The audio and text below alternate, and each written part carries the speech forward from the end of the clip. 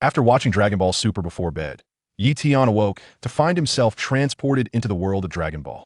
Bewildered, he pondered whether he was dreaming or truly had crossed over. Upon realizing he bore the face of Wukong, he was struck by a profound existential doubt. Had he transformed into the protagonist's son, Wukong? However, it wasn't long before Ye Tian faced a series of unexpected twists. The real son Wukong appeared, accompanied shortly by Whis and Beerus. It was then that Ye Tian discovered he possessed another impressive identity, the king of all. Gazing at the benevolent eyes of the Grand Minister and the curious expression of the king of all, this was indeed his golden key within the Dragon Ball universe. Chapter 1. Black Wukong, quite useful indeed. At this moment, Shidu was littered with crumbling ruins, and layers of dark clouds obscured the entire sky. A biting cold wind swept across the barren ground, evoking an indescribable sense of despair. This was a parallel world set in the future of the 7th universe, the world of future Trunks. The timeline had reached the moment of the battle against the fused Zamasu. Struck by Vegeta's powerful punch, the two fused beings were separated, leaving Black Wukong severely injured and Zamasu filled with rage but unable to retaliate. Then next, Vegeta chuckled coldly. His fists clenched, both hands poised to unleash a final flash upon Black Wukong and Zamasu. Whoosh! Swish! The Grand Minister and the King of all simultaneously appeared in the sky, with two towering guards standing behind the king, their gazes fixed below. On the ground, both Son Wukong and Trunks were taken aback. Aquan, the observing Son Wukong soared towards the King of all, while Trunks landed beside Vegeta, both of their attentions directed at the king above. My body. Meanwhile, the overlooked Black Wukong trembled, evidently trying to break free from his constraints. Why can't I move? Tap. The Grand Minister merely shifted his gaze slightly, waving his staff, resulting in the death of the immortal Zamasu, and Black Wukong slowly floated towards the Grand Minister. This person I find useful.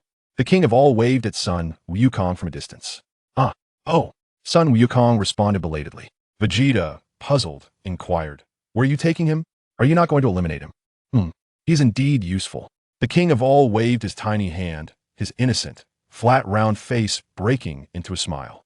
"I found my brother, but he happens to need a body." "What?" Everyone present widened their eyes in disbelief, looking up at the King of all. "You actually have a brother?" Son Wukong marveled at the king. "When can we meet him? Is your brother powerful? Does he look like you?" A barrage of questions left even Trunks speechless. Hadn't the king just mentioned that his brother needed a body? So, Black Wukong was to be transformed into the body of the king's brother. Yet they were still asking if he looked similar. Wukong's thought process. Trunks observed Son Wukong's curious face, his lips twitching involuntarily. Sure. The king of all nodded, his expression suddenly turning cold as he regarded the struggling Black Wukong. "You should feel honored. After all, I chose you because I'm friends with Wukong. Then let this universe be destroyed." The king of all surveyed the shattered buildings around him, uttering such terrifying words with the innocence of a child. "We must not allow my brother to have any blemishes." The Grand Minister cast his gaze over those present, asking the king, "What about those who are aware of this matter?" Let them stay." The king of all smiled innocently at Son Wukong. "They are all friends of Wukong." "Understood, Lord King of all." The Grand Minister addressed Vegeta, Son Wukong, and Trunks. "You have 1 minute to prepare to return." 1 minute, 60 seconds. Time was indeed limited, and by the 57th second, they had lined up in formation. "Hurry up, Trunks." Vegeta called to Trunks, who was seated in the time machine. Whoosh! As Vegeta and Son Wukong vanished with the spaceship and time machine, the King of all small hand moved as well. The Grand Minister, having transported Black Wukong into a protective shield, watched as everything around him transformed into a blinding white expanse. "All right, Lord Quan Wong. Hurry. I want to see my brother." Lord Quan Wong floated in the white void, joyfully waving his little hand. Swish! He returned once more to the center of Universe 12 atop Quan Wong Star. Lord Quan Wong cast a displeased glance at the struggling Black Wukong within the protective barrier. "What happens next? How will my brother return?" The Grand Priest flipped his palm upwards, and a staff materialized in his grasp. He gently tapped the ground, causing ripples to spread across the adjacent lake, revealing an image of a young boy standing on a bed, looking at his phone while throwing punches and kicking. Yeah, that was splendid." Ye Tian turned off his phone and tucked it beneath his pillow, comfortably lying back on his bed in search of a cozy position. "I wonder when the next Dragon Ball Super movie will be released." Ye Tian reached out to turn off the lights, muttering, I hope tomorrow will be another beautiful day. So, is this person really my brother? A curious expression appeared on his flat, round face as Lord Quan Wong pointed towards the lake. Is he truly my brother? He repeatedly sought confirmation from the solemn-faced Grand Priest. Why does he look nothing like me? Indeed, Lord Quan Wong. I have already inquired with Juma. There is no doubt. The Grand Priest shifted his gaze from the lake to Lord Quan Wong. But why is he in another dimension? Does he possess the ability to traverse any dimension? Lord Quan Wong asked with a naive expression. Ah well. The Grand Priest glanced at the sweetly sleeping boy in the lake, pondering how best to explain the situation. Never mind. From now on, I will have a brother too. Lord Quan Wong quickly dismissed the question, clapping his hands and looking hopefully at the Grand Priest. The Grand Priest, eager to explain, froze momentarily, realizing that Lord Quan Wong seemed completely unconcerned about the matter. So, how should we deal with this fellow? His endearing yet perplexed expression turned into a sinister glare directed at the black Wukong within the protective barrier. Replace. The Grand Priest patiently elaborated, we simply need to replace his central nervous system, which is to say his soul. Hurry, hurry. Lord Quan Wong waved his little hand incessantly, displaying his excitement. No, please. Don't let me go. Black Wukong desperately pleaded from within the barrier. Faced with such a powerful deity, all his struggles were in vain. He could only plead for mercy. The act of replacement was a mere flick of the wrist for someone of the Grand Priest caliber, as he gently tapped the ground with his staff. Oh dear, he actually hid his core within the third and fourth dimensions. Concealed at the microscopic level. This Zamasu truly is an extraordinary candidate for a Kaioshin. The Grand Priest sighed in admiration, observing the increasingly frantic struggles of Black Wukong within the barrier. At that moment, Black Wukong suddenly clutched his head and began to scream in agony. Chapter 2. This is your punishment. In the next instant, Black Goku rolled his eyes back, as if unable to bear the agony, and collapsed motionless against the protective barrier. His stillness caused the Omni-King to halt his waving hand, gazing quizzically at the Grand Priest. We still require the assistance of the Super Dragon Balls. The Grand Priest gently explained to the delighted Omni-King. I shall promptly gather the Super Dragon Balls and summon the Eternal Dragon. Collecting the Super Dragon Balls was an effortless task for the Grand Priest himself. The location was within the 7th universe. Before him lay the colossal Super Dragon Ball, as immense as a planet, and the Omni-King was eager to proceed. He raised his hand to prevent the Grand Priest from speaking, exclaiming, let me do it. Call me forth. Divine Dragon, grant my wish. I wish to transform. As a Super Dragon Ball emitted a dazzling radiance, the Eternal Dragon swiftly materialized. The Grand Priest and the Omni-King, accompanied by 2 attendants, one bearing the lifeless Black Goku, instantly found themselves within the consciousness of the Eternal Dragon. State your wishes, the Eternal Dragon prompted. Why are you here? Initially intending to maintain a formal demeanor, the Eternal Dragon was taken aback upon recognizing the assembled figures. Why does Lord Omni-King seek me instead of Master Zalama? Hello, Eternal Dragon. The Omni-King cheerfully waved, completely unfazed by the dragon's astonishment. What wishes do you have? You aren't merely here to chat, are you? The attendant who was carrying Black Goku gently laid him down, beads of cold sweat forming on his brow. This is the future body of Lord Omni-King. Be gentle. Indeed, we have a genuine matter to discuss. Primarily, we wish for the soul of this young man to be transferred into the body of this individual. The Grand Priest indicated the boy visible within the orb atop his staff, then pointed at the now prone Black Goku. Additionally, we request that this individual be granted immortality. Is that acceptable? Why? And you have stated 2 wishes at once. I can only fulfill 1 wish at a time. It is my principle. The Eternal Dragon's expression was one of confusion. What significant individual could warrant such requests from the Grand Priest and the Omni-King?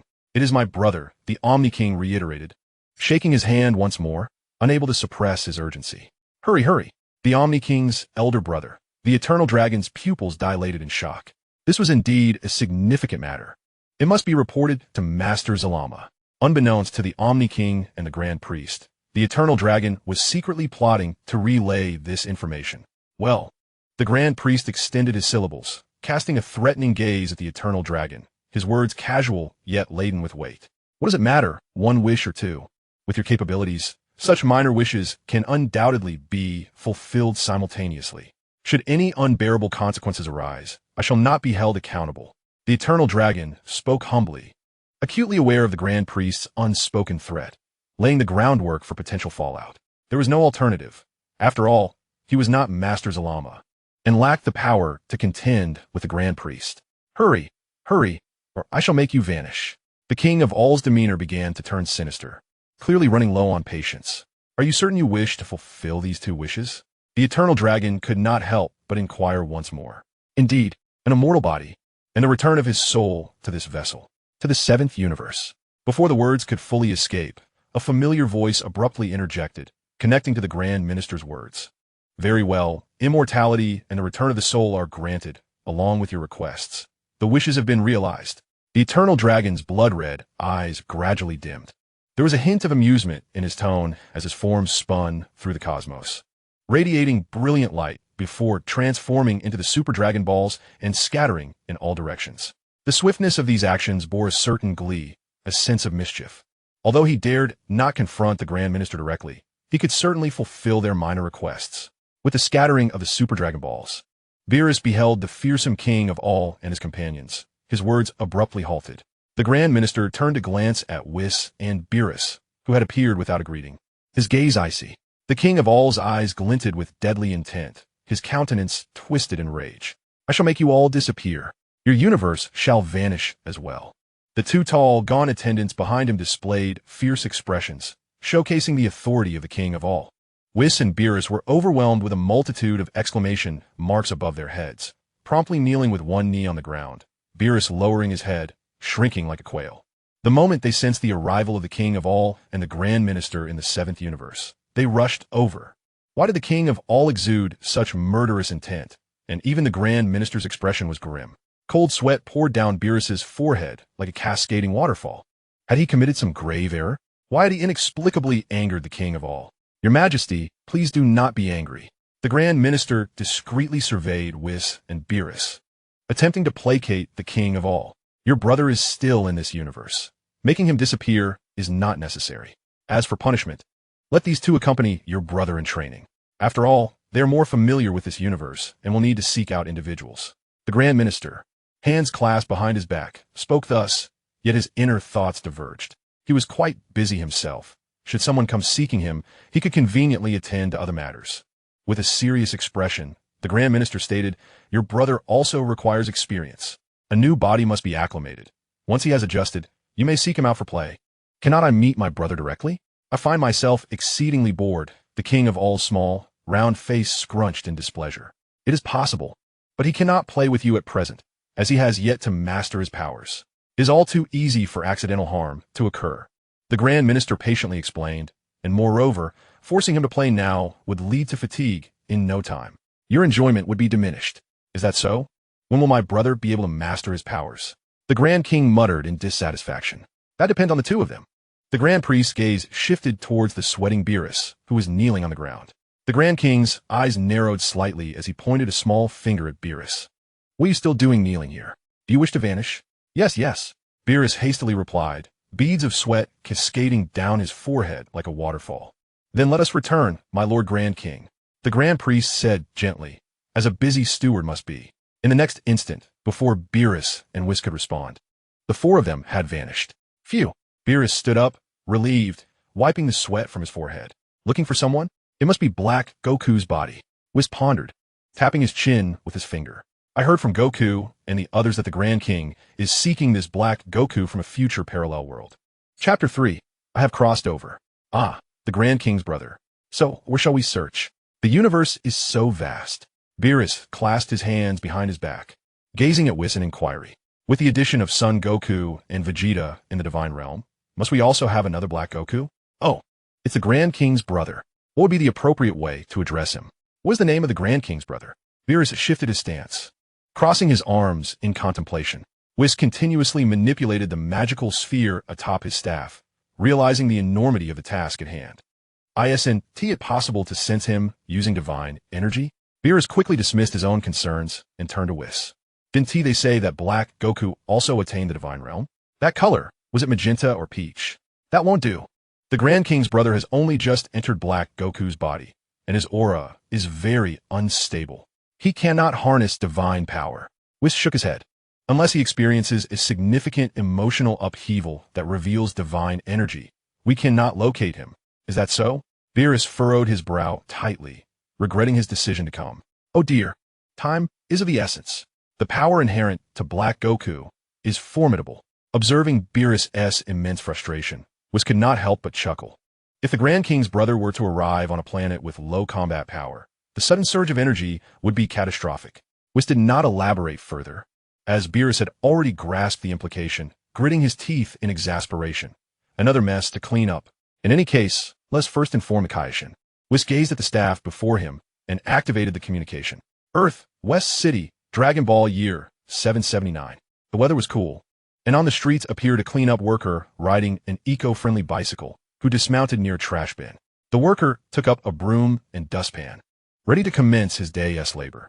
The worker noticed a shivering young man lying behind the trash bin. Hey, young man, why are you lying here so early in the morning? Did you drink too much and end up with a hangover? The elderly man hurriedly approached and patted the young man's cheek. Achoo! Startled awake, Ye Tian sneezed and instinctively tightened his arms. It was a bit chilly. Could it be that the harsh cold air had arrived? Speaking of which, where was his blanket? The warmth of his cozy bed? Ye Tian opened his eyes to survey his surroundings, a look of bewilderment on his face as he turned to the street-sweeping elder. Who are you? Young man, take care of your health. Drinking on such a cold day and not returning home to rest, though West Capital isn't particularly cold. It's still easy to freeze to death at this hour. You should hurry home and sleep. The elder sighed deeply, patted Ye Tian on the shoulder, and began to sweep the nearby litter with his broom. Where am I? Ye Tian stood up in a daze, and, as the winter wind blew, he instinctively felt goosebumps arise. The buildings around him bore a striking resemblance to those in the world of Dragon Ball. Was he dreaming? Ye Tian rubbed his arms vigorously, walking along the street and surveying his surroundings. He seldom dreamt, partly because he was physically fit thanks to his martial arts practice, and partly due to his involvement in several school clubs, which allowed him to fall asleep as soon as his head hit the pillow. Some shops he had never seen before made him wonder if dreams were not supposed to feature familiar environments. As he walked, he remained oblivious until the sun rose in the sky. This dream felt astonishingly real. Good morning, everyone. Here are the latest updates from Capsule Corporation. Our latest invention is this intelligent. Ye Tian glanced at the enormous advertisement screen on the building and abruptly slapped himself across the face. Smack. Next, let us welcome President Bulma to showcase for everyone. As Bulma appeared on the advertisement screen, Ye Tian raised his other hand and slapped himself again. Smack. Wow, wow, wow. Ye Tian stumbled back 3 steps, exclaiming wow with each step. Incredible, utterly astonishing. Could it be that I have truly traversed into the world of Dragon Ball? Before he could fully process this shock, he caught sight of a reflective glass window, where stood a man with a crab-like head, dressed in a black martial arts uniform. This. Ye Tian stammered, pointing at the glass window, while the reflected figure raised a hand. Sun Mukon. Ye Tian was initially taken aback, but then smiled faintly, realizing he had misjudged. This attire, along with the black clothing and a single earring on his ear, belonged to Black Goku. Wow, I've become a villain. Ye Tian's smile faded as he leaned closer to the window, scrutinizing his reflection. Was he truly portraying a villain? That was not the main concern. How could Black Goku appear in the bustling West Capital? Wasn't he supposed to be in Trunks' future world? Ye Tian pondered it, rubbing his chin thoughtfully. Gurgle, gurgle. Ye Tian glanced down at his stomach. Is it time to eat? He surveyed his entire being, realizing he had no pockets, thus no money, and also the appetite of a Saiyan. Regarding the means of traversing into the Dragon Ball universe, one could hardly contain their excitement, pondering the necessity of overthinking such a delightful turn of events. As for the transformation into Black Goku, what is there to lament? The question arises, in a world where sustenance is paramount, whom should one approach? After a moment of contemplation, Ye Tian surmised that only the households of Goku or Bulma could sufficiently nourish a Saiyan. Given his current location, it was plausible that Bulma's residence was nearby. Thus, he resolved to seek her out. With determination, Ye Tian set forth. 2 hours later, having inquired along the way, he found himself standing at the entrance of Bulma's villa. This body possessed a remarkable resilience. After such a long trek, fatigue was utterly absent. Ye Tian directed his gaze towards the robotic guard stationed at the security booth. Greetings. I am here to see Bulma. However, the guard remained unmoved, displaying neither expression nor acknowledgement. Do you have an appointment? Please present your invitation. It is the protocol. Without either, entry is prohibited. Though his tone was decidedly mechanical, The fluency of his speech indicated that this was not his first recitation of such a decree. Can't we make an exception? Ye Tian was taken aback. Was it truly so difficult to meet Bulma? Do you have an appointment? Please present your invitation. It is the protocol. The repetition prompted Ye Tian to instinctively rub his ears as he furrowed his brow at the villa. Should entry to Bulma's home be denied, it was evident that his culinary aspirations would remain unfulfilled.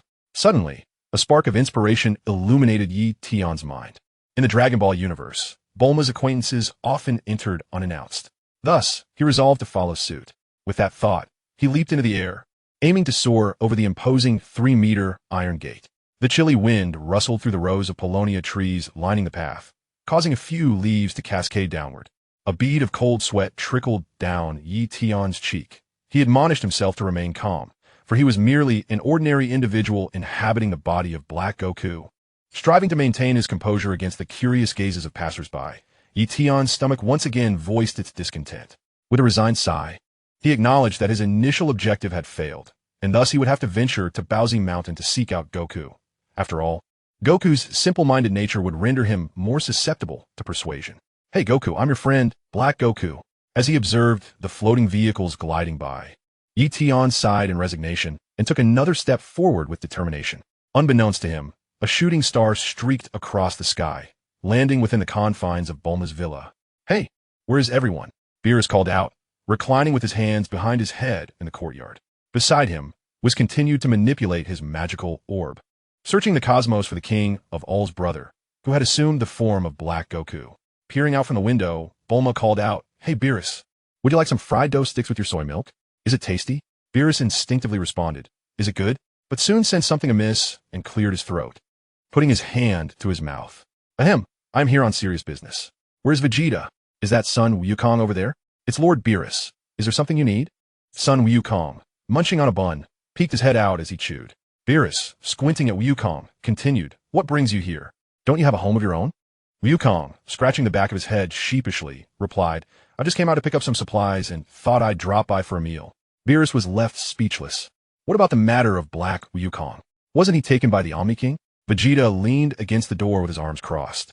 The situation is as follows. Whis, having put away his staff, began to recount the events to the group. Meanwhile, on the other side, Ye Tian embarked on his quest for directions. "Excuse me, sir. Could you tell me how to get to Bun Mountain?" Ye Tian inquired politely, leaning over the courtyard wall to address an elderly gentleman inside. "Bun Mountain? It's quite a journey, even by car." The kind old man adjusted his reading glasses, sitting in the yard. "What if I were to walk?"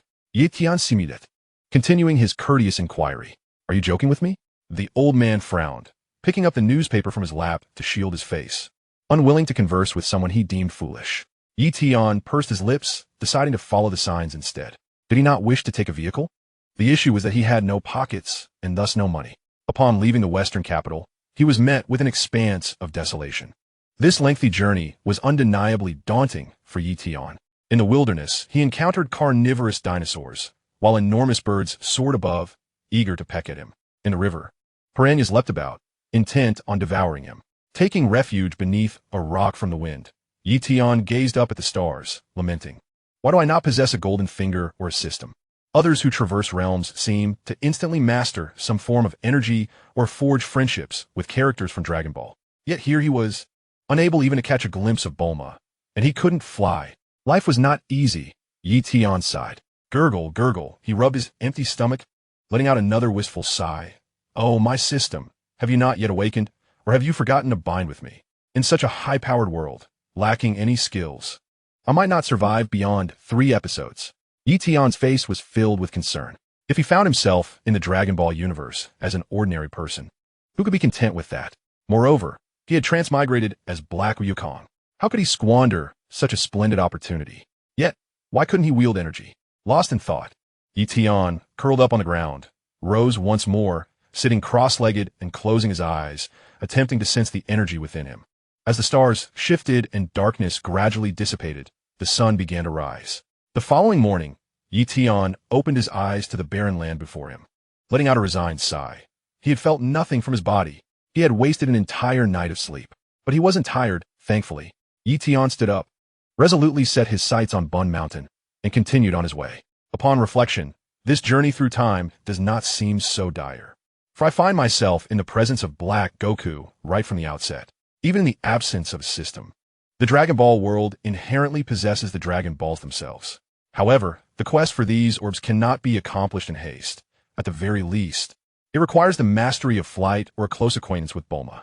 To summon the Eternal Dragon, one must utilize the Dragon Radar to gather the Dragon Balls. And to acquire the radar, one must seek out Bulma, thus entangling oneself in a cyclical predicament. As for the reason behind the lack of Black Goku's formidable power, perhaps it lies in the incomplete fusion of soul and body, or it could be that the pivotal point to unleash one's ki has yet to be discovered. After 3 days of arduous travel, I finally stand at the foot of the Baozi Mountain, gazing up at the familiar dwelling nestled halfway up the slope. A smile spreads across my face. How wonderful it is to finally behold Son Goku in the flesh. By the way, what year is it in the Dragon Ball era? I ponder, stroking my chin, recalling the advertisements I had previously seen. Bulma appears to be in her middle age, yet due to her frequent use of the Dragon Balls, she looks remarkably youthful, making it difficult to ascertain her true age. Excuse me, good sir, what year is it? Without much contemplation, I approach a nearby farmhouse and knock on the door. Upon opening, the elderly gentleman greets me, and I inquire, "Isn't that Goku?"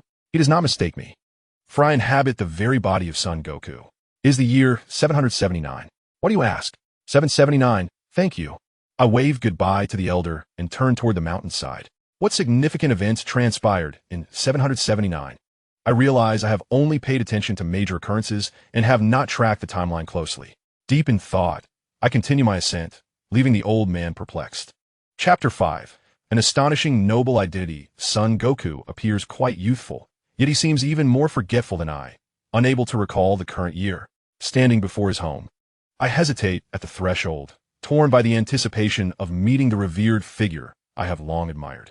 It feels akin to the excitement of hearing about a new Dragon Ball anime, or the thrill of encountering one's idol, exhilarating, invigorating, yet daunting. As I linger in my indecision, 3 figures descend from the sky. To be precise, it is Son Goku, accompanied by Chi-Chi, with Son Goten trailing beside them. That person standing at our doorstep, could it be? Son Goten exclame incredulity. The keen eyes of Saiyan, even a half-breed, are astute enough to recognize similarities. That! Son Goten's eyes widen as he turns to the Goku hovering beside him, who wears a furrowed brow, lamenting the inability to train. What is happening? Who is that person? Why do they resemble my father? As the trio lands, Chi-Chi trembles, her hands quaking, for Goku appears to be less than welcoming. I, on the other hand, stand in utter bewilderment. I am merely at the doorstep, having done nothing yet. Why the hostility? You are Son Goku, he squints, fixing a serious gaze upon the figure before him. As Ye Tian pondered how to articulate his benevolence, Sun Wukong interjected, exclaiming, "I see now that you are Quan's brother." Sun Wukong quickly grasped the situation, even striking his fist into his other palm in excitement. Which a Quan? The king of all? His brother is not Black Wukong. Do not presume that he is easily deceived just because he has not watched much Dragon Ball. Yet, the overwhelming influx of information left Ye Tian momentarily stunned. I never anticipated encountering you here. An exhilarated Sun Wukong was already ablaze with enthusiasm. The arrival of this person was indeed fortuitous. As for the instructions previously given by Beerus, they had long since vacated his mind. "Hey, what is happening?" Kiki exclaimed, her eyes wide, trembling as she pointed a finger toward Ye Tian. In a swift motion, she pulled Son Goten behind her, discreetly ushering him back into their home. With a resounding bang, the door slammed shut, instantly severing their connection with the two outside. He must be an enemy, so similar to Wukong. Let us not forget that past figure, Dales, who bore a striking resemblance to Raditz. Could he possibly be yet another relative of Sun Wukong? Chi-Chi trembled as she held Son Goten close, her voice quavering with fear. Defeat him, Wukong. We cannot allow Goten to endure a fate akin to Gohan's. Meanwhile, Son Goten gazed at Chi-Chi in bewilderment, pondering the unfolding events. Outside, Sun Wukong seemed to heed Chi-Chi's words, as he could hardly contain himself, unleashing a powerful punch directed at Ye Tian. Bang! Caught off guard by the overwhelming information, Ye Tian was sent flying by the force of the blow, plummeting toward the woods at the foot of the mountain. Crash! He collided with countless branches along the way, and amidst the swirling leaves and splintered twigs, Ye Tian sat up coughing. "Cough, cough, that hurts!" He groaned, rubbing his cheek. "Hey, why didn't you use your energy for defense?" Sun Wukong inquired, landing beside Ye Tian, casting a skeptical glance at the young man who had fallen onto the branches. Is it customary to attack without so much as a greeting upon meeting? Ye Tian, fudustedet, retorted, how can you just attack without a word? This is quite inappropriate, especially considering you are my idol. Oh, my sincerest apologies. Sun Wukong grinned sheepishly, suddenly recalling what was had mentioned. It seemed he'd stated that after the king of all entered Black Wukong's body, he had yet to fully master it. Sun Wukong scratched the back of his head, his apology lacking sincerity. Did you bother to ask if I wanted to fight? Ye Tian inquired, still rubbing his cheek, his voice tinged with resignation. Such is life. Sun Wukong soon realized that this was not a suitable time for sparring. He retrieved the communicator given by Whis and pressed the contact. Whis, although I am uncertain of the situation, Black Wukong is currently at my house. As soon as the connection was established, before Whis could respond, Beerus's booming voice resonated through the device. What? At your house? Are you referring to the king of all? How could the brother of the Grand Supreme, Kai, possibly be on Earth? I am uncertain, but judging by his appearance and attire, it must surely be Black Goku. He seems to have become rather foolish. Goku muttered, if I were to inquire, how could he possibly know? Hey Whis, do you think it could be a mutual attraction of bodies that brings him to Goku's home? A howl from Beerus echoed through the communication device. Oh, I'm not quite sure about that. In any case, we must locate him. Whis chuckled, his voice growing louder as he evidently leaned closer to the communicator. We shall head over immediately. Let's not allow him to escape. In the divine realm, Whis ended the communication and turned to Beerus, Lord Beerus. Shall we set off now? What nonsense are you spouting? Beerus scolded. Hurry up and confirm the situation on Earth. 10 minutes later, Ye Tian sat on the sofa, gazing at the steaming cup of tea before him, and then glanced at Chi-Chi, who was trembling in the kitchen. So, I'm not entirely clear on the specifics. Goku grinned, nonchalantly shifting the blame. It would be better if either Whis or Lord Beerus explained. Ye Tian's gaze shifted to the two figures standing before him. Whis and Beerus, both kneeling respectfully. Grand Supreme Kai. Ye Tian, bewildered by their reverence, finally gestured for them to rise. Please, elucidate the matter at hand. As Beerus and Whis pondered their words, Goku, impatient, rested his hands behind his head and cast a sidelong glance at Chi-Chi, urging them to clarify quickly. For Chi-Chi has been frightened by you all. Upon hearing Goku's words, Whis, Beerus, and Ye Tian turned their attention to the kitchen, where Chi-Chi shivered under their scrutinizing gazes. She was not afraid of the god of destruction or the angel, but of that Saiyan who bore an uncanny resemblance to Goku. After Whis' brief explanation, an awkward silence enveloped the room. I am the Grand Supreme Kai, the brother of the Grand Supreme Kai? Ye Tian pointed at himself with a bewildered expression. Indeed, the three present nodded in unison. Chapter 6. What is happening? I cannot comprehend. I'm a traveler. My soul has been transferred into Black Goku's body. Ye Tian continued pointing at himself in confusion. Goodness, has his identity as a traveler been revealed so soon after arriving in the Dragon Ball world? You would say that. Whis responded, to be precise, your original body has perished, leaving only your soul behind. Cough, cough. Beerus cleared his throat deliberately to interrupt Whis from continuing. Oh, my apologies. I almost let that slip. Whis covered his mouth with his hand, smiling as he redirected the conversation. In other words? Ye Tian cautiously inquired. Well, my original body. Did it simply perish? Ye Tian pondered this, having grown up in an orphanage with no relatives. Was it possible that in the end, he had no one to claim his remains? The body will dissipate along with the transfer of your soul. So there is no need for you to ponder over subsequent issues. Seemingly discerning Ye Tian's thoughts, Whis offered an explanation.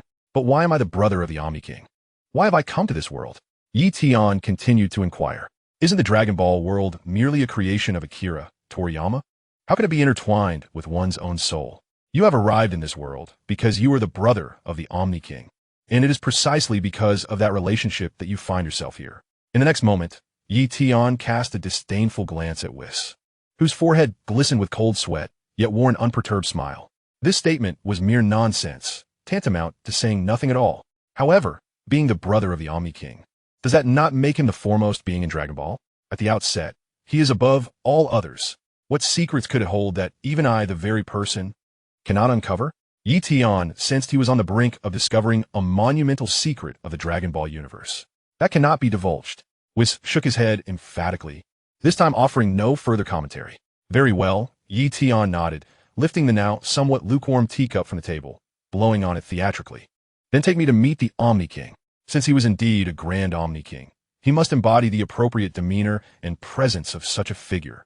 At present, you are not yet permitted to meet the Omni-King, was continued with a smile.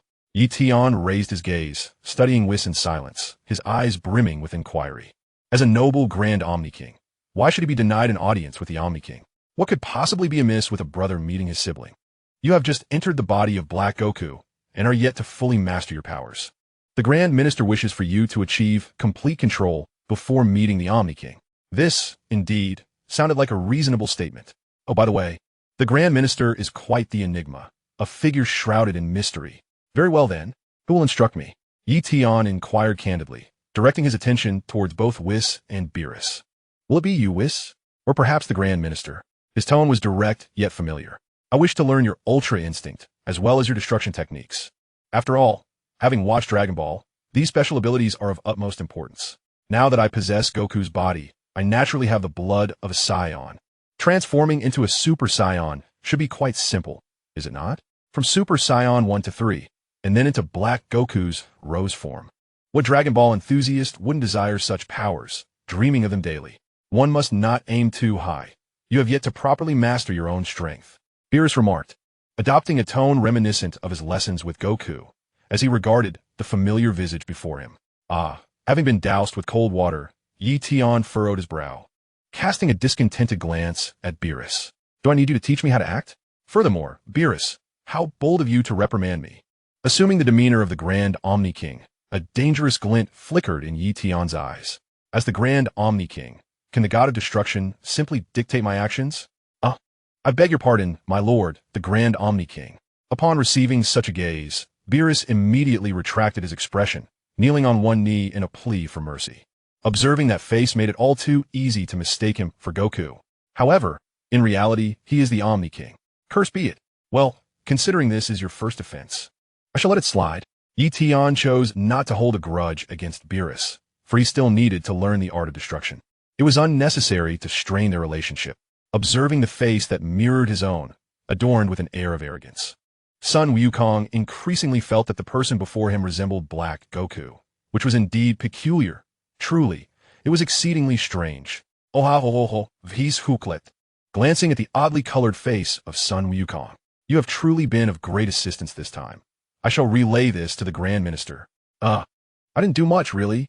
Sun Wukong scratched the back of his head, bewildered by the strange remarks he kept uttering. So, how should I control my power? Ye Tian turned to Whis, feeling that he was the more reliable source on this matter. After all, Beerus cultivated his strength primarily through slumber.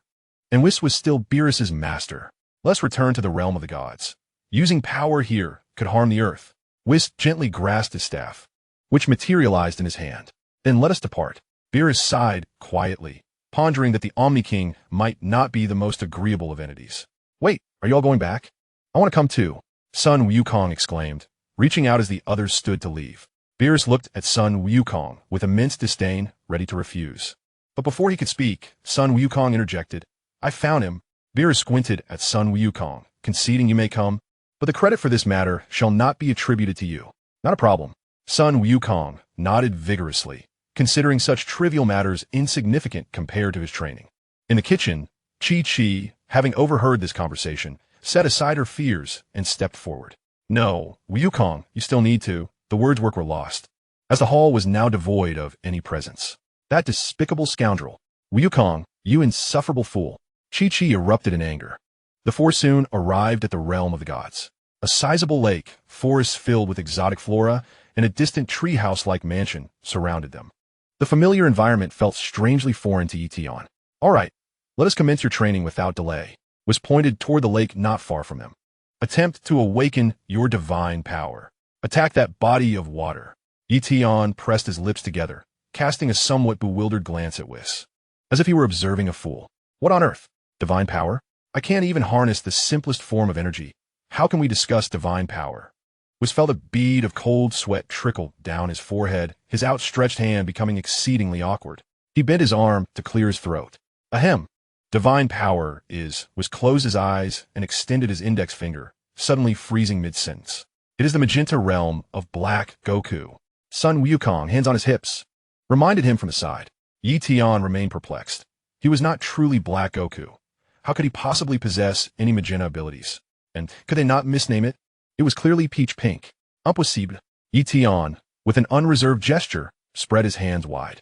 Whis and Beerus exchanged glances, pondering how to instruct someone so utterly lacking in skills. Compared to Son Goku and Vegeta, the Grand Zeno appeared to be a far more challenging pupil. Then why not attempt to gather the energy within you? Whis sighed softly. You may not grasp the divine realm, but surely the Saiyans' innate combat instincts remain? Energy? Ye Tian pondered briefly before responding candidly. I cannot do that either. Ahem, you do not even know how to utilize energy? A hint of frustration flickered across Whis's usually impassive countenance. This Grand Zeno is akin to an infant, utterly oblivious, lacking even the instinct to eat. Ye Tian sensed the awkwardness of the situation, feeling somewhat guilty about the Grand Zeno's esteemed title. Shall we begin with transforming into a Super Saiyan? Son Goku, Yuning, once again offered his suggestion. With Black Goku's physique and the blood of Saiyan, it should surely work. I understand this. Ye Tian nodded confidently. After all, anyone familiar with Dragon Ball knew about anger and the S cells. Soon, he closed his eyes and sank into his own reverie, thinking of anger and rage, allowing his mind to drift towards the worst conceivable outcomes. Failing an exam? Struggling to find a good job in society? Unable to find a girlfriend? Goodness, such a life would be tragically bleak. Yet now, having traversed into the Dragon Ball universe, such scenarios were utterly impossible.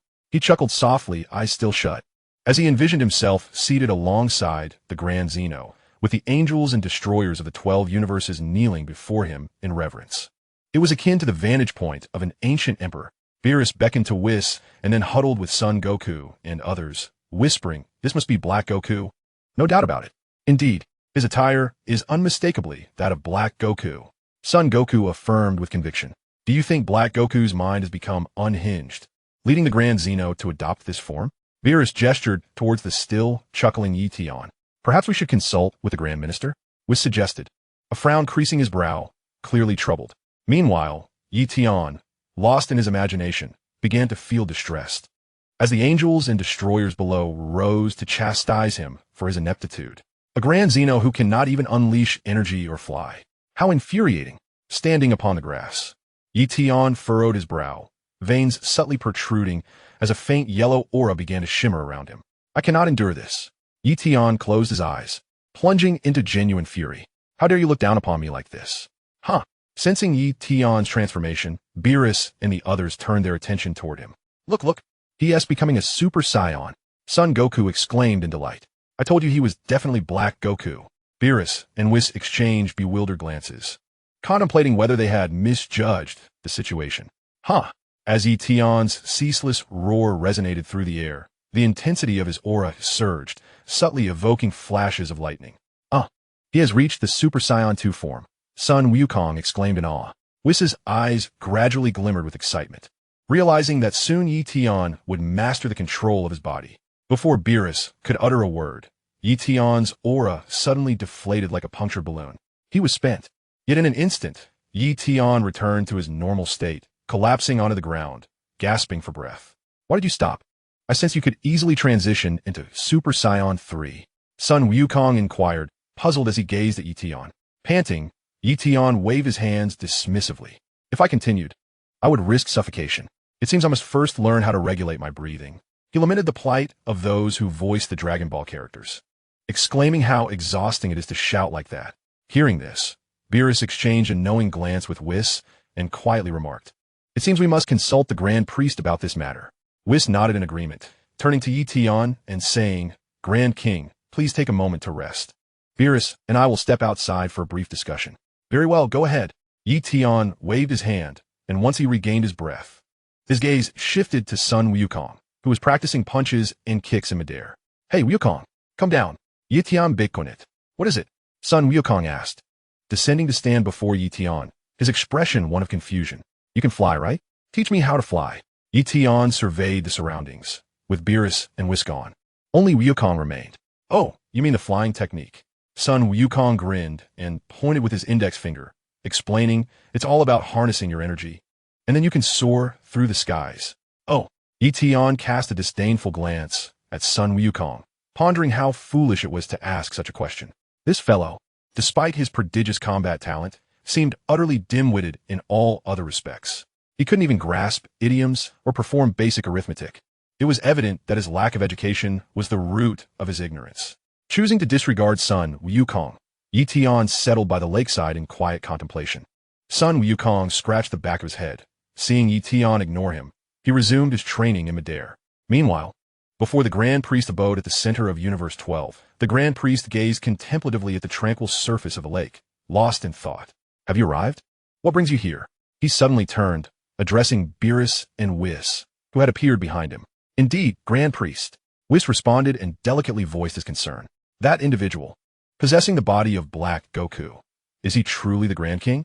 That is not a question for you to ponder, the Grand Priest replied, hands clasped behind his back, resuming his gaze at the lake. If you can mistake someone, do you think I could? Reflected in the water was the image of Ye Tian, seated by the lakeside, idly twirling a blade of grass he had picked up, lost in a sea of ennui. Chapter 8. Memories of the past fade away. Regarding the restoration of the Grand King's powers, it seems we may not be equipped to handle this. Beerus also noticed the Grand Minister's gaze and cautiously probed, How long have you all been alive? The Grand Minister turned to face the two. Upon hearing this rather enigmatic question, Whis directed his attention to Beerus. As he was the angel, it was only upon Beerus's demise that Whis would cease his functions, falling into a slumber until the emergence of the next god of destruction. As long as the Supreme Kai remains alive, I can exist eternally, Beerus answered, beads of cold sweat forming on his brow, uncertain of the Grand Minister's intentions. Thus, you have ample time to supervise. After a prolonged silence, the Grand Minister's words flowed forth, albeit with a note of gravity. However, it is of utmost importance that you do not allow the Omni-King's emotions to escalate, as this could trigger the restoration of memories that should remain buried. The Grand Minister's countenance bore an air of seriousness and solemnity. Oh dear, what if those memories were to resurface inadvertently? Whis raised an eyebrow, glancing at the Grand Minister. For such matters were beyond their control. Observing Whis' provocations towards his father, Beerus felt the cold sweat trickle down his forehead. Although hesitant to interject, he was evidently intrigued by the topic. Then we might as well await total annihilation. The Grand Minister spoke, his gaze chilling. Your duties extend beyond merely guiding the Omni-King in his training and mastery over his own energy. You must also ensure he has minimal exposure to the ancient histories that pertain to him. Do you understand? Having said this, the Grand Minister cast a warning glance at Whis and the now standing Beerus. Ancient histories? Beerus contemplated, pondering which history was being referenced. Having lived so long, it's hard to recall. Very well. Whis nodded, then turned to Beerus, who was deep in thought. We shall take our leave for now. As for the Omni-King's training, considering the body of Black Goku, there is no need for excessive concern. Observing their nods, the Grand Minister turned back to gaze at the lake, wishing for the Omni-King's past burdens to fade along with his dissipating memories. Without those weights, you should be able to live more freely. The lake reflected the image of Ye Tian, who discarded the grass he had been holding, resting his hands behind his head as he lay on the grass, gazing at the celestial expanse above. The two returning figures fell into silence, until Beerus could no longer contain himself, inquiring, What is this ancient history you speak of? Oh, Lord Beerus is unaware? Whis exclaimed, a hint of surprise in his voice, followed by a chuckle. I thought you would know. Shall we return and ask the Grand Minister? Never mind, Beerus quickly shook his head. Not knowing is preferable to inadvertently revealing too much later. Yet, I am still quite curious as to why the Omni-King must not recover his rightful memories, and what truly transpired in that history. Beerus's hand, resting on his leg, once again stroked his chin, unbeknownst to him, as the subject of these events. Ye Tian sat beside son Wukong on a wooden stump. With a sigh, son Wukong lifted a packet of instant noodles, blowing on it before slurping it noisily. After much contemplation, Ye Tian pondered how to truly soar. He stared at the instant noodles before him, unmoving. I told you, just use your ki, and you'll be able to fly, son Wukong replied, chewing on the noodles with a garbled voice. But how do I manipulate this ki? Ye Tian musit. Recalling the scenes from Dragon Ball Z, where Gohan taught Goten and Videl the art of flight. Relax your body and harness your ki, Gohan had said, explaining that ki is the energy within one's body. As Ye Tian focused intently, words suddenly escaped his lips, catching son Wukong's attention with the mention of a familiar name. Surprised, son Wukong watched as the noodles he had not yet consumed slipped from his fork back into the bowl. With a crackle, Ye Tian, seated cross-legged, began to levitate, rising slowly from the grass to over 3 meters high. Hey, the king of all, you're floating, Sun Wukong exclaimed in shock after swallowing his noodles. The outburst interrupting Ye Tian's concentration. Instinctively, Ye Tian looked up at Sun Wukong, only to find that he had already vanished. Before he could react, Ye Tian plummeted from his low altitude, landing unceremoniously on the ground. Spitting out the grass in his mouth, Ye Tian glared at Sun Wukong, exclaiming, "You rascal! You insufferable monkey!" Sun Wukong chuckled, hands on his hips, diverting the topic. "Look, you just floated. You must be able to fly now." Prompted by this reminder, Ye Tian eagerly glanced at his feet. "Let's do it again. Relax. Sense the energy, the flow of ki." Thus, he understood, as he watched his feet gradually lift from the ground. With a smile, Ye Tian soared into the air, performing a graceful spin, first in an S shape, then a Z, and finally concluding with a figure 8. Just then, Beerus and Whis appeared, witnessing Ye Tian flying in midair, while Sun Wukong continued to munch on Ye Tian's bowl of noodles. "Oh, the king of all can already fly?" Whis remarked, gazing up in astonishment. "Hey, Beerus, Whis, I can fly now," Ye Tian exclaimed excitedly as he landed back on the ground. Whis nodded indifferently. Such trivial matters are within everyone's grasp. It hardly warrants commendation. "Hey, where did you get those noodles?" Beerus bellowed upon sighting the empty bowl at Sun Wukong's feet. I brought them last time," Sun Wukong replied innocently while slurping. "How dare you take my noodles? You've committed theft," Beerus shouted angrily, glancing at the 2 empty bowls, clearly infuriated. "By the way, Whis, I've thought of a new question." After the excitement subsided, Ye Tian observed Beerus's furious tirade and turned to Whis. "I am the king of all, right?" "Indeed," Whis replied, looking at Ye Tian with confusion, as this question had been confirmed multiple times. "I know the king's abilities. His combat power is not formidable, but he possesses a rather unique power. He can make the universe disappear if he so wishes. Am I correct?" "Yes." Whis continued to nod, smiling at Ye Tian. "As the brother of the Omni-King, do I possess such capabilities? Shouldn't I also have my 12, no, originally 18, universes?" Ye Tian mirrored the smile, his face brimming with anticipation. Chapter 9. Sparring with Sun Wukong.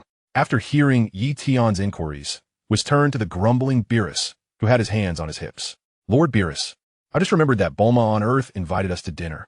Ye Tian's smile faltered, swiftly transforming into fury. "Hey, your disinterest is glaringly obvious." Whis, who had taken a couple of steps forward, paused and returned to stand before Ye Tian, wagging his finger with an exasperated tone. "Such questions exceed my realm of knowledge. If you seek answers, you'll have to consult the Grand Minister. Then take me to see the Grand Minister." Ye Tian shot a disdainful glance at Whis, then waited expectantly for him to lead the way. "We just returned from the Grand Minister." Whis shook his head in refusal, continuing to persuade him gently. "The Grand Minister mentioned he has been quite busy lately and is uncertain when he will be available." Ye Tian's gaze now dripped with scorn. "This is nothing short of blatant neglect. A mindless excuse at that. The Grand Minister is the caretaker of the Omni-King. How could he possibly be so busy? Can't you come up with a more thoughtful excuse?" Ye Tian couldn't help but explode in anger. "Hey, Omni-King, would you like to spar a bit?"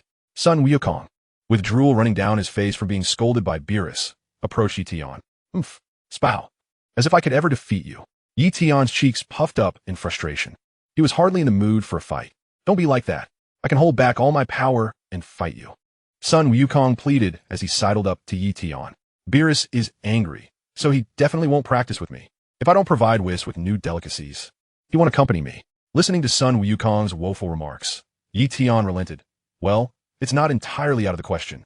Arriving in the Dragon Ball world, he had yet to gauge his own abilities.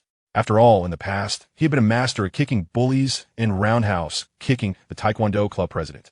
As soon as Ye Tian voiced this, Sun Wukong immediately performed several backflips to create distance, bending his arms and legs into a combat stance. Ye Tian ému la tête, Wukong expose. Albeit lacking conviction, just as Wukong shouted, "Here I come." Without even powering up, Sun Wukong charged directly at Ye Tian. Ye Tian, momentarily did it. Perceived Wukong's movements as though they had been slowed to a crawl, akin to a tortoise's pace. Wukong, not anticipating that his probing punch would be effortlessly caught by Ye Tian, was taken aback as Ye Tian struck him squarely in the cheek, sending him reeling backward to the ground. Wow. Initially, Beerus harbored no expectations for the entirety of the event. covering his face early on while resolutely criticizing that it was acceptable for the king of all to lack prowess in combat. However, he lamented the wastefulness of Black Goku's physique. Not to mention, Lord Beerus, you should open your eyes and take a look, Whis gently reminded him, hands clasped behind his back. With a pained cry, Goku rose from the ground, rubbing his cheek and beckoning to Ye Tian for another round. Here we go, he exclaimed. Ye Tian, with a swift push off his toes, charged towards Goku. Sensing the rush of air as Ye Tian's fist sliced through it, Goku shouted. Transforming into his Super Saiyan form, his fist met Ye Tian's, and the latter, discontented, glared at Goku, whose hair had turned yellow. Weren't we supposed to fight at minimal power? Goku sheepishly scratched his cheek. It's just my body's instinct. I didn't mean to. Ye Tian Joshua retorted, exerting more force in an attempt to push through. Yet, Goku's single hand felt as immovable as a mountain. And he even found it odd to be battling someone with a visage so similar to his own. Wow, this is quite unexpected. Beerus finally opened his eyes, observing the two combatants in the distance. Your sudden surge of power is impressive. My hand is still tingling from the shock. Goku's words, however, seemed to lack any sense of praise to Ye Tian, who struggled to budge his own fist. With veins bulging on his forehead, Ye Tian clenched his teeth, desperately striving to strike. In the Dragon Ball universe, unleashing one's power must be accompanied by a roar. It is an unbreakable rule. With a fierce scream, he ignited a pale yellow aura around himself, achieving his Super Saiyan form. With 50 times the strength, Ye Tian's fist forcefully pushed Goku's hand aside and struck his shoulder. Goku recoiled in pain, quickly retreating and ascending into the air, grinning as he prepared for a serious bout. Ye Tian, unresponsive, remained grounded, still unfamiliar with the technique of flight, awaiting Goku's charge.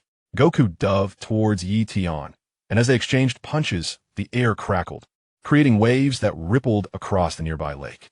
With a resounding thud, Ye Tian unleashed a strike aimed at Goku's abdomen, sending him flying. Goku executed a series of backflips upon landing, regaining his balance in midair, his hands positioned at his waist, gathering energy that radiated with brilliance.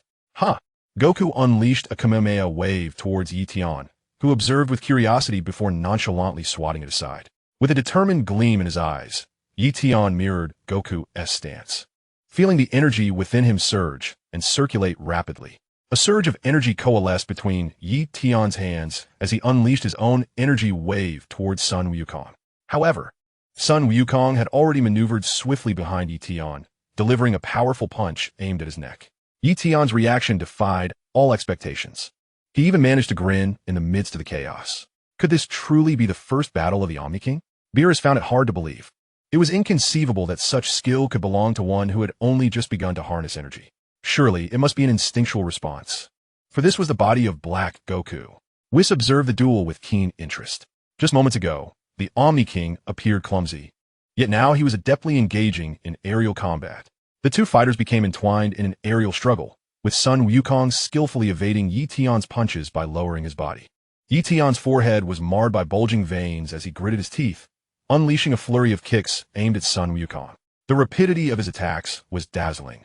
Yet he found himself unable to land a single blow on Sun Wukong, who had ascended to Super Saiyan 2. For Sun Wukong, mastering such transformations was as effortless as drinking water. Ye Tian, however, had only recently assumed control of Black Goku's body and required much more time to adapt. He was far from capable of transforming into Super Saiyan 2 amidst battle, and besides, the original Black Goku had not fully mastered this form either. In his Super Saiyan 1 state, Ye Tian was thoroughly overwhelmed by Sun Wukong's relentless onslaught in Super Saiyan 2, rendering his attempts at offense futile. Although many of Sun Wukong's strikes didn't inflict significant pain, the frustration of being dominated in battle clearly vexed Ye Tian. No more. I refuse to continue. An irate Ye Tian distanced himself from Sun Wukong, landing on the ground and glaring upwards. Why? Sun Wukong, perplexed, placed his hands on his hips, having just begun to find his rhythm in the fight. "I'm hungry." Ye Tian, refusing to let his pride show as he admitted to feeling suppressed, rubbed his stomach and glanced at the empty instant noodle container that Sun Wukong had devoured earlier. "I don't want instant noodles, Whis. Could you take me to Earth for something else to eat?" Ye Tian turned his gaze toward Whis. Having been in the Dragon Ball world for several days, he had yet to meet Bulma, Piccolo, or Krillin. While Sun Wukong had encountered them, he had yet to come face to face with the perennial rival, Vegeta. Most importantly, Since arriving in this realm, he had endured 2 days of hunger and, after finally obtaining food, was left with only instant noodles. In the divine realm, both Whis and Beerus were notoriously frugal with their provisions, offering him bizarre and unidentifiable cosmic delicacies. How could he possibly endure 2 meals of instant noodles? It was absolutely unacceptable to have a third, as a highly evolved creature that has painstakingly ascended to the apex of the food chain. Why should he resort to a vegetarian diet? He craves meat. Meat? What? Lord Zeno, you wish to visit Earth? Upon hearing this, Beerus was startled, nearly stifling yawn. Is it not permissible? Ye Tian's displeasure grew palpable as he adopted a commanding demeanor befitting Zeno. Ah, then let us visit Bulma's residence. She recently mentioned a new dessert shop nearby that is said to be quite delightful. Whis remarked with a grin, his hand resting near his mouth. Oh, you are all heading to Earth. What about me? Sun Wukong landed gracefully, peering at Whis and the others. Well, my training. Will you not accompany me in my practice? A man is as strong as the food he consumes. While you may not be hungry, I certainly am. Ye Tian glared at Sun Wukong. In that case, take me along. 2 bowls of instant noodles barely suffice. Sun Wukong chuckled, placing a hand on Whis' shoulder. Beerus shot a disdainful glance at Sun Wukong, commanding him to remove his hand, for that seat belongs to his right hand's throne. In an orderly fashion, the group followed Whis and descended directly into Bulma's courtyard. Hey, Bulma, we have come for dessert. Beerus bellowed, and soon Bulma emerged from her balcony, her belly slightly rounded, clearly indicating her pregnancy. Ah, seeing Bulma's face, Ye Tian felt a surge of excitement, but upon noticing her protruding belly, disappointment swiftly replaced it. Bulma, having been courted by Vegeta, failed to pique his interest. He was not one to be swayed by mere beauty. What brings you here? Bulma, with one hand on her lower back and the other caressing her belly, expressed her joy upon their arrival. However, when she caught sight of Ye Tian, she flinched slightly and hurried to stand beside Whis and Beerus. Hey, why did you bring Black Goku? It's fine. Currently, Zeno resides within Black Goku. Whis reassured Bulma. Oh, Bulma responded, recalling that the name Zeno was one she had given. Yet, fear lingered within her. Regardless of Zeno's identity, he bore the visage of Black Goku, merely a few meters away from her. Soon, Bulma noticed Sun Wukong's presence and immediately recalled a previous phone call from Chi-Chi. Wukong, you're here? Chi-Chi called me and said to inform you to return to work if I see you. Then please act as if you haven't seen me. Sun Wukong's expression fell. His hands clasped together in a plea towards Bulma. Bulma, caught in a dilemma, pointed her index finger at her chin, clearly contemplating whether to inform Chi-Chi. Did Lord Whis and Beerus come? The somewhat aged future Bulma opened the glass door of the balcony and greeted them. What would you like to eat? I will have someone prepared immediately. Upon seeing Ye Tian, her movements hesitated for a moment before returning to normalcy. In a flurry, the future Bulma excitedly enumerated a plethora of dishes. Pig knuckles, steamed egg custard, abalone, and 8 treasure duck. The other Bulma, calm and composed, noted them down before turning to issue commands. Suddenly, Ye Tian was taken aback. How could there be 2 Bulmas? Still reeling from the shock of Bulma's pregnancy, he was confronted with another version of her, prompting him to question his very existence. Was this truly the Dragon Ball world he had come to know? Why was the future Bulma here? Ah, it seems that Lord Beerus brought her back from the future. Whis explained to the bewildered Ye Tian, who could only respond with a non-committal murmur as he scanned between the 2 Bulmas. How fortunate Vegeta was, reveling in the company of 2. Meanwhile, he lamented his own plight as a lifelong singleton. Having entered the Dragon Ball universe, the girls he admired, Bulma, Android 18, and Videl, were now all taken. Alas, I arrived too late, Ye Tian lamented internally, his gaze eventually drifting to Bulma's prominent belly. Indeed, Bra was quite charming, and Gohan's daughter Pan was not without her appeal either. Yet, he pondered, would that not reduce his standing among Vegeta and Goku? Just envisioning the scenario sent shivers down his spine. Would he have to call Bra Daddy upon meeting Vegeta, or refer to Goku as Grandpa in front of Pan? And when he encountered Gohan, would he have to call him Dad alongside Pan? Chapter 11. Earth's Mightiest Human, Krillin. The imagery left Ye Tian feeling uneasy. Never mind. Never mind. I shall simply refrain from engaging with women. He fervently shook his head, diverting his gaze elsewhere. After all, Bulma's child was still unborn. How long would it be before he could even dare to act? Casting a glance at Whis, an idea sparked in his mind. Angels are quite alluring too, and Vados is lovely as well. Meanwhile, Bulma, ever vigilant by the sides of Whis and Beerus, understood the importance of her own safety. She whispered to Whis, who was elegantly sipping tea beneath the sunshade, "That person, the Grand Zeno, just stands there, silent and still. Could he possibly attack us without warning?" "Rest assured, that won't happen," Whis replied with remarkable calm, taking another sip of tea. Observing Ye Tian's ever-shifting expressions, Beerus, reclining on a chair, sat up, lowering his voice significantly as he pointed to his temple. "I sense something amiss with the Grand Zeno." "Oh," Bulma replied, glancing at Ye Tian, whose expressions oscillated between amusement and concern. She nodded in agreement, particularly unsettled by the way he gazed at her belly. Once more, she edged closer to Whis, feeling a sense of trepidation regarding both Black Goku and the Grand Zeno. The dissatisfied grumbling of his stomach brought Ye Tian's thoughts back to reality. He extended his hand and greeted Bulma with what he considered a most courteous gesture. "Hi, Bulma, I am the Great King," he exclaimed. "Hello," Bulma responded, startled, her face breaking into an awkward smile. The atmosphere turned slightly uncomfortable. Ye Tian had expected a more exuberant reaction upon meeting the president of the world's leading corporation. Yet, in truth, it was rather mundane. Just then, the arrival of food quickly dispelled the awkwardness. The trio of pilaf set the table on the balcony, bringing forth a plethora of delectable dishes. Time to eat," exclaimed Sun Wukong, cheerfully taking a seat at the dining table first. He grabbed a bun and stuffed it into his mouth, suddenly looking at Bulma and asking, "Where's Vegeta? I have no idea where he went. He never informs me." Bulma replied, rubbing her stomach as she took a seat with the others. With Sun Wukong focused on devouring his meal, the rest of the group fell silent, thoroughly satisfied by the feast. "So full," Sun Wukong exclaimed, patting his round belly. "Should we head back now?" After indulging, he began to worry if Chi-Chi would come to fetch him to resume his work.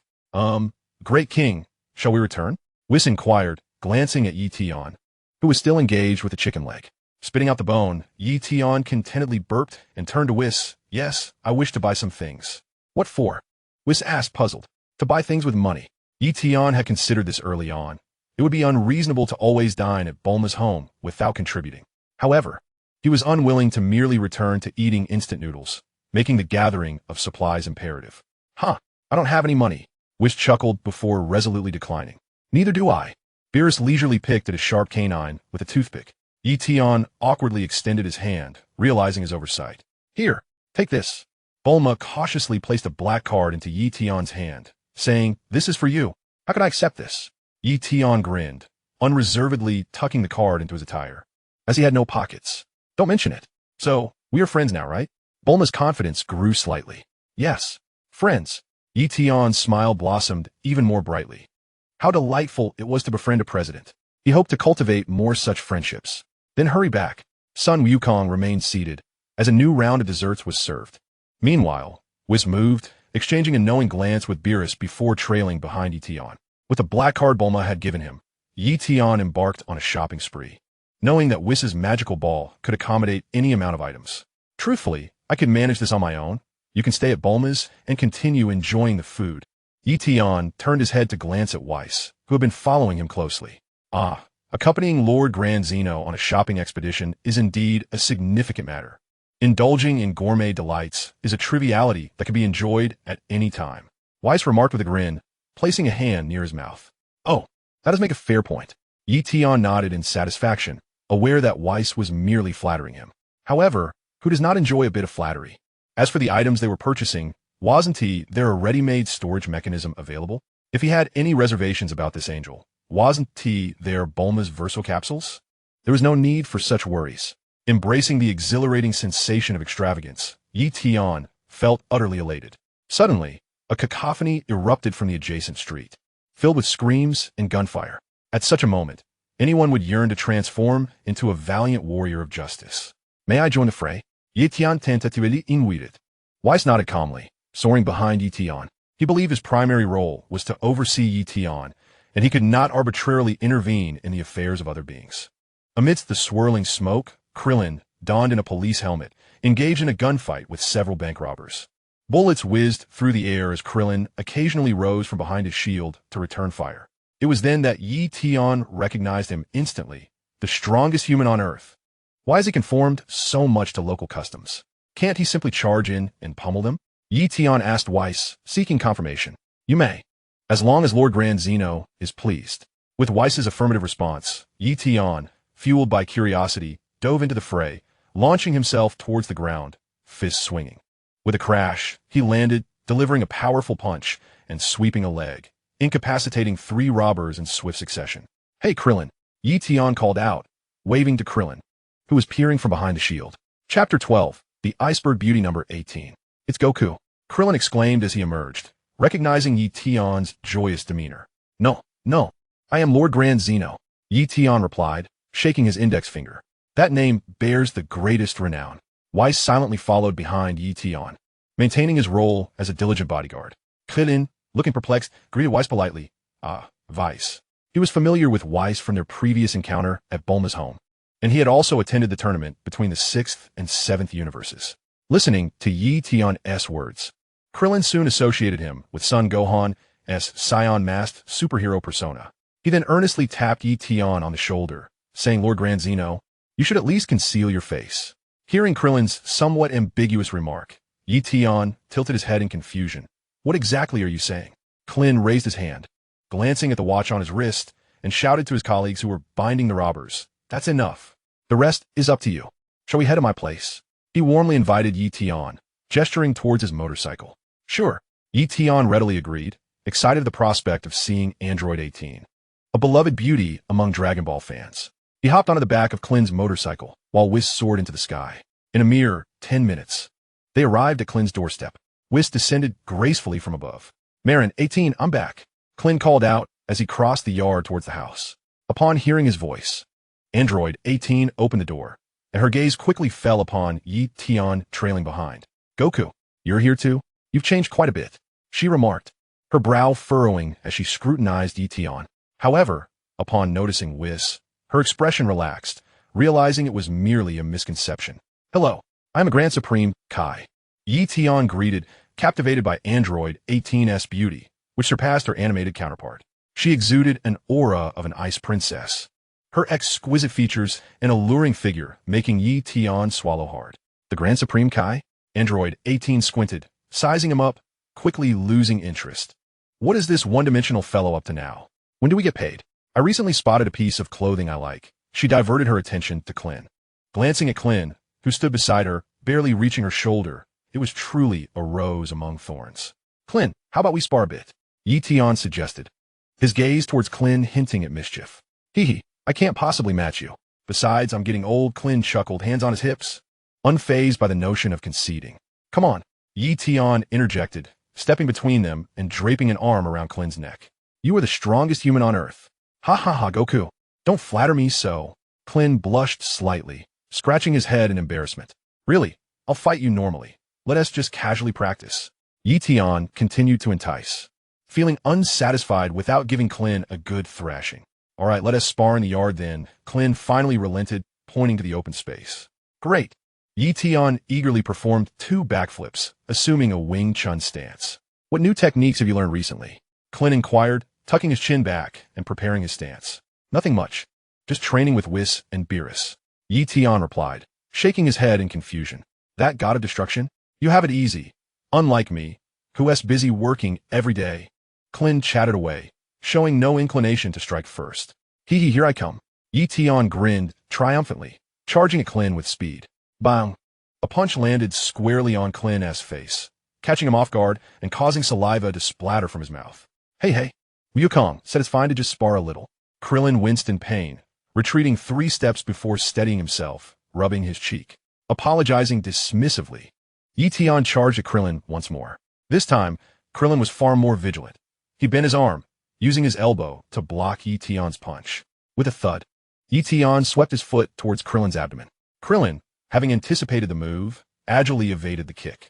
Leveraging the nearby wall, he swung his fist at Ye Tian, who met the strike without hesitation. The two engaged in close combat.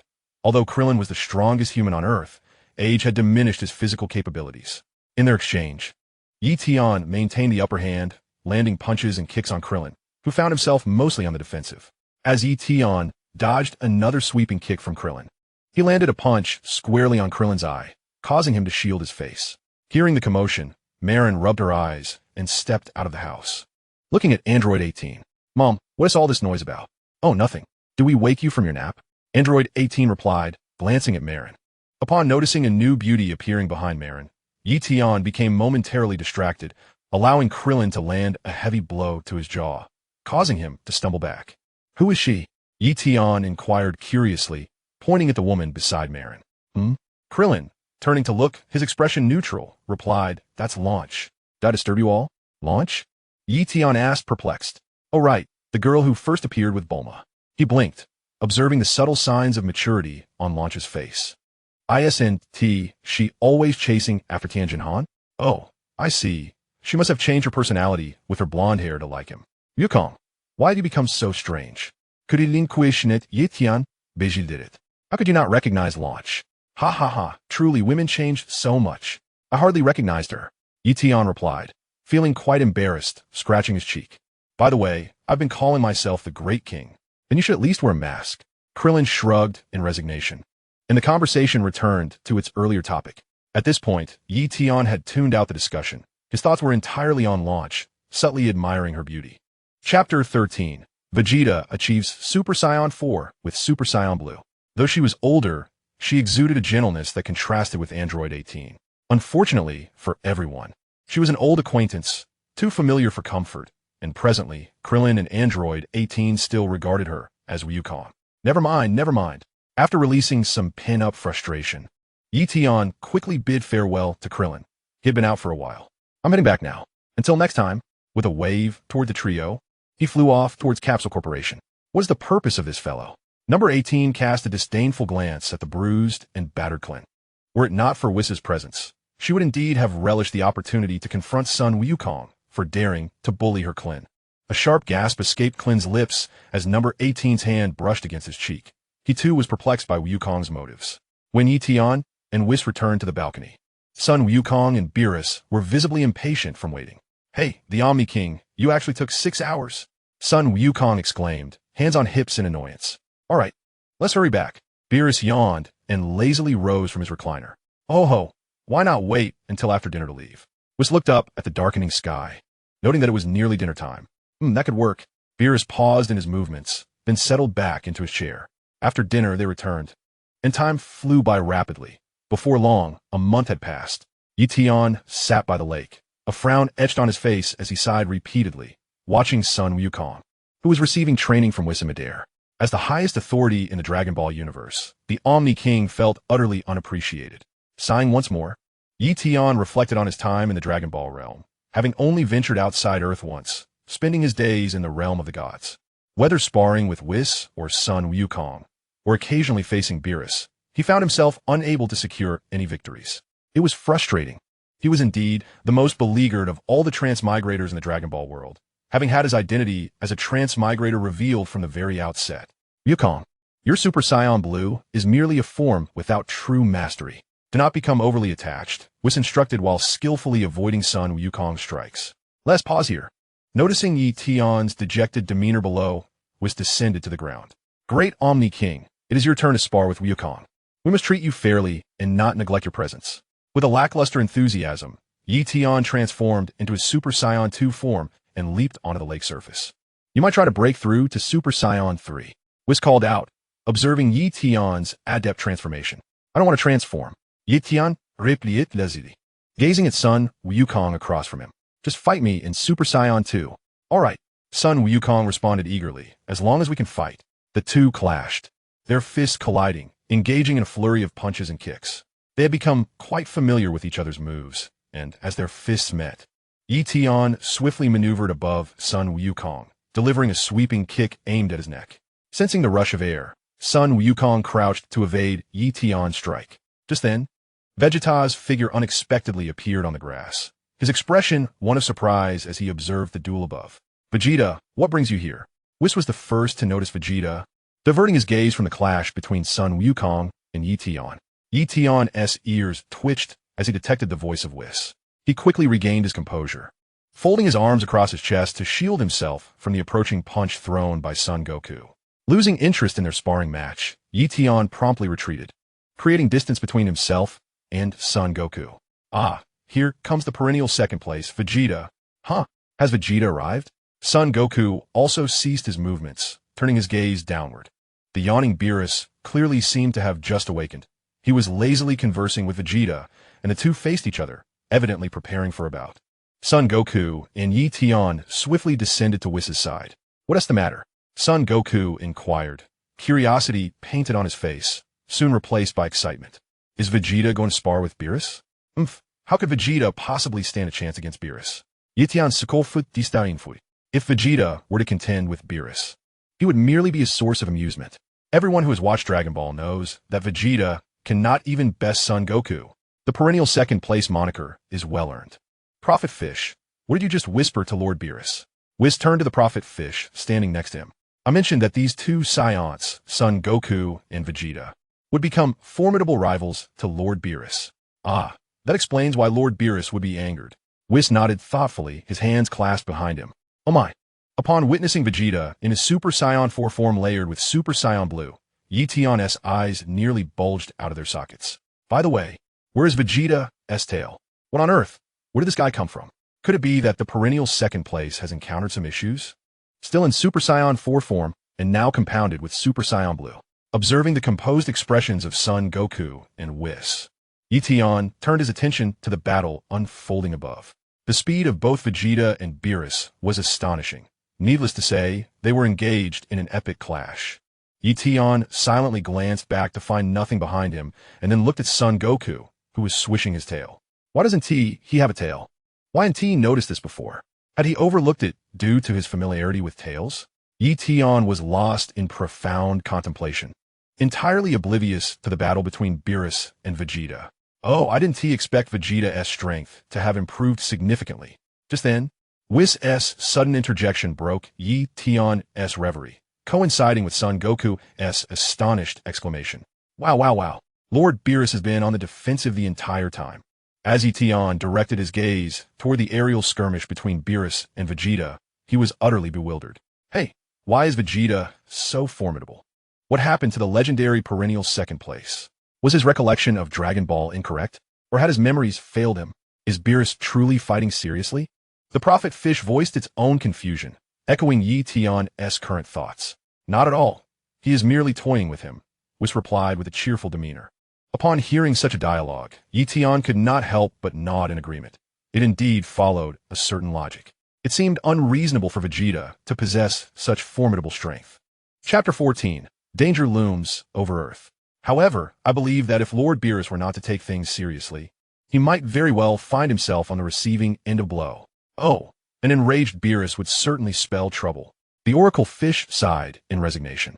Listening to the harmonious exchange between Whis and the Oracle Fish, Ye Tian continued to observe their battle, both combatants moving with remarkable speed. It was somewhat difficult for Ye Tian to keep up. Suddenly, he heard Vegeta let out a fierce roar, and to his astonishment, Beerus was struck on the cheek. Smack! Whis, he got him. Oracle Fish, he truly landed a hit. Goku, he actually hit him. Hearing this synchronized chorus, Ye Tian's expression reflected disbelief. Although Beerus was toying with them, was it truly so easy to claim a hit against him? Hey Whis, hurry and conjure a protective barrier. Beerus is about to unleash his fury. The Oracle Fish shouted anxiously. Quickly, Goku urged Whis in tandem. Ye Tian was bewildered. Why were they so tense? He found the little cat utterly unthreatening. All right, Whis responded, raising his palm upwards and gently grasping it, causing his staff to materialize in his hand. With a swift motion, the protective barrier was activated, encasing Beerus and Vegeta within its confines. A brilliant light erupted from the barrier, and as the smoke swirled menacingly, it enveloped the two figures. When the haze finally dissipated, Vegeta rested his right hand on his left shoulder, panting heavily, his body battered and covered in wounds. His Super Saiyan 4 form combined with Super Saiyan Blue had vanished, leaving him with his ordinary black hair. Did you really think that just because I showed you some leniency, you could become complacent? Beerus remarked, hands on his hips, his tone dripping with sarcasm. What formidable foe. You're 1,000 years too early, Oracle Fish, you scoundrel. As Beerus descended from the now vanished barrier, he cast a fierce glare at the Oracle Fish, who was no longer beside Ye Tian. Looking towards the now rounded Vegeta, Beerus's words remained disdainful, yet there was a hint of veiled admiration. Though your strength remains abysmal. In other universes, you might have had the potential to be a candidate for a destroyer. Alas, this is Universe 7. With that, Beerus laughed heartily, hands on his hips. I am a most powerful destroyer. Vegeta, infuriated, watched Beerus's retreating figure and slammed his fist into the ground in anger. Bang! The earth cracked, forming a small crater. At this moment, Goku walked up behind Vegeta to offer consolation. Why are you so angry, Vegeta? You're already quite impressive. Impressive my foot. I am no match for him at all. Vegeta snorted, rising to his feet and brushing off non-existent dust from his shoulders. Well, that's just the way it is. After all, he is the destroyer of this universe. Sun Wukong smiled broadly, seemingly unconcerned, when suddenly he appeared to ponder something and asked Vegeta, why do you not employ the state you used during your battle with Black Goku? I still cannot fully master it. Vegeta replied with a disdainful glance at Sun Wukong. Ah, the Ultra Instinct, is it? Whis interjected, having heard Sun Wukong's comment. Even Lord Beerus has yet to achieve its pinnacle. Ye Tian tilted his head, observing the three conversing. Had he just heard the name Black Goku? He longed to join their conversation, yet he was not well acquainted with Vegeta. Moreover, this Vegeta was evidently not the familiar second-in-command he once knew. Ye Tian felt a pang of frustration as he watched the trio engage in light-hearted banter. Shall I provide you with some special training to help you reach a higher level sooner? Whis cheerfully suggested to Vegeta. No, not at the moment. Vegeta waved away Sun Wukong, who stood in his path. I wish to return. Oh, Whis responded. At that moment, Ye Tian finally spoke up, but Vegeta's form abruptly vanished as it had upon his arrival. Was that not instant transmission? He can freely traverse to the realm of gods. Indeed, when I perished previously, he even reached the underworld. Sun Wukong confirmed. Ye Tian blinked in confusion, sensing something was amiss with this Vegeta. He was certainly not the original. Enough of this. Lord Daquanwang continued sparring with Wukong, but this time in Super Saiyan 3 form. Whis turned his gaze towards Ye Tian. Oh, Ye Tian lazily replied. Every day he was urged to master his power. Yet, as the esteemed Daquanwang, he felt utterly devoid of dignity. 2 more days passed, and Ye Tian felt utterly drained. He nearly wished to smash salt in frustration. Was he here in the Dragon Ball world merely to fight? He had come to display his prowess. Although he bore the title of Daquanwang, he could not leave the realm of gods, spending his days battling alongside Whis and Sun Wukong. Sigh. At that moment, Ye Tian was still engaged in combat with Sun Wukong. With a sigh, he momentarily lost focus and was struck in the cheek, plummeting into the lake below. Splash. Lord Daquanwang, I have told you countless times not to lose focus during battle. Whis admonished from below, furrowing his brow. Damn it. Ye Tian emerged from the lake, drenched, and charged back towards Sun Wukong. As he resumed his skirmish, Whis continued to observe and offer guidance. Pay attention to the speed and force of your punches, Lord Daquanwang. While fighting, you must control your transformations. Do not remain in Super Saiyan 3 form perpetually. The Super Saiyan 3 state depletes stamina rapidly. You must manage it wisely. Swish. Lord Beerus, Mr. Whis. Kai Shinshin suddenly appeared behind them, greeting politely. Oh, what brings you here? Beerus asked disdainfully, casting a sideways glance at Kai Shinshin. Occasionally Whis, who had been speaking, fell silent, turning to face the Supreme Kai Shin. It appears that Vegeta has been ensnared by magic, and Earth is in peril.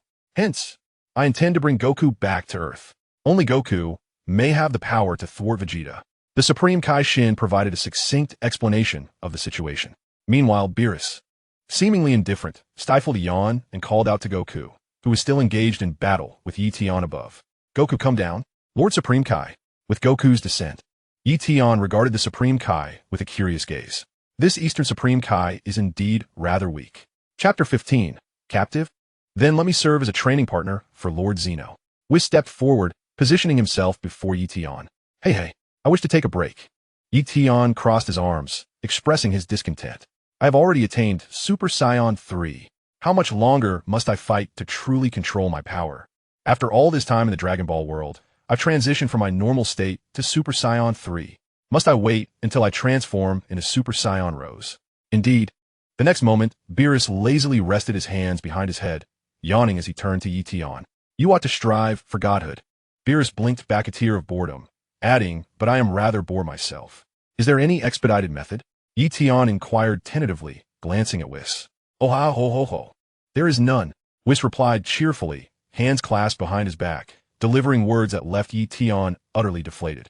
Where's the Supreme Kai taking Goku? Ye Tian asked curiously. observing as the Supreme Kai Shin whispered something to Goku before they vanished. Whis reiterated what the Supreme Kai had mentioned earlier, and Ye Tian's expression brightened with excitement. Earth is in danger. Should we not take a look? Oh ho ho ho. We angels do not involve ourselves in matters of good and evil. Whis responded nonchalantly. Well, I only concern myself with the destruction of planets. Beerus lazily chimed in. Is it of no consequence if Earth is obliterated and we cannot savor its delicacies? Ye Tian queried with a crisp tone. The floating Whis and the grounded Beerus exchanged glances. However, Whis quickly turned to Ye Tian with a smile. No worries. You can wish for Earth's revival with the Dragon Balls. Such a matter doesn't even require the Super Dragon Balls. Feeling deflated, exécution lamented. I long to go to Earth. I've been here for so long. Oh ho ho ho. Once you fully acclimate to your power, we shall venture to Earth together to relish the delicacies. Wait. Ye Tian's expression soured momentarily, but then a light sparkled in his eyes as he turned to Whis with a grin. I believe this method of training is insufficient. Isolating oneself will never allow one to master their power. Oh, is that so? Whis mused, stroking his cheek in contemplation. Very well, I shall concede to your request. With a flourish, Whis grasped the suddenly materialized staff. Observing Whis's actions, Ye Tian's hands formed into fists as he pushed them backward, exclaiming, Oh yeah. Let us see. Whis extended the staff towards Ye Tian, revealing a scene from Earth within the magical orb. It depicted a fierce battle between Sun Wukong and Vegeta, who was under control.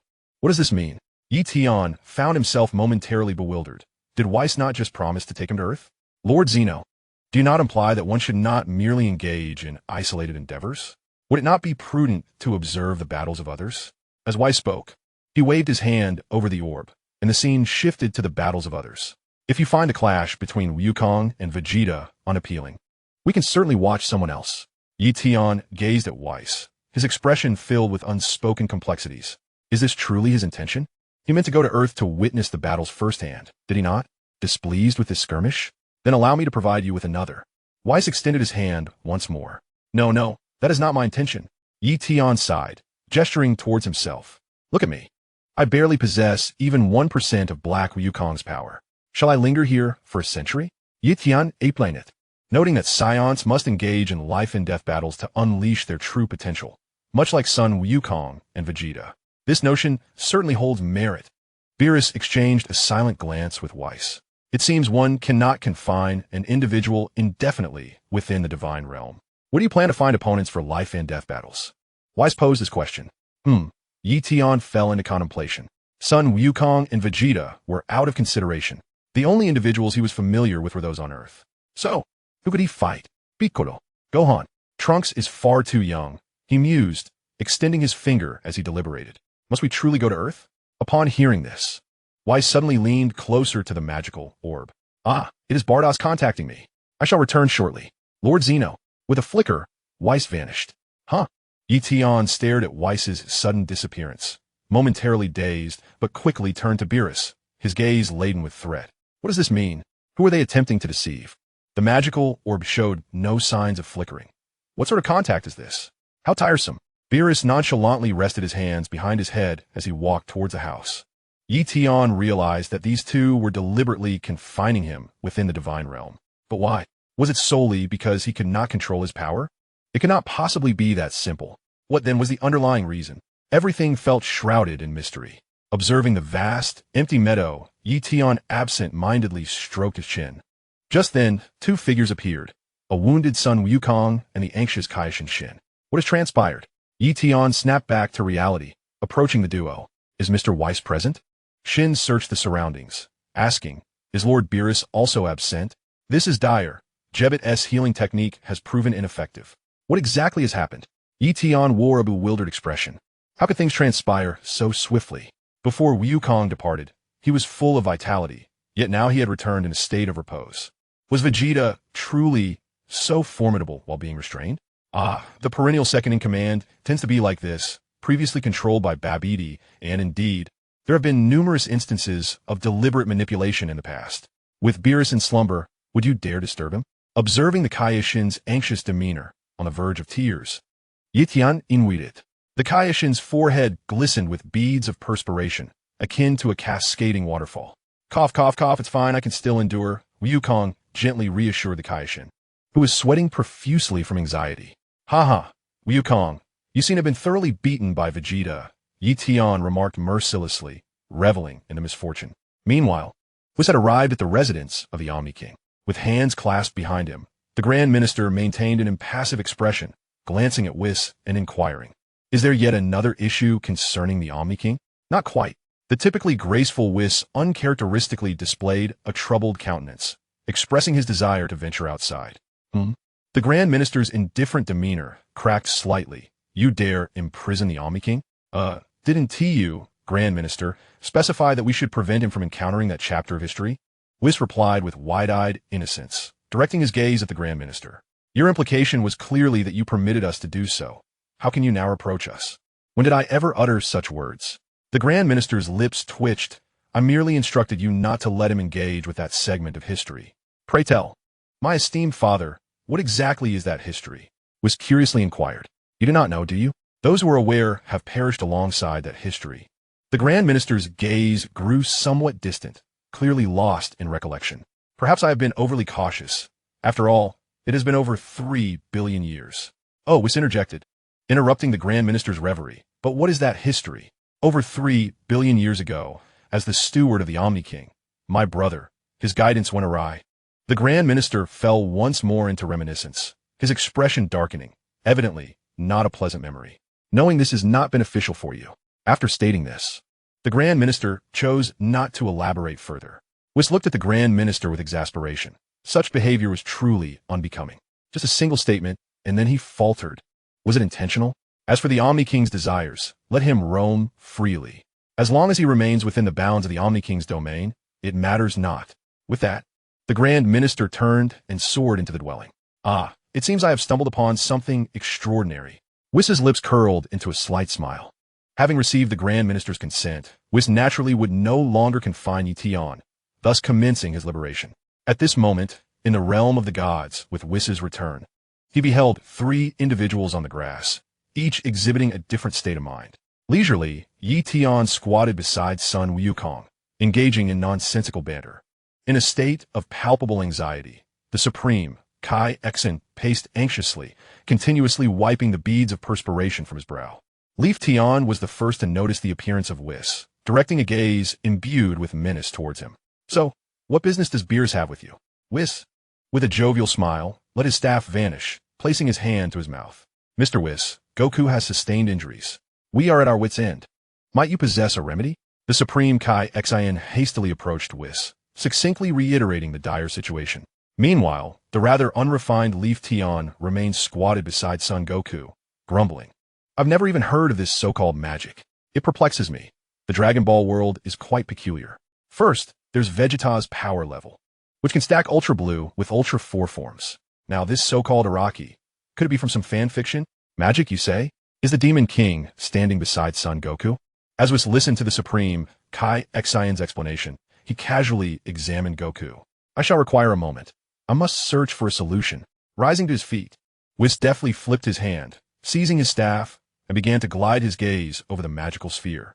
Ye Tian yawned, exclaiming, "This is taking quite a while. It's been half an hour. I reckon Earth must be cooling down by now." "Eureka!" Whis declared, pointing his staff, and a small porcelain vial materialized in his palm. "Administer this to Goku." With a hint of disdain, Ye Tian stood, glancing at Supreme Kai Exen as he opened the vial and tilted it towards Goku's lips. Goku, tasting nothing remarkable, energetically smacked his lips. Yet in an instant his eyes widened in shock, and he screamed, "Ah!" as Goku's cry echoed. Countless black threads erupted from his body, dissipating into the air. "What in the world is happening?" Ye Tian exclaimed, instinctively recoiling in surprise. Splendid," Whis remarked, observing Goku sit upright and nodding towards Supreme Kai Exen. "Shall we proceed?" Goku bounced in place, realizing his recovery, and turned to Supreme Kai Exen. "All right, hold my hand." Supreme Kai Exen flashed a brief smile before returning to a serious demeanor. Given the gravity of the situation, how could he afford a smile? With a swift motion, the two vanished, leaving Ye Tian to scrutinize Whis. "Come clean. Are you deliberately preventing me from stepping out of the divine realm? I assure you, this is confinement. Akrimi, aggravi mistake. Then let us journey to Earth." Has the Grand Zeno considered whom to challenge in this life and death battle? What? Ye Tian was taken aback. So, this was not an act of imprisonment. There was indeed a matter at hand. Was the magical sphere silent because it functioned like a phone on vibrate? Let's find Gohan. I've yet to encounter the enigmatic Gohan. Ye Tian swiftly cast aside his doubts. The process was of little consequence. Shall we set off now? Whis continued to seek Ye Tian's opinion. Well, let us go, let us go. Ye Tian urge de geldi. For who would want to linger here when they could venture to Earth? He was utterly disdainful of the divine realm, devoid of anything of interest. The scenery, no matter how exquisite, had become monotonous. To remain here indefinitely, facing Beerus, Whis, and on top of that, Goku and Vegeta, was far less appealing than returning to his own world. Although the academic workload at school was considerable, it was brimming with beautiful girls. The cafeteria's food, prepared by the cantankerous cook, was hardly delectable, but he could always dine off campus. Internally grumbling, he casually draped his arm over Whis' shoulder, urging him to hasten. What about Lord Beerus? Whis glanced around, noting the absence of Beerus's presence. He has gone to sleep. Let him rest. A decade or so won't hurt. Ye Tian replied impatiently, again pressing Whis to move along. That won't do. If we head to Earth without calling for Lord Beerus, he will be displeased. Whis shook his head and sauntered toward the house. Ye Tian, burning with impatience, felt as if time dragged on endlessly. Finally, after what seemed like an eternity, the yawning Beerus emerged alongside Whis. Ah, at last we can go to Earth to eat. Whis swiftly descended onto Bulma's spacious terrace, cheerfully settling into a reclining chair. "Isn't this Bulma's home?" Ye Tian observed, turning to Whis. "Didn't you say you were taking me to Gohan?" We are already on Earth. You may seek out whoever you wish. Just remember to return before nightfall. We must head back." Beerus reclined casually, dismissively. He intended to ask Bulma to take him to savor some delicacies, and since both the Grand Minister and Whis had mentioned not to concern themselves with Zeno, why should he remain tethered? Let him enjoy his freedom and soar. "Oh," Ye Tian exclaimed in surprise at Whis' unexpected leniency. Previously, even a mere shopping trip had been under tight scrutiny. How peculiar! Yet this was indeed a fortunate turn of events. Whis Beerus, Bulma, her belly round with pregnancy, waved at the two. "When did you arrive?" "Just now." "Is there anything delicious to eat?" Whis politely nodded at Bulma. "Wait a moment. Vegeta just caused a ruckus at the landing strip, and I'm having the wall repaired." Bulma explained. "The battle has concluded. The other me is preparing things. It will be ready soon." "Oh, I see," Whis replied, casting a glance at Ye Tian, who was enthusiastically calling out strange phrases. "Lord Zeno, mysterious rice, mysterious rice." Ye Tian was earnestly concentrating on sensing Gohan's energy, but regrettably, he could only perceive a multitude of energies gathering together. He had no clue which one belonged to Gohan. "Lord Zeno, shall we go see the battle with Vegeta and the others?" Was called out a couple of times before Ye Tian snapped back to reality. Upon hearing this, Ye Tian suddenly smacked his forehead. How could he have forgotten that? Not long ago, Sun Wukong found himself battered and bruised. The commotion was certainly worth witnessing. Meanwhile, on another battlefield, the clash had reached a rather satisfactory conclusion. With a face full of indignation, Sun Wukong exclaimed, "What is this?" I rushed over as soon as I recovered. "Humph." Vegeta, with a dismissive snort, crossed his arms and averted his gaze, displaying a hint of disdain. "Ah, after such a grand battle, shall we not hold a celebration?" Whis inquired cheerfully, accompanied by Beerus and Ye Tian, as they appeared not far from the crowd. "Greetings, Lord Beerus and the Grand Zeno. I see you have also arrived." Sun Wukong greeted them amiably. "Hurry up. I have sacrificed precious sleep time for this meal." Beerus grumbled, hands clasped behind his back, addressing the group. "Then let us return and feast." Sun Wukong nodded in agreement. Though he had fought until the end, he was indeed famished. Vegeta did not object either, instead joining the others as they soared towards West City. Trailing behind the group, Ye Tian felt no significant disappointment at the battle's conclusion. He quietly observed the individuals around him, instantly recognizing the unmistakable figure of Piccolo clad in green. Aside from the previously seen Sun Wukong and Vegeta, the other two were also easily distinguishable: Future Trunks and Son Gohan. He had unconsciously disregarded the Kaishin. One must wonder why Future Trunks was present. Had not the saga of Dragon Ball Super Zamasu already concluded? Nevertheless, he could always inquire with Whis later to uncover the reason behind this mystery. As Ye Tian pondered, the group returned to the Capsule Corporation villa, where Bulma had prepared an extravagant feast, eagerly awaiting their arrival. They indulged in food and drink, engaging in playful banter. As he savored his meal, Ye Tian found himself surrounded by an ever-growing collection of familiar, yet foreign characters from the Dragon Ball universe, occasionally stuffing something into his mouth, perhaps unaware of what it was. His gaze was fixed upon Biddy, who was presently cradling little Fawn. What? You intend to take the Grand Zeno elsewhere? Not returning to the realm of the gods, just yet? Sun Wukong's mouthful of meat flew from his lips in shock. This outburst shattered Ye Tian's reverie. He then glanced at his cup, realizing why the drink tasted so sour. He had mistakenly poured vinegar instead of a beverage. To work in isolation is hardly prudent. Whis elegantly sidestepped the splattered morsels. But what am I training? Sun Wukong hastily swallowed and exclaimed anxiously at Whis. He was oblivious to the idiom about working in isolation, yet he paid it no heed. Who cares about that? Beerus, while consuming his pasta, raised his hand and shook his fork in discontent. The matter of the Grand Zeno holds far greater importance than your trivial concerns. Upon hearing this, Ye Tian nodded in agreement. Flattering Beerus was indeed a rare and valuable endeavor. How can this be? Sun Wukong grumbled. If I remain on Earth, my body will soon rust. What to do? Quietly appearing behind him, Chi-Chi placed her hands on her hips and declared, work. Earn money. That's the solution. Sun Wukong turned reluctantly, a look of discontent on his face. Therefore, we shall not return to the realm of the gods for a while. Weiss confirmed their decision. Prepare more food. We anticipate staying on Earth for some time. Beerus turned his gaze towards the plump Bulma and issued his command without hesitation. Bulma, with a look of disdain, turned away, then placed her hand on her belly and glanced at Beerus. As long as I get to eat and drink, my child is about to arrive. Shouldn't you prepare some kind of gift for the occasion? Gods have no customs like those of mortals. Beerus replied with evident disdain. Slowly, Beerus, while appearing unhurried, busily gathered various delicacies from the table towards himself. So, do tell, what kind of gifts do you prepare for newborns? Weiss, holding a cup of red tea, smiled as if basking in spring sunshine, instantly raising the goodwill of those around him. Everyone enjoyed their food and engaged in topics of interest, while Vegeta, unnoticed by anyone, had already risen and walked outside. Ye Tian listened intently to the conversations, a faint smile unconsciously gracing his lips. How wonderful it is to be surrounded by people I cherish in the world of Dragon Ball. Moreover, I possess a noble identity. You should also take some time to train, Piccolo admonished Gohan, his forehead veins bulging, exuding a sense of exasperation. Oh, Gohan replied dismissively, my studies are already quite burdensome. Piccolo is increasingly resembling a mother these days. Hey, where did Vegeta go? Sun Wukong scanned the surroundings after finishing his meal, only to realize Vegeta was absent. He had wanted to spar with him after eating. Spout. Once you're full, it's time to head home. Chi-Chi scolded, hands on her hips, glaring at Sun Wukong. But it's still early. Let us stay a bit longer. There is plenty of food yet to come. Let me digest a little and then eat more.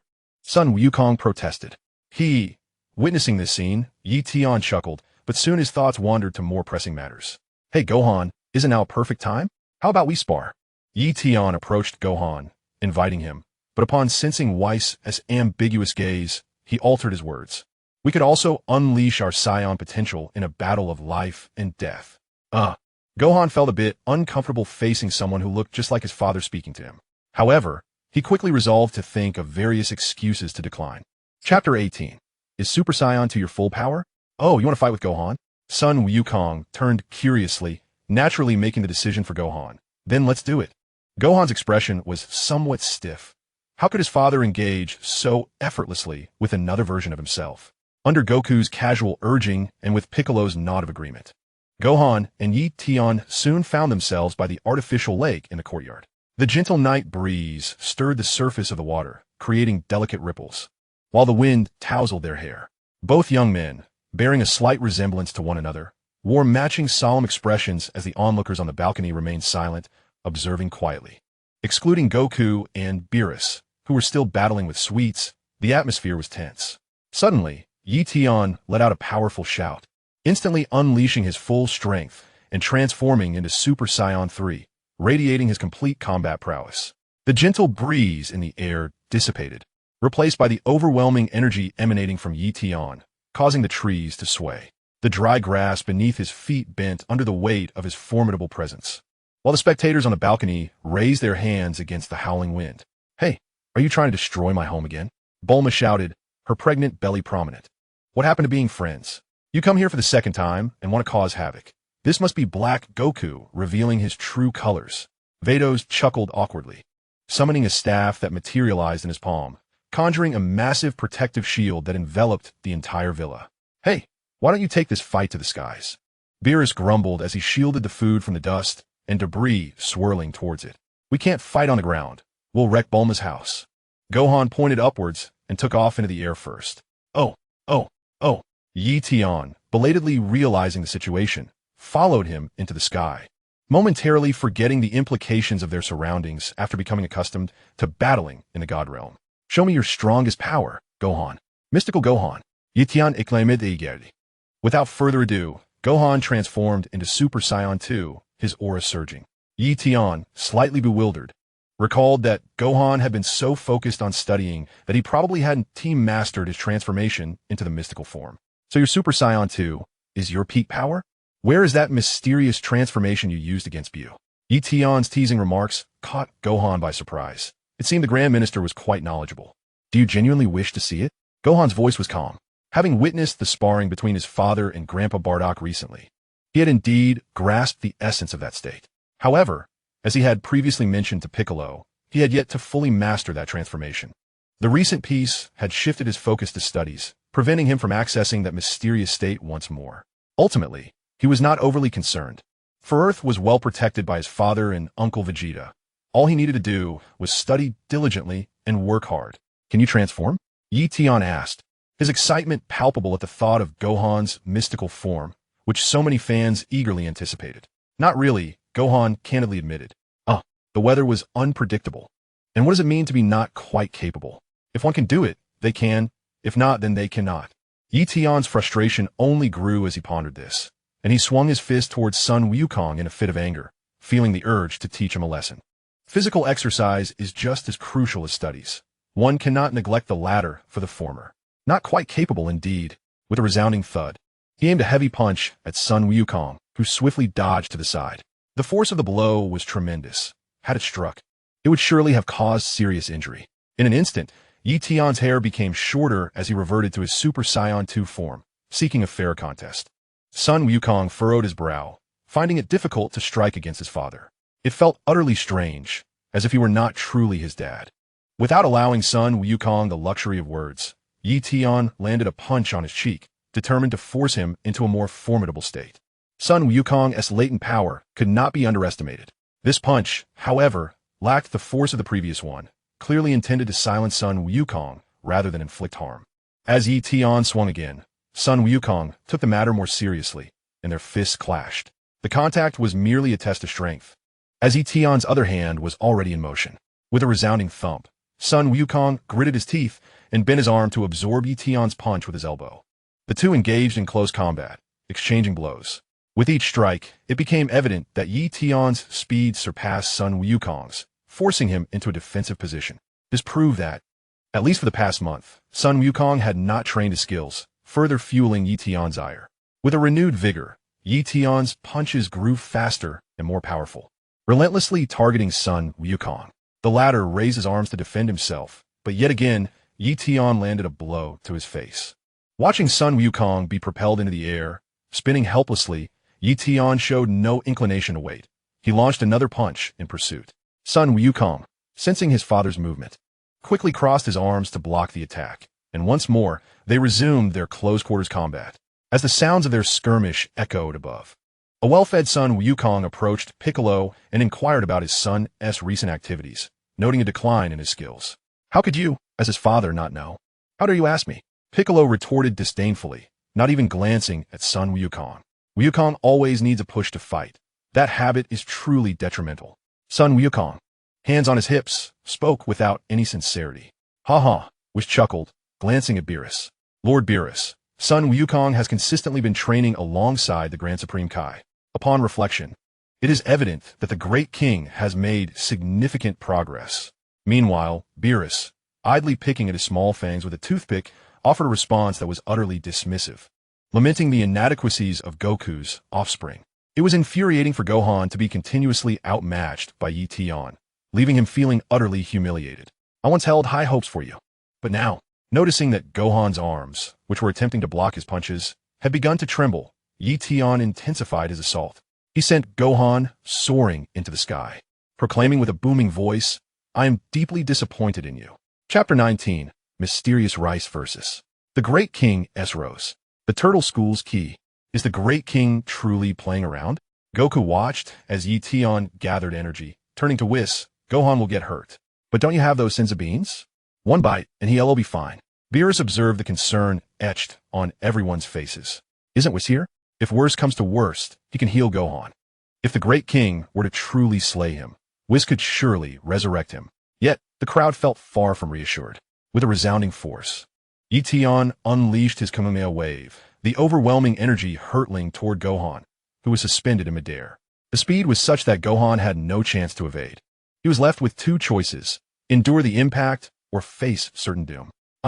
Gohan cried out, exerting every ounce of strength as his body trembled, particularly his arms, which shook violently.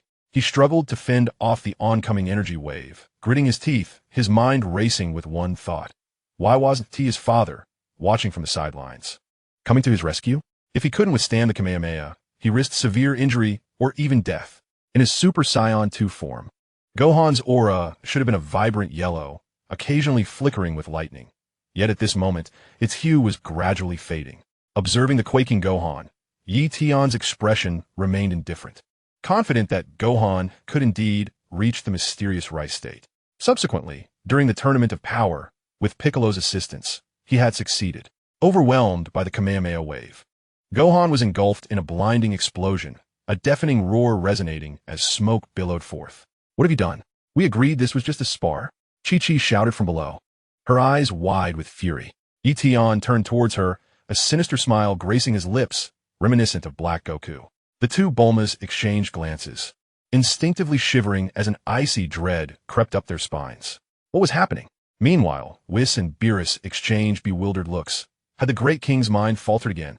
Ye Tian, sensing the powerful energy fluctuations emanating from the clouds of smoke above, felt an exhilarating rush of excitement. As the smoke dissipated, Gohan, whose attire was somewhat tattered and whose demeanor appeared rather disheveled, seemed to have returned to his normal state. However, the sharp bangs framing his forehead and the surging, intense silver aura spoke volumes. His potential had been fully unleashed. What a relief! Gohan is unharmed. Chi-Chi and Videl secretly exhaled in relief. Their previously taut nerves now at ease. Oh, Gohan can transform like this again. Goku's expression also brightened with excitement. Humph. Though Piccolo scoffed, the corners of his mouth curled in a subtle smile, indicating his good spirits. The Grand Zeno, after all, was not so unbearable now, even if that face still irked him. It seems the Grand Zeno is about to lose, Whis exclaimed in astonishment. As the Grand Zeno's Super Saiyan 3 form had yet to be fully mastered, now it is my turn to strike. Gohan, free from his previous grim determination, seemed to regain his confidence with this transformation as he swiftly dove towards Ye Tian. With his feet bending beneath him, he delivered a knee strike aimed at Ye Tian's cheek, his speed exceeding that of his Super Saiyan 2 form by 100-fold. The knee strike sent Ye Tian plummeting toward the ground, crashing into the villa's courtyard and creating a massive crater in the grass, causing a slight tremor in the earth. Boom! Ye Tian felt a numbing pain radiate from his cheek as he stood up and soared into the air, his fists clenched in fury. Ye Tian bellowed as he transformed into the Super Saiyan 3 and charged at Gohan, attempting to land a punch that missed its mark, followed by a sweeping kick that Gohan evaded. Swish! To Ye Tian's astonishment, Gohan had already maneuvered behind him and delivered a powerful punch to his back, sending Ye Tian flying once more, struggling to stabilize himself in midair. Ye Tian felt a surge of anger. I'm a Grand Zeno. I possess the body of Black Goku. How could I possibly be defeated? Merely having the body of Black Goku should render Goku and Vegeta powerless. In his fury, Ye Tian failed to consider that it was the fused Zamasu who posed the real challenge for Goku and Vegeta. Clenching his fists tightly at his sides, Ye Tian charged at Gohan once more, undeterred, and unleashed another punch. Swish! Alas, this time, as before Ye Tian's fist could connect with Gohan, Gohan had already moved behind him. Boom! Gohan executed a high kick aimed at Ye Tian, but this time, Ye Tian was prepared. The moment he sensed Gohan's presence behind him, he swiftly propelled himself forward, increasing the distance between them. By the time Ye Tian turned around, Gohan had already matched his pace, delivering a punch to Ye Tian's cheek. Ye Tian gritted his teeth, attempting to evade, but it was evident he was too late, receiving a solid blow. Before Ye Tian could express his anger, Gohan struck again, this time landing a punch to Ye Tian's abdomen, causing him to spit out blood. Ye Tian plummeted downward, crashing once more into the colossal pit he had previously created. A cloud of dust billowed forth, expanding the pit's dimensions significantly and drawing water from the adjacent artificial lake into its depths. As the smoke dissipated, Ye Tian rose at the center of the pit, wiping the corner of his mouth with his thumb. It was blood. Narrowing his eyes, he observed the lake water that had seeped into the pit, now lapping at his feet, tightening his fists in anger. How infuriating! Ye Tian leapt back into the air, his form appearing far more disheveled than that of Sun Wukong. His upper garments were severely tattered, the edges torn away, fluttering down to the surface of the pit. I must retract my previous statement. The Super Saiyan 3 form truly cannot match you. Ye Tian gazed at the distant figure of Sun Wukong, his expression growing more serious. But I shall not concede, he bellowed in fury. If he were to lose to Sun Wukong, where would that leave his dignity as the great king? This was his inaugural battle in the Dragon Ball realm. He could not afford to lose without flair and grandeur. Ah! As he roared, Ye Tian felt a surge of energy within him, powerful and laced with an insidious undertone. The golden aura enveloping him began to shift, yielding to a deep purple, with a faint red hue emerging at the periphery and a darker crimson further out. His golden hair abruptly shortened, transforming to a vibrant rose, while the aura surrounding him stabilized to a peachy pink, crackling with sparks of electricity. Chapter 20, A Stay on Earth. Super Saiyan rose. Oh my! He is transformed into Black Goku, Sun Wukong exclaimed, astonished by the malevolent power he sensed. The two Bulmas were adorned with countless exclamation marks above their heads, instinctively searching for Vegeta, but upon finding him absent, they hurried to join Whis and Beerus. Although the energy felt remarkably similar, it was still the Great King, Whis remarked, gazing up at Ye Tian with a hint of nostalgia. Only the appearance resembles it. The divine power has yet to be fully mastered. Even without complete control over this peachy realm, Ye Tian felt more than capable of handling the enigmatic Wukong, excitement coursing through him as he examined his hands. The color is a tad too gaudy. I shall endeavor to find a hue I prefer in the future. It seems that the time for games is drawing to a close. For your audacity in offending me, the Great King, a smirk crept across Ye Tian's lips, revealing his satisfaction as he charged towards Sun Wukong, his speed so tremendous that he left a series of afterimages in his wake. Just thought I'd show you some true colors. With a resounding thud, his fist connected with Sun Wukong's abdomen, propelling him like a bullet out of a chamber, soaring into the distance. I still managed to temper my strength, Ye Tian mused, momentarily bewildered. He had indeed held back, yet this power was undeniably formidable. Whoosh! Sun Wukong stirred, extending his hand to press against his forehead, catching the flung Son Gohan and bringing him back. Cough, cough, cough. Lying in Sun Wukong's embrace, Son Gohan was not in good condition, continuously spitting blood, while Chi-Chi and Biddy Li had already begun to wipe away their tears, having returned to his normal state. Ye Tian landed on the balcony, lowering his head under the collective scrutiny of the onlookers. The words of apology had been stuck in his throat for an eternity. In battle, unexpected incidents were inevitable. Besides, hadn't Son Gohan previously been severely beaten by the mysterious rice? Could that truly be blamed on him? As Ye Tian lamented with his head bowed, Whis had already intervened, healing Son Gohan. Sensing the intensity of the gazes around him had diminished, Ye Tian secretly breathed a sigh of relief. Next time, when no one was around, he would privately apologize to Gohan. Very well, Gohan. Sun Wukong beamed, patting Gohan's shoulder as he stood. Not bad. Piccolo nodded in approval, though his gaze remained fixed on the bowed head of Ye Tian. You really scared me. Biddy Li, cradling Xiao Fong, chuckled while wiping away the tears at the corners of her eyes. Indeed, Chi-Chi echoed, dabbing at her tears. Are you really not Black Wukong? Bulma, heavily pregnant, peeked out from behind Whis, cautiously inquiring of Ye Tian. Truly not. Upon hearing this, Ye Tian raised his head, flashing what he deemed a gentle and charming smile at Bulma. Seeing the identical foolish grin to that of Sun Wukong, Bulma stepped out from behind Whis, exclaiming, You truly scared me. Ah, Lord Zeno, you have taken another step towards fully mastering your power, Whis remarked, his expression warm as he looked at Ye Tian. Of course, I am Lord Zeno after all, with the blood of the Saiyans.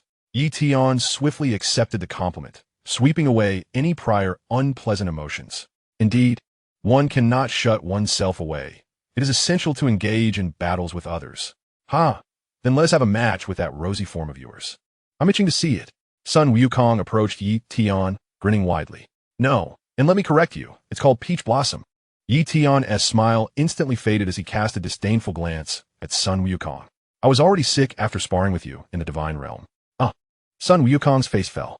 It's different, Lord Zeno. That was merely practice. This is a sparring match, for heaven's sake. Sun Wukong pleaded, hands pressed together beside Ye Tian. Yet Ye Tian was unmoved, shaking his head repeatedly. No. Havers stretched his arms high, yawning lazily. It's getting late. Time to return for some rest, Whis. I want to stay here. I wish to sleep on a normal bed like those on Earth. I do not want to return to the divine realm. Ye Tian interjected hastily. The ghosts are returning to sleep on stones with just a blanket. The food is merely instant meals he buys himself. Does Bulma have any spare rooms? We can sleep here tonight, Whis asked the heavily pregnant Bulma, who stood to the side. Feel free to choose, Bulma said naturally, waving at the three little ones beside her. Please follow me. Little Mai stepped forward, leading Whis, Ye-Tian, and Beerus into the grand villa. Oh, I suppose I shall stay too, Sun Wukong said, attempting to follow the trio. You can come home with me, Chi-Chi declared, hands on her hips. Her brows furrowed as she blocked Sun Wukong's path. Sun Wukong sighed in disappointment, yet dared not resist. He followed Chi-Chi, looking dejected. Then we shall return as well. Father, Sun Gohan, whose clothes were already tattered, bid farewell to Sun Wukong before soaring into the skies with Piccolo, Biddy, and little Fong in her arms. Goten, it's time to go home. Chi-Chi called from the corner of the balcony, where Son Goten and Trunks were still playing with toys. Let us play together next time. After bidding farewell, Trunks too entered the house. As Sun Wukong and the others departed, the balcony fell into silence, with only the twinkling stars above seemingly whispering secrets of their own. The following day, an early rising Ye-Tian accompanied Whis into the dining hall. Upon seeing the lavish breakfast spread, Ye-Tian felt tears welling up in his eyes. This is the life that normal people should lead. After traversing worlds, only now do I realize the blessings of my ordinary past. Vegeta was already seated at the table, munching on buns and fried dough sticks, ignoring the arrival of Whis and the others. Whis and Beerus, as if at home, leisurely enjoyed their meal, and at that moment, the older Trunks and Little Mai entered as well. Good morning, everyone. The older Trunks greeted the group as he and Little Mai took their seats. While having breakfast, Ye-Tian noticed little Trunks yawning as he arrived. The large table was surprisingly filled with people, and Ye-Tian's gaze shifted back to Vegeta, pondering how he managed to maintain such composure around two Bulmas. Are the three of you sleeping together tonight? Chapter 21, The Uncommon Vegeta. And to think he has such a large son without any effort. Why couldn't I have traversed to become Vegeta and enjoy such blessings? Ye-Tian's thoughts began to drift aimlessly again as he sipped his soybean milk, his peripheral vision fixed on Vegeta, a Saiyan prince who had initially endured hardships, but upon arriving on Earth, had secured the wealthy Bulma. His quality of life skyrocketed. He need not worry about anything, focusing solely on surpassing Sun Wukong in training. Meanwhile, Sun Wukong occasionally fretted over financial matters. Yet here he was, free from such worries, living off instant noodles and convenience meals. But everyone has their own opportunities and uniqueness. Envy is futile. What are you staring at? Vegeta rose, leaning on the table, his expression cold as he glared at Ye-Tian. It's nothing. Ye Tian hastily averted his gaze, unwilling to divulge his thoughts to Vegeta. Lord Zeno, are you contemplating a life and death battle with Vegeta today? Whis elegantly dabbed at the corner of his mouth with a napkin and continued. Surely this is the very purpose of your overnight stay yesterday. Upon hearing this, Ye Tian was primed to retort, insisting that was absurd. He merely sought to enjoy free food, drink, and lodging. Yet, expressing such straightforwardness was quite beyond his capacity. A life and death battle? Vegeta squinted, scrutinizing Ye Tian, declaring, "You cannot defeat me." Ye Tian felt as if struck by a thunderbolt, his mind momentarily blank. Vegeta remained true to form. His words were sharp and cutting, as expected from the perennial second best. After speaking, Vegeta turned and departed, not even casting a glance at Ye Tian. Ye Tian pursed his lips and turned to Whis, asking, "Am I truly incapable of defeating him?" "Indeed, you are." Whis and Beerus nodded in unison. Father is extraordinarily powerful. Even Goten's father cannot surpass him. Young Trunks chimed in eagerly. Huh, nonsense. Ye Tian's first thought was that this was utterly absurd. Yet it was indeed the case. The others echoed in agreement, leaving Ye Tian in a state of bewilderment. By the way, how is it that Vegeta can transform into Super Saiyan 4? After a moment of silence, Ye Tian inquired once more of Whis. He has always been able to transform. Father could achieve Super Saiyan 4 during my games with Cell. This time, it was the older Trunks who answered. Ye Tian's mind was flooded with a single thought. Poisonous. This Vegeta is toxic. Could it be that Vegeta is also a time traveler? Then is it not possible for me to engage in a friendly spar instead of a life-and-death struggle? Ye Tian rose and made his way outside. That is permissible. Should you sustain serious injury, I will provide treatment. Whis nodded, leisurely sipping his tea while allowing Ye Tian to leave. What if Vegeta just outright kills me? Beerus stuffed an entire fried dough stick into his mouth, reflecting on how delightful its flavor was. Was paused mid-sip, then chuckled, stating, "Oh, that should not be the case." Stepping out the door, Ye Tian swiftly arrived at the entrance of Vegeta's gravity chamber. He took a deep breath. Facing the peculiar Vegeta, he felt no fear. Presently, Vegeta had supposedly reformed, refraining from reckless actions, and besides, he bore the identity of Lord Zeno. Vegeta would not dare to harm him. In the Dragon Ball world, Vegeta even feared Beerus. Knock, knock. Vegeta, are you in there? May I come in? Ye Tian rapped on the door. No need to activate the gravity. Just come in. A muffled voice from within replied. Ye Tian listened and opened the door. Stepping inside to find Vegeta sitting cross-legged on the floor, seemingly in meditation. What is it? Vegeta inquired as he rose to face Ye Tian. Ye Tian furrowed his brow slightly. Why was it that he and Vegeta were now at eye level? Was a Vegeta supposed to be over 6 meters tall? If there is nothing wrong, then please leave. As Ye Tian felt the piercing gaze of Vegeta upon him, he snorted dismissively and issued an implicit order for Ye Tian to leave.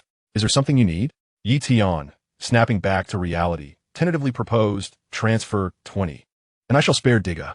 Vegeta raised an eyebrow, pondering the absurdity of this so-called Grand King-esque proposal. What nonsense is this? Is Ultraman here to fetch me? Upon noticing Vegeta's raised brow, Ye Tian mistakenly believed he had encountered a kindred spirit and continued, the Pirate King could be disregarded, a kind need not be killed. Blackbeard's teeth may remain intact, and the world need not be ruled. However, Grand King, I am not as leisurely as you. If you have no business, I kindly request you to take your leave. Vegeta interrupted Ye Tian, feeling he had been unusually polite in his approach. His eyes bore a hint of sympathy, leaving Ye Tian bewildered. What was this all about? What did it mean? I primarily came to seek your guidance. Ye Tian indicated towards himself, asking how to manifest his tail. You wish to inquire about Kakarot's body? Vegeta frowned, a dangerous glint in his eyes. Ask Kakarot or consult Whis. Oh. Ye Tian remained rooted in place. Would you like me to escort you out? Vegeta snapped impatiently, his fists clenched, clearly ready to resort to force. I am the Grand King. Ye Tian retorted indignantly, believing he was being underestimated. Realizing the gravity of the situation, Vegeta's annoyance resurfaced. Gazing at a face reminiscent of Kakarot's only infuriated him further, especially considering the previous encounter with Black Goku, which made it hard to associate him with the Grand King. Vegeta, barely suppressing his irritation, took a deep breath and inquired, So, Grand King, what brings you here? I wish to spar with you. I desire to experience the might of the Super Saiyan 4 form. Ye Tian finally articulated his intentions. Oh, you command me in the name of the Grand King? Vegeta's lips curled into a smirk, shadows dancing in his eyes. Not quite. This is merely a request for instruction from Saiyan. Ye Tian responded with earnest simplicity. Vegeta placed a hand on Ye Tian's shoulder, not granting him the chance to ponder. This place is not suitable for combat. Allow me to take you elsewhere. Whoosh. Oh no. Whis exclaimed as the handle of the teacup he held snapped, sending the cup crashing to the ground in shards. Hey Bulma. It seems the quality of your household items has deteriorated. Observing the three little ones hurriedly cleaning up, Beerus scoffed. If it breaks, just buy another. Instruct them to procure a few expensive sets. Bulma, with her ample figure, waved off the matter. As Whis, refilling a new teacup, suddenly turned to look at the yawning Beerus, the tension between them dissipated. Vegeta wouldn't act recklessly. Beerus declared nonchalantly, his hands resting behind his head as he yawned. were we? Ye Tian surveyed the desolate surroundings, the towering rocky mountains evoking a sense of unease within him. Chapter 22. The Battle of Life and Death? You truly can teleport instantly, like a Kaishin? Ye Tian was left in a state of confusion. An uninhabited planet. Vegeta stood before him, arms crossed, gazing intently at Ye Tian. It seemed as though he was responding to questions, yet his answers remained elusive. Hurry up. My time is always precious. With that, Vegeta unclenched his fists, preparing to unleash his fury. All right, Ye Tian nodded, acknowledging Vegeta's character. He had no intention of engaging in excessive chatter. As Vegeta's roar reverberated, a fierce whirlwind erupted around him. A blood-red aura exploded forth, enveloping Vegeta in a cloak of crimson energy. The sheer force of his power surged, causing Ye Tian to instinctively raise his hands to shield his forehead as he staggered back several paces. His eyes widened in shock. This Super Saiyan 4 form was truly terrifying, akin to confronting an immovable mountain.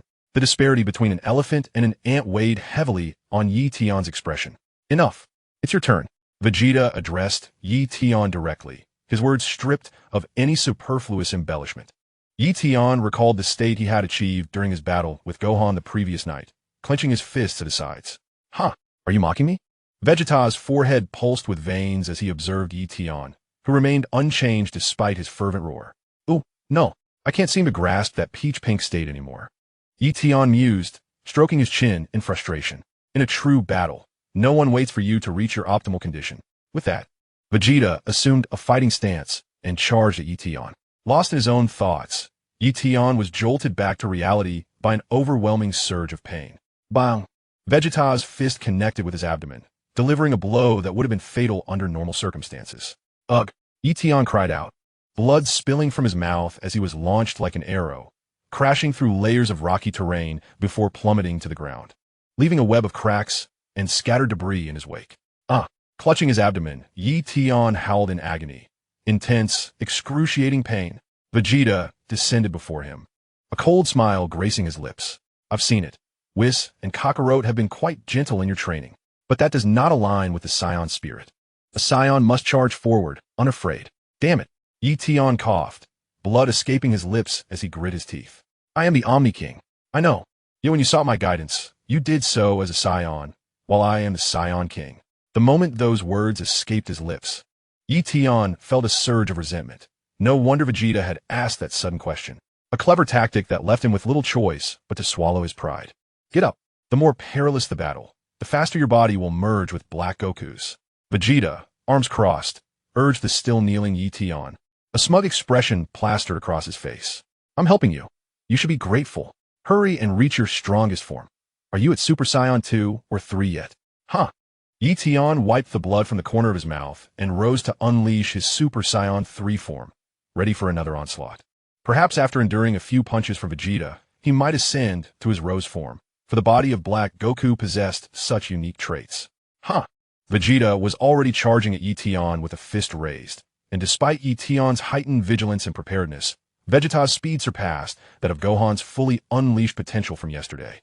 Ye Tian realized that his previous training with Whis and sparring with Goku had merely been child's play, with another punch landing squarely on Ye Tian's jaw. He could scarcely discern Vegeta's movements, finding himself merely a recipient of the blows. Vegeta unleashed a flurry of punches upon Ye Tian's body, causing him to see stars and feel the world spin around him. How terrifying! Blood dripped from Ye Tian's lips as he glared at the distance growing between himself and Vegeta, bruised and battered. Hey, you can't just beat me up so fiercely under the guise of helping me, Vegeta. That's rather uncouth. Vegeta remained remarkably composed, his expression indifferent and his words unapologetically forthright. What are you talking about? Wasn't it you who begged me? Vegeta, I must say, I feel utterly disrespected. Ye Tian guri majit. Every part of him aching. Disrespected? Are you stronger than I am? Vegeta scoffed, his demeanor radiating arrogance in Ye Tian's eyes. Ye Tian was left speechless. While it was undeniably infuriating, it was also the truth. Even Beerus wielded destructive techniques, and Whis possessed the Ultra Instinct. Even this perennial second fiddle, Vegeta, had mastered Beerus's destructive techniques in later stages. The Omni-King, though lacking in combat prowess, could erase anything with a mere gesture. He held the title of the Omni-King's brother. But truthfully, he had nothing substantial to offer. Feeling stifled? Indeed, that was the point. Vegeta charged at Ye Tian once more, delivering another kick. Ye Tian was sent flying back, struggling to stabilize himself, his teeth grinding in frustration. Perhaps due to the humiliation he felt, the pain from his injuries seemed to diminish. The level of one's power dictated how others would treat them. As Vegeta spoke, he threw another punch at Ye Tian's cheek. Bang! Ye Tian was struck and plummeted towards the ground, crashing into it and creating a massive crater, smoke billowing up and enveloping his disheveled form. Yet after a brief moment, the smoke began to dissipate, and Vegeta stood at the edge of the crater. Ye Tian, rallying his strength, swung his fist in retaliation. With a swift motion, Vegeta raised a single hand to block Ye Tian's punch, and with a flick of his foot, sent Ye Tian flying once more. Ye Tian's feet scraped against the ground as he slid backward until he knelt on one knee, bracing himself against the earth to finally dissipate the momentum. What kind of strength warrants such treatment? Ye Tian began speaking softly, but as his words progressed, his tone grew increasingly forceful. The pink aura around Ye Tian surged forth as he clenched his fists and roared, causing the very earth beneath him to tremble and crack under the intensity of his power, with fragments of stone flying into the air. Not bad, Vegeta scoffed, charging towards Ye Tian once more, delivering a rapid punch. With a resounding slap, Ye Tian finally retaliated, intercepting the blow. In response, he raised his other fist, aiming a strike at Vegeta's cheek. Chapter 23. I wish to meet the Grand Priest. Vegeta deftly avoided Ye Tian's punches, his speed rendering him nearly invisible. Ye Tian gritted his teeth, hastening his own strikes, his mind fixated on a singular thought. Hit Vegeta, even if it were just one punch. He was determined to make contact. With each swing, Ye Tian began to surpass his previous limits, directing a blow towards Vegeta's face. Vegeta, experienced in combat, effortlessly raised one hand to block the strike, quickly leaping back and steadying himself with one hand on the ground. At that moment, Ye Tian ascended, his hands overlapping as he aimed to deliver a heavy blow from above. His speed had indeed increased, yet Vegeta's seasoned reflexes allowed him to evade the attack with ease. Boom! Ye Tian's fist collided with the ground, creating a massive crater as debris scattered and smoke billowed.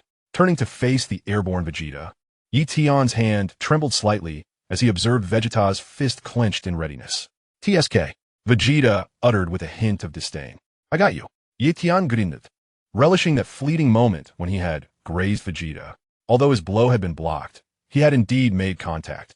He was no longer merely on the receiving end. You've certainly grown a bit stronger, Vegeta remarked indifferently, raising his fist and charging once more Ye Tian. Let's conclude this battle. Ye Tian's eyes narrowed. Yet he had no time for surprise as Vegeta materialized before him, unleashing a punch. Bang! In the blink of an eye, Ye Tian hastily raised his arm to shield against Vegeta's strike, only to find himself compelled to defend again as Vegeta's other hand swung out. Cold sweat trickled down Ye Tian's forehead. Vegeta was formidable, far beyond his expectations. Was this the Super Saiyan 4 transformation? It seemed Vegeta had yet to unleash his full potential. No, it was he who was too weak to fully harness the original power of Black Goku. As he observed Vegeta's chilling smile, Ye Tian felt an increasing sense of foreboding. Vegeta's fists continued to rain down, each strike faster and more powerful than the last, amplifying the intensity of their clash. Ye Tian clenched his molars tightly, veins protruding on his forehead, struggling to cope with the barrage of fists that assailed him. He lacked the strength to counterattack. With a resounding shout, Vegeta delivered a final punch, the force so tremendous that it ruptured the air, causing it to warp. Bang! Ye Tian, unable to withstand the blow, had his defenses shattered as it struck him squarely in the abdomen, causing his body to bow in agony. The immense pain rendered him incapable of even uttering a cry, his body trembling involuntarily. Not too shabby, Vegeta remarked, reaching out to catch the falling Ye Tian, his voice a mere buzzing annoyance. Your foolish antics are precisely what I detest. Who else would I strike? Did Ye Tian hear this? No, for darkness enveloped him, unable to bear the overwhelming pain, and he slipped into unconsciousness. When Ye Tian awoke once more, he found himself reclining on a lounge chair on the balcony, with Whis and Beerus seated beside him, engaged in a casual conversation.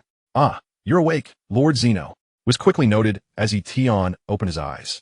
Ye Tian lay still, completely engulfed in the aftermath of the crushing defeat. What is it, Lord Zeno?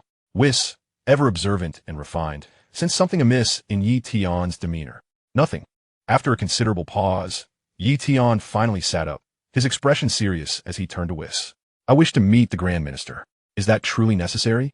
Whis asked, studying Ye Tian in contemplative silence before inquiring again. Yes. Ye Tian nodded resolutely. Even Beerus, noting the subtle shift in Ye Tian's energy, wondered if his frustration stemmed from not defeating Vegeta. It's all right. Even if you possess Black Goku's body, you've only been training for a month, Beerus remarked languidly, resting his hands behind his head. Losing is only natural. That Vegeta is rather heavy-handed. Listening to Beerus's indifferent words, Ye Tian's hands, resting on his thighs, clenched into fists. I must meet the Grand Minister, he reiterated, lowering his gaze. Very well. Whis stood, a staff appearing in his palm. As Ye Tian placed his hand on Whis's shoulder, Beerus lazily waved his hand. The sooner you go, the sooner you return. I'll be here waiting. Lord Beerus, aren't you coming? Whis asked, somewhat surprised by Beerus's lack of interest in the matter. Not going, Beerus yawned, beginning to close his eyes for a nap. In the blink of an eye, following Whis, they arrived at the Grand Minister's residence, marking Ye Tian's first encounter with the Grand Minister. Grand Minister, it is Lord Zeno. Whis knelt on one knee, gazing up at the Grand Minister, eager to explain. I know, the Grand Minister interrupted, a flicker of guilt passing through his eyes. Lord Zeno, with his hands clasped behind him, hovering slightly above the ground, he bowed to Ye Tian. Am I truly Lord Zeno? Ye Tian pressed his lips together, inexplicably sensing an ineffable familiarity emanating from the High Priest. Indeed, the High Priest nodded slightly. Do I possess any unique abilities, aside from the body of Black Wukong? With his finger pointed at himself, Ye Tian spoke with some difficulty. He yearned for an answer, yet feared what it might reveal. Yes and no.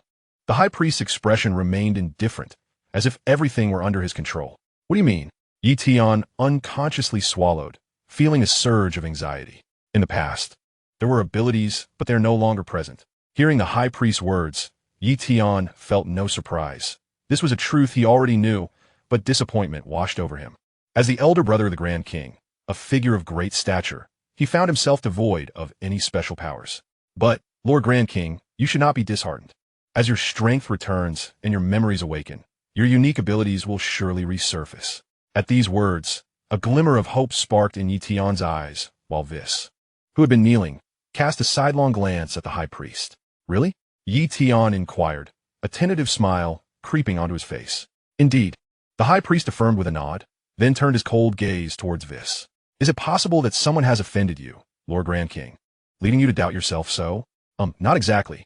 It's just that I feel. Before Ye Tian could finish, the High Priest's gaze grew even more frigid. Whis, as the guide, you and Beerus are evidently inadequate. It's not entirely their fault. Primarily, it's because Ye Tian hastily waved his hands, eager to explain.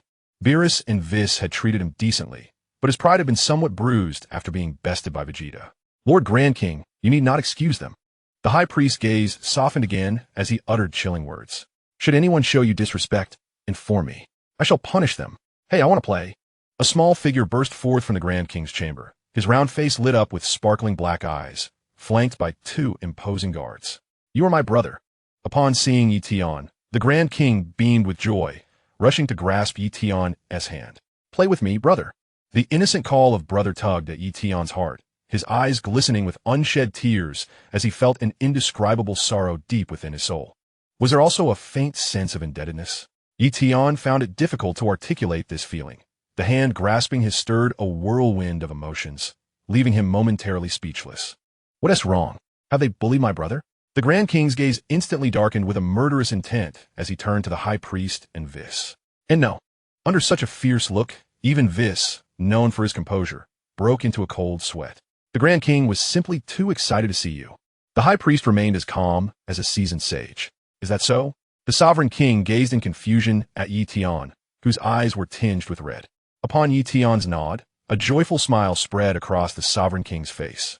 Then let's play together, he exclaimed, gleefully grasping Ye Tian's hand and shaking it. Ye Tian responded with a gentle smile, his eyes filled with affection. All right, what would you like to play? We could engage in a game that makes the universe disappear. I excel at such matters, boasted the Sovereign King, unwittingly driving a metaphorical knife into Ye Tian's heart. In truth, as an elder brother, he was most unskilled in such affairs. However, if that is beyond my capabilities, might we consider another game? Ye Tian, displaying rare patience, retrieved a small iron box from his pocket. With a resounding pop, he opened the box and tossed out a capsule, which, upon release, enveloped the area in a haze of smoke, revealing an array of amusements.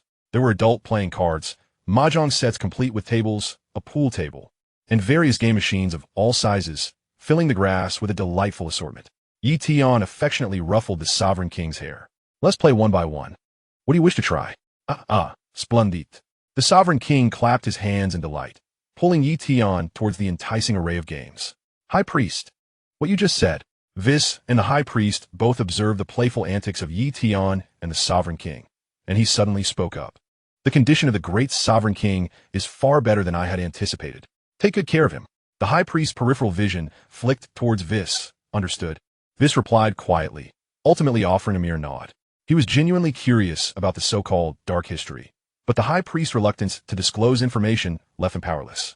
Now, spin around and press the A button, Ye Tian instructed as he manipulated the King of Fighters 97 machine. Give it a try. The Sovereign King approached hesitantly and pressed a button. As the characters on the screen were mercilessly pummeled, he scowled and began pressing buttons frantically. In a fit of frustration, he slapped the machine, causing it to vanish. This is too difficult. Let us try another, he cried. Ye Tian wiped the cold sweat from his forehead, realizing that his earlier concerns about being unable to control his strength were misplaced. It was indeed the Sovereign King who was the more unpredictable one. How about we play a game of Go? The rules are as follows. Ye Tian selected a simpler game. All right, this is how it will be. The Sovereign King eagerly seized the opportunity, placing 5 pieces in rapid succession. Impressive. You truly are remarkable. Ye Tian felt his lips twitch increasingly at the Sovereign King's exuberance. Now it's your turn, brother. The Sovereign King eagerly nudged Ye Tian's white pieces. Your arrangement isn't as aesthetically pleasing as mine, he remarked, observing Ye Tian's differing placements. Before long, his interest waned as he struggled to create any patterns. Ye Tian quickly produced a deck of playing cards. This is simple. Here's the back and here's the front. We slightly bend the back upwards and place it on the ground, only to discover that the ground is covered in grass. Ye Tian sets the playing cards aside on the pool table. He places them on the table, and with a swift clap, they successfully flip over. Observing Ye Tian's maneuver, the King of all nods, clearly understanding the action, and thus they engage in a playful exchange. With a sound, Ye Tian's forehead glistens with sweat. Although this game is rather trivial, he must pretend to be thoroughly enjoying himself. Why, indeed, has he sought the esteemed king of all? The surrounding scenery offers no distinction between day and night, rendering the passage of time imperceptible. After exhausting all the activities, Ye Tian, panting, gazes at the still excited king of all and says, Dear brother, I'm quite fatigued. Let us take a moment to rest. Having just participated in various high-intensity games such as ball sports and skipping, even the body of Black Wukong feels somewhat overwhelmed. The divine official was correct. Engaging with the king of all without proper control over one's own physical limits is taxing. Continuing on this path could prove detrimental. His stomach has been grumbling for quite some time. Moreover, Ye Tian suddenly recalls that his recent daily exercises in the divine realm were far more gratifying compared to accompanying the king of all now. He glances at the 2 guards, filled with sympathy as they continue to play with the king. Shall we return, Your Excellency? The divine official drifts over, observing Ye Tian, who is sitting on the grass, rubbing his belly. Yes, let us return. Ye Tian nods, feeling parched and somewhat reluctant to speak. I shall summon Weiss to fetch you. At the divine official's command, a staff materializes from his outstretched hand. In no time, Weiss appears before Ye Tian. Your Excellency, are you ready to return? The gentle Weiss greets him, and the familiarity of his words feels oddly distant to Ye Tian. Let's go. Ye Tian rises, feeling an awkward sense of fleeing. Are we headed back to Earth? Weiss inquires, swiftly navigating through the cosmic sea, his gaze fixed ahead. Chapter 25, Paradise, Frisia. I placed an order yesterday. It should arrive today, and I need to retrieve it. Ye Tian absent-mindedly touches his neck, swaying it side to side, feeling quite sore. Yesterday? Weiss suddenly halts, casting a peculiar glance at Ye Tian. Ye Tian bumps into Weiss's back, rubbing his now sore nose, and protests, What are you doing? Slow down when braking. It's dangerous. Your Excellency, according to Earth's time calculations, you have been with the King of all for 3 months. Weiss nearly bursts into laughter. Really? I had no sense of time passing. Ye Tian's words falter as he recalls the items he brought along. Those things cost a total of 30 million cards. Yet, I haven't even had a proper meal, only sipping water occasionally. Ye Tian ikaims in shock. That is quite normal. After all, he is a divine being. Eating or not is of little consequence. Weiss remains remarkably composed. Indulging in food is merely a hobby. Upon arrival in the ethereal realm, Weiss retracted his staff and beheld Beerus, who was leisurely seated beneath a tree, savoring a slice of pizza. Lord Beerus, have you saved any for me? I left a box. With his hands cradling his head, Beerus reclined against the tree, crossing his legs languidly. Scattered around him were numerous pizza boxes, and Ye Tian's gaze was filled with disdain. What about my portion? Oh, the Grand King, you have returned. Beerus waved dismissively. Hey, your attitude towards me is quite disrespectful. Ye Tian approached Beerus, hands on his hips. With his eyes half closed, Beerus glanced at Ye Tian. Since Weiss and I are, in a sense, your mentors, we can be considered half-teachers. Do you feel the same way? Ye Tian raised an eyebrow at Weiss. Ho ho ho. Weiss elegantly took a bite of pizza and replied with a smile, if the Grand King desires us to prostrate ourselves in reverence each time, we shall comply. Imagining that scene, where the two would kneel at every opportunity, Ye Tian dismissed the thought, waving his hand. He approached Weiss, aiming to snatch a slice of pizza. Grand King, this is my pizza. Weiss protectively shifted the pizza away. Come on, don't be so stingy. I just want a piece. Ye Tian lamented, reaching for the pizza once more. But all the pizza is mine. Weiss deftly evaded, leaving Ye Tian grasping at air. Observing the playful exchange between Ye Tian and the evasive Weiss, Beerus lazily wagged his tail. After 2 days of training with Weiss, Ye Tian's patience began to wane. Weiss, could you not teach something different? Ye Tian hovered in the air, hands on his hips, gazing at Weiss. What? Weiss inquired, puzzled. Like your ultimate technique, the Ultra Instinct. Ye Tian gestured, shrugging his shoulders, feeling that Weiss was deliberately withholding knowledge from him. Am I not teaching you? The key is to diligently and earnestly practice the fundamentals. Weiss explained. I'm tired of this, it's too tedious. Ye Tian grumbled, landing on the ground. He looked at the yawning Beerus. Are you bored? Can't you see? Beerus replied, holding a fishing rod, competing with a prophetic fish. I want to go out and meet Frisia. Ye Tian turned to Weiss, who had also descended. Frisia, Weiss pondered, pointing a finger to his chin. He is likely still in heaven at this time. Oh, the heaven where the little bear band performs and the fairies frolic. All wrapped in cocoons hanging from the grand trees? Ye Tian asked, his expression brimming with excitement. I cannot say for certain. Weiss shook his head. After all, he would go to such places without reason. Then take me there. I wish to challenge him. Ye Tian proposed, rephrasing his request into a more appealing form. Very well. Weiss turned to Beerus and inquired, Lord Beerus, do you wish to join? After all, he is your old acquaintance. I shall not go. Beerus turned his head, resuming his gaze upon the lake's surface. In light of this, it appears that not only do you know each other, but the destruction of planet Vegeta was also due to your actions. Ye Tian immediately recalled this jest. Nonsense. Isn't planet Vegeta still intact? We even enjoyed a delightful barbecue of rapid elephants there last time. As Beerus spoke, he turned back and unceremoniously instructed Weiss. Make sure to bring back some barbecue when you return. What? Ye Tian found himself somewhat bewildered. What on earth is Beerus talking about? How could he be unaware that planet Vegeta still exists? Weiss interjected. It's because Vegeta wished for it using the Dragon Balls. With that, he brandished his staff, announcing, all right, Lord Zeno, shall we depart? In that case, I would also like to visit planet Vegeta, Ye Tian said, placing his hand on Wiss's shoulder. Certainly, Weiss replied, and the two figures swiftly vanished. My fish is about to bite. The prophetic fish shook its goblet, the fishing rod in its grip trembling slightly. Darn it. My fishing rod remains utterly still. If it doesn't bite soon, I shall destroy you all. Beerus exclaimed in frustration, glaring at the lake's surface. In a moment, bubbles began to rise in the water, and Beerus's fishing rod was violently tugged. You're cheating. The prophetic fish angrily tossed the rod into the lake, fuming as it turned to leave with its goblet. Hey, I'll let you go this time. Beerus hurriedly called out as he saw the fish about to escape.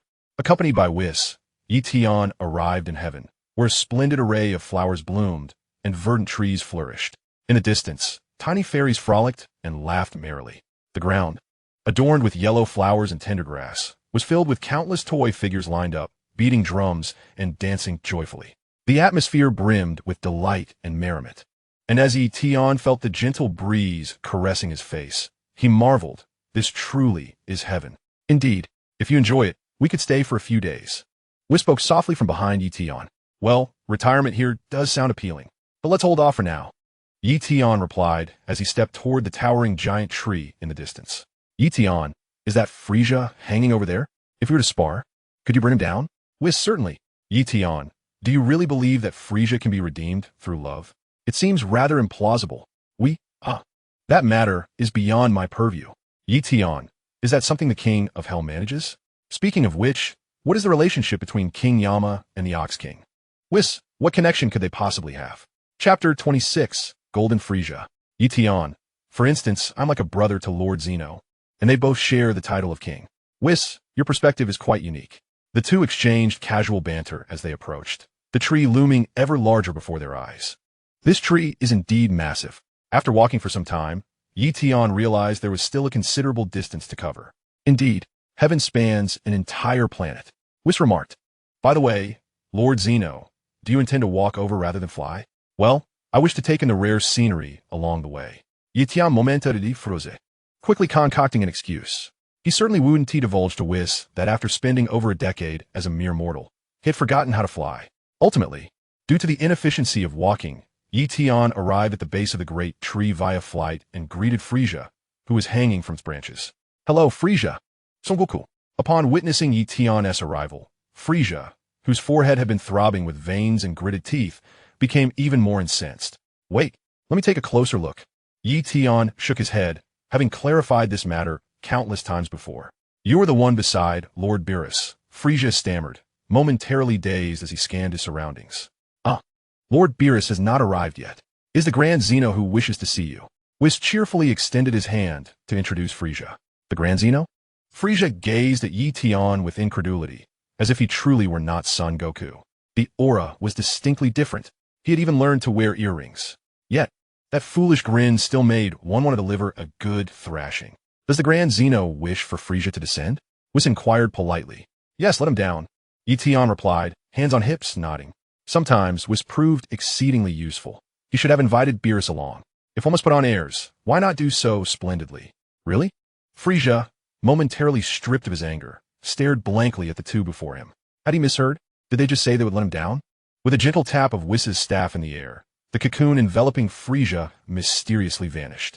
Frisia quickly regained his balance, staring at his hands in a daze. Thank you so very much, Grand Zeno. Frisia could hardly suppress the urge to embrace him in gratitude. Not at all. Ye Tian replied with a faint smile. Flying before Frisia, he gestured to indicate their height difference, chuckling. Indeed, this is quite a compression. Observing Ye Tian's actions, Frisia felt as though several daggers had been thrust into his heart. His forehead pulsed with veins, fists clenched tightly. He must not succumb to rage, he must endure. Though puzzled by why this so-called Grand Zeno bore such a striking resemblance to Son Goku, as long as he could secure his freedom, it mattered not whether he was Son Goku or the Grand Zeno. Moreover, anyone capable of commanding Whis was undoubtedly beyond his capacity to challenge. Might I inquire what the Grand Zeno desires? Frisia managed to force a strained smile, gazing at Ye Tian. Hee, it's nothing of great significance. Merely a desire to spar with you. Ye Tian beamed, his gaze scrutinizing Frisia as if he were scanner. The individual before him possessed remarkably lustrous skin, emanating a cold metallic sheen, suggesting excellent skincare by human standards. However, your height is rather excessive in its diminutiveness. You resemble a child. Ye Tian remarked, delivering a blow to Frisia's pride. Frisia clenched his fists tighter, beads of cold sweat trickling down his forehead. The Grand Zeno truly spoke with malice, exhibiting a lack of appreciation for the situation. As this thought crossed his mind, the veins on Frisia's forehead throbbed, and he glared at the Grand Zeno, questioning how he wished to engage in a spar. Whis, stifling a laugh, placed a hand over his mouth as he observed the tension between the two. Just as Frisia was on the verge of an explosive reaction, Ye Tian intervened, creating distance between them. Ye Tian surmised that Frisia, known for his patience, was likely holding back due to his concern for Beerus. Let's engage in combat then. How else would we spar? Ye Tian remarked, casting a detached glance at Frisia. Oh, the Grand Zeno certainly has a sense of humor. How could I possibly be your opponent? Frisia's expression shifted slightly. He had no desire to confront Ye Tian. What's this? You refuse to fight me? Ye Tian's gaze darkened as he beckoned to Whis. Whis, if he won't fight, Then I will return immediately. Wait, no. I'm willing to spar. Frisia interjected frantically before Weiss could react. Excellent. Ye Tian stepped back, assuming a combat stance. Frisia, swallowing the nervous saliva that had accumulated, clenched his fists in a defensive posture and transformed into his golden form. Oh, it's golden Frisia. Ye Tian nodded in acknowledgement, pondering the value of this golden transformation. Without allowing Frisia a moment's respite, Ye Tian unleashed his own transformation into the rose state, having mastered it further since their last encounter, thanks to Vegeta's taunts. Let us begin. Ye Tian beckoned mysteriously to golden Frisia with a flick of his finger. Frisia, fully prepared for battle, unleashed his full power with a punch aimed directly at Ye Tian. Faced with an opponent on par with Beerus, he dared not underestimate the situation. However, the misunderstanding was swiftly resolved as his punch connected squarely with Ye Tian's face. With a resounding thud, Ye Tian was propelled backward, akin to a bullet fired from a chamber. Frisia trembled uncontrollably, various conspiracy theories flashing through his mind. Could it be that Beerus, discontent with him, sought to use the Grand Zeno as a pretext to eliminate him, much like how he had previously destroyed Planet Vegeta? Regaining his composure, Ye Tian wiped the blood from his nose, muttering about the lack of honor in such an aggressive opening. Grand Zeno, are you alright? Frisia, increasingly apprehensive, approached Ye Tian, his forehead slick with sweat. All is well, continue. Ye Tian replied nonchalantly, wiping away the blood as he charged toward Frisia, declaring, Here I come. Chapter 27. What conspiracy lies ahead? Frisia observed the sluggish fist approaching, allowing himself a moment to ponder the true intentions of the Omni-King in rescuing him. Was it merely a desire for a sparring match? However, possessing the authority to command, Whis suggested that this being should exist at a level comparable to Beerus. Yet, why did the displayed power seem so feeble? Had he misjudged the situation? Frisia found himself perplexed, and, as Ye Tian's fist swung towards him, he chose not to evade. The punch landed squarely on his cheek, and Frisia theatrically tilted his head, propelling himself backward with precision, mirroring the distance Ye Tian had previously flown back. With a dramatic wail, Frisia amplified the perceived power of Ye Tian's punch. Was he being overly theatrical? Ye Tian, dissatisfied, glanced towards Whis, voicing his suspicion that Frisia was always up to some cunning scheme. Hey Frisia, come back. Ye Tian shouted, hands on his hips, fully aware of his own strength. Frisia executed a backflip, soaring towards Ye Tian. Was he unsatisfied with feigning weakness? His eyes darted, and he restrained some of his power as he aimed a punch at Ye Tian. The force was moderate, and the speed unremarkable, prompting a slight smirk from Whis, who cast a knowing glance at Frisia. With a swift sidestep, Ye Tian evaded Frisia's punch and retaliated with a sweeping kick. Frisia deftly retreated, evading the strike, and swung his tail at Ye Tian, who promptly crouched down. With a spirited leap, Ye Tian launched a relentless barrage of kicks aimed at Frisia's head. Frisia continued to dodge, occasionally putting on a dramatized expression of determination and struggle. Yet, Ye Tian had previously felt the might of Frisia in his golden form, rendering Frisia's performance overly contrived and ostentatious in Ye Tian's eyes. Feeling humiliated, Ye Tian gritted his teeth and accelerated, delivering a punch toward Frisia. As Frisia was sent flying but quickly regained his balance, Ye Tian's forehead throbbed with veins. He rushed towards Frisia, aiming a kick, while Frisia tentatively threw a punch towards Ye Tian's abdomen. The blow was overly restrained, leaving Ye Tian feeling as if he had merely been patted on the stomach. In a flash, Ye Tian pivoted behind Frisia, driving his elbow towards Frisia's neck, his focus unwavering. Frisia, reciprocating with equal seriousness, lowered his body to evade Ye Tian's strike. With a swift upward motion of his leg, he executed a gentle knee strike towards Ye Tian's chin. The impact caused Ye Tian's head to snap back from the force, propelling him into the air as he extended his hands, unleashing a flurry of energy blasts. Frisia, however, did not flinch, fully aware that those energy blasts posed no threat to him. Amidst the incessant explosions, Frisia seized the moment to contemplate. The balance of power in this battle seemed remarkably even, thus perhaps the Grand King would be quite pleased. As the smoke began to dissipate, Frisia's golden form remained as resplendent as ever, glimmering faintly in the light. Ye Tian's forehead pulsed with veins as he charged at Frisia once more, throwing a punch, which Frisia deftly blocked with his elbow. Frisia was not one to easily accept defeat. A contest must involve reciprocal engagement to be truly thrilling. Hence, he lifted his leg to sweep kick towards Ye Tian, who similarly raised his elbow to parry the strike. Noticing that the power of his opponent had subtly increased during their brief exchange, Frisia pondered whether Ye Tian sought him out for a sparring session due to his still unstable realm. However, he quickly dismissed that thought. Why would one choose to seek him out in heaven? And why release him? There must be some underlying conspiracy he was unaware of. Ye Tian unleashed a flurry of punches, striving to land a blow on Frisia, gradually entering a state of heightened focus. His speed quickened, and his strikes grew in potency.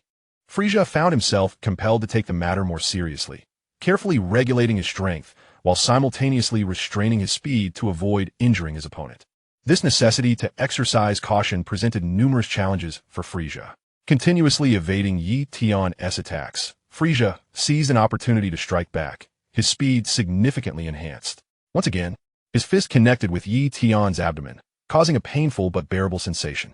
Ye Tian, undeterred, quickly dissipated his momentum and charged at Frisia once more. The two lunged at each other, arms bent as they collided with their elbows. Ye Tian aimed a sweeping kick towards Frisia's shoulder, which Frisia blocked with his elbow, leading to a close-quarters tussle. Frisia fought with deliberate precision, while Ye Tian, devoid of excessive caution, relentlessly unleashed a barrage of punches and kicks. Observing from the sidelines, Whis silently noted that Frisia was indeed an excellent sparring partner, far more effective than that Goku fellow, despite the issue of his lack of a corporeal form post-resurrection. Frisia swung a punch towards Ye Tian, who quickly crouched in an attempt to counterattack, only to find Frisia's tail in motion. With a twist of his body, Frisia's tail swept towards the crouching Ye Tian. Gritting his teeth, Ye Tian extended his hand to block the incoming strike, dissipating the force of Frisia's blow, and seized Frisia, spinning him around like a top. With a sudden release, Frisia was propelled away, yet in mere moments, he regained his composure. You, my friend, it feels as though you were toying with me. Underneath this golden guise, it seems you can rival Super Blue. How is it that my freshly transformed Rose Hue can stand toe-to-toe with you? I'm not even at full power of Super Blue. Ye Tian's forehead throbbed with veins. Unable to contain his outrage any longer, he began to curse vehemently. Meanwhile, the observant spoke with an unhurried tone. Lord Zeno, when did you gain such clarity regarding your own capabilities? Have a bit more confidence. Remove the notion of uncertainty. This is merely because I have just entered my golden form, and due to my lack of stamina, I am unable to control myself effectively. Ye Tian retorted, pointing at the halo above Frisia's head. You're dead, for heaven's sake. Where is this stamina coming from? Do you really believe yourself to be so easily deceived? What stamina could you possibly have when you're dead? Frisia mused that he would rather watch those foolish entertainers dance and sing than deal with the ungrateful Lord Zeno. If he were to be severely beaten, would Beerus not use that as an excuse to obliterate him? As Frisia grappled with what to do, Ye Tian retracted his aura, returning to his normal state, and looked at Whis, commanding, "Take him back, I am done playing." "Very well." Whis responded swiftly, and with his words, his staff appeared. Frisia found himself enveloped by a cocoon, unable to utter a word, and was once again hung on a tree. "Wait, you promised to let me out," he shrieked as Ye Tian turned to leave. Chapter 28, Planet Vegeta, Broly. I released you to play with you, but your performance was lackluster and did not amuse me. Ye Tian Gurumblet.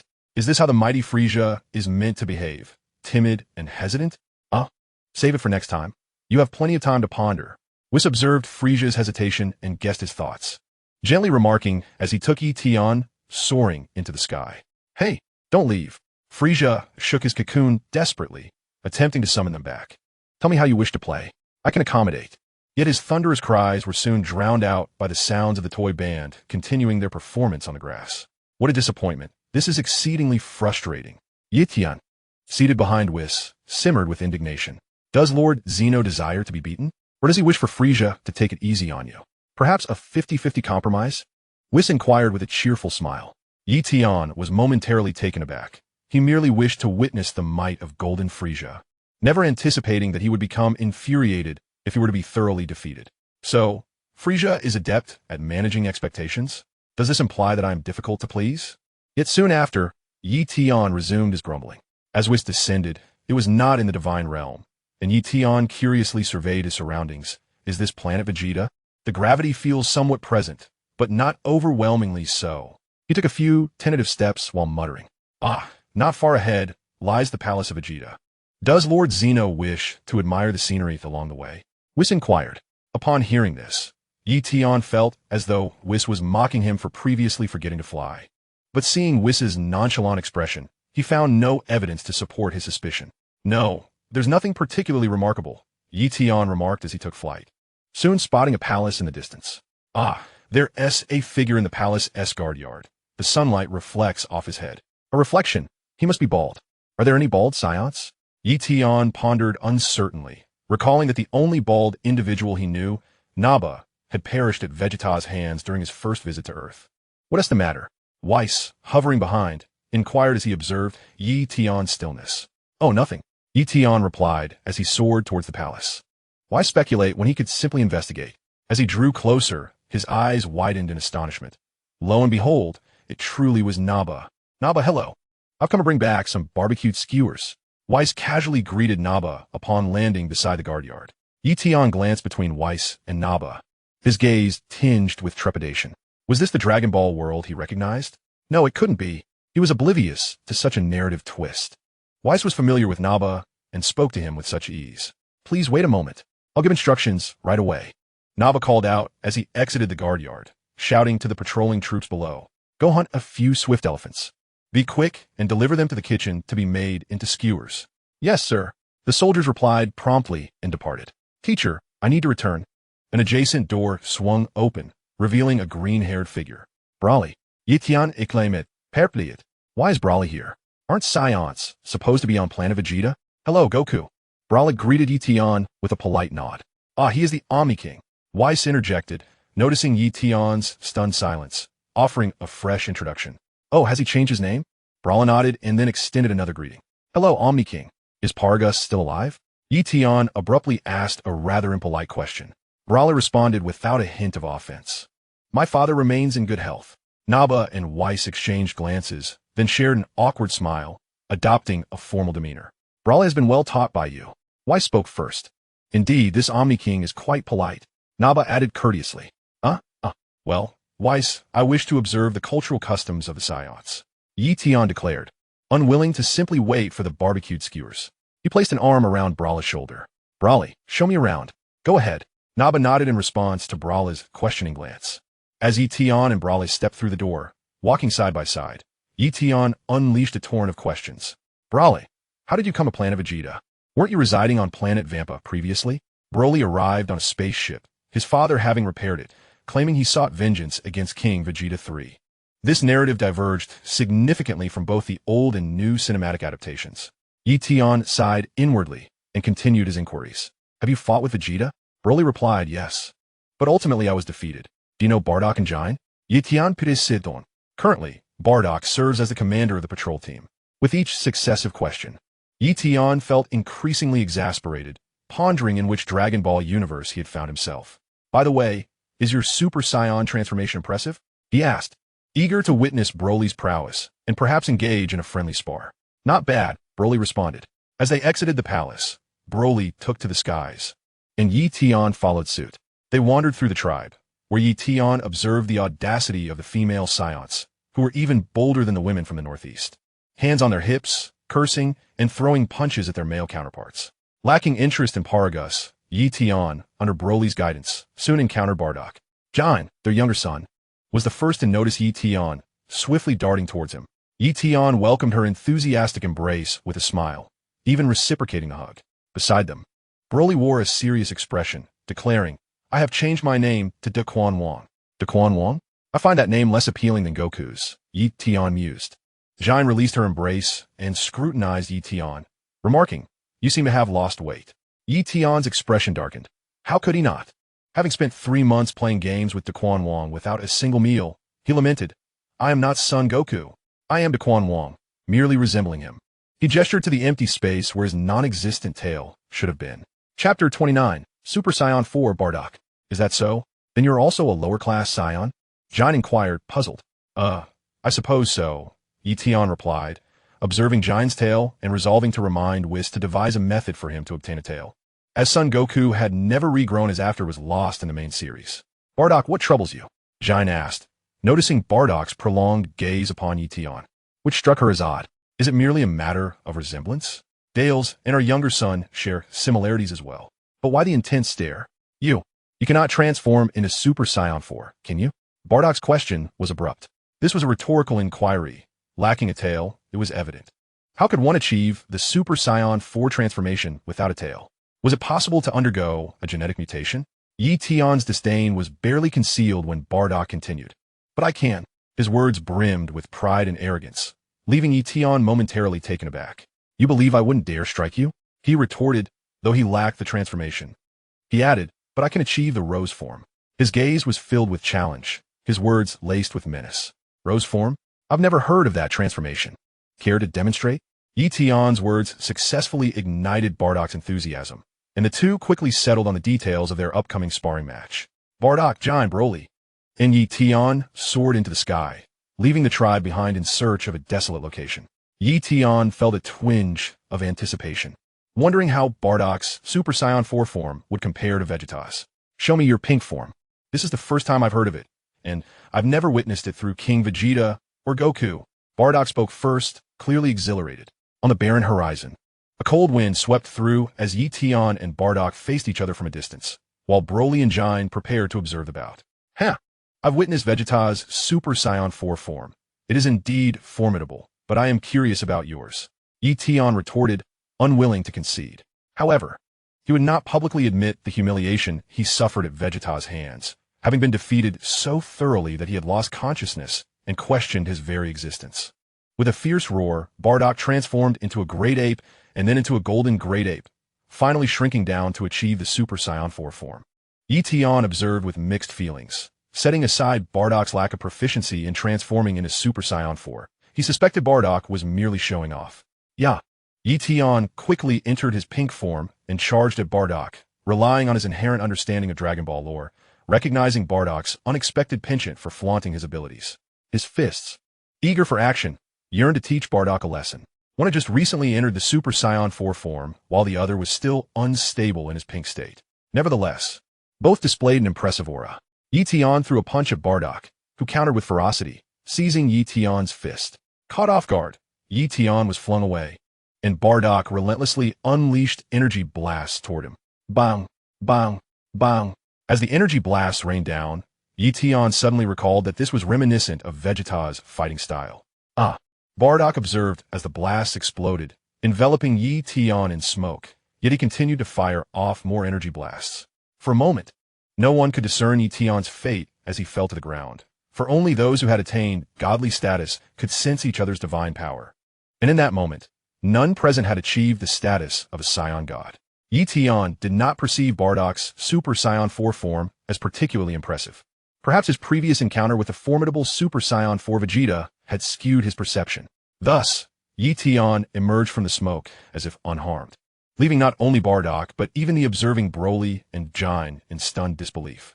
Bardock, momentarily taken aback, quickly regained his composure, gritting his teeth and eyeing the approaching Ye Tian with caution. With a resounding clash, both struck each other's faces with their fists.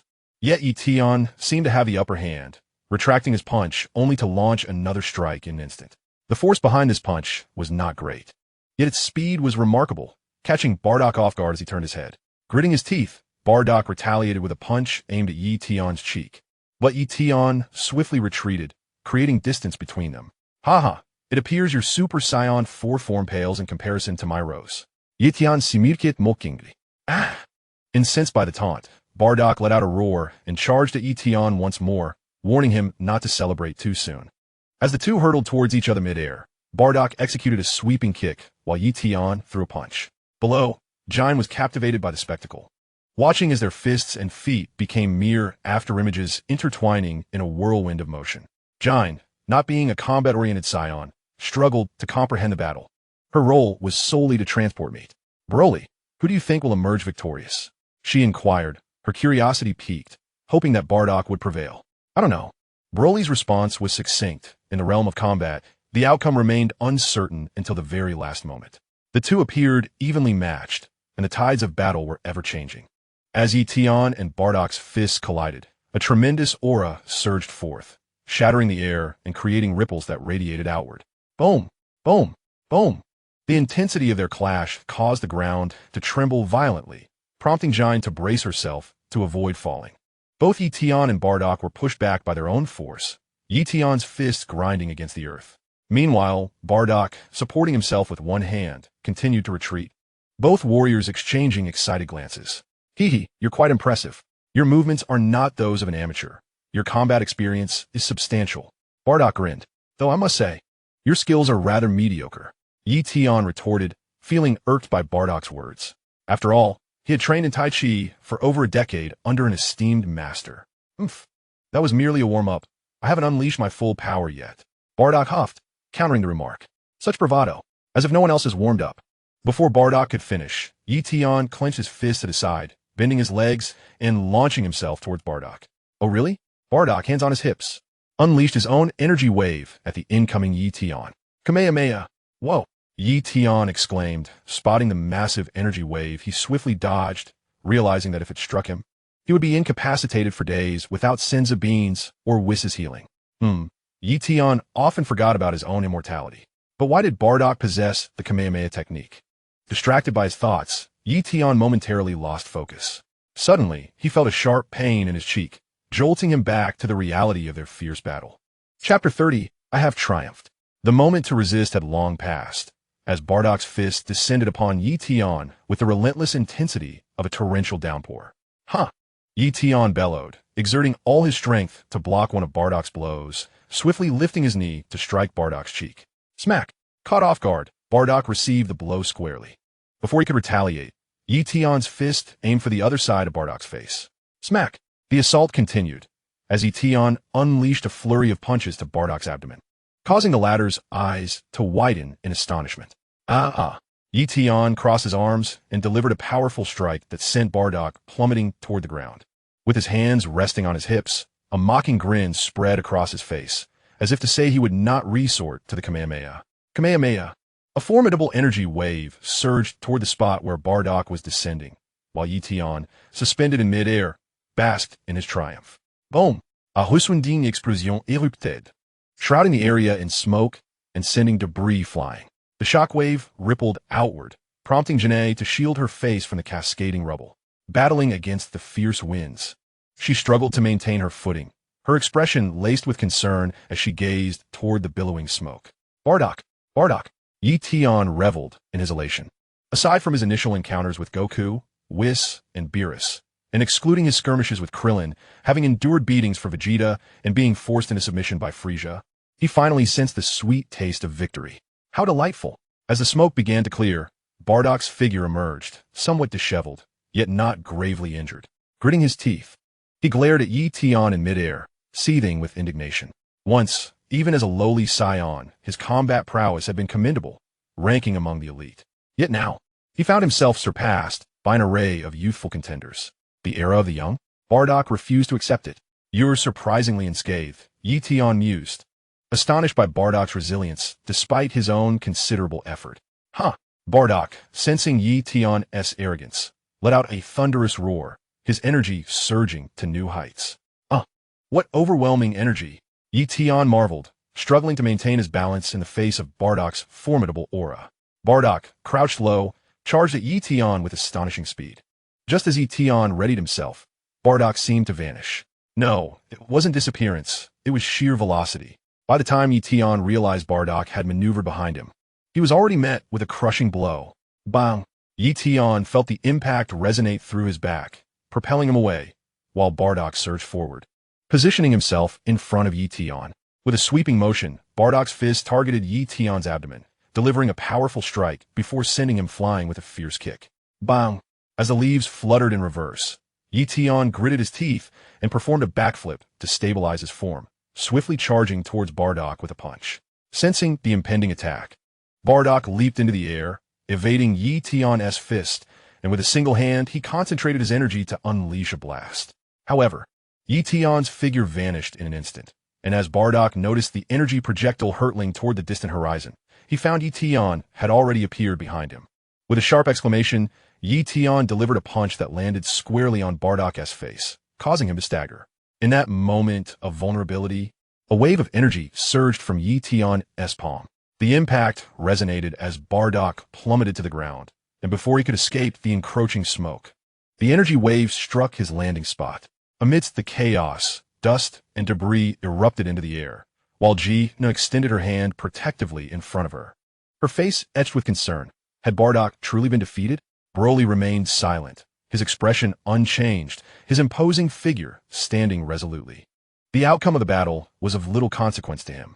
Ah, how disappointing that it ended sooner than I anticipated, Ye Tian proclaimed with his hands on his hips. Hovering above the billowing smoke, a triumphant gleam in his eyes. Yet unbeknownst to him, Bardock had silently re-emerged behind him. You always celebrate prematurely, don't you? Bardock remarked, arms crossed, casting a disdainful glance at Ye Tian below. The howling winds and swirling clouds suggested that the battle was far from over. Ye Tian turned, glancing upward at Bardock, his teeth clenched in frustration. I can't believe we've been at this for so long. Clearly, I must continue to grow stronger. You are even more tenacious than I imagined, Bardock, yet you remain overly fixated on superficial strength. Ye Tian simirkit juningli. What nonsense are you spouting about superficial strength? Bardock questioned, perplexed, dismissing Ye Tian's words as mere arrogance. It's quite simple. I am overwhelmingly stronger than you, Ye Tian declared, clenching his fists with a fierce shout. Huh? Bardock scoffed, unconvinced, his gaze challenging Ye Tian's fury.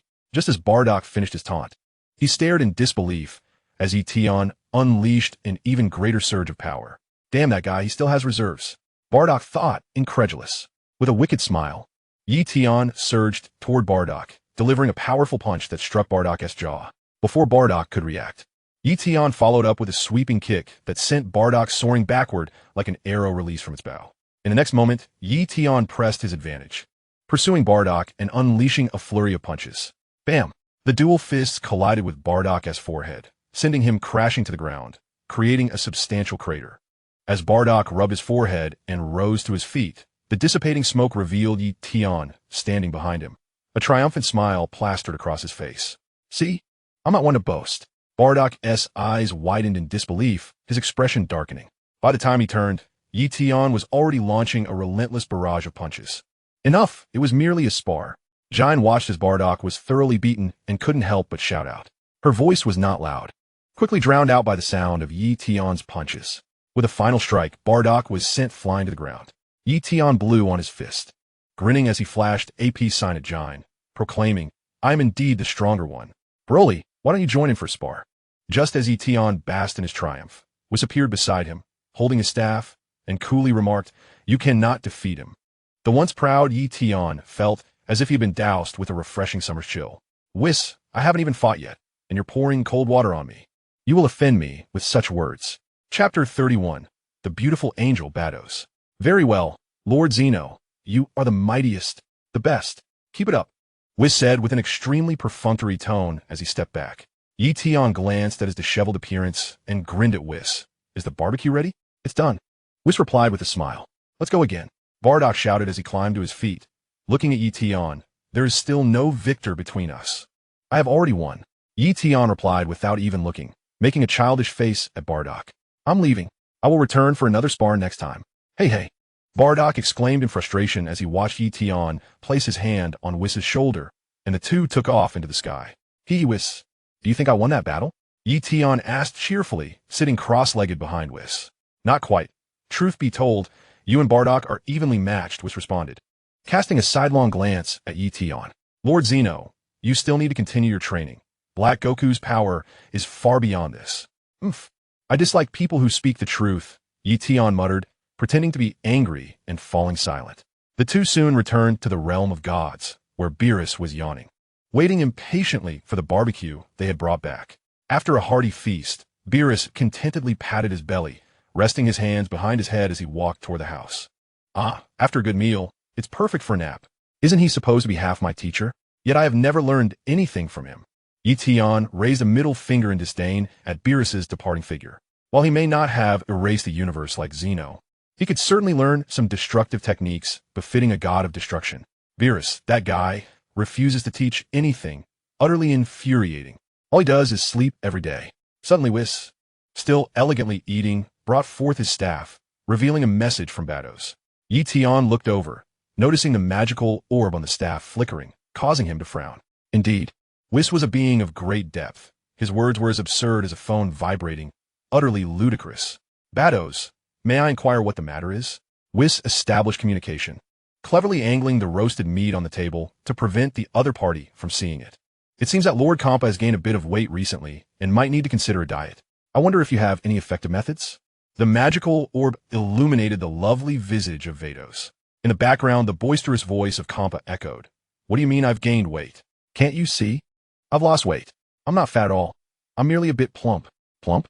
What a brazen statement, Ye Tian remarked, chewing on a skewer of roasted meat while listening to Whis and Vados debate. Simply control your diet and exercise. Oh, that sounds easy. Whis mused with a sidelong glance at Ye Tian, but it's evident that Lord Kampa cannot manage that. Who are you talking to? Lord Beerus? Vados inquired, puzzled. Hey! Ye Tian nudged Whis aside, holding a skewer and addressing the magical orb. Vados, would you like some roasted meat? Oh dear brother, you seem to be indulging again. Vados' discontented voice chimed in. Whis maintained his composed smile. Not at all, sister. Surely, on your planet, you can find similar delicacies, so it hardly counts as indulgence. Indulgence? What kind of indulgence? Is it delicious? Before Vados could respond, Kampa's impatient voice interrupted. Hurry, Vados, what are we chatting about? Let us head over there. Lord Kampa, you really should consider a diet. Even if we go over, you can only look but not eat. Vados said, turning to the magical orb. Well then, brother, farewell. Ha! Kampa! Ye Tian tossed the now meatless skewer back onto the table. Whis, I just remembered a question. Ye Tian exclaimed, brushing the remnants off his hands. Please speak, Lord of all. Whis replied, withdrawing his staff and placing his hands behind him, gazing at Ye Tian. Can I find a partner? Before he could finish, Ye Tian's ears turned crimson.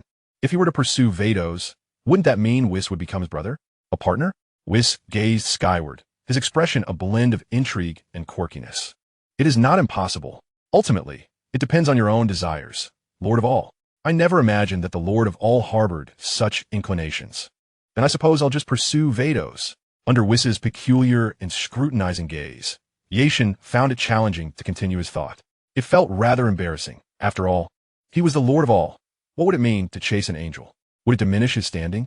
How would other angels and deities perceive him? This posed a serious dilemma, so he decided to remain single for now. Does the Lord of all have a favorite partner? Whis showed little reaction to this inquiry. Well, not at present, but who knows what the future holds? Ye Tian replied ambiguously. He had yet to meet Vados in person, while she appeared quite lovely through the magical orb. One must see the real person to truly know. Online romances, after all, were rather unreliable. Oh, regarding this topic, Whis evidently displayed little interest. He glanced at the distracted Ye Tian.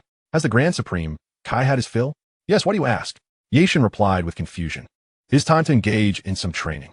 Whis raised a gentlemanly smile, emphasizing that one must not be lazy about cultivation. However, in Ye Tian's eyes, that smile resembled that of a devil. He shook his head and shrugged. I've already fought twice today. I wish to rest. Although I possess the body of Black Goku and the blood of the Saiyans, I am not one of those battle maniacs. Besides, I hardly encounter any threats. Ye Tian remained remarkably calm. Earth did not require his protection, and why should the affluent exert themselves? What does the Grand Supreme Kai wish to do next? Whis inquired dutifully. Sleep, of course. I've exercised today, I'm well fed, so naturally I shall sleep. Ye Tian headed towards Beerus' residence. His status had significantly elevated since he purchased a plethora of items on Earth. He had deliberately sought out a spacious area to furnish a warm and inviting bedroom. The luxurious mattress was a given. Even the bathtub and toilet in the bathroom were adorned with gold. Having a friend like Bulma, a wealthy individual, allowed for such indulgences. Speaking of which, Whis, do you not need to sleep? Ye Tian pondered aloud as they walked, turning to glance at Whis. Angels do not require sleep, nor do the Supreme Kais. Whis responded promptly. Oh, if Vados comes by, wake me. If not, I shall awaken in due time. Ye Tian waved his hand dismissively and proceeded. In the Dragon Ball world, combat was one aspect, but enjoyment was equally important. Occasionally, one should appreciate beauty to enhance their aesthetic sensibilities. Upon awakening and yawning, Ye Tian ventured outside, only to find Whis conversing with Vados, who was enjoying some skewers, while Kampa drooled over the food on the table. Why didn't you wake me when I arrived? Ye Tian exclaimed, instantly invigorated, for Vados' figure, facing away from him, was quite enchanting. Ah, Grand Supreme Kai, you are awake. I was just about to call for you. Whis casually greeted as Ye Tian approached. Vados, Kampa, this is the Grand Supreme Kai, the brother of the Omni-King. Kampa's gaze shifted from the skewers, and he promptly knelt before Ye Tian. Grand Supreme, Kai. Both Kampa and Bados bowed in unison. Ye Tian replied nonchalantly, observing Bados' face closely after allowing them to rise. Despite her peculiar skin tone, her aura and appearance were comparable to Android 18. Moreover, being an angel, Bados appeared even more youthful. Ye Tian nodded to himself, but soon found himself contemplating. As the Grand Supreme Kai, could he truly act as he wished? Could he take an angel as part of his harem? Would that provoke the wrath of the Grand Minister? How would his brother, the Omni-King, perceive him? There are far too many issues. Perhaps it would be better not to collect them at all. Ye Tian would never confess to possessing desires without the courage to act on them. Lord Quan Wong, why do you keep staring at my face? Is there something wrong with it? Bados touched her face in confusion. Oh, it's nothing. I'm merely curious about the appearance of angels. Ye Tian hastily averted his gaze, feeling a wave of embarrassment wash over him. Thus, the situation unfolded. Soon, Weiss succinctly explained why Quan Wong appeared here. Bados listened intently, occasionally glancing at the skewers on the table, much like Xiangpa did. However, it was quite peculiar. Y&T the High Priest issued an urgent notification. Bados gazed quizzically at Ye Tian, who was vigorously practicing his punches and kicks on the surface of the lake. Why was Ye Tian so industrious at this moment? Perhaps he thought that Bados would be captivated by his earnest training. Feeling Bados' gaze upon him, Ye Tian intensified his efforts, occasionally letting out loud shouts. Huh? Who? Today. Quan Wong is exceptionally diligent, Weiss noted with a hint of confusion. He usually lazes about. What prompted this sudden industriousness? Regarding methods for weight loss, I believe one could consult Zuma. After all, he knows everything. Soon, Weiss redirected his gaze to Xiangpa, who was still fixated on the grilled meat. Bados, Lord Xiangpa has been sneaking snacks. He has cumin powder on his lips. What? Upon hearing this, Bados cast a rather unfriendly glance at Xiangpa. Xiangpa hastily wiped his mouth and nonchalantly whistled, attempting to change the subject under the scrutiny of both. Where's that fellow Beerus? Lord Beerus is asleep. He won't awaken unless there is a significant matter at hand. Weiss explained. Then, shall we return, Lord Xiangpa? Bados' smile was somewhat unsettling. You'll have to fly on your own. I will accompany you slowly. Are you joking with me? Xiangpa's forehead throbbed with anger as he yelled at Bados. By the time Ye Tian withdrew his punches and kicks and noticed Weiss, Bados had already vanished, and even Xiangpa was nowhere to be seen. Huh? Have Bados and the others left? Ye Tian descended from the air and inquired of Weiss. Indeed. Now let me be your opponent. Weiss clasped his hands behind him, gazing at Ye Tian, insisting that he must find a way to land a hit on him today. I feel a bit fatigued. I need a rest for a while. Ye Tian turned away, not even glancing at Weiss. That one do Quan Wong. You've been rather lax lately. Your strength may regress instead of progress. Weiss disagreed. Why exert myself so vigorously? Does Earth require my protection? Moreover, I have no desire to maintain my physique. I do not wish to entertain the king. Ye Tian was utterly disheartened. Playing with the king is akin to risking one's life. A mere 3 months of minimal sustenance is enough to drive one to despair. After a few days of languor, Ye Tian found himself troubled by a cacophony that disrupted his slumber. As he stepped out of his abode, rubbing the back of his head, he was met with the sight of a colossal golden ape. The first thought that crossed his mind was that it couldn't possibly be that scoundrel Vegeta. Could it be Sun Wukong? Surely not. Even Bardock had attained the Super Saiyan 4 form, while the protagonist's son, Wukong, remained in this primal state, devoid of rationality. Where's the illustrious aura of the Dragon Ball heroes? The golden ape bellowed, thumping its chest in a fervent attempt to wreak havoc upon the surroundings, but was intercepted by Whis. Its massive form stomped upon the ground, producing a deafening sound akin to an earthquake. Ye Tian soared into the air, delivering a swift kick to the ape's head, exclaiming, "You've disturbed my sleep. Is it too much to ask for a moment of peace? I'm not an angel. I don't have to sleep." The golden ape, momentarily staggered by the kick, turned to face Ye Tian, its blood-red eyes widening in surprise. It fixated on Ye Tian, then abruptly reached out, capturing him in its grasp with tremendous force. "Hey, you brute!" Ye Tian shouted, feeling the crushing pressure and excruciating pain. "Lord Zeno, Sun Wukong lacks reason in his great ape form. He cannot distinguish friend from foe." Whis' calm voice resonated nearby, offering a timely warning. "Isn't that a bit late for a warning?" Ye Tian retorted, turning to Whis. "Oh, not to worry. I believe the golden ape-s form of Mr. Wukong poses no threat to you, Lord Zeno." Whis responded with remarkable composure. "Aya!" Ye Tian strained against the golden ape's grasp. his fury escalating as he transformed into Super Saiyan 2. The golden ape exerted its strength, seemingly determined to prevent Ye Tian's escape. However, as Ye Tian ascended to Super Saiyan 3, he seized the opportunity to break free from the ape's clutches. That was perilous. Ye Tian gritted his teeth, glaring at the golden ape, which continued its chest-thumping display. Just wait. I'll give you a taste of retribution. With that, Ye Tian charged at the golden ape, his fist poised for an attack. Unexpectedly, despite its immense size, the golden ape was surprisingly swift. It attempted to swat Ye Tian from the air, but he narrowly dodged, landing in front of the creature and delivering a punch to its nose. The golden ape howled in pain, raising a hand to shield its injured snout while the other sought to ensnare Ye Tian. Quick on his feet, Ye Tian evaded to the creature's rear and delivered a powerful kick to its enormous head. The golden ape, now thoroughly enraged, was incensed by Whis' previous intervention and Ye Tian's assault. It turned to unleash another strike, this time with greater velocity. Ye Tian was struck, sent flying through the air, and as he regained his balance amidst the chaos, he observed the golden ape leaping and bounding about in celebration of its perceived victory. What a formidable power!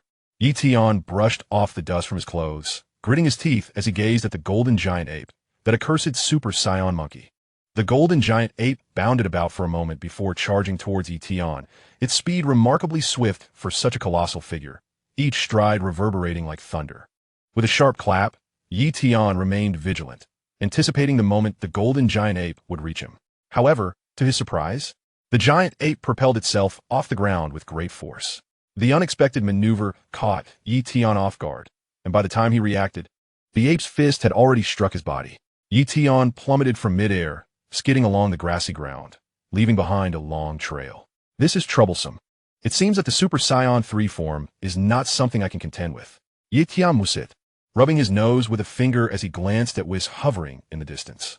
Perhaps you should take over. Ah, Lord Zeno, if you could restore Goku's sanity, I will be delighted to take you to places of your choosing for some fun. Whis produced a bait, having discerned that Zeno possessed a playful spirit during their recent interactions. He revels in watching others engage in battle, but is far from content to remain in the divine realm and engage in diligent training. Really?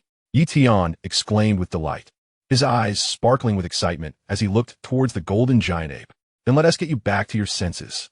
With a resounding battle cry, Ye Tian leaped into the air, transcending into the peach-red realm, and charged towards the golden giant ape, delivering a powerful kick. The sudden strike caught the golden giant ape off guard, causing its massive form to topple to the ground, crushing a third of the surrounding forest. With a furious roar, the golden giant ape opened its mouth wide and unleashed a fireball directed at Ye Tian. Reacting swiftly, Ye Tian dodged, positioning himself before the recovering giant ape and delivering a forceful punch. The golden giant ape narrowed its blood-red eyes, and, as Ye Tian approached, it retaliated with a palm strike. The collision of Ye Tian's fist with the giant ape's palm sent shockwaves through the air, whipping Ye Tian's hair in the wind. The golden giant ape staggered back to the ground, yet it attempted to suppress Ye Tian once more with a clenched fist. Ye Tian, sensing the danger, quickly withdrew his punch. Before Ye Tian could regain his footing, the golden giant ape's physical advantage became apparent as it extended its arm to sweep towards him. Ye Tian swiftly sidestepped, planning to take advantage of the moment the giant ape would rise, intending to fly behind it. However, the golden giant ape remained sprawled on the ground, refusing to get up. Ye Tian tried to call out, "Hey Goku, wake up!" With a roar, the golden giant ape ignored him entirely and unleashed another fireball. Watching as the fireball missed its target yet still wreaked havoc on the environment, the golden giant ape excitedly rose to its feet, swinging its fists and wagging its tail. "Whis, may I sever its tail?" Ye Tian inquired, observing the golden giant ape's comical demeanor. Whis hovered in the air not far off, shaking his index finger disapprovingly. "That won't do. Can I destroy the moon above?" Ye Tian continued to inquire. "Lord Omni-King, I need you to restore his sanity while he is in the form of the golden great ape." Vice collected Ye Tian's misguided notion. Observing Ye Tian's attack on himself, the golden great ape paid no heed to it, being small enough to easily overlook. The golden great ape began to wreak havoc around, seemingly finding destruction more amusing than combat. It strode towards the mountain, embracing its massive structure and exerting force. The colossal mountain was easily torn apart. The golden great ape stood triumphantly atop the jagged peak, roaring with exhilaration. With a thunderous roar, the golden great ape hurled the mountain peak into the distance, causing it to crash into the lake, splashing water high into the air, reminiscent of a rainstorm. Witnessing the devastation in the divine realm and the golden great ape thumping its chest, Ye Tian devised a stealthy approach to ambush it from behind. However, it was evident that this plan would not succeed. The beast's instincts were astutely sharp, and Ye Tian narrowly avoided being swatted away by its tail as he drew near. This won't work, Ye Tian mused, stroking his chin as he regarded the continuing rampage of the golden great ape. I must employ a flanking tactic. Have I not seen Dragon Ball GT? Little Fong is still young, and there are others to consider. Weiss looked at Ye Tian curiously. Sun Wukong has been stuck in the restoration of his sanity for quite some time now. Is there perhaps an extraordinary method the Omni-King possesses? Weiss, project an image of Earth into the sky. Ye Tian shouted, waving his hand towards Weiss. Very well. Such a request is not unreasonable. With a flourish of his hand, Weiss summoned his staff, projecting a phantom of Earth into the air. The golden great ape, still engrossed in its destruction, initially failed to notice the image of Earth above. Ye Tian soared above it, launching a ki blast directly at the golden great ape's head. Sizzle. Several tufts of golden fur on its crown were singed black, and its blood-red eyes fixed upon Ye Tian, quickly shifting to the ethereal image of Earth not far away. The roar of the golden great ape resonated with a distinct urgency as it reached for the projection of Earth. Unable to grasp it, the golden great ape surveyed the chaos around it and hastily made its way to a small hill, ascending to stand atop it once more, reaching for the image of Earth again. Indeed, GT did not deceive me. Ye Tian realized that this was Sun Wukong's deeply ingrained instinct. He continued to instruct Weiss. Now project the images of those related to Wukong, along with their voices. I will handle the recording. As he spoke, Ye Tian flew to Weiss's side. Chapter 34. A spar with Super Saiyan 4. Suddenly, before the golden great ape, the figures of Chi-Chi, Gohan, Goten, Vegeta, Bulma, and others appeared, grasping the staff of Whis. Ye Tian resembled a performer holding a microphone, fervently addressing the magical stone upon the staff. Wukong, how dare you wreak havoc again? What will you offer as compensation? You scoundrel? The golden great ape appeared momentarily bewildered by the sudden presence of a human before it, while Chi-Chi, hands on her hips, began to berate him. Instinctively, the golden great ape took a step back, tumbling down from the small hill, as if attempting to argue, letting out a low growl. Indeed, always preoccupied with training, neglecting both me and Goten. What an incompetent father you are. Sun Wufan adjusted his glasses, his words laced with unrestrained sarcasm. Without a doubt, you deserve to remain far from achieving Super Saiyan 4. Bulma, with one hand on her hip and the other pointing at the golden great ape, concurred. Wukong, I believe in you. You will surely succeed. Go for it. Krillin, with an expression of unwavering conviction, encouraged him, his fist raised in support. Where's your rationality? Hurry and transform into Super Saiyan 4 to challenge me, where you shall eternally remain the perennial second fiddle to my Vegeta. Vegeta crossed his arms, sneering disdainfully. The golden great ape, upon hearing this, grew increasingly agitated, clutching its head and shaking it fervently. Familiar scenes of Earth and cherished friends flashed vividly in its mind. As it shook its head, the size of the golden great ape began to diminish. Hee, am I not impressive? It's a promise. Take me out to play. I wish to explore Universe 6. Ye Tian turned to Whis, his face brimming with pride. Gazing at his hands, Sun Wukong, transfixed by his crimson fur, murmured, Have I truly achieved Super Saiyan 4? Indeed, you ought to thank me. Ye Tian showed no sign of shame, for he took pride in his knowledge. I am profoundly grateful to you, Lord Zeno. Sun Wukong's lips curled into a slight smile. He trusted Ye Tian's words, for he held faith in everyone. First, restore the realm of the gods. Taking the staff still held by Ye Tian, Whis gently tapped the ground, and the divine realm reverted to its original state. To express my gratitude, let us engage in a friendly spar. It will be an excellent opportunity to test the strength of Super Saiyan 4. Without waiting for Ye Tian's response, Sun Wukong lunged forward, aiming a punch at Ye Tian's cheek. Bang! Unprepared, Ye Tian was sent flying. Fortunate that he was under the influence of the Peach Blossom realm.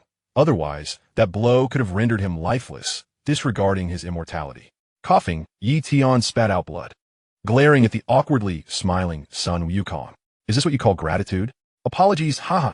I got a bit too excited and lost control of my strength. Sun Wukong chuckled sheepishly, scratching the back of his head. Is this how you express thanks? Are you attempting to kill me? Ye Tian cursed, then turned to Whis. Go wake Beerus. Destroy this scoundrel.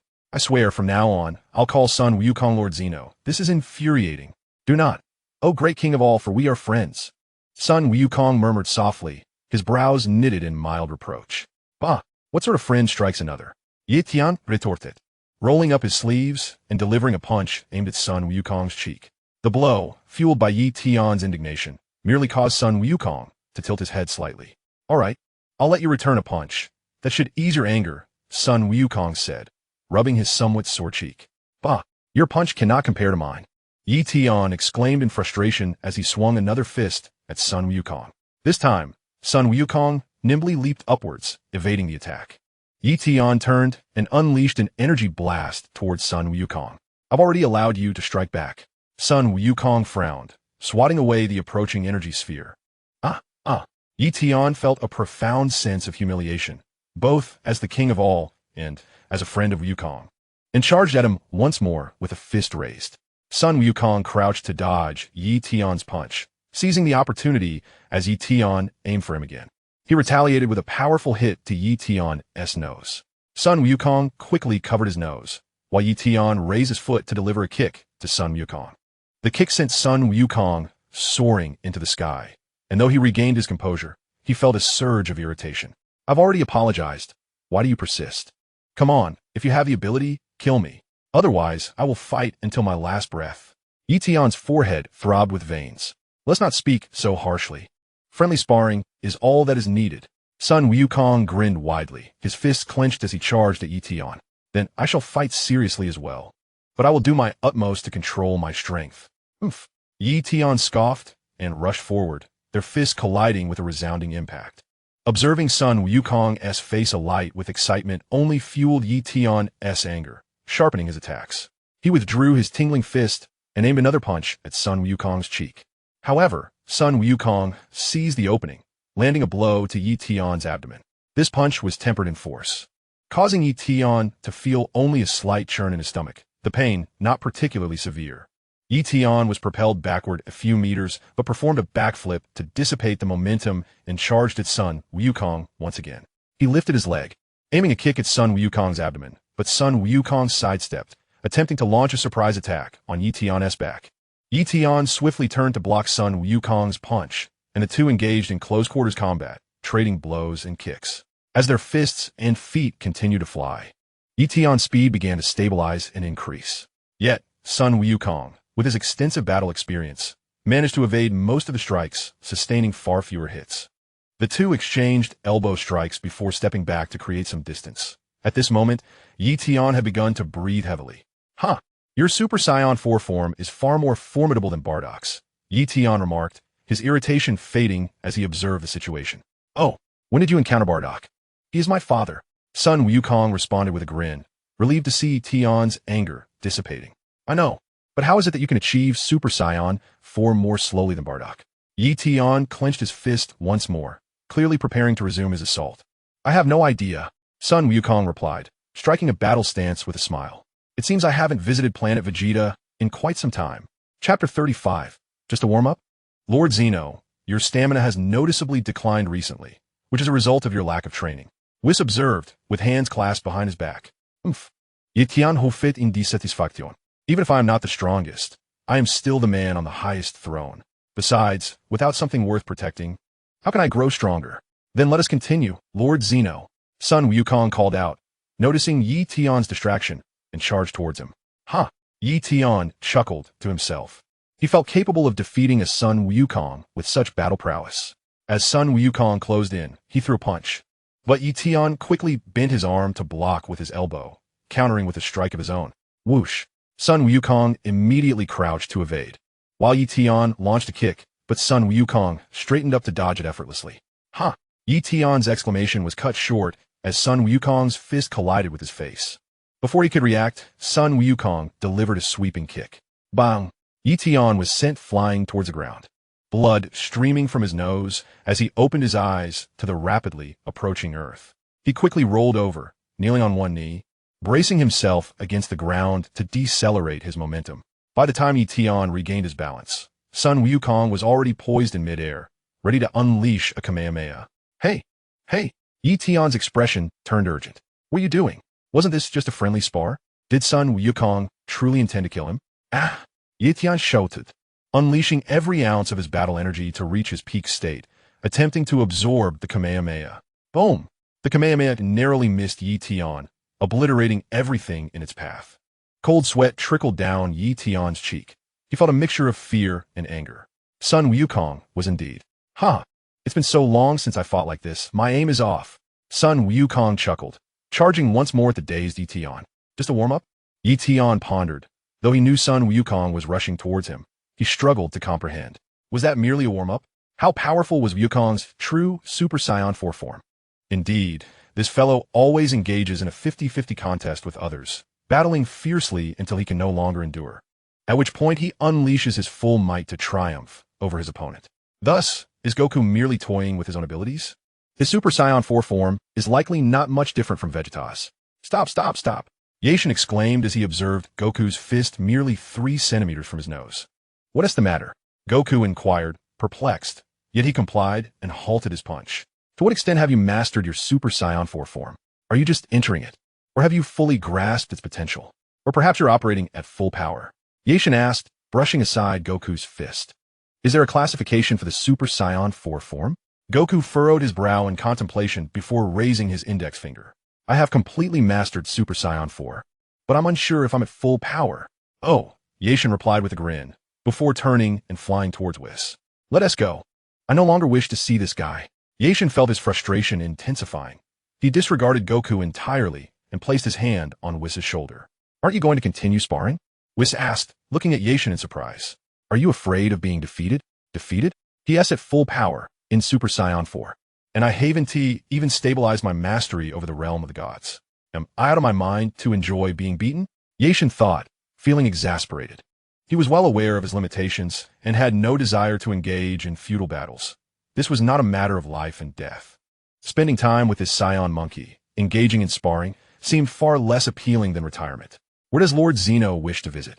Whis inquired, glancing back at the increasingly irritable Ye Tian. Let us not go to Universe 6. Let us spend some time in the Kaioshin realm. If we head to Universe 6, Goku might just follow us. Better to take a break and hide out. Hey, don't leave me. It's boring being here alone, Goku exclaimed, quickly extending his hand as he saw Whis preparing to depart with Ye Tian. We'll be back shortly. Whis smiled at Goku, assuring him not to worry. As Ye Tian spent time in the Kaioshin realm, just as Whis had mentioned, he was indeed contemplating a swift return. The days spent with Kaioshin Shin, Jebit, and the old Kaioshin were hardly worth mentioning. The old Kaioshin would often shield his forehead with his hand, gazing into the distance with an inscrutable expression. Meanwhile, Kaioshin Shin was perpetually clutching a crystal ball, peering this way and that, for reasons unknown. Jebit remained cautiously trailing behind Ye Tian, his nerves taut, leading Ye Tian to suspect he might snap at any moment and descend into madness. Yet, within just 3 hours, Ye Tian had Whis escort him to Earth, swiping Bulma's card for another shopping spree. Upon returning to the Kaioshin realm, Ye Tian was greeted by the cheerful Whis. Lord Zeno, are you ready to return to the realm of the gods? Whis, could you set up wireless in the realm of the gods? I'd love to binge-watch shows and snack occasionally. Ye Tian let out a helpless sigh and tentatively inquired, what is that? Whis, looking quite perplexed, suggested, you should ask Bulma. Upon returning to the divine realm with Whis, Ye Tian disregarded Sun Wukong entirely and retreated to his opulent chamber. However, it wasn't long before their camaraderie was restored. After all, this fellow was both infuriating and endearing. Over the course of more than half a month, Sun Wukong suddenly announced he had urgent matters to attend to, shifting their daily training routine to just Ye Tian and Whis. The training was monotonous. It served as the finest means to pass the time, and before they knew it, several months had slipped by. One day, as Ye Tian emerged yawning, he spotted Sun Wukong squatting by the lake. Whoa, Wukong, when did you arrive? He exclaimed. Greetings, Lord of all. Sun Wukong replied, raising his hand in a casual salute. I just got here. I brought some delicious food. Ye Tian glanced at Whis, his eyes questioning. When did you take a trip and bring Wukong along? I didn't. It was Vegeta who brought Wukong here. Whis explained with a smile. Indeed, but when I arrived, I found both Beerus and you asleep. So I decided to wait, Sun Wukong said, shaking the paper bag in his hand. Chapter 36. The Arrangement of the Power Conference. What is it? Weiss's eyes brightened. It's for this reason that I almost went in to wake everyone up. I, too, desire to indulge, but it seems rather inappropriate, considering Wukong is quite unreliable. Delicious. Truly delightful. Sun Wukong exclaimed as he opened the bag and began to eat before anyone else. There were 12 items inside, and Weiss reminded Sun Wukong, "Be sure to save half for Lord Beerus, or he will become displeased." "I don't want any of that." Ye Tian immediately shook his head, for he had no taste for such overly rich delicacies. "I'll have a prophetic fish," he declared, as he approached with a goblet swaying from the lake's edge. "Indeed, it is exquisite," Weiss remarked, taking small, dainty bites. "Let us hasten our training." After consuming one, Sun Wukong was eager to resume and stood up, gazing at Weiss. "Please wait a moment. I savor my food and prefer to relish it slowly," Weiss politely declined. "Ah, I feel as if my body has grown sluggish," Sun Wukong said, stretching his arms and glancing at Ye Tian. "Does that mean Lord of All will spar with me?" "You aren't planning to transform into Super Saiyan 4 to fight me, are you?" Ye Tian's gaze fell knowingly upon Sun Wukong's swaying tail. "Huh, if you refuse, we can always engage in battle using other forms," Sun Wukong replied, warming up as he spoke. "Actually, during my last return, I sought out Vegeta for a sparring session, but that fellow refused to engage. What a disappointment." Sun Wukong began to vent his frustrations. Moreover, Bulma seemed to be in a peculiar mood, even calling Chi-Chi, which forced me to return to work for a while. Today, I finally persuaded Vegeta to bring me along. "Such a lack of loyalty," he exclaimed. "By the way, upon seeing Lord Zeno, I am reminded of my pact with him." Sun Wukong incessantly chattered. "Pact? What pact?" Whis inquired with curiosity, glancing at Sun Wukong. "Is it the one that selects the strongest being in the entire universe?" Ye Tian asked. "Precisely. The Universe Martial Arts Tournament." Sun Wukong nodded eagerly. "One must always have a goal in their training. I wish to ask Lord Zeno for a chance." As Sun Wukong spoke, he cheerfully pulled out a button. "This sounds quite intriguing. The strongest warriors of the entire universe." Ye Tian feigned interest, having witnessed the power tournament before. Right. Lord Zeno thinks so too. Doesn't he? Sun Wukong excitedly agreed. "I believe it would be wise for you to limit your interactions with Lord Zeno. His unique abilities can be quite terrifying." Whis slowly rose after finishing his meal. Ye Tian, upon hearing this, felt somewhat displeased. "Lord Zeno is dangerous? This Grand Zeno poses no threat at all. He can even be playfully beaten in sparring. It's merely a martial arts tournament. What could possibly go wrong?" Sun Wukong countered, pointing at Ye Tian. "Even Lord Zeno thinks it's acceptable." "I don't know, but I'm not particularly eager to meet my dear brother at the moment," Ye Tian replied, resting his hands behind his head, his expression darkening. 3 months of playing with Lord Zeno has been utterly terrifying. I've lost weight. I believe it will be fine," Sun Wukong remarked, looking at the button. "Pressing this side calls Lord Zeno, while this side sends me to him." With a snap, before Whis could utter a word, Sun Wukong pressed the button with his thumb, and his figure swiftly vanished. "Oh dear, he has gone to Lord Zeno," Whis remarked, somewhat surprised by Sun Wukong's eagerness. "Has he been forced to work hard by Chi-Chi?" Ye Tian shrugged it off, knowing that if he participated, he would surely be seated beside Lord Zeno on the throne. If he found it interesting, he could join in the fun. After all, he held a position of great power and could act on a whim. "By the way, Whis, I also desire a tail, yet it seems peculiar that mine has yet to grow after all this time," Ye Tian said, pointing to his backside. That's because it's Wukong's body. You want a tail?" Whis grasped his staff, quickly recalling the incident with Sun Wukong's tail. "Of course. The Super Saiyan 4 form is indeed impressive and powerful." Ye Tian nodded, turning to present his rear to Whis. "Oh, there is no need to pose like that." Whis pointed his staff at Ye Tian. Immediately, Ye Tian felt a faint tickling sensation at his rear, and when he turned to look, a shiny tail had emerged. "Oh, I have a tail now," Ye Tian exclaimed, grasping it. However, as he gently squeezed, he stumbled and fell to the ground, as though all his strength had been drained. I have no strength." That's because you can't control your body well. Naturally, the Saiyan weakness is the tail, and you clearly haven't trained adequately," Whis remarked without surprise. Also, Wukong took over half a year to regain his sanity after being trapped in the golden grade 8 form. "What?" Ye Tian's eyes widened in astonishment as he stood up and exclaimed, "Isn't this a bit exaggerated after all this time?" "Lord Zeno, The path to mastering the powers of Black Goku is still a long one for you. Whis chuckled amiably, lightly tapping Ye Tian's tail with his staff. In an instant, Ye Tian felt a wave of weakness wash over him, and with great difficulty, he turned to see a small circle binding his tail. Well then, let us commence by exploiting the Saiyan's weakness at the tail, Whis said gently, his hands clasped behind his back. The soft expression on Whis' face transformed into something repugnant in Ye Tian's eyes as he gritted his teeth, utterly powerless to resist. Goku fears neither heaven nor earth. Whis truly is diligent. The prophetic fish continued to chew on the daifuku it held, occasionally expressing its sentiments. Why aren't you training? At that moment, Beerus lazily yawned as he hung upside down from a tree. After sleeping for so long, he had finally had his fill. What is that delightful aroma? I seem to sense something fragrant. Beerus sniffed repeatedly. It's daifuku, brought by Goku. I save half for you. Whis gestured towards the nearby grass. Oh, that little rascal Goku certainly knows the way. Beerus instantly appeared beside the gift box and began devouring the daifuku, casually inquiring, "Where's Goku?" "Oh, he has gone to see Lord Zeno," Whis replied nonchalantly. Cough, cough, cough, cough, cough. Upon hearing this, the daifuku lodged itself in Beerus's throat, causing him to cough incessantly. Chapter 37. The Grand Priest Summons. This was nothing short of a nightmare. After a considerable struggle, Beerus finally swallowed the daifuku, clutching his head in fury. Who was it that introduced me to Lord Zeno? Who was it? Beerus frantically scratched his head, teetering on the brink of madness. It was you, Lord Beerus. At the martial arts tournament hosted with Kampa, Lord Zeno appeared then and met Goku. Did he not? Whis stated, his hands still clasped behind his back, devoid of any emotional fluctuation. It's my fault, my fault. Beerus sank to the ground, utterly defeated. Nearby, Ye Tian knelt as well, his expression contorted in agony. Release me. I am uncomfortable. Come on, Lord Zeno, you must persevere. Whis glanced at Ye Tian, his words gentle yet utterly merciless.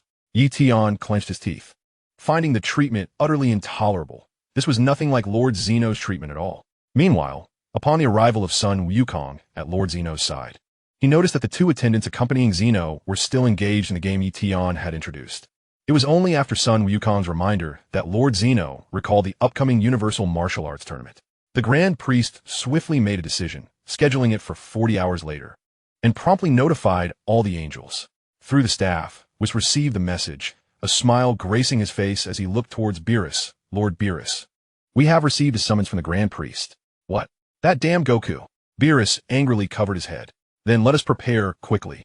With a gentle tap of Whis' staff, Ye Tian felt his power return in an instant.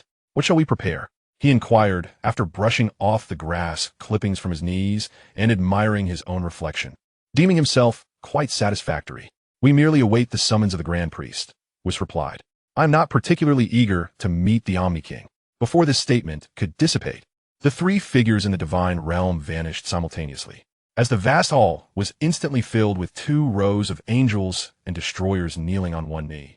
Along with the Kaioken technique, Sun Wukong gasped in astonishment. Oh.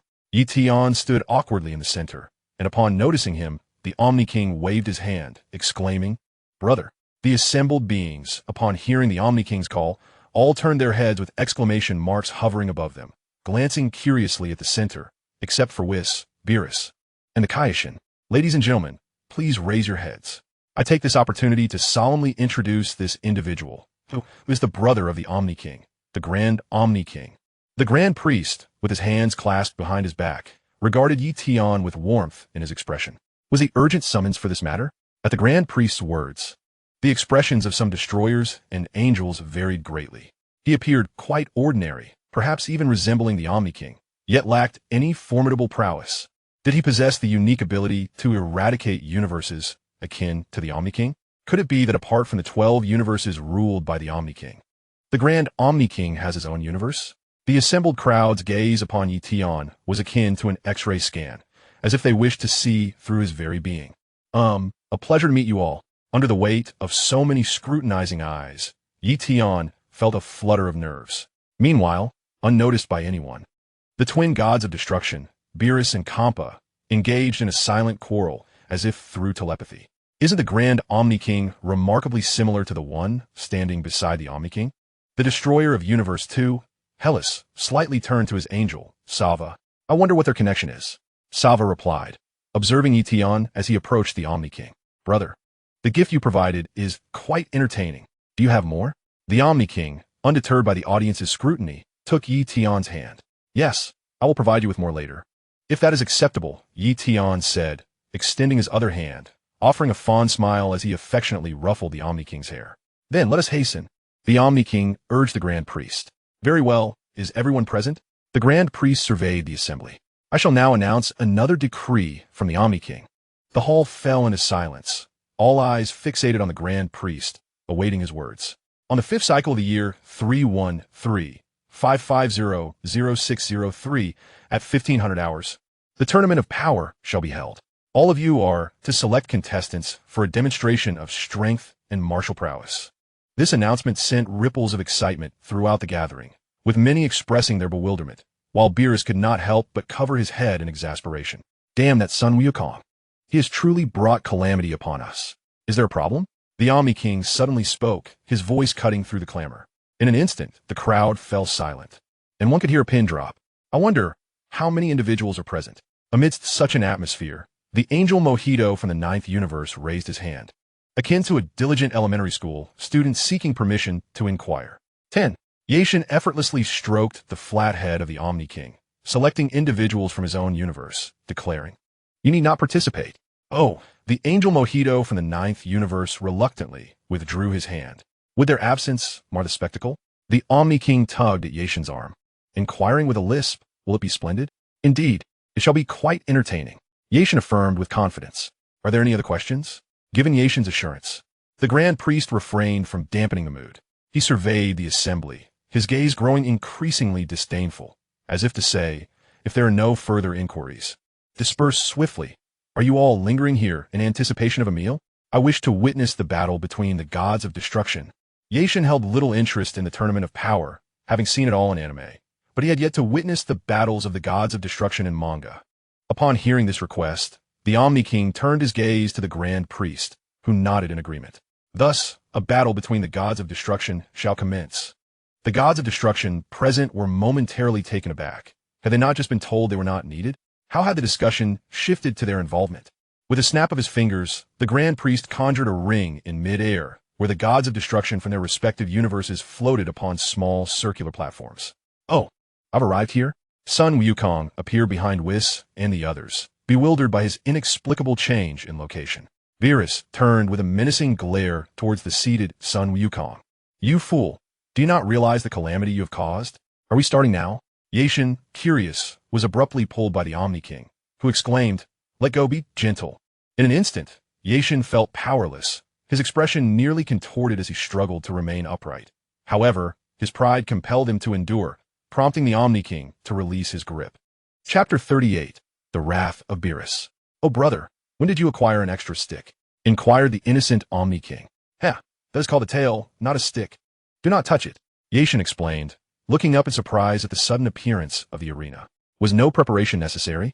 All gods of destruction, please proceed to the arena. We shall commence immediately. The Grand Priest glided upward, hands clasped behind him. Ye Tian and the Omni-King inexplicably followed suit, levitating toward a circular platform. This is so much fun. The Omni-King exclaimed, flailing his arms and legs as if swimming, emitting sounds of glee. Brother, you should try it too. I shall pass. Ye Tian deemed such antics beneath his dignified status. The 12 gods of destruction, adorned with exclamation marks above their heads, soared toward the central arena. Even if they were reluctant to battle, they dared not defy the Grand Priest's command. Moreover, this was at the behest of the Omni-King, who was, after all, the brother of the Grand Priest, leaving no room for dissent. Talp, talp, talp. 12 deities of destruction descended upon the arena, their expressions laden with vigilance as they surveyed their surroundings. Ye Tian sat alongside the Omni-King on 2 thrones of floating stone, while the Grand Priest hovered nearby, hands clasped behind him, and declared, "Let the contest commence." Damn it, I haven't fought in decades. Kampa, beads of cold sweat forming on his brow, cast wary glances at the other deities of destruction. Indeed, the arrival of such an event promised nothing good. He recalled the last time he had directed a hostile gaze at Beerus, this insufferable fellow. Well, who told Lord Kampa to be perpetually lazy? Bados chuckled, looking at Kampa on the stage. Come on, come on. The Omni-King urged with palpable excitement, eager to witness the spectacle of combat. Grand Priest, what rules shall govern our battle? Asked Katra, the mouse deity of destruction from Universe 4, raising his hands and looking up. Let it be free for all. Ye Tian rested his chin on his hand and yawned. Watching one-on-one fights would take an eternity. It was far more efficient to observe the ultimate victor. Beerus, the most formidable of the deities, would soon prove his strength. By the way, should any deity of destruction intentionally hold back, they shall be eliminated on the spot. Noticing Ye Tian's nonchalance, the Grand Priest spoke in a gentle tone, though his eyes betrayed a chilling indifference. The 12 deities of destruction below were once again filled with trepidation, particularly Beerus, who glared at the yawning Ye Tian, his teeth clenched in frustration. He inwardly cursed. That Omni-King revels in chaos. And that Goku, always eager to join in the fray. Thanks to these two, the remaining 12 universes now live in constant anxiety. A collective free-for-all? The sweat dripped down the cheeks of Kaioshin Shin. This was no rule. It was utter chaos. I have no desire to be obliterated. The serious expression of the sea monster deity of destruction, Jean from Universe 12, reflected his apprehension. Kampa, arms crossed, turned toward Beerus. The strongest deity of destruction. This is your golden opportunity. Yet, you have been defeated by me once. It seems you are not the strongest among us after all. That doesn't count. It was merely an arm-wrestling match, not a true battle. How dare you claim to have bested me? Beerus clenched his fists in anger. Katra, I have reason to suspect you seek trouble. Ha! Go for it, Lord Beerus. Goku, standing beside Kaioshin Shin, burst into laughter at this exchange, cupping his hands around his mouth as if to amplify his cheers. At Goku's encouragement from the sidelines, veins throbbed on Beerus's forehead. The situation had escalated, and ultimately, this troublesome fellow was to blame. If Goku had not alerted the Omni-King, the ever-curious Omni-King would not have made such an absurd request. What need was there to witness the deities of destruction fight? Wouldn't watching them sleep be far more delightful? It was all this troublemaker's fault. Damn it. How can you stand there so nonchalantly and speak such derisive words? Beerus, increasingly incensed, clenched his fists and turned to hurl insults at Goku. Ah, you despicable scoundrel. I truly wish to obliterate you. Otherwise, there wouldn't be this cursed tournament of power, and we wouldn't be standing here. The remaining 11 gods of destruction cast their gazes towards Beerus, their eyes narrowing slightly, revealing their displeasure. That human is from Universe 7, ISNT. The clownish god of destruction from Universe 11, Vermaud, eyed Goku with suspicion. He resembles the king of all quite closely. There is something amiss. Beerus, did you just imply that everything has turned out this way because of that human? The cunning fox god of destruction from Universe 8, Legial, directed a menacing glance at Beerus' back. It seems the troubles stem from Universe 7, once again implicating Beerus. The Egyptian goddess of destruction from Universe 2, Hellas, concluded with certainty. Beerus certainly has a knack for attracting trouble. Ha ha ha, Beerus, your timing is impeccable. Your ability to stoke the flames is greatly improved. Quitella reveled in the misfortune of his rival, feeling considerably uplifted by his adversary's plight. Turning around, Beerus was drenched in cold sweat. This was dire. In my rage, I momentarily lost my senses.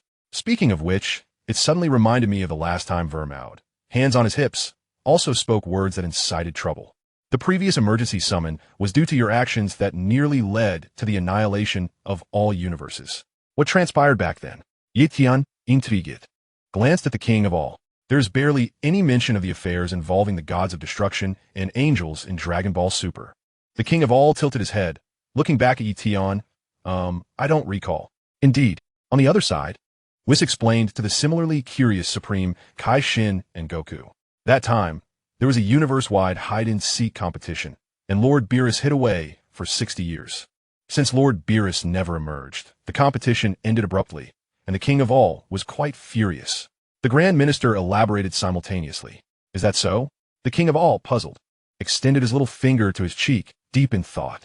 Because of that incident, the other gods of destruction exerted tremendous effort to placate the king of all, nearly exhausting their best abilities, whether it be dancing, singing, acting as clowns, or telling jokes, was continued to explain.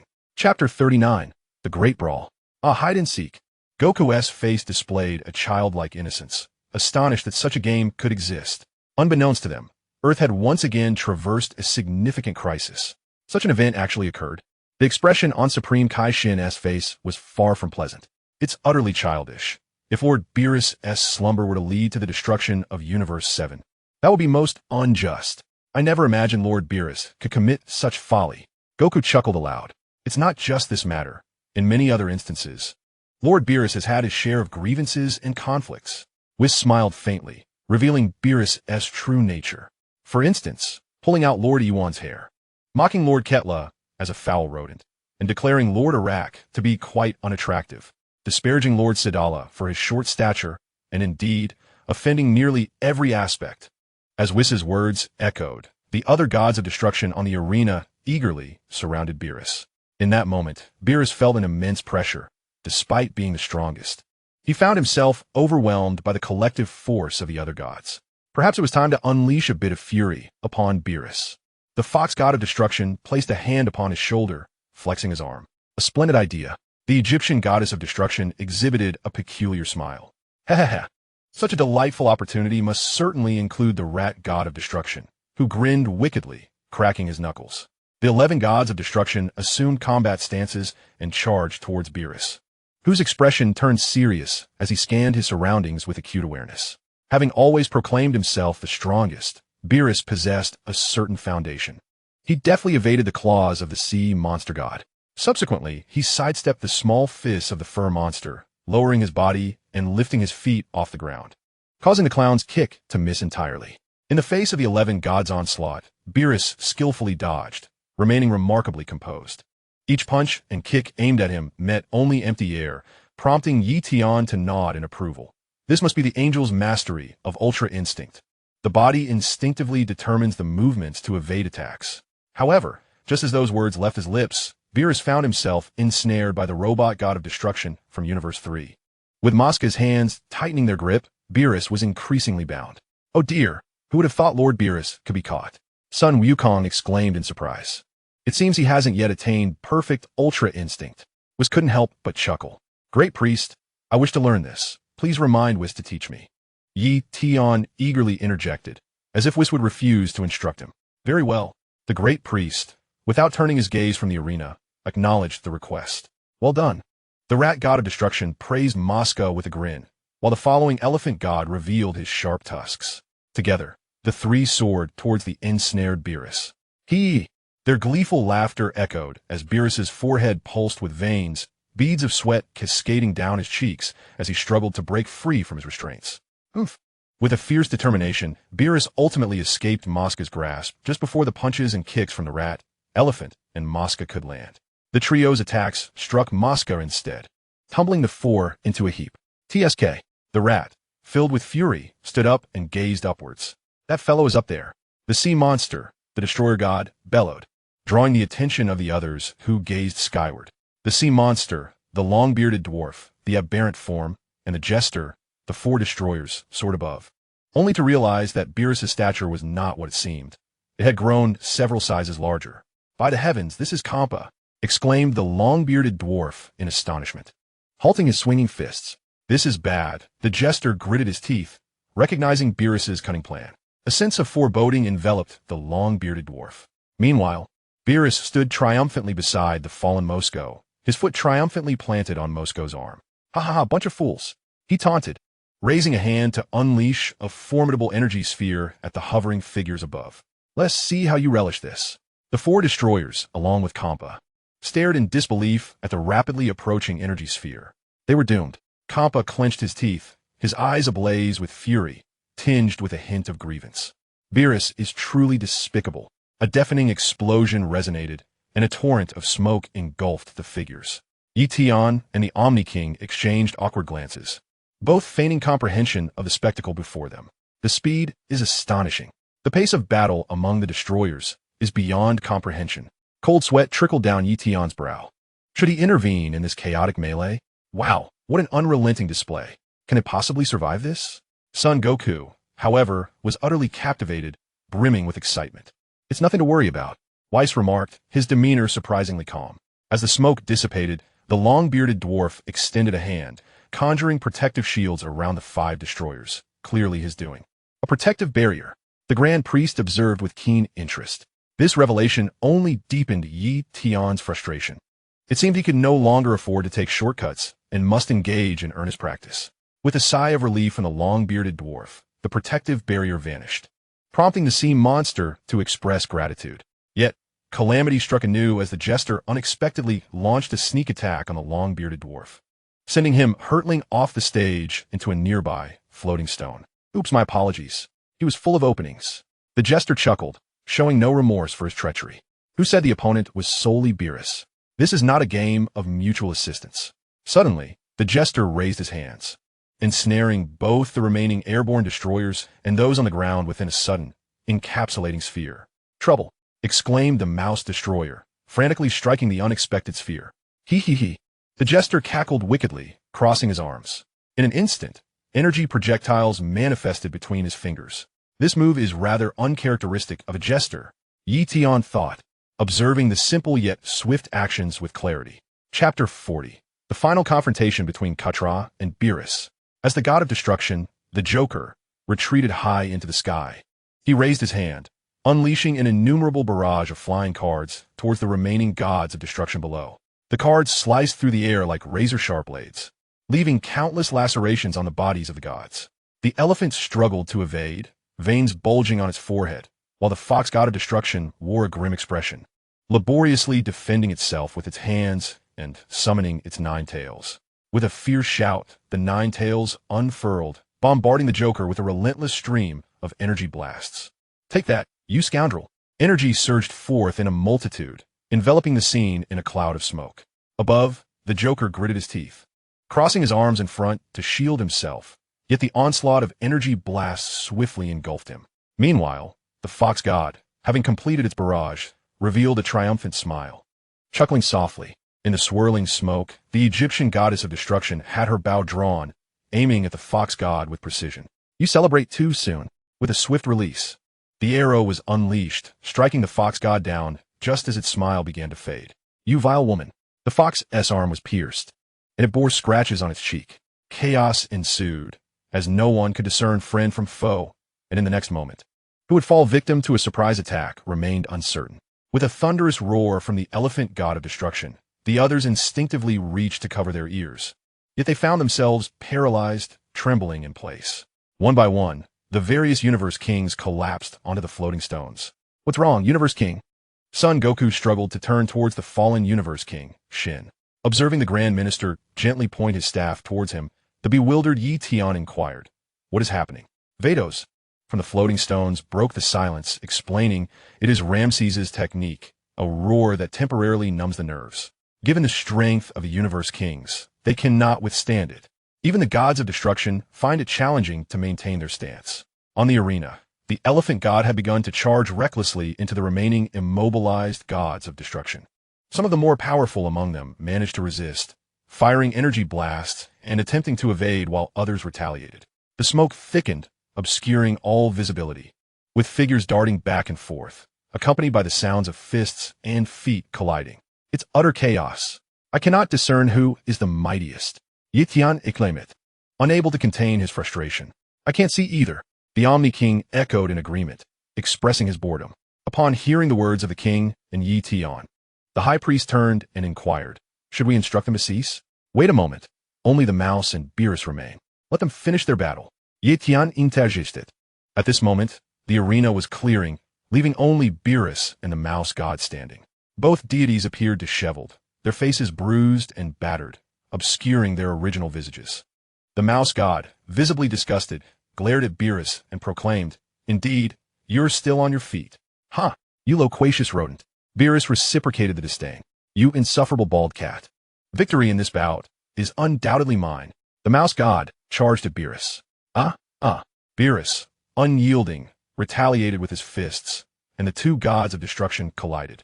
The tremendous force of their confrontation sent the other fallen deities rolling across the arena. Before Beerus could retract his first punch, he unleashed another aimed squarely at the mouse god's cheek. The speed and power of Beerus's strike caught Quitella off guard. It seemed Beerus was intent on swiftly dispatching the mouse god, denying Quitella any opportunity to retaliate. He unleashed a flurry of punches to Quitella's abdomen, sending him soaring through the air. Ultimately, with a sweeping kick, Quitella was sent hurtling backward, and Beerus swiftly followed up with an uppercut. Quitella, gritting his teeth, sought to rise in defiance. But after such a tumultuous battle, he found himself utterly exhausted. With a resounding crash, Quitella was embedded in the arena by Beerus's final punch. The ground was instantly marred with a web of cracks, debris scattering in all directions, indicating that the victor had emerged.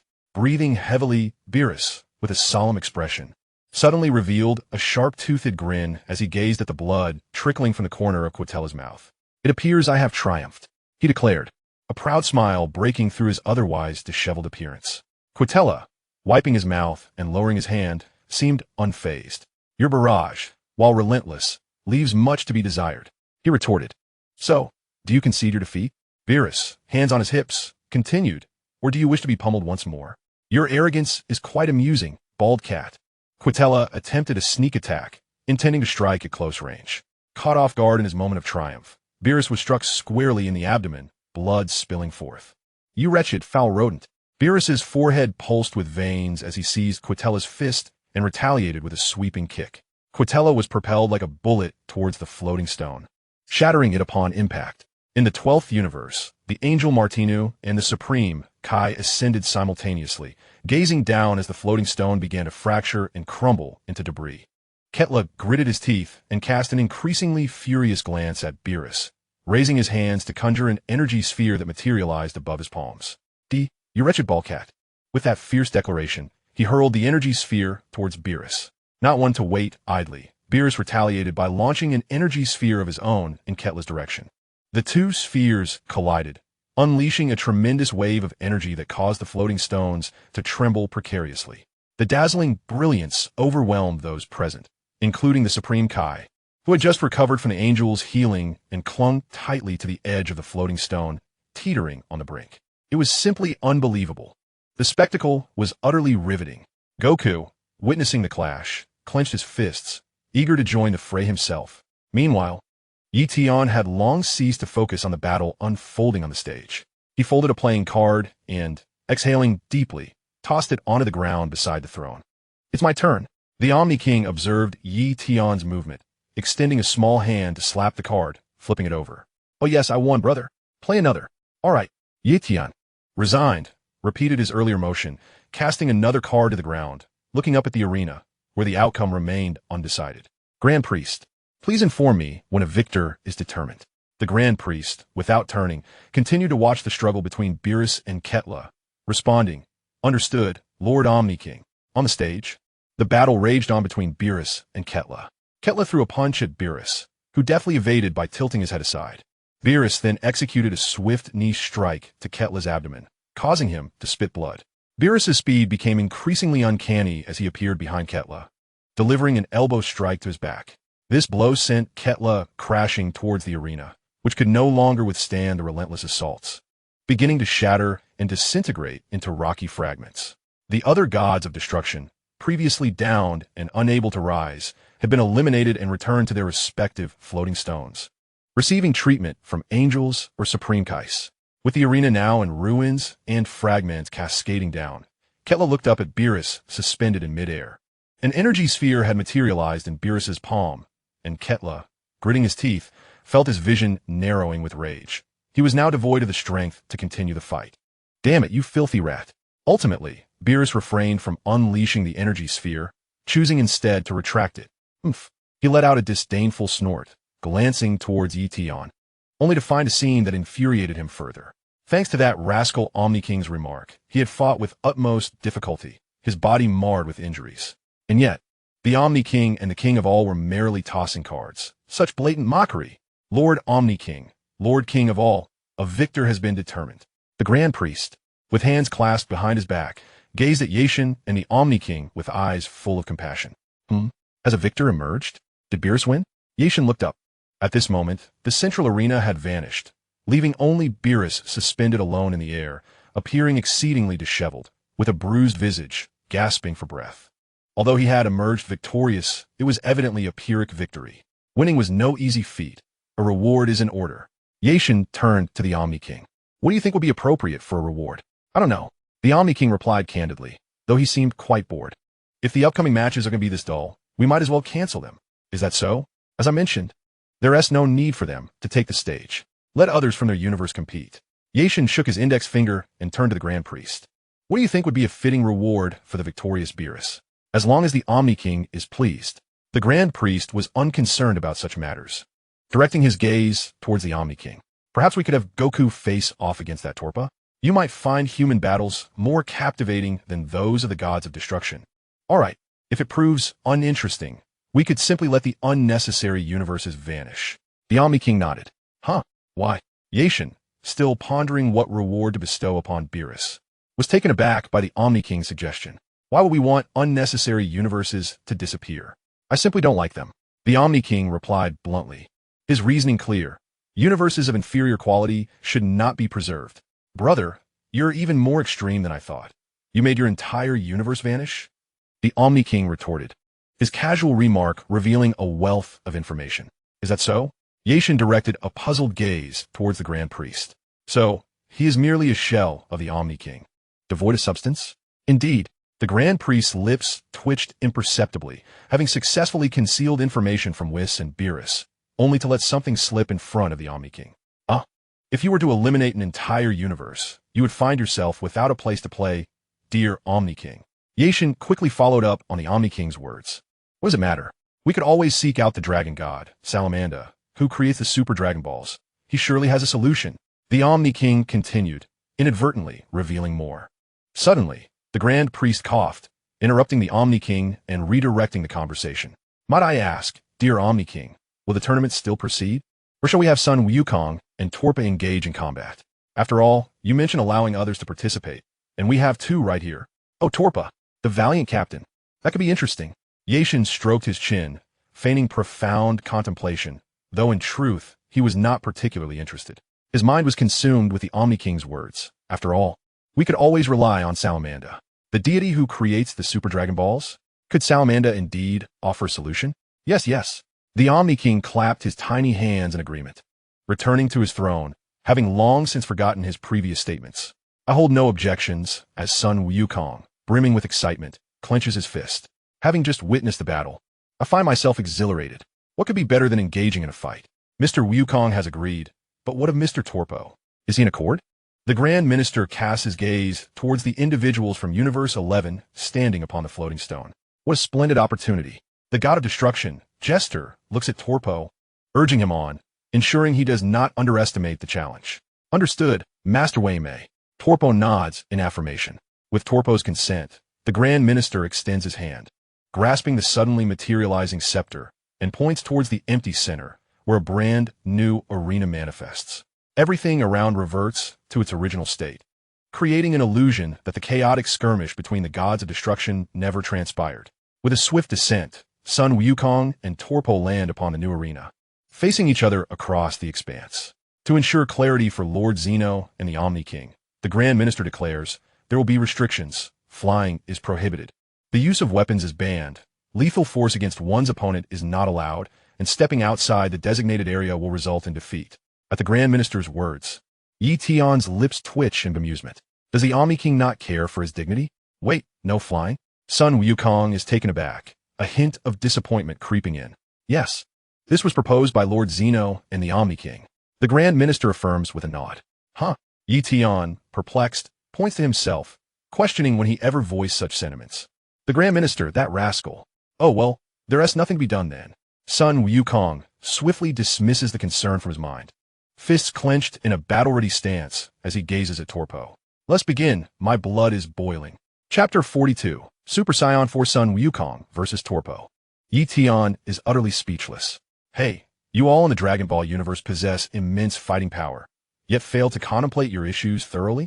But in the next moment, Ye Tian regains his sense of normalcy. Who exactly are you? Are you also a candidate for the god of destruction?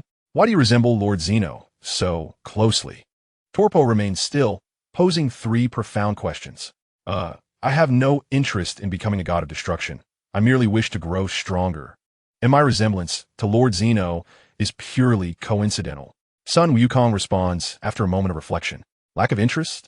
Torpo's demeanor grows serious as he scrutinizes Sun Wukong, stating, You are concealing your power, aren't you? Hee, you are quite formidable as well, to be considered a candidate for god of destruction. Sun Wukong grins widely, unable to contain his excitement. Hurry and fight. Ye Tian interjects impatiently, eager to seize an opportunity to pose questions to the Omni-King in private. He has no desire to listen to this meaningless chatter. If not for combat, let us disperse. And so, the second match begins now. The Grand Minister waves his hand, promptly announcing the commencement of the battle. Sun Wukong transforms into his Super Saiyan 1 form, clearly intending to test Torpo. Here I come. Bring it on. To everyone's surprise, Trappa responded politely. In an instant, Sun Wukong charged towards Trappa with a swift movement. Trappa remained remarkably composed, gracefully evading the straight punch that Wukong threw. As Wukong executed another sweeping kick, Trappa lowered his body, adeptly dodging once more. Throughout Wukong's relentless barrage of kicks, Trappa adeptly sidestepped each attack. Yawning languidly, Ye Tian propped his head on his hand, muttering to himself. Initially, it's a fair match, but then Wukong is overwhelmed, followed by counterattack, and ultimately, a massive explosion sends the opponent flying. What are you saying, brother? The king of all, utterly captivated, gazed at the two fighters entwined in combat in the arena, admiring Wukong's transformation. Nothing much. Brother can also perform such transformations, Ye Tian remarked, his gaze drifting towards the arena. Brother is quite impressive too. How many transformations are there? The king of all inquired, his eyes sparkling with curiosity as he turned to the Grand Priest. Alas, your majesty, the best form is still one's own body. Even if the king of all possesses Black Wukong's form, mastery remains elusive. The Grand Priest seemed to possess an uncanny understanding of the king's thoughts. Is that so? The king of all, slightly perturbed, turned towards Ye Tian. Can one not even manage the basics? Indeed. Moreover, the strain of controlling such power is quite vexing, requiring daily training. Ye Tian nodded in agreement, revealing his own reluctance to embody Black Wukong. After all, one's own body is superior, as the saying goes. A golden nest or a silver nest cannot compare to one's own doghouse. In the world of Dragon Ball, if one desires something, they can summon the dragon. If the dragon cannot fulfill it, there is always the super dragon. Furthermore, as the exalted king of all, simply reclining is not an issue. The body of the king of all remains in slumber. The Grand Priest offered a gentle glance at Ye Tian. There is no need to rush. The body of Black Wukong is merely temporary. Then why must I toil to control my own power? Ye Tian exclaimed, 3 exclamation marks manifesting above his head. Isn't it so you can play alongside the king of all? The Grand Priest countered. This question momentarily stunned Ye Tian, leading him to ponder. If he did not wish to engage and play with the king of all, would he need to exert such effort in mastering his power? How many transformations are there, brother? The king of all pointed towards the still transforming Sun Wukong on the stage, now in Super Saiyan form. Well, I am unsure, but there must be at least 78. Ye Tian shook his head candidly, acknowledging he was not an aficionado of Dragon Ball lore. I want to see it. I want to see. The king of all exclaimed, his little legs swinging excitedly in midair. At this outcry, without the Grand Priest needing to intervene, Beerus had already shouted towards Sun Wukong, who was still engaged in battle with Trappa. Hurry up and transform. Did you not hear that the king of all wishes to see your transformation? Are you waiting for the king of all on his throne to transform instead? All right. Sun Wukong, momentarily interrupted, looked at Beerus, nodding in confusion. Do you truly have so many transformations? Trappa caught wind of the conversation from the king of all's side. After all, the Grand Zeno did not suppress his voice, and with the surrounding silence, it was hardly surprising that sounds could be heard from the arena. I never intended to use all of this. Sun Wukong chuckled, his fists clenched, and let out another powerful roar. At that moment, lightning crackled around him as he transformed into Super Saiyan 2, yet the Grand Zeno appeared rather dissatisfied, as if he perceived no significant change. Hey, transform again. Hearing the Grand Zeno's discontent, Beerus felt a cold sweat trickle down his cheek and urged once more. Oh, Sun Wukong clenched his fists. His hair suddenly cascading down to his waist as he reached Super Saiyan 3. This is Super Saiyan 3. His expression turned fierce. The Grand Zeno marveled and glanced at Ye Tian, wondering if his elder brothers could also achieve such a transformation. Of course, Ye Tian replied with a hint of pride in his expression. After all, he was not only the Grand Zeno, but also a Saiyan. In the arena, Sun Wukong, in his Super Saiyan 3 form, launched a flurry of punches and kicks at Topo, attempting to land a hit. The sounds of combat echoed throughout the arena, accompanied by the whooshing of Topo's evasive maneuvers. He deftly avoided Sun Wukong's attacks, appearing behind him with an air of arrogance, disdainfully questioning. Is this the extent of the seventh universe's strength? Crack! Topo's fist tightened, and he unleashed his first strike in the arena. To Sun Wukong's astonishment, he delivered a powerful punch to Sun Wukong's cheek, sending him crashing to the ground, sliding several meters away. Such speed, Ye Tian's eyes widened in disbelief. He had not anticipated that someone of Topo's stature could exhibit such swiftness. On the ground, Sun Wukong rubbed his cheek, conveying Ye Tian's thoughts with subtlety. Your physique appears quite large, but I never expected your speed to be this remarkable. However, Topo paid him no mind, relentlessly throwing punches as Sun Wukong struggled to defend himself with crossed arms. Splendid. Strike him at the right moment. The god of destruction, the clown, said with a smug demeanor, arms crossed in satisfaction. In the arena, Sun Wukong found himself at a disadvantage, overwhelmed by Topo's relentless assault. Unable to find a single opportunity to counterattack, their combat prowess was clearly on different levels. Bam! Bam! Clap! Clap! You're an idiot. Don't hold back. Transform quickly, or you won't stand a chance. Topo kicked Sun Wukong back several meters. Sun Wukong braced himself on the ground, using all four limbs to slide and dissipate his momentum. Cursing, he spat out a mouthful of blood and glared at Topo, realizing that the next transformation might indeed determine their victory or defeat. Topo remained silent, yet his expression spoke volumes. He clearly regarded Sun Wukong's bravado as mere bluster. With a decisive clap, Sun Wukong crossed his arms over his chest, and with a fierce roar, he swiftly transformed into Super Saiyan 4. A powerful aura swept through the surroundings, causing the floating stones to tremble once more, leaving everyone present in utter astonishment. How enviable! Ye Tian gazed at the arena, feeling a twinge of jealousy for Sun Wukong, who was basking in the spotlight of countless onlookers. This aura was truly akin to that of a deity. Even the sea monster god could not help but exclaim in admiration.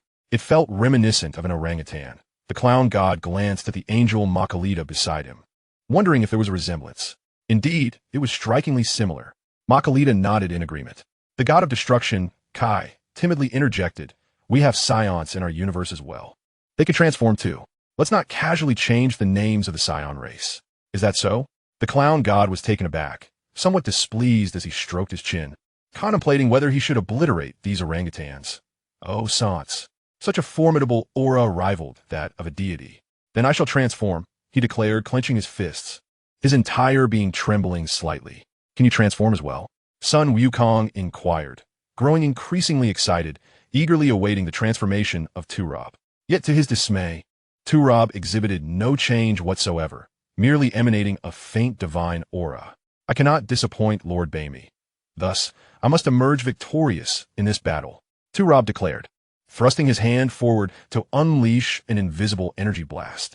With a crack, Sun Wukong, somewhat taken aback, relied on his innate reflexes to leap into the air, evading the attack. Turab did not cease his onslaught, extending 2 fingers towards the airborne Sun Wukong to fire an energy projectile. Observing Sun Wukong suspended in the air, the Grand Priest cautioned, "Do not fly." Oh no! Sun Wukong was momentarily distracted, and the energy blast hurtled toward him, exploding and enveloping him in a cloud of smoke. Wah! Sun Wukong cried out as he plummeted from the haze. With a satisfying grin, Turab believed he had secured victory, as Sun Wukong's form grazed the edge of the arena and began to fall. This is bad. He's going to fall, Beerus shouted anxiously. Could it be that even his most powerful subordinate was outmatched by a candidate from Universe 11? At that critical moment, Sun Wukong's hand grasped the edge of the arena, propelling him upward as he leapt back onto the stage, charging towards Turab. Under Turab's astonished gaze, he raised his hands defensively, preparing for the oncoming assault. In the blink of an eye, the two engaged in a fierce exchange of punches and kicks, their speed astonishing, the force of their strikes rivaling that of the previous god of destruction skirmishes. Bang! Bang! Crack! What a shock! Beerus exhaled in relief, nearly losing face due to Sun Wukong's antics. Yet, he turned to Whis in confusion, asking, when did Wukong enter the Ultra Instinct form? Not long ago at that time. Lord Beerus was asleep, Whis explained. As the combat on the arena grew increasingly intense, the god of destruction, Beerus, could no longer contain his admiration. The battle between the two had ascended to divine realms. Oh, how splendid! Both fighters are exceptionally formidable. The Omni-King observed with rapt attention, clearly pleased. That's enough. Hurry. conclude the remaining transformations and bring this battle to an end. Beerus's patience was waning. The longer Son Goku prolonged the fight, the less time they had to search for the other contestants. Only 40 hours remained, not even 2 full days. Understood, Lord Beerus. Son Goku responded, albeit somewhat reluctantly. Yet he remained obedient. As he continued to exchange blows with Toppo, he ascended to the Super Saiyan God form, followed by the Super Saiyan Blue form. Oh, such a myriad of transformations. Yellow, red, blue. How delightful for the Omni-King to behold. At that moment, Son Goku seized Toppo's incoming fist and cheerfully remarked, I hope to face you again in the upcoming tournament. Huh. The overwhelming divine energy that erupted astounded the gods of destruction, angels, and even the supreme Kai present, who widened their eyes in disbelief. Son Goku shouted, launching a fist towards Toppo, but an unexpected turn of events unfolded as Toppo deftly evaded Goku's swift strike. In an instant, while Goku was still in shock, Toppo's foot soared high and struck Goku in the abdomen. Ouch! Goku yelped in surprise, stepping back to rub his sore belly, his vision momentarily clouded. Before he could regain his composure, Toppo charged at him, swiftly closing the distance between them. With reckless abandon, Goku intercepted Toppo's incoming punch. Although he managed to block it, he did so in a rather awkward manner. Goku, in turn, retaliated with a powerful punch aimed at Toppo's abdomen, unleashing all his strength in the Super Saiyan Blue form, causing Toppo's body to arch like a shrimp. Coughing violently, Toppo's eyes widened as blood splattered from his throat, overwhelmed by the realization of Goku's formidable strength. The inertia from the punch sent Toppo soaring, seemingly destined to tumble off the edge of the arena. The spectators gasped in surprise at this dramatic shift, as just before Toppo could fall from the platform, Son Goku grasped his hand. Damn it, Goku, you fool. Why did you hold on? If you hadn't, we would have won. Beerus's exasperation was beyond words. We haven't determined the victor yet. Goku innocently scratched the back of his head, readopting his stance as he faced Toppo once more. So, shall we continue our duel? The previous exchanges were merely a warm-up, weren't they? You were quite strong. What was your name again? Goku asked, a hint of embarrassment creeping in as he scratched his cheek with his finger. Chapter 44. Fear not, for we shall coexist with the universe. Candidate for the God of Destruction of Universe 11, Toppo. The words of Toppo carried a solemnity, and his expression was dignified. I shall not express my gratitude to you. With a slight chuckle, Son Wukong remained unfazed. Yet I am aware that, had this arena not imposed restrictions, the outcome could have been uncertain. Thus, one must not be careless in the formal competition. What are you saying? Son Wukong looked at Toppo, who was turning to leave, with a puzzled expression, ignoring Son Wukong, who was poised for another round. Toppo approached the edge of the arena and glanced back, stating, You have emerged victorious today. Given my current abilities, I would indeed have fallen. Therefore, I shall not owe you anything. Toppo then voluntarily leaped from the arena, lifting his gaze to meet Son Wukong, who was peeking over the edge. Furthermore, I must convey some rather unfortunate news. I am merely the second strongest of Universe 11, and there is someone even more formidable than I. Son Wukong felt a cold sweat on his brow. There is someone stronger? Yes, it is Jiren, even mightier than the Grand Minister.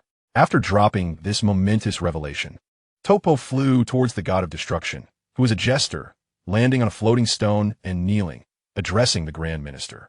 Well, never mind. Your leap at the end did serve to uphold your dignity. The jester God of Destruction waved dismissively.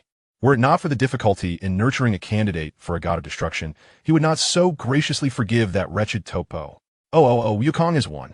The Omni-King was taken aback. This battle was indeed quite impressive. After a prolonged period of astonishment, Son Wukong rose, his fists clenched in excitement, proclaiming, Even stronger than a God of Destruction. Hooray! How splendid! Is Wukong truly dazed by Toppo's blows? Beerus turned to inquire of Whis. For although Toppo is a candidate for a God of Destruction, he is not the mightiest warrior of Universe 11. There is, after all, someone who does not wish to become a God of Destruction. Was cast a meaningful glance at Beerus. You scoundrel!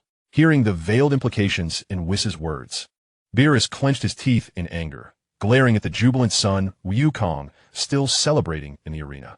He resolved that once this tournament of power concluded, he would seize Vegeta and make him a candidate for the God of Destruction. I am greatly looking forward to the tournament. Meanwhile, Son Wukong stood on the stage, grinning foolishly with joy. What do the Omni-Kings think? With the victor determined, the Grand Minister turned to ask Ye Tian and the Omni-King. Whatever. I am indifferent. If it happens, it happens. Ye Tian waved his hand dismissively. I want to see. It's going to be spectacular. The Omni-King beside him was, in contrast, visibly excited, waving his little hand. Yes, understood. The Grand Minister swiftly came to a decision. Behind Whis, the Supreme Kai-Shin had hopeful thoughts. Perhaps some miracles would unfold. And we wouldn't need to organize a tournament to prevent our universe from facing annihilation. You truly expect such miracles? Beerus looked disdainfully at the Supreme Kai-Shin, scoffing at the notion of such occurrences. Therefore, esteemed Grand Ministers, placing their hands behind their backs, surveyed the gathering, reflecting on the previous contests. They have determined the rules for the upcoming matches. Indeed, a tournament is still necessary. Do we have any remarkable participants from our universe to present? Kampa quietly raised a hand to his mouth and inquired of Beerus. Aside from the God of Destruction, each universe would select 10 individuals. And the rules of the competition were simplified. The objective was to knock opponents off the stage. Killing was prohibited, and all contestants would engage in a free-for-all, with the match lasting 48 minutes. At the end of the stipulated time, the universe with the most remaining participants would emerge victorious. Just as Son Goku raised his hand, he was silenced by a swift tap from Beerus, who covered his mouth. Be quiet. I implore you, you rascal. If it weren't for the multitude present. Beerus felt he could have shouted this to the heavens. Ye Tian glanced at the figure of the Grand Minister, shivering slightly. He had just recalled all of this in his mind. The tournament of power he had seen in the anime was astonishingly identical. Did the Grand Minister truly know what he or the Omni-King was thinking? Thus, the last remaining contestant within the designated time would, as per the previous competitions of Universes 6 and 7, receive the Super Dragon Balls as a reward, capable of granting any wish. The Grand Minister cast his gaze toward Kampa. Therefore, Mr. Kampa, I kindly request that you surrender the 3 Dragon Balls you have acquired. Kampa, drenched in cold sweat, thought his covert actions would go unnoticed. Now it was evident to all universes that he had been secretly collecting the Dragon Balls. Excuse me, can I speak? The Kai-Shin of Universe 3, Ai raised his hand. Speak. With permission granted, Ai quickly expressed his query. If the contestants receive rewards, what about the winning universe? Do they receive nothing? Nothing at all, the Grand Minister replied coldly. Huh? Ha, then that is honor. Ai responded awkwardly, realizing he had asked a futile question. No. Receiving nothing is indeed the reward for victory. The winning universe is afforded no privilege. However, the Grand Minister's expression turned even more frigid as he dropped a bombshell. The losing universe will be obliterated by the Omni-King. The audience was momentarily stunned by this revelation. Rendered speechless until the first to break the silence exclaimed, Wait, did you just say, obliterated? What does that mean? Is that true? How could this be? Ye Tian yawned, observing the diverse reactions of the crowd as they pondered the overwhelming number of universes. Yes, the Omni-King stated that there are too many universes, and this presents a fine opportunity. The Grand Minister nodded, echoing Ye Tian's sentiment. This is indeed an unexpected turn of events, Whis added, surprised by the shocking news. Meanwhile, Beerus knelt, his hands braced on the ground, engulfed by a shroud of despair. This far exceeded his worst expectations. Their universe was second to last. It was all over. The clownish God of Destruction pondered briefly and deduced, it seems that only one universe can remain. That must be the implication. Yet, it cannot be said that only one would remain. Universes 1, 12, 5, and 8 would also endure. The great priest bestowed a hammer upon the assembly and subsequently tossed out a large cake. The God of Destruction, struck by the event, secretly sighed in relief. Why was that? Ye Tian found himself bewildered. This seemed to deviate from his expectations. The average level of humanity across these 4 universes exceeds 7. Thus, they are exempt from participating in this assembly. The great priest elucidated. Chapter 45. The Tournament of Power is about to commence. How fortunate! The Fox God of Destruction gleefully clenched his fist. Splendid. The Beast God of Destruction patted his chest, also relieved. Diligent work indeed bears fruit. The God of Destruction of Universe 12, Ago, turned a glance at the Sea Monster God of Destruction, who was still wiping his brow. The despicable Mouse God of Destruction, upon hearing this, ground his teeth in frustration. Did that imply they had not been working earnestly? It appeared that, well, perhaps they truly had not. Great priest, if a universe were to be obliterated, what would become of us? As the Elephant God of Destruction posed this inquiry, everyone present perked up their ears, keenly attentive. fearful of missing any vital information. Please do not worry. Besides the guiding angels, all gods and universes will be annihilated. The great priest calmly articulated this heart-wrenching truth. Even the angels present widened their eyes in disbelief. Were even the gods of destruction and the Kais to be extinguished? Ye Tian chuckled aloud. Do not fret. There is indeed no need for concern, as they too shall perish. While the great priest continued his discourse with the various universes, Ye Tian observed the escalating quarrel between Beerus and the Kaioshin. You scoundrel! How can humanity's self-improvement rank second to last? Beerus, disregarding decorum, began to curse. Hey, do not lay all the blame on me. You have been sleeping the whole time. The Kaioshin also retorted boldly. After finalizing the relevant arrangements, the great priest summarized. The venue will be the Null Realm, and any form of cheating is strictly prohibited. Otherwise, disqualification will ensue. With a flourish of the great priest's hands, those present upon the floating stones began to vanish, and he turned to Ye Tian, Great Omni-King. Shall you return to Beerus's side? Not just yet. I shall wait to witness the tournament of power. Ye Tian rested his hands behind his head, curious as he inquired. If Universe 7 were to be obliterated, would I vanish as well? The great priest smiled, remarking on the growing humor of the Omni-King. All right, let's play. Ye Tian stood, taking the Omni-King's small hand. Waving to the great priest, you may resume your duties. Such trivial matters are swiftly managed. The great priest cheerfully trailed behind the two as they descended into the temple. Brother, will you stay and play with me? The Omni-King appeared quite delighted, clutching the playing cards from the earlier skirmish among the gods of destruction. I no longer wish to play that. Let's engage in something else. Very well. What would you like to play? Ye Tian, seldom gentle, stroked the Omni-King's head, listening to his excited chatter. In less than 40 hours, time flew by in the blink of an eye. During this period, the Grand Minister kept a watchful eye, leaving Ye Tian with no opportunity to extract words from the Omni-King. Grand Minister, you are rather cunning. Ye Tian cast a dissatisfied glare at the Grand Minister, who had been lingering nearby. He chuckled. Rest assured, dear Omni-King, when the time is right, I shall inform you willingly. The Grand Minister's hands were clasped behind him, hovering 30 centimeters above the ground. I believe you not one bit. Ye Tian rolled his eyes and attempted to shift the conversation. If the seventh universe truly faces failure, could you possibly grant me a favor? Doesn't the Omni-King have everything calculated in his mind? The Grand Minister retorted with a question. Isn't it merely a fear of unforeseen circumstances? Ye Tian rubbed his head, as he still intended to explore the various universes. He felt a nagging sense of having forgotten something important. Once again, his tail was grasped by the Omni-King. He lay limply on the ground, too weary to ponder, concluding that it likely wasn't of great significance. Suddenly, Beerus, appearing in the realm of the gods, forcefully sneezed, wiping his nose with the back of his hand and casting a hostile glance at Son Goku. Truly, a misfortune for the universe. Lord Beerus, have you caught a cold? Son Goku, completely out of sync with Beerus, wondered if even a god of destruction could fall ill. It was indeed peculiar. You insufferable brat. I long to obliterate you. Beerus shouted in exasperation. Yet, with matters in such a state, he felt powerless. Should he destroy Son Goku, he would lose a significant contender in the tournament. Ho. Let us first consider which participants we might select, Whis said with a cheerful demeanor, turning to Beerus. Sighing deeply, the Supreme Kaioshin pondered if he was the only one concerned about the future of the seventh universe. Within the brief span of less than 40 hours while Ye Tian and the Omni-King frolicked, all the gods of destruction and Supreme Kais from the various universes busied themselves searching for participants for the tournament. Beerus, Whis, and Supreme Kaioshin materialized on Earth, gathering Son Goku and Vegeta to assemble their team of competitors. Everything seemed reminiscent of the Tournament of Power, yet there was an underlying sense of difference. In less than 40 hours, time swiftly approached its end. Very well, dear Omni-King. It is nearly time for us to proceed to the Void Realm. The Grand Minister kindly addressed the two still engaged in playful antics. Oh, has time passed so quickly? Ye Tian expressed surprise, as his race with the Omni-King had yet to conclude. Was a horse.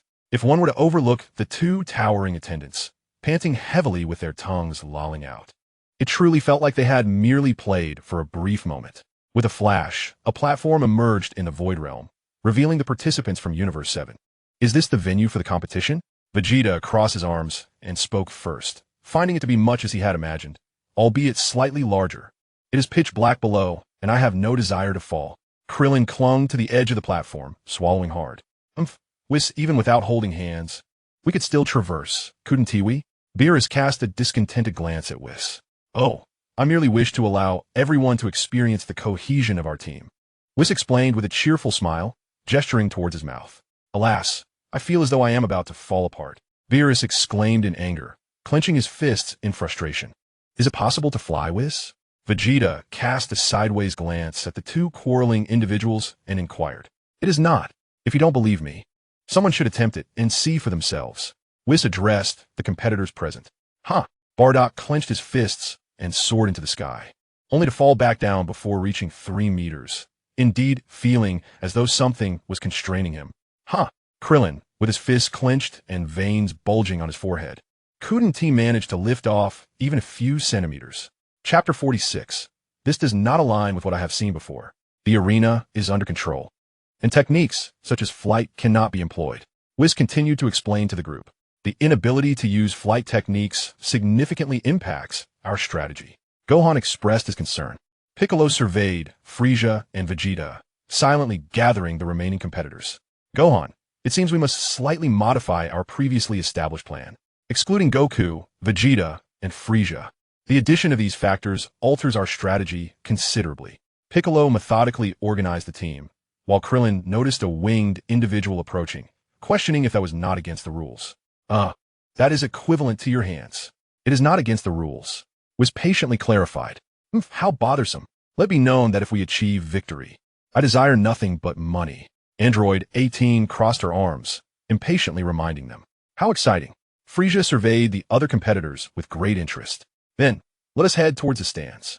Whis turned to Beerus and the Supreme Kai Shin, while the old Supreme Kai remarked, Why can you fly? Goku mumbled, that is because we are not competitors. Whis cheerfully waved his hand at the 10 individuals before soaring towards the stands. Do not let us down. If we lose, our universe will be in peril. Beerus followed Whis, not forgetting to issue a stern warning. ZZZ, the representatives from Universe 6, Kampa, and the competitors arrived. He angrily chastised Kale. Stop calling him scrap metal. That robot is crying. Hey, Hit, you come too. Goku immediately waved to greet him upon seeing him. Frost took a step forward, casting an ambiguous glance towards Frieza, who responded with a knowing smile. The two appeared to communicate silently through their eyes. Cabba approached alongside Kale and the timid Caulifla, raising his hand high towards Vegeta. Master. Vegeta, Master. How have you all been? What is this master nonsense? Vegeta retorted, utterly perplexed. He certainly did not have such inferior disciples. Do not address me as master. We do not share such a relationship. Vegeta coldly rejected the notion. In truth, Gabe felt that it was only thanks to Vegeta during the previous tournament of power between the 6th and 7th universes that he had the opportunity to learn so much. His gaze upon Vegeta resembled that of a child looking at a revered parent. Is this truly the Saiyan of the 7th universe? It appears to be nothing extraordinary, thought Caulifla as she stepped forward, regarding Vegeta and his companions with disdain. Behind Caulifla stood the timid Kale, and Vegeta raised an eyebrow, suspecting this fellow might be akin to his counterpart in the original anime. The exchange between the two universes appeared cordial, yet was laced with an undercurrent of hostility. Meanwhile, Frieza and Frost, the two real estate moguls, engaged in a remarkably congenial discussion. As the contestants from various universes gathered, Goku sensed the formidable aura emanating from the fighters of Universe 11. In Goku's eyes, only Toppo and Jiren exuded such power. He eagerly bounded over to their side, waving at Toppo and Jiren. Vegeta observed with a smirk, reflecting on Kakarot's naive tendency to view others as friends. While it was evident that the competitors from Universe 11 regarded him as a foe, no need to inquire why. One could discern the expressions on Toppo and Dispo's faces. Vegeta also noted the formidable opponent, Jiren. Clearly, Jiren had taken notice of Vegeta as well, his eyes momentarily flashing with surprise. Perhaps he had not anticipated Vegeta's presence. It seemed that Vegeta could potentially be a worthy rival for Jiren. I must go over there to greet the 7th universe. The sudden appearance of Ye Tian, perched on his floating throne, felt restless. With so much excitement below and numerous individuals he wished to meet, it was unbearable to remain seated atop the platform. Hey, brother, are you going to sit here with me? Once the competition is over, let us continue our horseplay. The Omni-King expressed his discontent. as he was used to sitting alone in his elevated spot, and it was a rare pleasure to have someone accompany him, especially his brother, after the tournament concludes. I need to return to my training. Ye Tian had no desire to indulge the Omni-King in trivial games, unwilling to stay with the Omni-King without extracting the desired information. Ye Tian surveyed the other universes, noting their arrivals. Observing the sparse crowd on the arena, Ye Tian quietly devised his next steps, contemplating which universe he would explore after the tournament of power concluded. Scanning for intriguing individuals, he spotted Hit, the not-so-cold assassin. Frost from the 6th universe and Frieza stood together, whispering to each other. Vegeta, arms crossed, appeared confident and bored, lamenting how dull it is to sit here, merely watching. Ye Tian propped his chin on his hand in exasperation. The Grand Priest seemed to catch the implication in Ye Tian's words, soaring from his elevated position toward the arena. Extending his hand, everyone, please bow to the Grand Zeno and the Omni-King. The individuals in the arena below simultaneously knelt on one knee, with a few audacious souls daring to steal glances upward. Is it the Grand Zeno? He bears a striking resemblance to a human. Indeed, the Grand Zeno is much smaller than I had imagined. Greetings to you all. The Grand Zeno, accustomed to such scenes, waved his hand towards the crowd below. Humph. Ye Tian let out a haughty snort, his peripheral vision catching sight of the assembled contestants from Universe 7. He recalled the tournament of power where Master Roshi, that old fellow, had participated. Where is he now? Speaking of which, that green-haired individual over there, could it be Broly? How'd he come to be here? And that fellow who resembles Son Goku. My goodness, is that Bardock? How could these two possibly be part of the tournament of power? Are they merely here to watch? But wasn't Master Roshi and Tien Shinhan supposed to be the ones participating? What has gone awry? Before Ye Tian could unravel his thoughts, the Grand Priest commenced his announcement. Excellent. My gratitude to Lord Grand Zeno and Lord Zeno for their splendid remarks. The Grand Priest turned to face the crowd below. Let the competition commence. All non-participants, please proceed to the stands. Chapter 47. The Battle Royale of 80 contestants begins.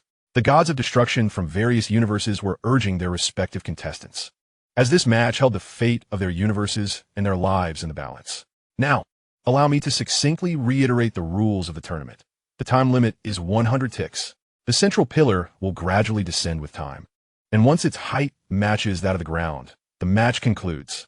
The use of weapons other than your abilities is prohibited, and killing is forbidden. The key to victory lies in knocking your opponent off the stage. Rest assured, should you fall from the stage, you will be transported to the stands. The Grand Priest added reassuringly. Now, are the 80 contestants present ready? As the Grand Priest's words resonated, the participants readied themselves, their expressions tense. Even the gods of destruction and Supreme Kais in the stands wore solemn faces. The atmosphere in the venue instantly grew heavy to its peak. Come on, let's get this started. Vegeta smirked confidently. Son Goku, equally excited, clenched his fists, his gaze eagerly scanning the contestants from various universes, brimming with anticipation. It certainly appears to be an exhilarating affair. Bardock crossed his arms, surveying the distance as if seeking a worthy opponent. The more opponents I defeat, the more prize money I shall earn? Number 18 inquired of Krillin. Not quite. Krillin responded, beads of sweat forming on his brow as he awkwardly scratched his cheek. Number 18, are you in dire need of money? Number 17 squinted at Krillin, questioning whether he was utterly useless. Uncle Piccolo, does the plan require further refinement? Son Gohan asked, a hint of nervousness in his tone as he sought confirmation from Piccolo. It should be sufficient. Do not concern yourselves with those two. Piccolo directed his gaze towards Vegeta and Goku, two individuals notorious for their aversion to following any plan. I have no intention of participating in your scheme, Frieza declared, crossing his arms and flicking his tail ominously. The most crucial part is that we cannot consume senza beans. I fear I will be a burden to you all. Krillin's demeanor appeared somewhat despondent. Krillin, don't give up so easily. How will you know unless you try? Piccolo replied, casting a meaningful glance at Krillin. Among all the participants, Broly remained silent, merely observing his surroundings with curiosity, easily overlooked by others. First, we must gather together and cooperate back to back. Teamwork. Gohan expressed his nervousness, muttering to himself in an attempt to relax. Oh dear, I wonder if Universe 7 will emerge victorious. Whis had already taken his seat in the stands, his tone remarkably carefree. Hey, don't think you can get away with asking such questions without disappearing. Beerus, arms crossed and seated in the front row, turned his head to express his dissatisfaction. We can only trust them. The Supreme Kai-Shin's expression was exceedingly grave. Under Beerus's disgruntled remarks, the Grand Minister also spoke up, gesturing grandly. The tournament of power begins now. As the Grand Minister's command echoed, all those standing on the arena looked around with grave expressions, remaining vigilant of one another. Each universe had its own strategies and preparations, with Universe 7 being the exception. Their previously planned cooperation had yet to commence before it crumbled in an instant. The insubordinate actions of Goku, Vegeta, Frieza, Android 17, Android 18, and Bardock saw them hastily darting off on their own, leaving Gohan, Piccolo, and Krillin exchanging bewildered glances. Observing the situation, Broly, after a moment of contemplation, decided to follow the familiar footsteps of Bardock. Teamwork, they say. Piccolo gritted his teeth in frustration at the sight of their actions. Indeed, a cooperative battle strategy does not suit these Saiyans, Gohan noted. Beads of sweat forming on his forehead. They really don't show us any respect, Krillin thought to himself. Forget about them. Let us focus on ourselves. Piccolo took a deep breath, and the three remaining warriors positioned themselves back to back. The chaos of an 80-person melee was on the verge of erupting. The arena was instantly ablaze with vibrant colors, as various energy spheres exploded like dazzling fireworks. As the battle commenced, pandemonium ensued. "Oh my!" the Omni-King exclaimed in awe, tugging at the sleeves of Zeno with excitement. Zeno sighed in resignation, pondering that it might have been better to join the fray instead of entertaining a child. The Grand Minister seemed to sense Zeno's thoughts, turning gracefully to bow to both Zeno and Ye Tian, as the God Pad was prepared and would soon be utilized. "Yay!" Zeno cheered, raising his tiny hand in triumph. "Humph!" Ye Tian scoffed, finding it unnecessary to indulge the childlike whims of Zeno. On the arena, whether familiar or unfamiliar, beings from all universes gathered in one place, ready for the impending clash. Amidst the vibrant and dazzling energy bombardment, some individuals eagerly yearned to showcase their prowess and vanquish competitors from other universes, while others preferred to conceal themselves, patiently awaiting the so-called opportune moment. Of course, there are those who manage to devise a one-on-one combat strategy, indeed, one-on-one.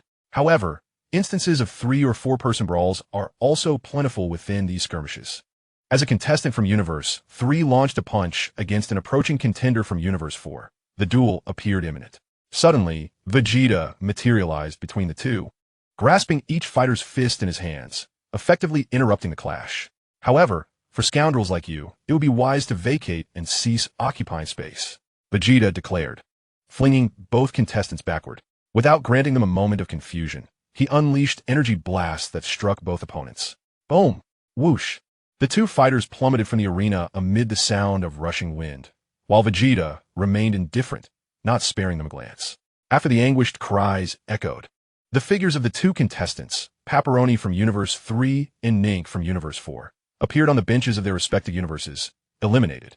As the Grand Priest's words resounded, the Omni-King hurriedly navigated his God Pad, while Ye Tian glanced at it too, only to find himself viewing the contestants' icons. Can't this God Pad connect to the internet for some leisure? How dull, he mused. Pepperoni from Universe 3 has been discovered. Meanwhile, the Omni-King from Universe 4 seemed particularly engrossed, incessantly swiping on the pad.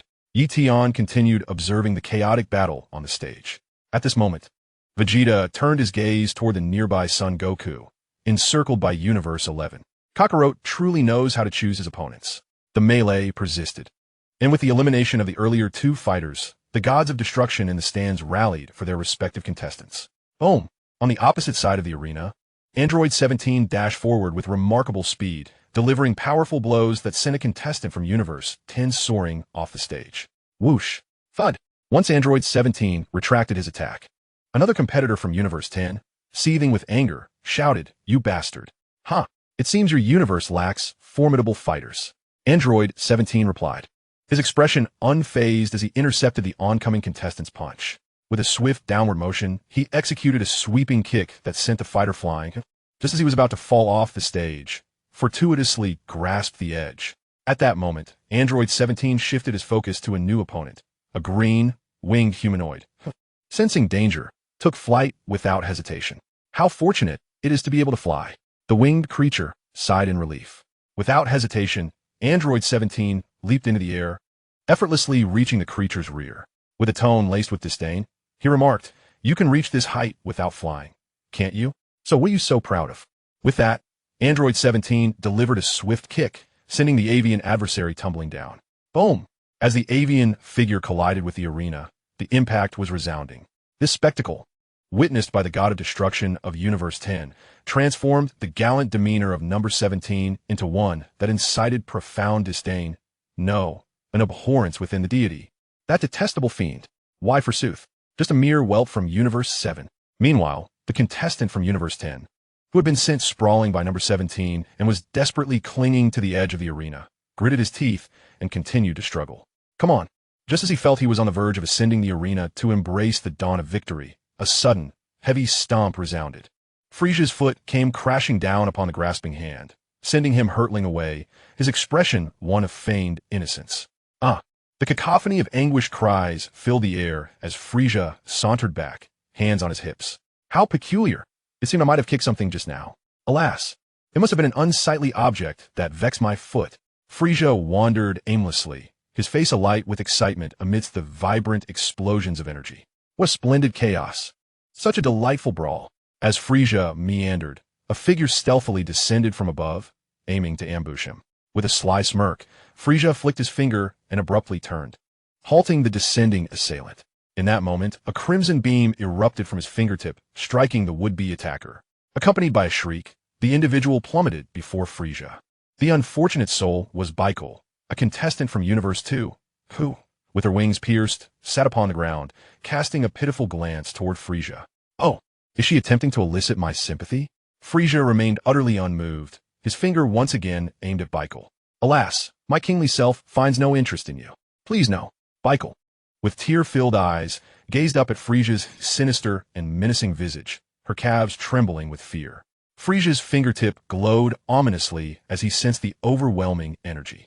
Faced with impending doom, Baikal suddenly found the strength to rise, stumbling in a frenzied panic. No, don't. What an enchanting sound. Frisia reveled in the amusement, akin to a cat toying with a mouse.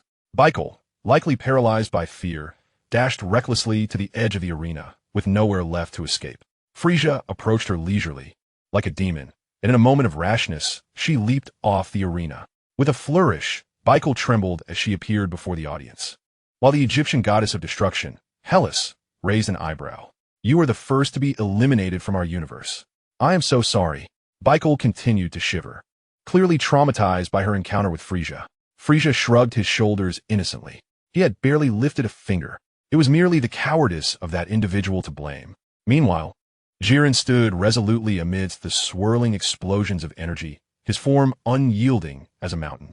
Frisia squinted at Jiren's silhouette, feeling an intangible sense of pressure emanating from him.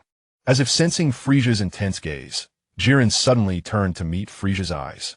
Just then, a figure burst forth from the distance. It was Jimmy's from Universe 2, charging toward Jiren with a clenched fist. However, just as Jimmy's was about to strike, he abruptly skidded to a halt, his body trembling slightly. Jiren's piercing gaze left Jimmy's in shock, rendering him paralyzed with fear. Ultimately, Jimmy's, having foolishly inflated his own bravado, retreated in haste. Yet he sighed deeply, feeling an urge to exit the arena. Hey, green-haired kid, what are you staring at? The warrior Choppier from Universe 9 had set his sights on Broly. Broly, anxiously watching Bardock's receding figure, exclaimed, "Could you please move aside?" Huh, what do you think this is? Move aside? Choppier scoffed, swinging his iron fist. With impatience, Broly retaliated with a punch to Chappier's abdomen, causing his eyes to bulge and blood to stain the whites. Choppier felt as if his insides were being rearranged. The overwhelming pain caused him to lose consciousness momentarily. Unfazed by Chappier's collapse, Broly continued to search for Bardock, but alas, he could not locate him. Bardock had long since vanished. On the arena, a butterfly danced gracefully, emitting a radiant blue glow, its vibrant form catching Bardock's attention. With a swift motion, he conjured a ki blast. What is that? The butterfly plummeted from the arena, accompanied by a piercing female scream. In Universe 10, Lilib's fall from the arena signaled her elimination. The Grand Minister announced once more, while the Omni-King busied himself with his tablet, his demeanor lively and engaged. However, yet he found himself yawning from boredom, struggling to spot the individual he wished to observe amid the chaos. After swatting away the bothersome butterfly, Bardock's gaze fell upon a rabbit-like figure, Sorrel. Which universe do you belong to? Bardock furrowed his brow, noting that this encounter was unlike the fierce battles he had envisioned. I am from Universe 9. Sorrel, intimidated by Bardock's imposing stature and serious demeanor, felt a twinge of anxiety. Get lost quickly. Bardock dismissed her disdainfully, turning away without a second glance. Watching Bardock retreat, Sorrel exhaled in relief. But just as she relaxed her guard, she was unceremoniously knocked out of the arena by another competitor, eliciting yet another scream. Hey, what is going on? How did you all get eliminated so swiftly? The stout, bearded god of destruction glared at the contestants, emerging one after another on the steps beside him, his frustration boiling over into a torrent of invectives. Oh dear, is that all your strength? Meanwhile, Compa wore a smug expression, tauntingly calling out, Come on, Universe 6. You were the strongest.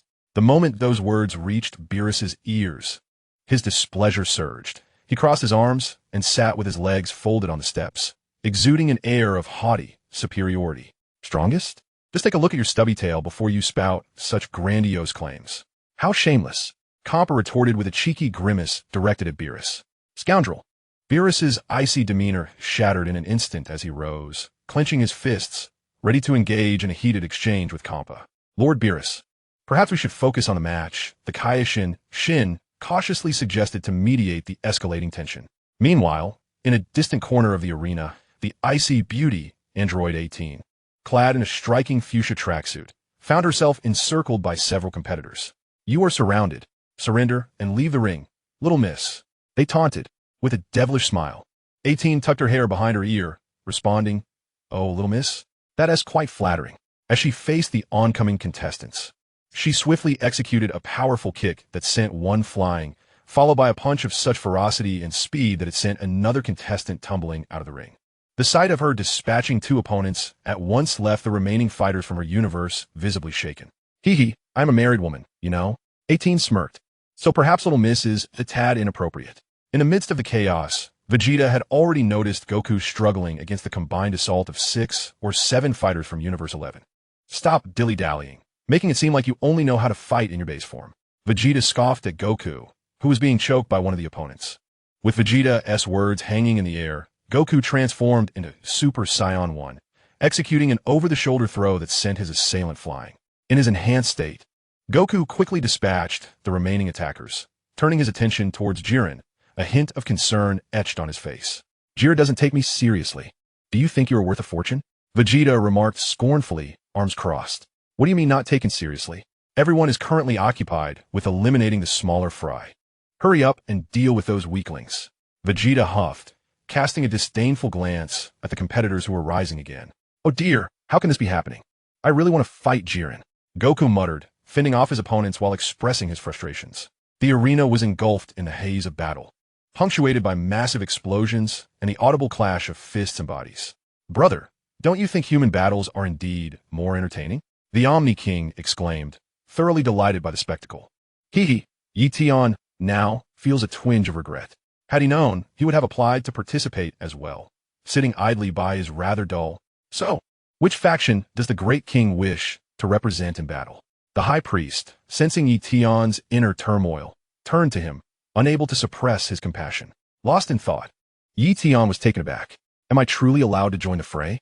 Naturally, you are the great king. Your esteemed status is unparalleled, akin to that of the supreme king.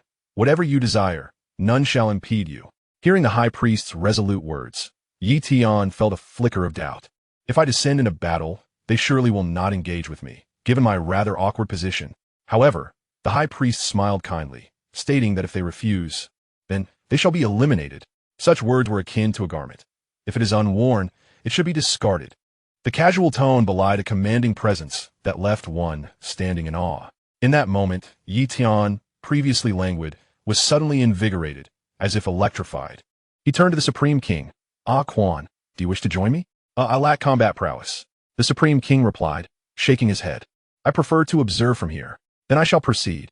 Ye Tian joyfully waved at the Supreme King before soaring toward the arena. Everyone, a brief reminder. The high priest's voice was not loud, yet resonated clearly, as though whispered directly into their ears. The great king also demands to enter the fray. The decision regarding representation rests with the great king, and there shall be no leniency. Leniency shall result in immediate annihilation. Contestants exchanged glances, sensing that this contest of strength had escalated dramatically. How does one engage the great king? Thus, a rather peculiar scene unfolded. As the competitors on the stage instinctively avoided Ye Tian, striving to evade confrontation with him. In fact, within a 30-meter radius around Ye Tian, a small circle remained devoid of participants. The high priest had merely mentioned that there should be no leniency, yet he did not specify that one could not evade the great king. Ye Tian felt a surge of frustration. Sometimes, an elevated status is burdensome. As it was in this moment. Meanwhile, Frost was fiercely battling, using his tail to ensnare a competitor's neck, preparing to hurl him from the arena. Just then, Frisia appeared nearby, hands on hips, greeting him. Mr. Frost. Ah, Mr. Frisia, what brings you here? Frost released his opponent, turning to face Frisia. The two maintained an air of gentlemanly decorum. Would you care to hear some intelligence I have gathered? Frisia inquired with a calculating smile. Such as the weaknesses of my universe. Universe 7. Intelligence, you say? Frost regarded Frisia with suspicion, scrutinizing his expression to discern any deceit. What weaknesses? Chapter 50. Collaboration of two real estate tycoons. Do you see that bald fellow over there? Frisia's peripheral vision flicked to Krillin, standing behind him. That guy is merely a minor player, yet he is inexplicably entangled with the contenders from Universe 7. As long as you seize him, you will be able to restrain at least 4 or 5 competitors, compelling them to obediently leap from the arena. Frost found it somewhat unbelievable that Frisia would benevolently share such information with him. Was it truly inconsequential? What if your universe's numbers dwindled and you faced defeat? Defeat? I am utterly indifferent to such matters. Frisia extended his hand towards his chin, his expression menacing. I entered this competition solely for the purpose of exacting vengeance upon those Saiyans. Once the contestants on the stage have been dealt with, I shall seize the opportunity to personally eliminate them. Is it possible, then, that I am considered a Saiyan in your eyes? Are you seeking retribution against me as well? Ye Tian had appeared at the rocky edge nearby, seemingly out of nowhere. With his feet planted upon the stones and hands resting on his hips, he bore a mocking expression. I heard everything. Sun Wukong. No, the great king Frisia widened his eyes, astonished at Ye Tian's sudden presence. They had become so engrossed in their scheming that they had forgotten to avoid this troublesome entity. I asked you, Frisia. Ye Tian stood indifferently before Frisia, lowering his gaze upon him. Although Ye Tian uttered no further words, his eyes silently conveyed, little fellow, I still have to look down at you. You are so short. I was merely jesting, great king. Frisia, with a deft maneuver, bore the weight of Ye Tian's taunts and returned them. Do not speak so. Would you like me to ensure you are among the last standing, allowing the dragon to grant you an increase of 5 or 10 centimeters in height? Ye Tian's playful intent to mock Frisia intensified his teasing demeanor. Meanwhile, Son Gohan, Piccolo, and Krillin, who had been huddled closely together, also engaged in battle. A swift punch hurtled towards the trio, and as they retreated to evade, the punch struck the metallic ground, creating a shallow crater and sending debris flying. Mamakaita! Krillin exclaimed, astonished as he glanced at the metallic being from Universe 6. Don't startle me like that. There's an opening. Observing Frisia entangled with Ye Tian, Frost had quietly retreated early on. Regardless of whether Frisia's claims were true or false, he was determined to test the waters. After all, he had nothing to lose. Just as Frost organized everything, he appeared behind Krillin, his tail coiling around Krillin's neck. Don't move. Frost grinned malevolently at the scowling Piccolo and Son Gohan. If you wish to avoid witnessing him being thrown out, refrain from making any sudden moves. Oh, Frost, hurry up and throw him out. Compass ceased quarreling with Beerus, his attention fixed on the situation with the Universe 6 contestants. Upon witnessing this scene, he erupted with excitement. Not far away, Beerus, still agitated, immediately shouted at the arena, Krillin, what are you dawdling for? My name is Krillin, Lord Beerus. Krillin waved towards the stands, taking the moment to correct Beerus's error amidst the chaos. What do you intend to do to Uncle Krillin?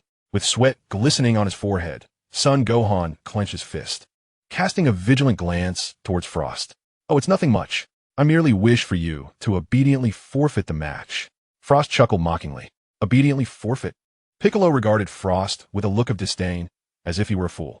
Then you might as well throw him out. Son Gohan was taken aback by Piccolo's apparent coldness, watching as he showed no mercy. Wasn't it agreed upon that we would cooperate as a team? Must we abandon our comrade so swiftly? Indeed, you should throw me out at once. They will never acquiesce to your demands. Krillin instinctively grasped Frost's tail, seeking to alleviate his discomfort.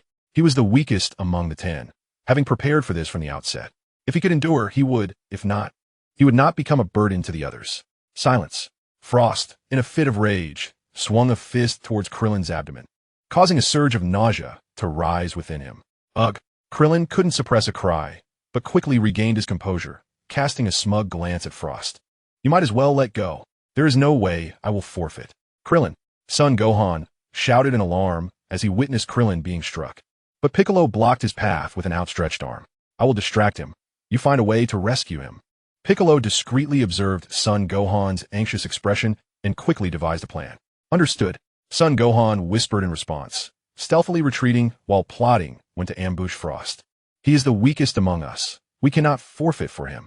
I suggest you throw him out of the ring sooner rather than later. Piccolo focused all his energy on drawing attention, taking a few steps closer to Frost, confident that these schemes would prove futile. TCH, that Frieza truly deceived me. Frost, dissatisfied, delivered another blow to Krillin's stomach. Ugh! Krillin gasped, his eyes widening in pain as he glared at Frost. Those who strike me will face retribution from others. Even at this point, you still dare to be defiant? Frost unleashed a flurry of punches to Krillin's abdomen. Since this bald-headed fool has no value, it will be best to dispose of him early. As Frost contemplated this, he observed Piccolo advancing towards him, and with forceful control of his tail, he hurled Krillin towards the edge of the arena. Bang! Just then, seizing the perfect opportunity, Son Gohan leaped into the air to catch Krillin, safely rescued. They rushed towards Piccolo, who was engaged in battle with Frost.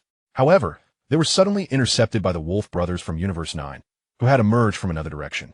In the chaotic melee, wherever one looked, unexpected battles unfolded. Meanwhile, Ye Tian, who had previously been conversing with Frieza, finally provoked Frieza's wrath. You insolent fool! Don't think that just because you are the Omni-King, you can insult me with impunity. Frieza's forehead pulsated with veins, his wrath reaching its zenith, and his eyes were suffused with crimson. He dashed toward Ye Tian, delivering a powerful punch aimed at Ye Tian's cheek. Ye Tian swiftly retreated, evading Frieza's blow and transforming into his Super Saiyan 2 form. Chapter 51. The Eliminated Krillin. Hey Frieza, last time I held back on purpose, but this time, let us see how you fare against Golden Frieza. Ye Tian exclaimed, playfully beckoning with his index finger. You will come to regret this. Frieza's fury gradually subsided as he spread his arms wide, revealing a sinister grin. No one can mock me, the Emperor of the Universe, repeatedly. Zeno, do not think I fear you. Come on. Ye Tian, undaunted, disregarded Zeno's identity. The Grand Priest was also observing the fray on the arena. And even if there existed a minuscule chance of his demise at Frieza's hands, he chuckled. Do not forget, I possess immortality. Thus, Ye Tian felt utterly liberated to wreak havoc without restraint. Upon witnessing Frieza's transformation into his golden form, Ye Tian took the battle more seriously, assuming his pink form as they charged toward each other, engaging in fierce combat. Bang! Bang! Bang! Frieza's elbow collided with Ye Tian's fist, and they swiftly separated, facing each other from a distance. Impressive, Zeno. It hasn't been long, yet your strength has significantly increased, Frieza remarked, brushing off non-existent dust from his shoulder. Well, unlike some individuals, I am not merely hanging around, watching fairies and bears celebrate. Ye Tian retorted, his words laced with barbs. Zeno, if you were to relinquish that title, I doubt you would still be here. Frieza's forehead twitched with irritation. Ye Tian shrugged nonchalantly. What can I say? I was born fortunate. Perhaps I simply possess good fortune. Enough chatter. Frieza had no desire to engage in further conversation with Ye Tian. There was nothing left to discuss. Frieza lunged at Ye Tian, aiming a punch at his face. Ye Tian blocked the blow with his elbow and swiftly swept his leg toward Frieza's lower body.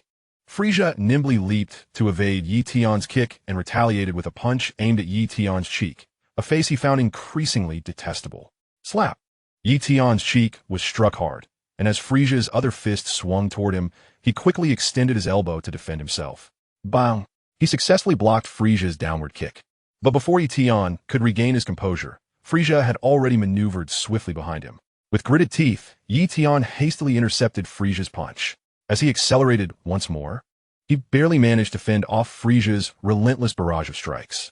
However, Frisia was not exerting his full strength against Ye Tian, considering his identity, particularly in such a setting.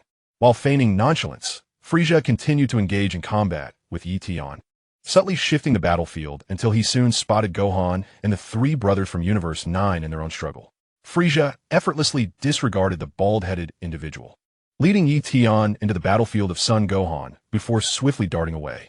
In a flash, before Ye Tian could finish his sentence, he found himself caught in the tumultuous clash involving Son Gohan, Krillin, and the trio of werewolves. With a resounding crash, Krillin, propelled backward, collided directly with Ye Tian's back, causing him to stumble precariously, nearly falling face-first to the ground. "Oh dear, my apologies. Goku, what brings you here?" Krillin remarked, rubbing the back of his head where he had been struck, turning to face Ye Tian. "Hee, I am the Great King," Ye Tian declared, pointing towards the group from Universe 11. In his Super Saiyan form, Son Goku was ensnared by the long-eared deity, resembling Beerus, named Tai-Tai's. "Why did you come down here? It's so dangerous." Krillin noticed the vacant throne hovering above them. "I found it boring sitting up there, so I decided to join the fight." Ye Tian it, hands on his hips, convinced he was not there to cause chaos. Meanwhile, as Ye Tian engaged in conversation with Krillin, the pressure on Son Gohan from the werewolf trio intensified. Although Krillin was the weakest among the fighters from Universe 7, his occasional distractions provided some relief for Son Gohan. "Great King, which universe do you intend to represent?" Krillin's question remained unfinished when a sudden opportunity arose. The second werewolf, Lavanda, saw his chance and aimed a kick at the unsuspecting Ye Tian, who had turned his head, realizing the identity of the Great King descending from above. Lavanda hastily redirected his kick towards Krillin, who was struck squarely in the face and sent hurtling out of the ring. In an instant, Krillin vanished from the arena, reappearing beside Beerus. "You fool! Who told you to chat during a brawl? Do you wish to be obliterated?" Beerus bellowed, spitting in ire. "My apologies." The Great King was asking questions. Krillin sheepishly replied, sitting still, fearful of facing Beerus's wrath. "Ha ha! Look at your pathetic fighters." Before Krillin could respond, Kampa turned smugly to Beerus, snickering. "You have yet to eliminate a single one." Just as Kampa finished his taunt, two fighters materialized in the vacant space beside him, evidently having just been knocked out of the ring. "Ha ha, indeed. You haven't eliminated a single one. Yet two have just been disqualified." Beerus, noticing the newly arrived fighters, joined in the mocking laughter. "You fools, what's the matter?" The two fighters stood defiantly with hands on their hips, bickering like market vendors, before escalating into another argument. Ye Tian, bewildered, turned to Lavanda from the werewolf trio with a piercing gaze. "Did you just take advantage of a vulnerable moment?" Lavanda, sweating nervously, chuckled awkwardly. It was all just an accident. Until next time, Great King." Ravanda, moving with a stiff gait, advanced towards the battleground where Sun Wukong was engaged in fierce combat. With the re-entry of the werewolf trio, the situation became increasingly arduous for Sun Wukong. Ye Tian refrained from joining the fray, cognizant that Sun Wukong was still in his normal state, likely conserving energy for the forthcoming battles. Sun Wukong, fists clenched, surveyed the ever-shifting figures around him, his eyes darting with intensity. The werewolf leader, Belgamore, launched a flying kick, which Sun Wukong deftly countered by bending his arm and using his elbow to absorb the impact. In a swift motion, he aimed a punch at the third werewolf, Bazel, who had suddenly appeared before him, but the latter vanished, leaving Sun Wukong's strike in vain. Chapter 52. The Wrath of Piccolo. Meanwhile, the second werewolf, Ravanda, had regained his mobility and stealthily approached Sun Wukong from behind, delivering a simultaneous surprise attack with both fists. Caught off guard, Sun Wukong was propelled into the air by the sheer force of the assault. As he soared, he struggled to stabilize his form, executing a backflip. But before he could regain his balance, Belgamore had already positioned himself behind him, ready to strike. With no leverage to pivot in midair, Sun Wukong gritted his teeth, forcing his upper body downward to mitigate the blow. Belgamore's punch swung wide, and Sun Wukong managed to land, using his hands to support himself as he rolled over, facing the other two werewolf brothers that encircled him. "Do you need my assistance?" Ye Tian inwitted, standing aside with one hand on his hip and waving the other towards Sun Wukong. Though aware his help was unnecessary, he felt compelled to extend the courtesy, as Sun Wukong was, after all, his favored enigmatic hero. At this moment, Sun Wukong, besieged by the combined assaults of the werewolf trio, was visibly fatigued, panting heavily. Ye Tian, observing with a contemplative hand on his chin, noted the irony of Sun Wukong's struggle to conserve energy while facing such relentless opposition. On the other side, Piccolo appeared to be evenly matched with Frost, though in reality, he was somewhat being overpowered, not exerting his full strength. This seemed to align with their so-called strategy. Both Sun Wukong and Piccolo harbored intentions to assist one another, yet the need to preserve their strength rendered swift victories unattainable. As Frisia withdrew from the skirmish, Frost seized the opportunity to launch an energy blast at Piccolo amidst the billowing smoke, making his exit from the battlefield, seemingly heading elsewhere.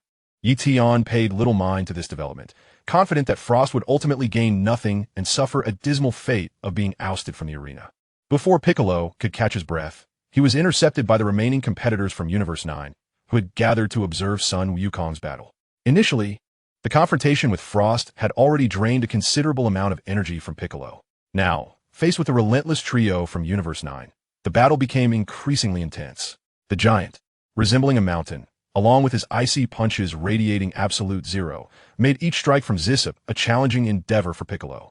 Not to mention the incessant harassment from the other two, who seized every opportunity to attack. Piccolo swiftly evaded Zissip's punches, but the flying bat warrior, Lozeru, was already soaring towards him, aiming a sweeping kick at his back. With a quick glance, Piccolo managed to dodge just in time. The Fishman warrior, Confry, was equally relentless, sneaking in attacks amidst the chaos created by Zissip and Lozeru. Panting heavily, Piccolo felt the cold sweat trickling down his forehead. It was clear these opponents were stalling, intent on exhausting his stamina. "You big brutes," he thought in frustration. "Not only are you massive, but you can also take a beating."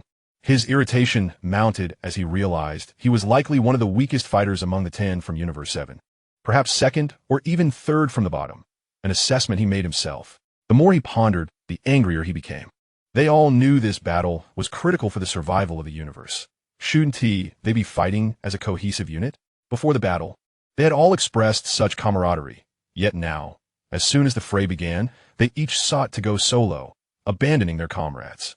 While he mentally berated them, Piccolo continued to dodge Zissip's onslaught and the flurry of punches from the other two, his frustration boiling over. Perhaps his foul mood clouded his focus. Or maybe he was simply too preoccupied with his thoughts. Regardless, it wasn't too long before Lozeru seized him. With a sinister chuckle, Lozeru tightened his grip around Piccolo's neck, lifting him skyward, intending to toss him out of the ring. Below, the Fishman Confry cheered, "Perfect! Just throw him out of the arena." Meanwhile, Gohan, engaged in his own battle, noticed Piccolo being lifted high. He blocked the punches from the werewolf trio, roaring in fury. With a surge of immense power, he sent the werewolves flying. Crouching low, Gohan propelled himself towards Lozeru in midair.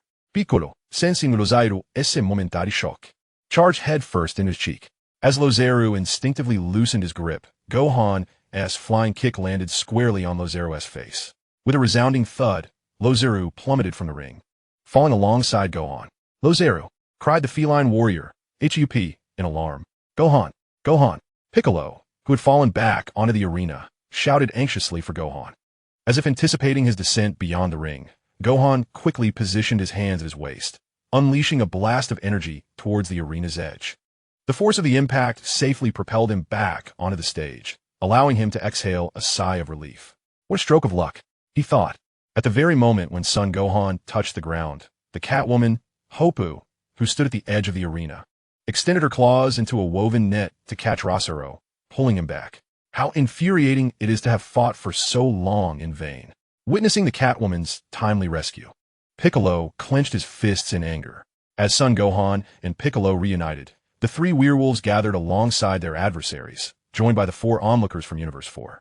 With a sense of foreboding, it became apparent that other universes were conspiring to confront Son Gohan and Piccolo, shifting the balance decidedly against them. "Why are they all targeting us?" The god of destruction, Shin, questioned in confusion. "It must be the trouble Goku caused," the old Kai leisurely remarked, sighing, "having drawn the ire of many." "Ah, this is also due to Lord Beerus's careless words," Whis chimed in, not missing the opportunity to cast blame. Beerus remained silent, arms crossed, refraining from rebuttal. At that moment, Ye Tian approached Piccolo and Son Gohan, once again resting his hand on Gohan's shoulder. "Do you require my assistance now, Lord Zeno?" Before Gohan could respond, the opposing contestants voiced their disapproval, led by Rosero, who protested, "This surely violates the rules. If we had secured victory, The entry of Zeno into the fray would disrupt the situation, and should we fail, which universe would we turn to for solace? Rules? Or rules? Ye Tian retorted, hands on his hips, brow furrowed. I am a rule. If you incite my displeasure, you need not worry about the outcome of the match. You shall simply cease to exist. Look at yourselves. Do you not feel the shame in uniting multiple universes to bully the weak and helpless? The inhabitants of Universe 9 listened to Ye Tian's tirade, feeling as though they were beset by a terrible constipation, unable to voice their grievances. This was a chaotic brawl, where strategy favored those who preferred to go solo. Who could they blame for that? This is sheer bullying. And you, a mere Zeno, if you were so formidable, why not stand shoulder to shoulder with the king of all instead of meddling in affairs below?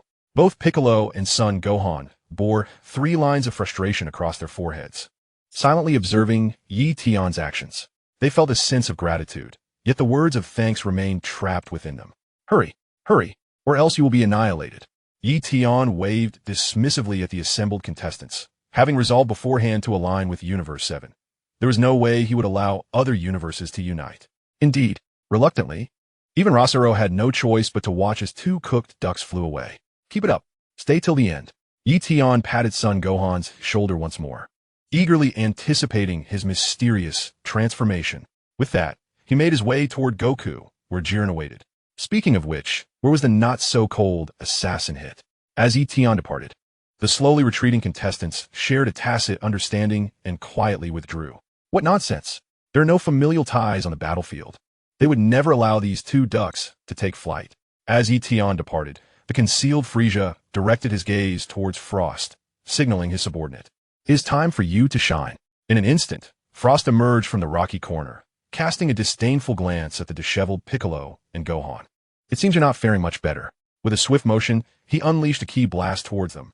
A powerful assault that surged forth before either Piccolo or Gohan could evade, hurtling into the distance with a resounding explosion. The tumultuous sound echoed, momentarily stunning the competitors from various universes, who had yet to comprehend the scene unfolding before them. Was that rapid assailant truly Frieza from Universe 7? Yet, he bore no halo atop his head. How peculiar! Had the universes 6 and 7 joined forces? Confusion swept through the ranks of the fighters. The deafening blast resonated, and a competitor, lacking in power, was sent tumbling out of the ring by Frost ki blast. As the smoke began to clear, Belgemore's furious shouts incited his comrades to charge towards Frost. Unleashing his full might, Frost positioned himself as an unstoppable force, delivering a flurry of punches and kicks that swiftly sent 7 opponents sprawling beyond the ring's edge. With a series of resounding impacts, Frost, panting heavily, turned a menacing glare towards the remaining trio of werewolf brothers. It's time for you to leave. Sensing the dire situation, the werewolf brothers hastily retreated. Observing their escape, Frost paid them no mind. His intent was merely to instill fear. Now it's just the 2 of you. Casting a sidelong glance at the massive rock formation nearby, he recalled his prior agreement with Frieza. As long as he cleared the lesser adversaries for Frieza, the latter would annihilate the Saiyans, allowing Frost to exact his revenge. This partnership would grant him access to Universe 7, liberating him from the mouse-like existence he led in Universe 6. Though he had lost the accumulated power, there remained a chance for resurgence. Where there is life, there is hope. Redirecting his focus, Frost aimed at the remaining Piccolo and Gohan. With astonishing speed, he delivered a punch that left Piccolo no time to react. Given Piccolo's proximity to the edge of the ring, he had no opportunity to turn the tide and was soon flung out of the arena. As Piccolo soared beyond the ring, he found himself beside Krillin almost instantly. Got one, Frost declared, now fixating on the clenched-fisted Gohan. You're next. Gohan grimaced, veins bulging on his forehead, crossing his arms in frustration. Why does that guy keep targeting us? Krillin questioned, equally perplexed. Who knows? Beerus cast a sidelong glance at Kampa, harboring a suspicion that this wretched fellow might be behind the chaos. Look, Krillin, in utter disbelief, pointed towards the arena. It's Frieza, who had seemingly emerged from nowhere, strolled over to Frost's side. You must believe me. That fellow stood up, shock etched upon his face, his expression twisted with rage. What is happening? Could it be that Frieza has betrayed us? Piccolo's eyes widened in astonishment, grappling with the unsettling reality. So, it was Frieza's doing that led to his defeat. How could this be? Isn't he one of us? Even the Supreme Kai was taken aback, struggling to comprehend the scene before him. Indeed, it is quite unexpected, Whis remarked, though his demeanor remained largely unchanged. Hey Goku, hurry and assist Gohan. Frost and Frieza have joined forces. Goku and Vegeta, still entangled with Universe 11, looked up towards the stands in unison. Huh, why is Krillin over there? Goku noted Krillin's position among the spectators with surprise. Vegeta, having returned from dispatching minor adversaries, spat in annoyance. That fool must have been knocked out of the ring. Piccolo, too, was in disbelief. Goku quickly noticed Piccolo seated beside Krillin. Yes, truly my apologies. Piccolo averted his gaze, sweat trickling down his cheek, as he had not anticipated such a swift defeat. He hadn't even unleashed his full combat potential. Go save Gohan. Goku, Krillin exclaimed, rising with urgency, pointing towards the arena. At that moment, Frost had retreated to the side to regain his energy, while Frieza unleashed a flurry of punches and kicks upon Gohan, who found himself momentarily at a disadvantage, struggling to fend off the onslaught. As they retreated, Frieza wore a sinister smile that sent chills down the spine. Rest assured, I will be gentle, Frieza declared, yet his strikes showed no sign of restraint.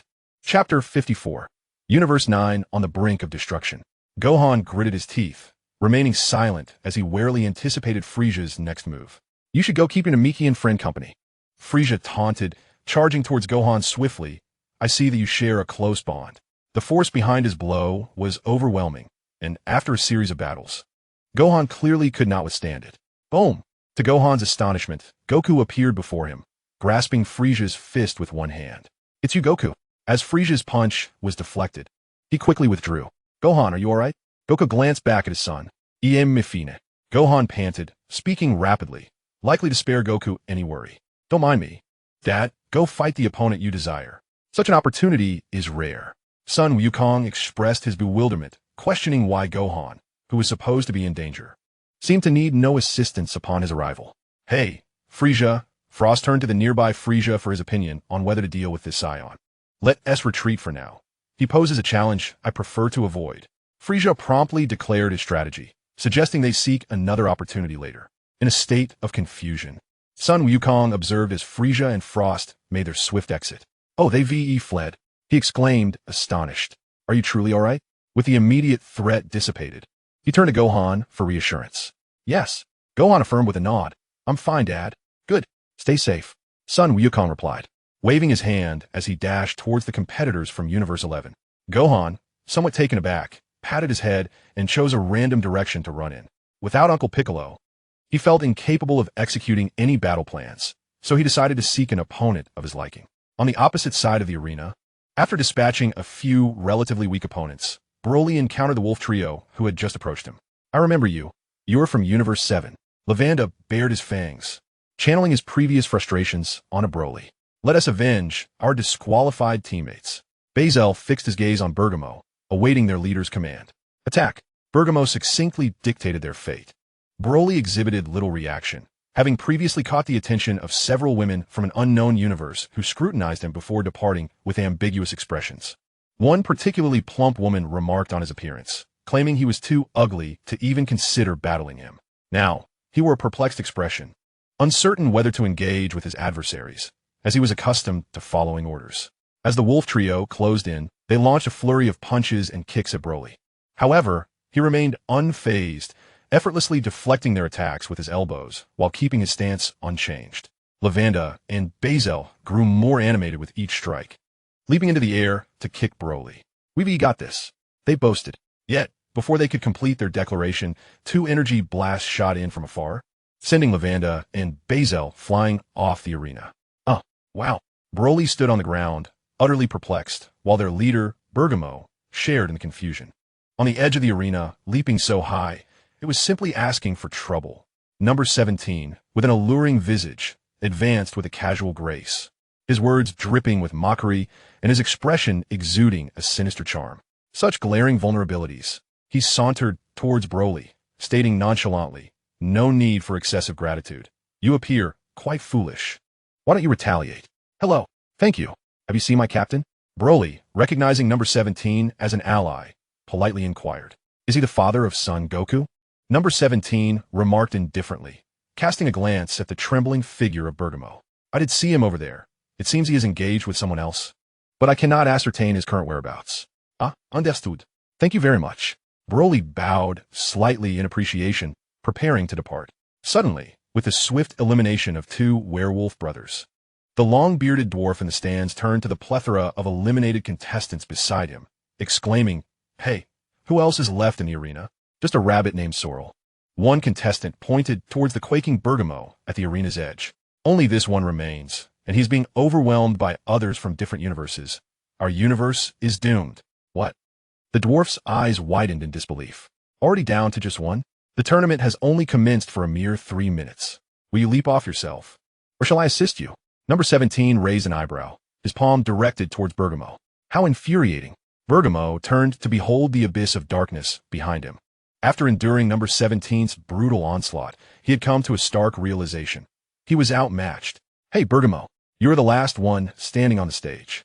The dwarf, veins bulging on his forehead, shouted with fervor, "If you fall, we shall all be eradicated. Do not fall. Is this the last of the solitary wolves, teetering on the brink of extinction?" Number 17 observed the desperate gaze of Bergamo, filled with an infinite plea. "I implore you, do not let our universe be annihilated." Bergamo whimpered. With a sigh of exasperation, number 17 slowly lowered his hand, finding the pleading expression reminiscent of his own errant pet. "Enough. It seems there is no one else to engage with." Number 17 shoved his hands into his pockets and strolled away. Bergamo exhaled heavily, relieved to have narrowly escaped disaster. Meanwhile, the entirety of Universe 9 collectively sighed in relief, disregarding the identity of the black-haired man. Grateful that Bergamo had not been thrown from the stage and lost his qualification, Bergamo hastily sought refuge in a corner, too fearful to continue fighting. For the fate of Universe 9 rested solely upon him. Yet, as long as he remained in the arena, amidst so many contestants, he would inevitably encounter others. Chapter 55, The Despair of a Lone Wolf. Even if Belgamer managed to unleash a gas attack and sought refuge in a cave, it was only a matter of time before he was discovered. Trembling with fear, Belgamer listened for 2 agonizing minutes until a mocking voice pierced the silence. "Oh, I found a little mouse hiding away." Frisia sneered, casting his gaze upon the solitary wolf, Belgamer, who was curled up cautiously within the cave. "This is a delightful treat presented to us on a silver platter. Mr. Frisia, this is clearly a wolf. A pitiful, cold wolf at that." Frost interjected, following closely behind. "Look, he is shivering and wrapped in a scarf. Is that the crux of the matter?" Frisia retorted with a chuckle. "Frost, kindly remove this little underling from the arena," he commanded, hands firmly on his hips as he turned to Frost. "Understood," Frost replied, leisurely making his way toward Belgamer. Belgamer attempted to escape, but the narrow cave entrance was obstructed by Frisia, leaving him with no avenue for retreat. With a sigh of desperation, Belgamer struggled to fight back, throwing a punch at Frost, but in his weakened state, he was no match for Frost's prowess. Frost effortlessly deflected Belgamer's fist, and undeterred, Belgamer attempted to kick out, but to no avail. "Your struggles are futile," Frost scoffed, seizing Belgamer by the ankle and flinging him against the cave wall. Thud! Coughing violently, Belgamer struggled to rise, frustration boiling within him. If this continued, he would become the pariah of the 9th universe. Escape was imperative. Under the relentless assault of Frost, bloodied and battered, Belgamer sought any opportunity to flee. Yet, the prospect of escape was utterly extinguished. Ultimately, he gritted his teeth and knelt before Frisia and Frost, pleading, "Please, allow me to hide until the end. I am all that remains of my universe. I beg you." Casting aside his dignity, his voice trembled with desperate supplication, hoping to evoke a shred of compassion from Frisia and Frost. Ah, how pitifully undignified the 9th universe is. Frisia cackled, hand to his mouth in mock amusement. Did Belgamer's pleas hold any weight? Faced with the malevolence of Frisia and the hypocrisy of Frost, they were utterly in vain. In the end, Belgamer was mercilessly pummeled into unconsciousness by Frost, who then unceremoniously tossed the defeated warrior from the arena. With a swift motion, as Belgamer fell from the stage, the gathering of 10 competitors in the audience collectively held their breath, while those from other universes watched in rapt attention, oblivious to their own peril. This did not include the other fighters still battling valiantly in the arena. Ah, as the god of destruction for the 9th universe, the diminutive Sidera trembled uncontrollably, rendered speechless. Beads of cold sweat trickled down his forehead, as the dread of impending annihilation settled heavily upon his heart. "Lord Beerus," exclaimed the anxious Krillin, beads of sweat adorning his brow as he sensed a wave of tension wash over him. Beerus remained silent, his gaze discreetly shifting towards the Grand Priest hovering above on a floating stone. Oh dear, the entire team from Universe 9 has been eliminated. The Omni-King lamented, clearly taken aback.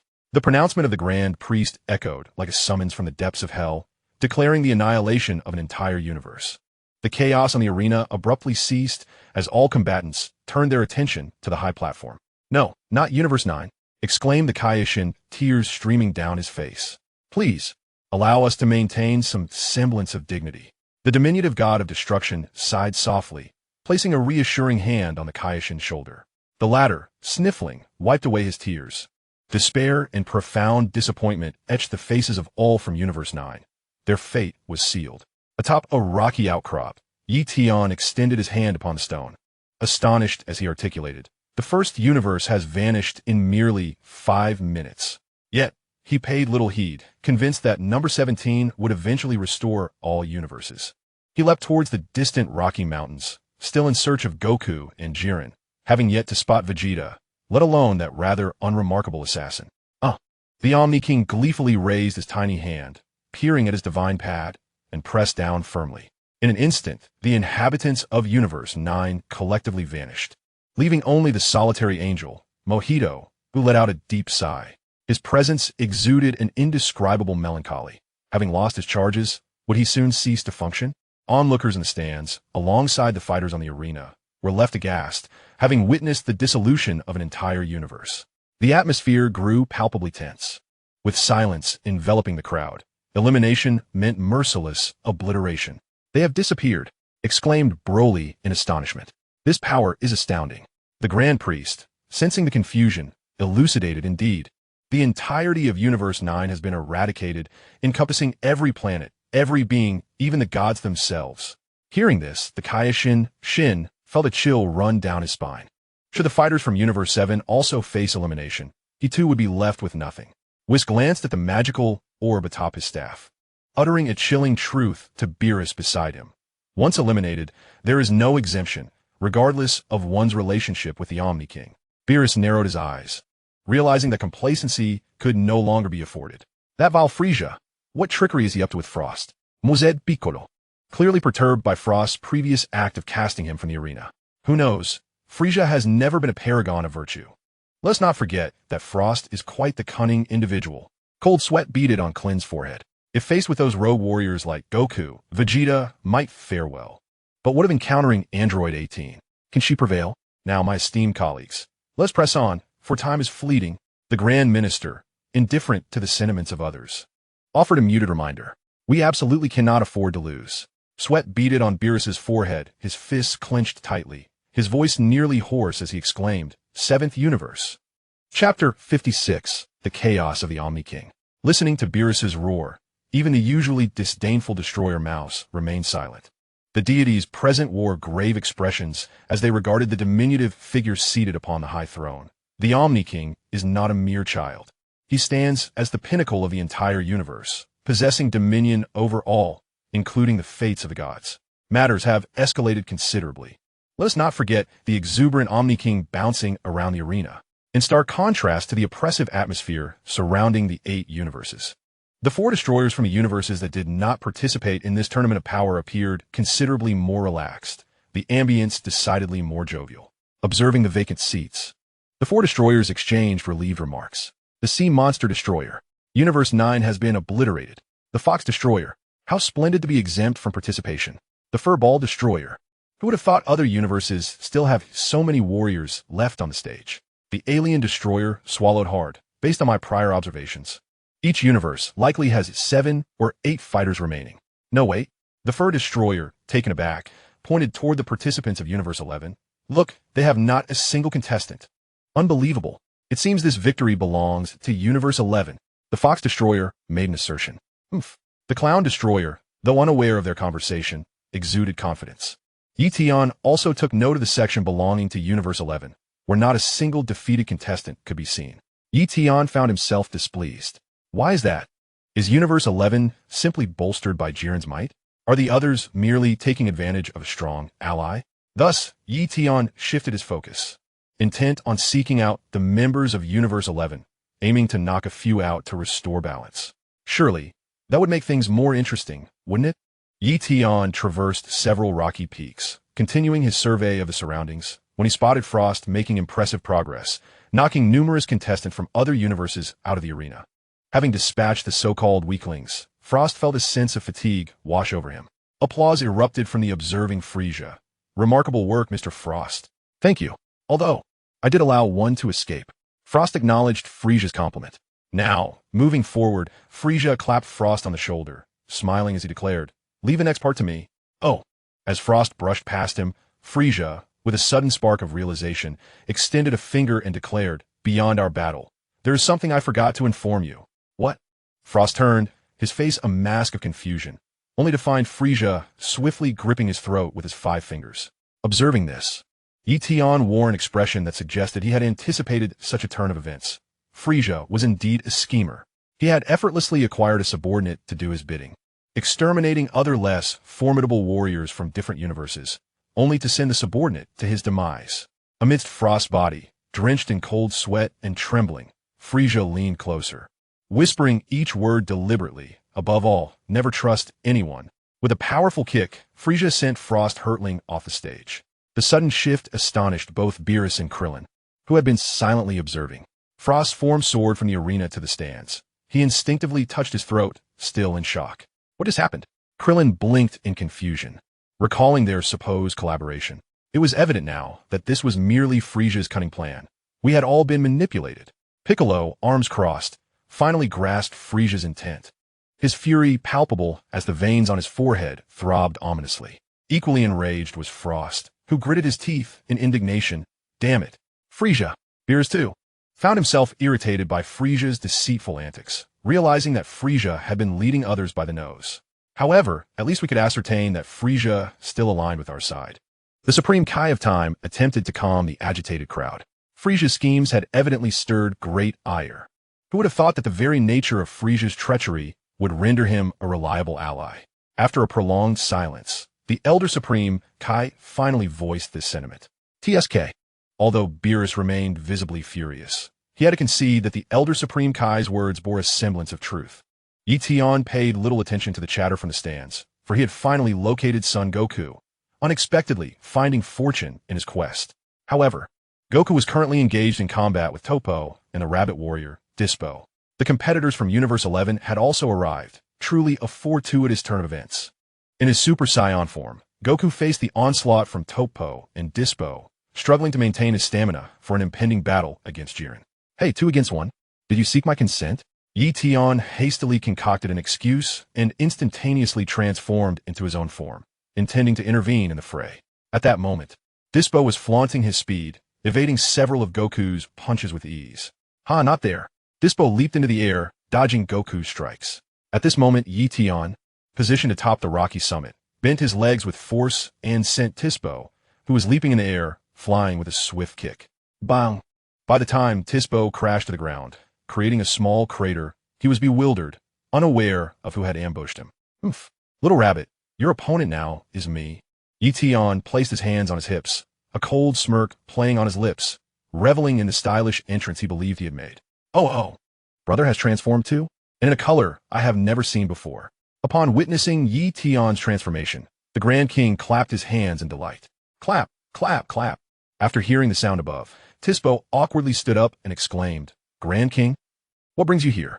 Seeing your fierce battle, I simply couldn't resist joining in. Ye Tian continued to stand with his hands on his hips, eagerly awaiting a word of gratitude from Sun Wukong. However, after several seconds of silence, he found himself met with Dispo's cold sweat instead. Grand King, is there something about me that displeases you? Dispo cautiously inquired. No matter. Ye Tian turned away, raising his right hand in an impatient gesture, warning, don't let me see you, or you'll end up as roasted rabbit. Yes. Dispo nearly exhausted his speed, sprinting away towards Tafro, thinking, better run while I can. Ye Tian quickly noticed that after shaking off Tafro, Sun Wukong had dashed to another battlefield, completely ignoring the Grand King. Chapter 57. Super Blue stacking Super Saiyan 3. Wukong, where's your politeness? Ye Tian sighed, turning to look at the distant figure, a drop of cold sweat trickling down his forehead. Following Sun Wukong's retreating silhouette, he spotted the not-so-cool assassin, Hit, leaning against a rocky wall with his arms crossed. Could it be that Sun Wukong intended to challenge Hit? But soon Ye Tian dismissed this thought. Amidst the intermittent explosions, as the smoke cleared, he found Vegeta facing off against Jiren from a distance. Goodness, the most formidable warrior. Yet why was it Vegeta battling Jiren? Ye Tian mused that Vegeta would likely be able to execute only a single move against Jiren. Ah! Vegeta roared as he transformed into Super Blue and charged at Jiren with a punch. As Ye Tian had anticipated, Vegeta indeed swung and missed, quickly being sent flying off the stage by Jiren's counter. Bam! Huh! But in an instant, it completely defied Ye Tian's expectations. After regaining his footing, Vegeta clenched his fists and roared, transforming from Super Blue to Super Saiyan 3. Super Blue stacked with Super Saiyan 3. What? Ye Tian's eyes widened in astonishment. Upon reflection, it made sense. Vegeta was already capable of stacking Super Blue with Super Saiyan 4. So stacking it with Super Saiyan 3 seemed quite normal. Damn it, coming to the Dragon Ball world with all my knowledge of the plot and its developments. Why is it of no use? Not a single bit. Damn it, even Vegeta enjoys playing with transformation stacks. In this layered transformation, Vegeta once again charged swiftly towards Jiren, who effortlessly sidestepped the incoming fist. However, Jiren finally made his move, and the two engaged in a relentless exchange of blows. Their incredible speed, leaving Ye Tian in a whirlwind of astonishment. The sounds of impact echoed, bang, bang, bang, as their fierce attacks seemed powerful yet ultimately ineffective against one another. Vegeta executed a sweeping kick towards Jiren, but Jiren, with an unperturbed expression, swiftly bent his arm to block the kick with his elbow. Was this the onset of an intense battle? Ye Tian's eyes widened in anticipation, fearful of missing any exhilarating moment. After Jiren deflected Vegeta's sweeping kick, he retaliated with a punch aimed at Vegeta's cheek, but Vegeta lowered his body to evade the strike. With a quick motion, Vegeta repositioned himself behind Jiren, launching a punch toward Jiren's back. Although Jiren appeared oblivious, he swiftly distanced himself from Vegeta, turning just in time to see Vegeta unleash a powerful energy wave, its rapid speed and immense energy stirring the surrounding air. Boom! Jiren, caught off guard, had no time to evade. He crossed his arms defensively over his chest as the energy wave struck him, followed by a deafening explosion. Oof, what kind of sour expression is that meant for? Vegeta smirked derisively. Hey, Vegeta, let me take a turn. From a distance, Sun Wukong hastily cupped his hands around his mouth, mimicking a loudspeaker. Why don't you take a breather? That transformation must be exhausting, right? Ye Tian frowned, perplexed at how the main character Dragon Ball had turned into a comedic figure. Meanwhile, behind Jiren, Toppo and the other warriors of Universe 11 gathered together. Jiren, we're here to assist. Toppo called out. No need. I can handle this myself. Jiren replied without turning, his gaze fixed on Vegeta. Vegeta cast a sidelong glance at Wukong, who stood with hands on his hips, and coldly remarked, enough chatter. You should rest well. In an instant, Jiren charged towards Vegeta, delivering a powerful punch aimed squarely at his face. Bring it on. Vegeta seemed invigorated, shouting as he raised his palm to block Jiren's fist. Following this, Vegeta initially threw a punch, which Jiren deftly avoided, but the second strike was already upon him. A sweeping kick aimed at Jiren's abdomen caught him off guard, sending him crashing into a pillar at the center of the arena. The sturdy column cracked upon impact, debris scattering as Jiren remained unfazed, landing on the stage with an air of indifference. As if impervious to pain, Jiren charged at Vegeta once more, and the two fell into a close-quarters struggle once again. Only Sun Wukong and Hit appeared to be watching intently. Ye Tian felt a slight discomfort in his eyes. The speed of Vegeta and Jiren was simply astonishing, leaving no other contestants in their vicinity, likely unable to withstand the shockwaves of their battle. After all, this was a clash that transcended the divine realm. Their punches and kicks were so swift that they dazzled the onlookers, with the two combatants darting from one side to the rocky edges, only to suddenly vanish and reappear on the opposite side of the arena. The air around them erupted with explosive sounds from their strikes, accompanied by expanding waves of energy. With a resounding crack, Vegeta's fist was intercepted by Jiren's palm, while Jiren's other hand swung toward Vegeta's jaw. The impact sent Vegeta's head snapping back, and he was sent flying, his feet skidding across the arena as he struggled to regain his footing, leaving shallow grooves in his wake. Once he steadied himself, Vegeta extended his arms widely. Final flash. An energy sphere surged toward Jiren. With a dispassionate glare, unleashed a rapid succession of strikes that converged into a barrier to counter Vegeta's attack. The barrier erupted in a cacophony of explosions, shrouding the arena in thick smoke. As the haze began to dissipate, so too did Jiren's presence. Vegeta's vigilant eyes scanned the surroundings, though his caution seemed futile. Jiren descended from above, delivering a kick directly to Vegeta's face, sending him crashing into the rocky wall. It appeared both warriors were yet to unleash their full potential. Ye Tian sensed that, despite the apparent ferocity of their struggle, they were merely probing each other, gradually releasing their power to suppress the other. After all, less than 10 minutes had elapsed since the tournament commenced. Feeling the strain in his eyes intensify, Ye Tian could no longer resist the urge to rub them, then turned his gaze toward Hit. "Hey, Hit, would you like to spar with me?" he inquired, landing before Hit. Receiving no response, Ye Tian felt a twinge of disappointment. It seemed the usually aloof assassin was still quite cold. Just as Ye Tian resigned himself to silence, Hit leisurely spoke, his gaze fixed on the ongoing battle between Jiren and Vegeta. "I want to fight that guy." As Hit remained absorbed in the duel, Ye Tian rolled his eyes and redirected his attention to the two combatants. TCH. Chapter 58. I'm pretty formidable too. A pang of envy surged within Ye Tian. How impressive it was that they were both so powerful. At that moment, Vegeta swiftly appeared behind Jiren, launching a punch aimed at the back of his head. With a swift motion, Jiren raised his arm to block Vegeta's strike, then pivoted to retaliate with a punch of his own. TCH. Vegeta seemed to realize that their battle had reached a stalemate, and he spat in frustration. The two individuals once again engaged in a fierce exchange of blows, their speed so remarkable that it seemed they had sprouted numerous limbs, leaving a myriad of afterimages in their wake.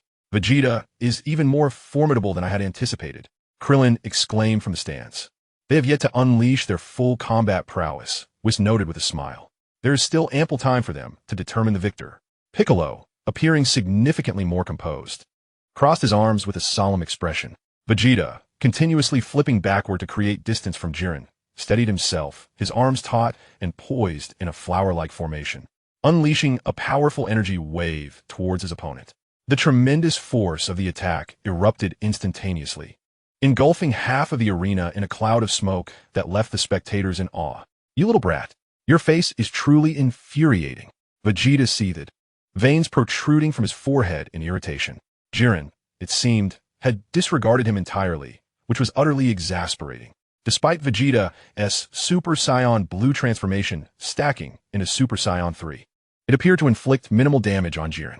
As the smoke gradually dissipated, Jiren's figure emerged unscathed, with only a hint of dust settling on his shoulder. "That guy is incredibly powerful," Goku remarked, his excitement barely contained. "Is that so? I have come to realize that without the new technique I have been developing, I would likely be destined for defeat." Hit chimed in, elaborating further. A new technique? What is it?" Goku inquired curiously, turning to Hit. "You shall find out in due time." Hit teased, withholding the details. "This technique is specifically designed to overcome you. It seems you have certainly invested considerable effort into your training." Goku grinned. This tournament is proving to be increasingly captivating. Yet, Ye Tian was aware that Hit had grasped a further advancement of the time skip technique during the tournament of power, time freeze. Listening to Goku's enthusiasm about the tournament, Ye Tian yawned repeatedly, feeling increasingly bored. He longed for a sparring partner, but regrettably, the aloof assassin was rather unresponsive to his advances. Shifting his gaze, Ye Tian observed other contestants from Universe 11 who were also spectating the battles. There are plenty of potential sparring partners around," Ye Tian exclaimed as he swiftly charged toward Dispo. "I promised I would let you see me a second time. Yet here we are," he declared, kicking Dispo with such force that the unsuspecting fighter was sent soaring through the air.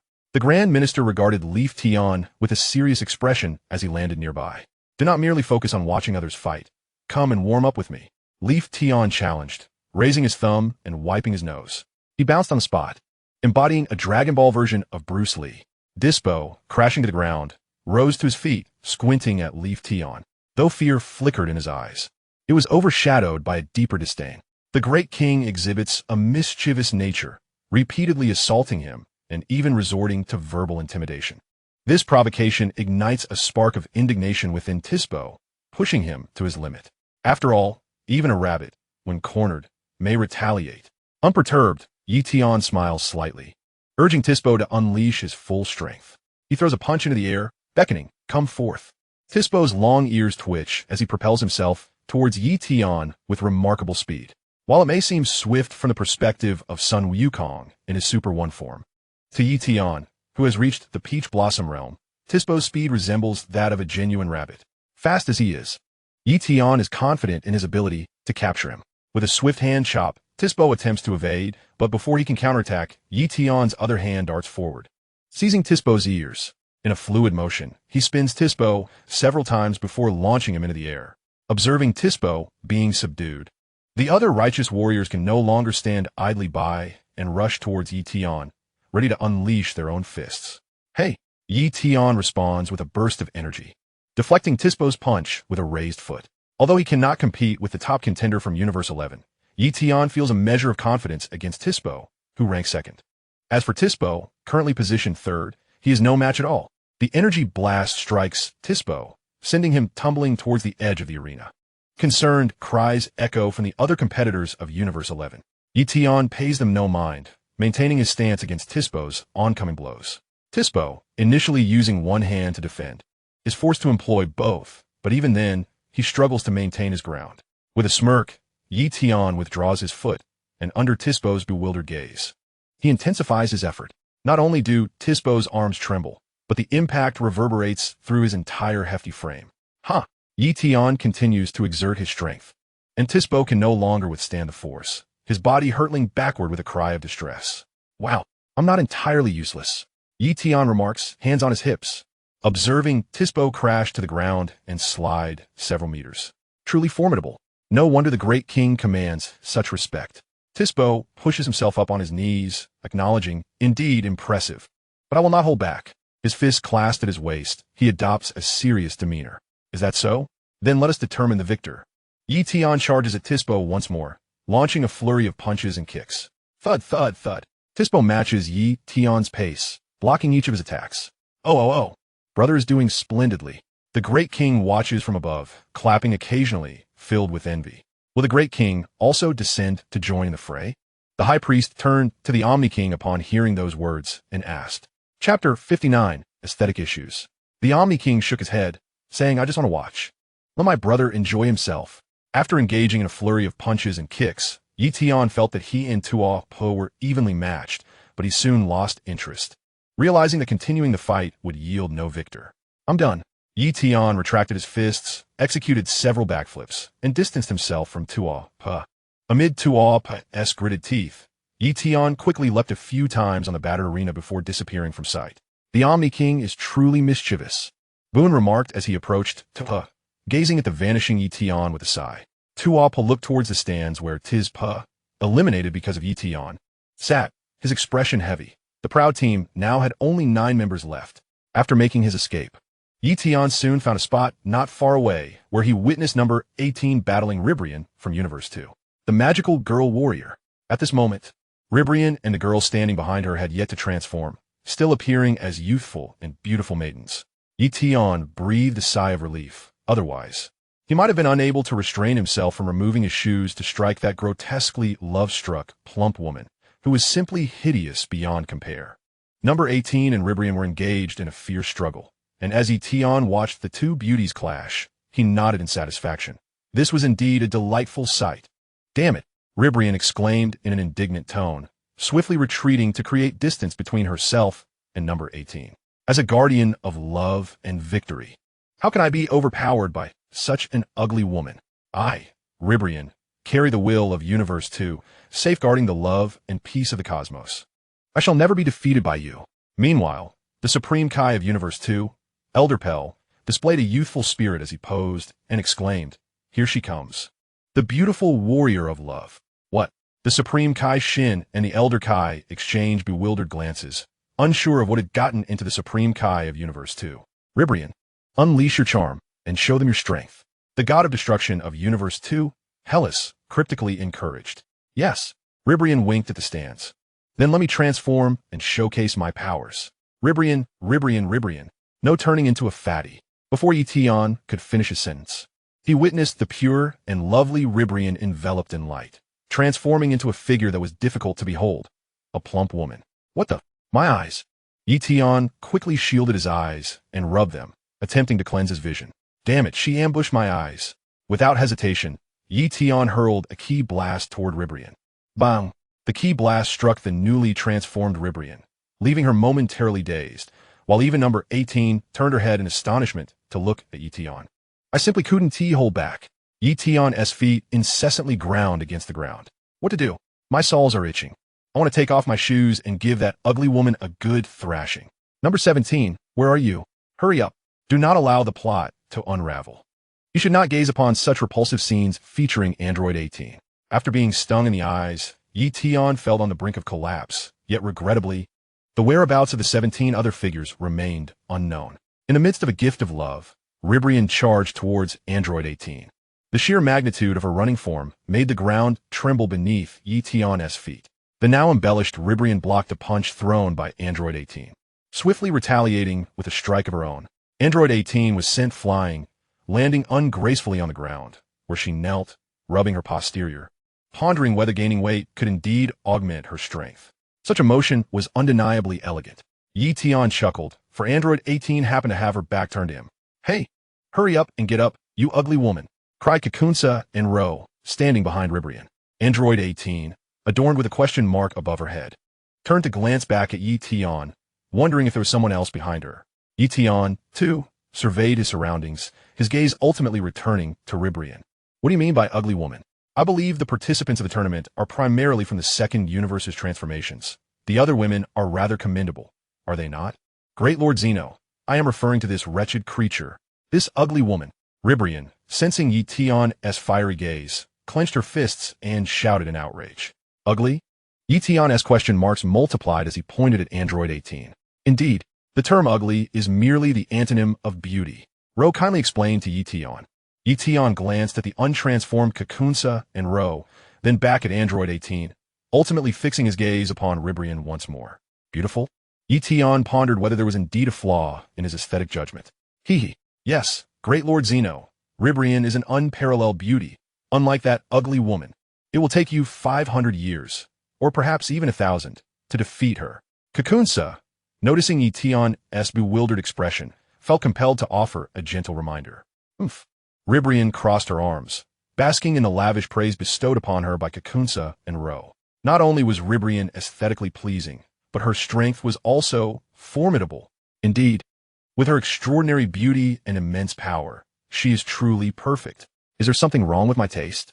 Ye Tian inquired, glancing at the equally perplexed Android 18, seeking confirmation. I have no idea. Android 18, equally bewildered, met Ye Tian's gaze, utterly clueless about the discussion at hand. The standards of beauty vary across the cosmos. Whis observed the situation from Ye Tian's side, offering an amiable explanation. So, does that mean she qualifies as a beauty? Krillin, ever vigilant of Android 18's situation, found it difficult to articulate his expression upon hearing Whis' words. Differing standards of beauty? I find her rather comical with her excessive weight, Beerus remarked, bemused by Krillin's reaction, casually sharing his perspective. Is Hyles not considered a beauty, then? Ye Tian pointed toward the Egyptian goddess of destruction, seated in the stands. In his eyes, Hyles could indeed be deemed an enchanting beauty. Yet if number 18 could only be labeled as unattractive, then does that imply that Hyles does not even qualify as beautiful in her own universe? Beerus turned his gaze toward Universe 2 and inquired. Chapter 60, A Dazzling Woman. How tedious. Hyles crossed her arms, her expression darkening. It's simply that their planet is like that. I won't concern myself with whether you deem us beautiful or ugly. In my eyes, you are simply unattractive, Ye Tian declared, placing a hand on his hip and narrowing his eyes toward Ribrian. Upon hearing Ye Tian's words, Ribrian felt as though struck by a bolt from the blue, collapsing to her knees in despair. On our planet, beauty equates to strength. To be beautiful to the utmost is to be powerful to the utmost. How could Lord Zeno say, I am ugly? Indeed, hurry and step down from the stage. Ye Tian nodded, hands on his hips, asserting it as a matter of course. To claim that number 18 is unattractive is utterly incomprehensible. Do not overlook my love punch. Ribrian, though somewhat shaken, remained steadfast, unleashing a colossal fist toward Ye Tian. Even if you are Lord Zeno, you cannot hinder my unwavering love. Clearly, Ye Tian's words had deeply provoked Ribrian. He swiftly evaded the enormous fist, retreating with agility. Love Whirlwind Arrow. Super Love Rain. Eternal Love Explosion. As Ribrian found her attacks, dodged by Ye Tian, she relentlessly continued her onslaught. Ye Tian, quick on his feet, dodged while occasionally making a mocking face. As if to further provoke Ribrian, Ye Tian glanced at the ground where his evasive maneuvers had left a heart-shaped crater, utterly speechless at the absurdity of such attacks. At that moment, Kakunsa and Rogi seized the opportunity, appearing behind Ye Tian, each grasping one of his shoulders. Clap! They restrained him as if he were a prisoner. Calling in unison, Ribrian, let Lord Zeno witness your beauty. Don't force it, Ye Tian remarked, though he couldn't deny he somewhat relished being held by the two girls. After all, they had yet to transform, and in Ye Tian's aesthetic view, they remained rather charming. However, in the next instant, he saw Ribrian leap and spin into the air, her massive form hurtling toward him as if to crush him beneath her weight. No, Ye Tian panicked. He certainly did not wish to be pinned down by an unattractive woman. In a hurry, Ye Tian flipped over, breaking free from Kakunsa and Rogi's grips and creating distance between them. This is quite the farce. Number 18, indifferent to the chaos, tucked a stray hair behind her ear, thinking that if she could simply relax and collect her earnings, that would suffice.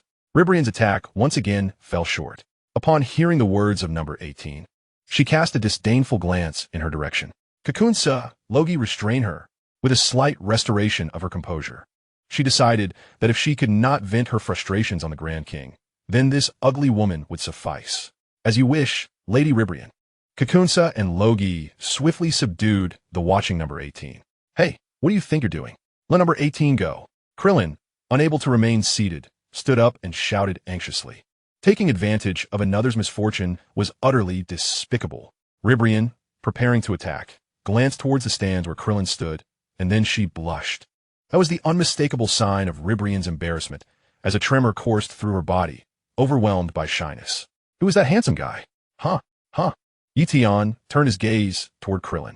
That short fellow, with a shaved head and no nose, he's called handsome? What kind of absurdity is this? That is my husband. Is there a problem? Number 18 asked skeptically, eyeing Ribrian. W, what did you say? How could an ugly woman like you possibly marry such a handsome man? Upon hearing number 18's words, Ribrian too began to question her own existence. Oh dear, Kakunsa and Logi sighed in unison, their expressions reminiscent of flowers sprouting from manure. That perfectly smooth head, such exquisitely simple features. Even lacking a nose, he is still so striking. Kakunsa marveled at Krillin's unparalleled looks. An impeccable man indeed. Logi echoed in agreement. Well, look at Beerus, casting a teasing glance at Krillin. They actually say you're handsome. I sincerely thank you, but I'm not particularly pleased. Krillin replied, his face contorted in disbelief. And by the way, my name is Krillin. Krillin, what on earth is going on here? Can you all please behave normally? Ye Tian exclaimed, observing Ribrian's frenzied excitement. What kind of lunacy is this? Aren't we here for the tournament of power? This is a brawl, not a debate on beauty and handsomeness. How can it be possible that a handsome man is paired with such an ugly woman? I absolutely cannot accept this. Ribrian appeared somewhat deranged, raising her hands high to form a heart shape, releasing a pink beam of light aimed at the restrained number 18. Beautiful cannon. As the radiant light approached number 18, it diminished in size, its energy waning to the utmost, then it vanished entirely. This is terrible. Lady Ribrian is faltering in her known beauty. Logi's eyes widened in shock.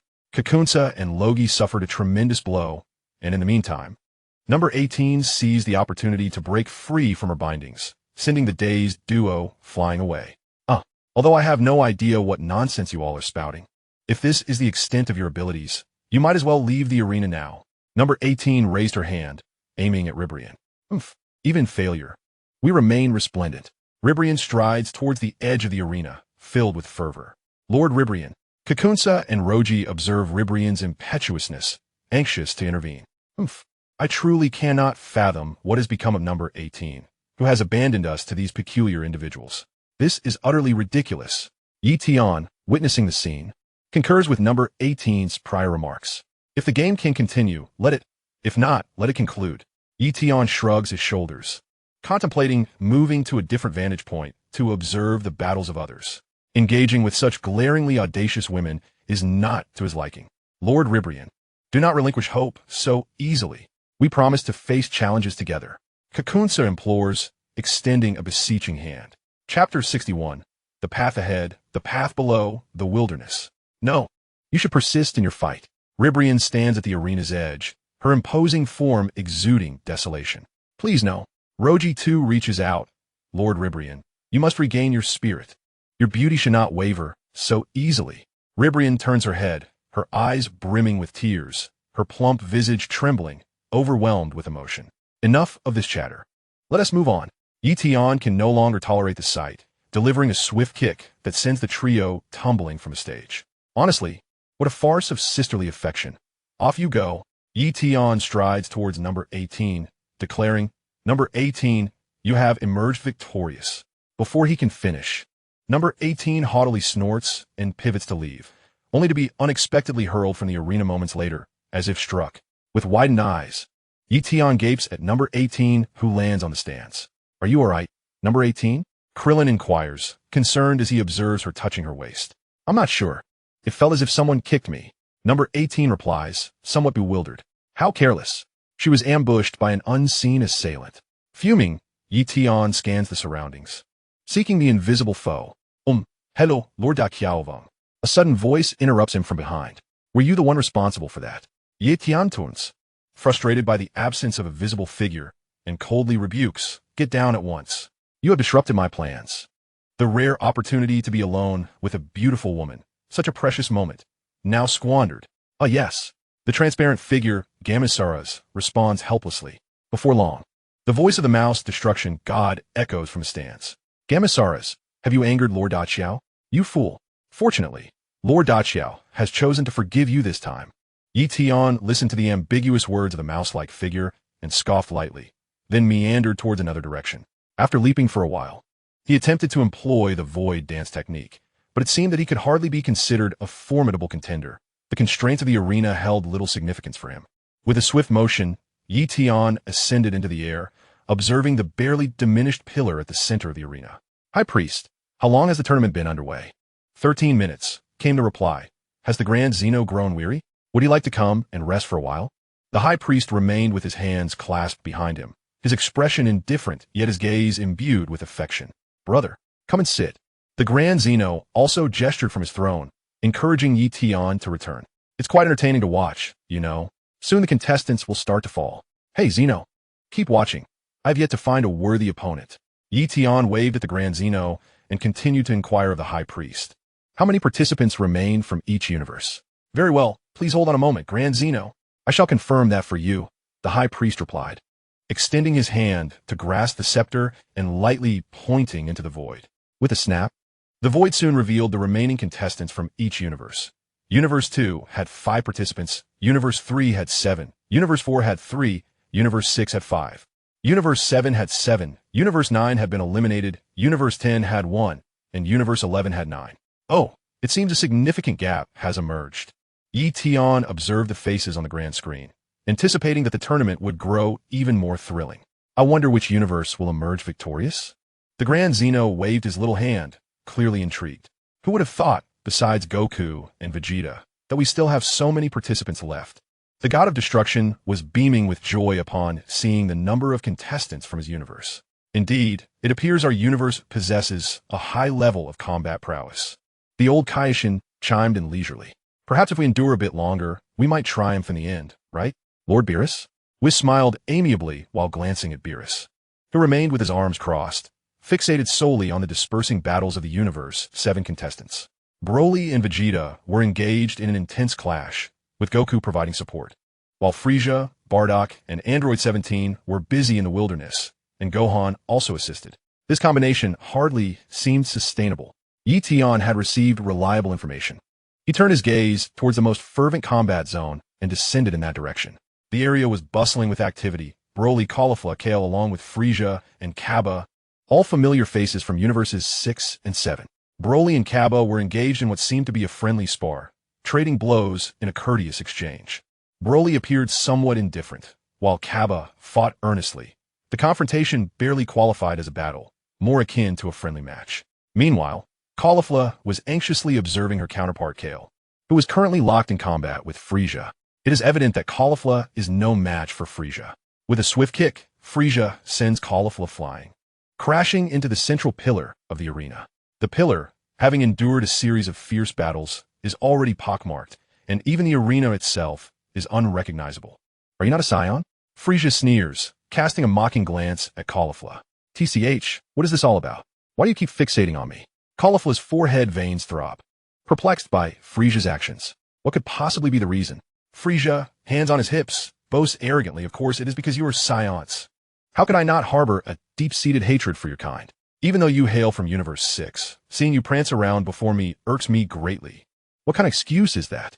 Caulifla wipes the blood from her lip, her expression becoming more serious. Huh!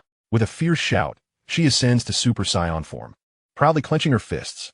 It seems I must take this seriously. This is my Super Saiyan transformation. Are you frightened? Oh dear. Frisia's expression is somewhat difficult to decipher. Fear is not something I, the great king, experience. After all, there are many colors that Saiyans from our universe can assume. Thinking about it, there really aren't many colors left for the Saiyans of Universe 7. Frisia chuckles coldly. Is that so? But do not conflate me with others. Caulifla, undeterred, charges toward Frisia with an air of pride. Frisia, revealing a sinister smile, catches her fist, twisting her wrist and flinging her away. With a thud, Caulifla tumbles in the air, sliding backward until she regains her footing and rushes toward Frisia once more. Frisia, however, remains unfazed, raising one hand palm up as sudden stone blocks rise from the arena, obstructing Caulifla's advance.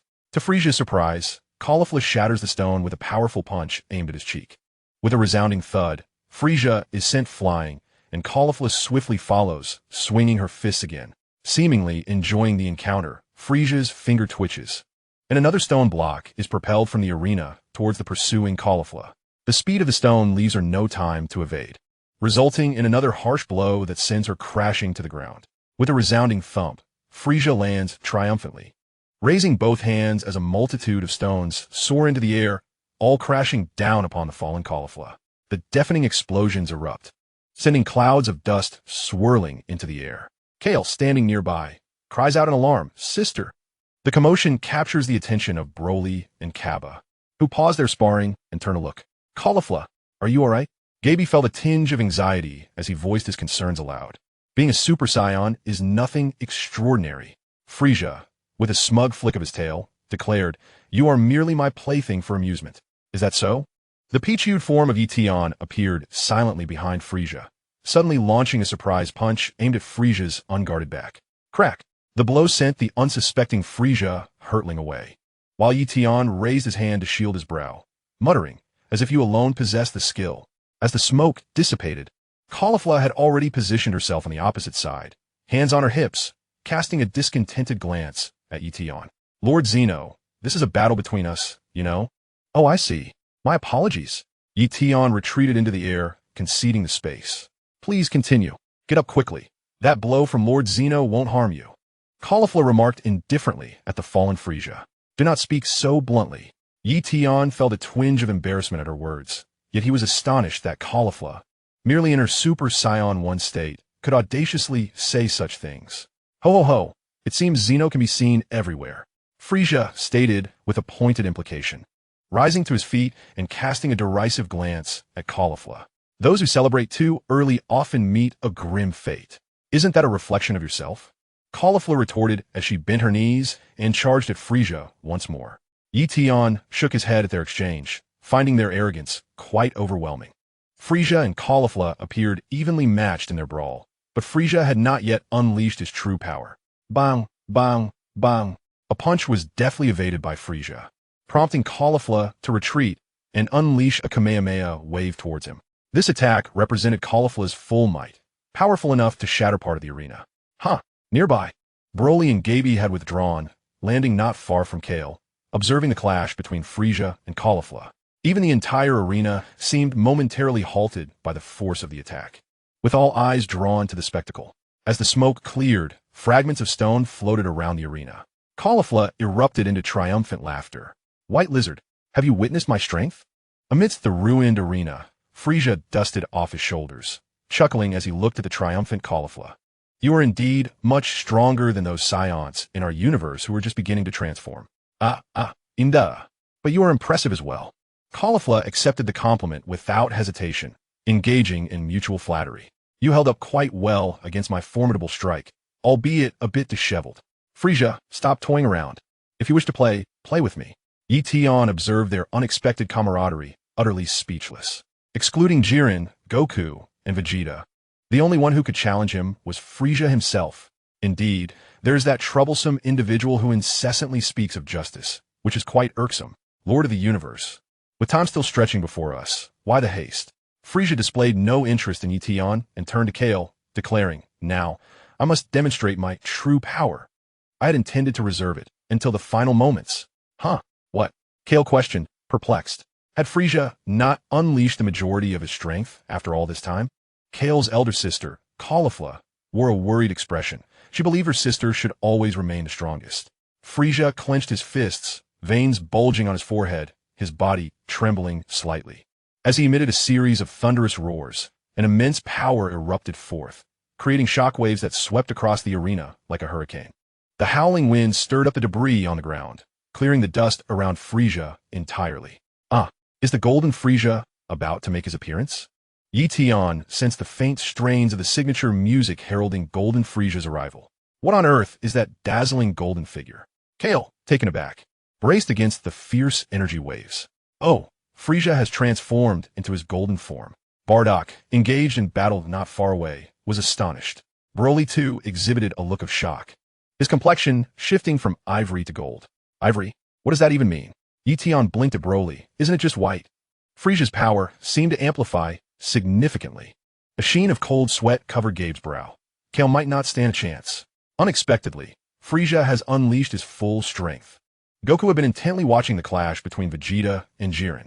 Upon sensing Frisia's surge of power, he turned to the other side of the arena. Who is Frisia? He inquired, puzzled. Is Frisia truly that formidable? By the way, why didn't he participate in the last tournament between Universes 6 and 7? Chapter 63. The Charismatic Android 17. A formidable opponent indeed, Goku explained while observing the battle between Vegeta and Jiren. Their fight remained fiercely contested. Vegeta launched a new series of punches, striking at Jiren, who calmly deflected the blow with his elbow. With a swift motion, Vegeta executed a spinning kick, which Jiren also blocked, prompting Vegeta to perform 2 backflips to create some distance. Evidently, this is not all your power. Vegeta propelled himself forward, amplifying his strength with the momentum. Quite the surprise, Vegeta appears to have grown significantly stronger. Goku remarked, watching the fierce combat. When did he acquire such prowess? His accumulated strength has evidently increased, and his transformation duration seems prolonged. Vegeta and Jiren clasped their hands tightly, engaging in a contest of strength that appeared evenly matched. Yet, subtly, Jiren's power was on the rise, while Vegeta's peak began to wane. It became evident that he could no longer keep pace with Jiren, and in a moment of inattention, he was sent flying by a kick from Jiren. As he landed beside him, Goku's expression shifted to one of concern. Hey, Vegeta, are you alright? Quit the chatter. Vegeta spat defiantly, charging once more at Jiren. With a fierce yell, the two resumed their close-quarters battle, punctuated by Vegeta's occasional roars and the resounding clash of fists and feet. If you can't hold on, just say the word and let me take over. Goku muttered. I've got to get in line behind it. Engaged in combat, Vegeta was oblivious to Goku's words, his forehead veins bulging as he intensified his assault. I refuse to believe it. I will make your expression betray you. Yeti, sensing something, rubbed his ears. Had he just heard Vegeta's roar? Turning his gaze to the left, Yeti thought he heard the sound of arrows. Upon closer inspection, he realized it was not arrows but a flash of light. Android 17 was nimbly leaping between the rocks. Android 17, the second most handsome after me. Yeti mused, waving his hand in greeting. However, 17 was entirely unaware of Yeti, hidden behind layers of rock. With an agile form and a composed demeanor, 17 pursued his opponent, exuding confidence that suggested he had yet to encounter a formidable adversary. Possessing limitless stamina and energy, Yeti's attention shifted fully to 17. The chase finally came to a halt, just before 17 would have disappeared from Yeti's sight. The assailant was the yellow bear-like creature from Universe 6, Bergamo, who relentlessly struck at 17. Yet, 17 adeptly absorbed all the blows. In fact, he swiftly countered, blocking Bergamo's punch, seizing his wrist, and tossing him upward. Bergamo's massive form soared into the air, only to come crashing down and bounce back, regaining his footing like a rubber ball. Your fate has long been sealed, Bergamo sneered. Yet he scoffed, finding the bear's arrogance irritating. 17. Physical attacks won't work on that bear. I should lend you a hand. His body was as pliable as rubber, and the goal was to throw him off the stage. Before Yeti could finish his thought, 17 delivered a punch to Bergamo's abdomen, charging forward. The impact caused Bergamo's entire bear-like body to stretch taut like a pulled slingshot. Bang! Bergamo's body rebounded and was flung off the stage, plummeting downwards. It was only then that number 17 noticed Ye Tian behind him and belatedly inquired, Great King, did you just say something? I didn't say anything at all. Ye Tian shuruk, faignin inogenje. You are quite impressive. How did you cultivate? How did I cultivate? Number 17 pondered briefly before responding candidly. I haven't cultivated. I've merely been guarding the island, occasionally driving away animals or apprehending intruders. Oh, it must be quite lonely on the island, Ye Tian casually remarked to steer the conversation. I'm not alone. I have number 16, plus my wife and 3 children, and the other forest wardens. Upon hearing this, Ye Tian was left dumbfounded. What was this, Dragon Ball Super? Wasn't number 16 already deceased? How could he possibly still be alive? Did he think he hadn't watched enough Dragon Ball? Before Ye Tian could delve deeper into his thoughts, he noticed a sneaky figure peeking out from the side. Come out. Ye Tian cast an annoyed glance, revealing the last remaining warrior from Universe 10, Machiap. Why yes, Great King. Machiap displayed a face more grotesque than sorrowful, shrinking back as he looked at Ye Tian. From Universe 10? Ye Tian was somewhat uncertain, given the peculiar protruding eyes reminiscent of Babidi. He couldn't quite identify these random passers-by. Indeed, Great King's memory is truly remarkable. Machiap trembled in response. Scram, you're quite bothersome. Assessing Machiap's strength, Ye Tian waved his hand dismissively. He found the intrusion of an unattractive man unwelcome and did not wish to disrupt the dialogue between handsome individuals. Understood. Machiap, eager to retreat, soon realized his luck had run out. At that moment, number 17 swiftly launched an attack, throwing a punch at Machiap. Seeing the imminent danger, Machiap immediately dove to the ground to evade number 17's strike, exclaiming, Don't be rough in front of the Great King. Oh, it's fine. Ye Tian gracefully retreated several meters. You two continue fighting. Once you're done, I can resume my conversation with number 17. With such an unsightly creature, number 17 felt no obligation to intervene. And no. Machiap waved his hands frantically. What are you joking about? I am the last surviving warrior from Universe 10. You may continue your conversation as though I do not exist. Just pretend I am not here. Machiap was on the verge of tears, having merely peeked out of curiosity due to the commotion. He had no desire to fight. He bore the weight of all the gods and beings of Universe 10 on his shoulders and wished to survive to the end. Chapter 64. Elimination of Universe 10. Why remain on the stage if you do not wish to fight? Allow me to escort you down. Number 17's brow furrowed slightly, sensing Machiap's refusal, and he warmly displayed his goodwill. Machiap gazed at the formidable force of the punch hurtling towards him, and without further thought, he gritted his teeth and sidestepped to evade the strike from number 17. Quite agile indeed. Number 17 sneered, unfazed by the miss, and swung his fist again. Sensing the imminent danger, Machiap retaliated, throwing a punch to meet number 17's blow. However, even with utmost seriousness, he underestimated his opponent's strength. With just one punch, Machiap felt as though his fist had collided with something harder than the arena's stone surface. Upon impact, his body was sent sprawling backward, and before he could react, number 17 was already upon him. Bang! Machiap, devoid of any ability to resist, was struck and sent tumbling to the edge of the arena, mere inches away from falling off. Witnessing Machiap's near flight from the stage, the spectators, particularly the mighty elephant of destruction, were on edge. Stop! Please don't come any closer. Is our hope truly misplaced? Are we to be halted here? The Supreme Kai, Gavas, wore a troubled expression, turning away from the arena. His mind unsettled, having quietly observed the continuum of life, he pondered if he had erred. It was evident that he had yet to escape the shadow cast by the events involving Zamasu. At that moment, all attention was riveted on the arena, with no one noticing Gavas's turmoil. Will you descend on your own, or shall I assist you? Number 17 approached Machiap, arms crossed, with a leisurely stride. Ye Tian, standing nearby, placed his hands on his hips, eager for the unfolding drama. If memory served him right, Universe 10 seemed to have only one contender left who had not yet been eliminated. I will never leave the arena. Machiop roared in fury, eyes shut tight, unleashing a barrage of energy blasts towards number 17. Bang! Bang! Number 17 effortlessly swatted the successive energy blasts away, his demeanor indifferent as he stated, "You cannot defeat me." Just as number 17 was about to deliver the final blow to Machiop, an unexpected figure emerged. The combat expert from Universe 11, Kazral, swiftly appeared behind them. Smack! Bang! With a punch and a kick, Machiop was propelled off the stage, plummeting downward. Yet, number 17 reacted with remarkable speed, bending his body to evade Kazral's kick. Leaping into the air to position himself behind Kazral. "A righteous warrior shall never be absent," Kazral proclaimed, striking a pose reminiscent of an ultra-hero. "Are you out of your mind?" Ye Tian squinted at the absurdity of Kazral's display. "Can't you see we are engaged in serious matters? Lord Zeno, this is the arena where everyone is fighting. It is not a place for idle chatter," Kazral retorted, his expression turning serious as he regarded Ye Tian. The veiled animosity in his gaze was unmistakable, clearly harboring a grudge over Ye Tian's earlier act of casting Tiz from the arena. At this moment, Machiop appeared in the stands, and the atmosphere among the inhabitants of Universe 10 grew somber, as all the participants had been eliminated. The time for annihilation was nigh, and the Grand Priest's voice echoed, declaring, "Universe 10, perish."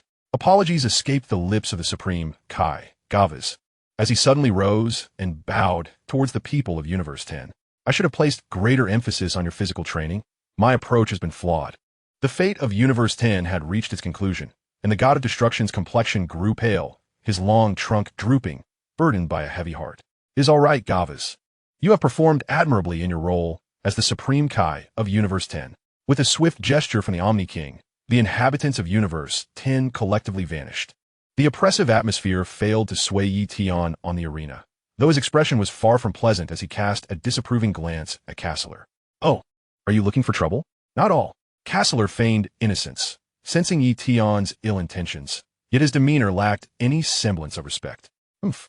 In an instant, Ye Tian reached the level of the Peach Blossom realm and delivered a swift kick towards Castler. Castler attempted to react, but unfortunately for him, number 17 was not merely a bystander. He swiftly blocked Castler's escape route. With a resounding thud, Castler, who had been teetering at the edge of the arena, met the same fate as Machiop before him, being kicked off the stage. Turning his attention to the now absent Castler, the clown god of destruction cast a disapproving glance, his heavily made-up face betraying his displeasure. "What were you thinking, provoking Lord Omni-King? Do you wish for our universe to face annihilation?" Yet, Castler's gaze subtly shifted towards the tense Tiz, swallowing his words of explanation. "Well, the trash has been disposed of." Ye Tian clapped his hands, looking at number 17. "Let us resume our charming discourse. Is the Omni-King not angry?" "That individual just insulted you," number 17 inquired, observing the clown god of destruction, who displayed visible frustration. "Why should I be angry? They are merely trash. What reason do I have to lose my temper over refuse? That would only reflect poorly on my character." Ye Tian retorted, perplexed, adding that Castler had already been defeated. "Oh, it's none of my business," number 17 replied dismissively. "But what exactly does the Omni-King desire from me?" After what Ye Tian perceived as an enjoyable conversation, number 17, still puzzled, asked, "So, am I to remain until the end?" Ye Tian nodded affirmatively. "Indeed, as the second most handsome, you are the most pivotal figure in this tournament. Thus, even if you must endure, you must do so until the very end." "And who is the most handsome?" Number 17 fixated entirely on the earlier comment, seemingly oblivious to the latter part of the conversation. "Why, of course it is I." Ye Tian tilted his head, adjusting his crab-shaped bangs. Upon hearing this, number 17 displayed an expression that was difficult to articulate. He opened his mouth to respond, but ultimately chose to remain silent. The two silent figures momentarily ceased their discourse, as the surroundings echoed with sporadic explosions and dazzling fireworks. The omnipresent shockwaves, flying debris, and swirling dust enveloped the arena, where the chaotic battle persisted. The spectators from various universes bore witness to yet another universe's demise. Their silence palpable. Not a single soul uttered a word, not even the four gods of destruction who had not participated in the tournament of power. In Chapter 65, will you enter the fray? The atmosphere grew increasingly heavy with tension as they fixated on the intensifying conflict unfolding on the stage. Which universe would endure until the end? No one in attendance could ascertain that, especially with the unpredictable wildcard, the Grand Minister, lurking in the shadows. Vegeta and Jiren from Universe 11 continued their duel, both holding back their full strength, cautiously testing each other while conserving energy. How long would this stalemate persist before a victor emerged? In this hushed ambience, Kaiush and Shin glanced towards the battle involving Vegeta and inquired aloud. The oppressive atmosphere began to dissipate, and with the old Kaiushin's words, the mood once again became animated. Humph, to be a Kaiushin yet lack perceptiveness. The old Kaiushin disdainfully delivered a light smack atop Shin's head. Realizing he could not counter the old Kaiushin's wisdom, Shin simply covered his head in a daze. What is the most crucial element in a melee? Though time is limited, with only 48 minutes at hand, the battlefield can transform in an instant. Thus, conserving energy becomes paramount, especially when one must remain vigilant against surprise attacks. Why fight this way? How can you not see it? The old Kaiushin's disdain grew, prompting him to turn away and focus on the arena. Shin, unwilling to provoke further, chose to let the matter slide, fearing additional reprimands in front of such a large audience. With 30 minutes remaining in the Tournament of Power, Vegeta furrowed his brow, narrowly evading a punch from Jiren. He quickly retreated to regain his composure. You are far stronger than I anticipated. Humph. Justice is strength. Jiren maintained his cold, indifferent demeanor, his dark eyes radiating an air of arrogance. Huh. Vegeta scoffed, instantly reverting to his usual self, turning to Goku. Kakarot, are you going to join the fray? Is it really my turn? I thought you would fight until the end of the tournament. Goku, watching the clash between Vegeta and Jiren, was already brimming with excitement. Eager for action. This is hardly a mere one-on-one fight. This is a tournament. Vegeta shrugged slightly, offering a vague response. Although his performance in the narrative had been impressive, it was not the acclaim he desired. Why waste time in a stalemate with Topo? He aimed to confront Jiren, not only to defeat him, but to be the last one standing. With the memories bestowed upon him by the system, he sought both the title of the strongest and the victor. In the time that remained, he needed to conserve his energy to secure ultimate triumph. Then, I should not hold back. Sun Wukong rotated his shoulders, twisting his neck from side to side, producing a cacophony of cracking sounds. And what about me? I've waited long enough. Hit, who had been leaning against the rocky wall, finally released his crossed arms and turned to Sun Wukong, inquiring, rock, paper, scissors? Sun Gohan devised the simplest solution to the dilemma. You go first. After a brief silence, Hit ultimately made this challenging decision. I won't go easy on you.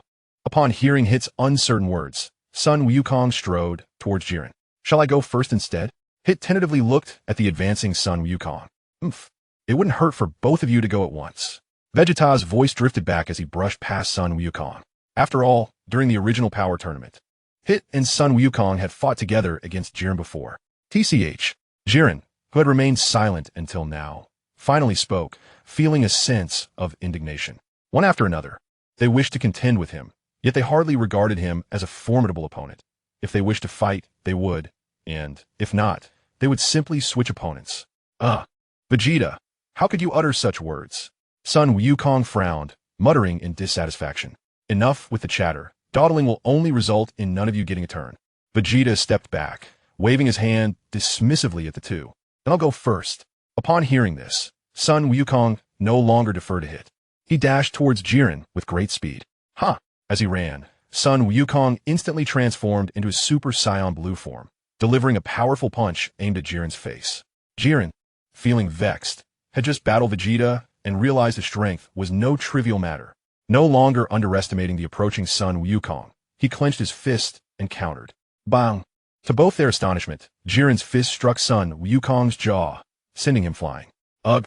Sun Wukong cried out, performing several backflips on the arena before stabilizing himself. Your strength exceeds my expectations. You truly are formidable, Jiren, Sun Wukong remarked, rubbing his chin in admiration. With that, he charged at Jiren once more, attempting to sweep Jiren's legs out from under him. Jiren, moving at speed imperceptible to the naked eye, kicked out and sent Sun Wukong hurtling away. Following those two exchanges, it seems Sun Wukong had no means to counter. Yet, he performed another backflip, planting his feet on the arena, and surged towards Jiren again. With punches, kicks, and sweeping strikes, Sun Wukong moved like lightning, his speed leaving only afterimages behind. His powerful and forceful attacks sliced through the air, creating explosive sounds. Each strike was relentless and unstoppable, but to Jiren, they were akin to the slow pace of a tortoise. Bang, bang, bang. Jiren remained steadfast, not shifting even an inch, as he effortlessly deflected Sun Wukong's punches and kicks with his bent arms. Are you merely stalling for time? Your strength is nothing short of a jest. Jiren's forehead pulsed with veins, his tone laced with dissatisfaction. This combat from Sun Wukong was childish play compared to his encounter with Vegeta. Was he merely toying with him? Look, Wukong's assaults are proving utterly ineffective. Krillin, unable to bear the sight, questioned whether Wukong was truly fighting earnestly. Not at all. Wukong is indeed fighting with utmost seriousness. Whis interjected, possibly recalling Vegeta's earlier ferocity. That was the Super Saiyan Blue stacked with Super Saiyan 3, whereas Wukong is currently only utilizing Super Saiyan Blue. Hence, it appears he is at a disadvantage against Jiren.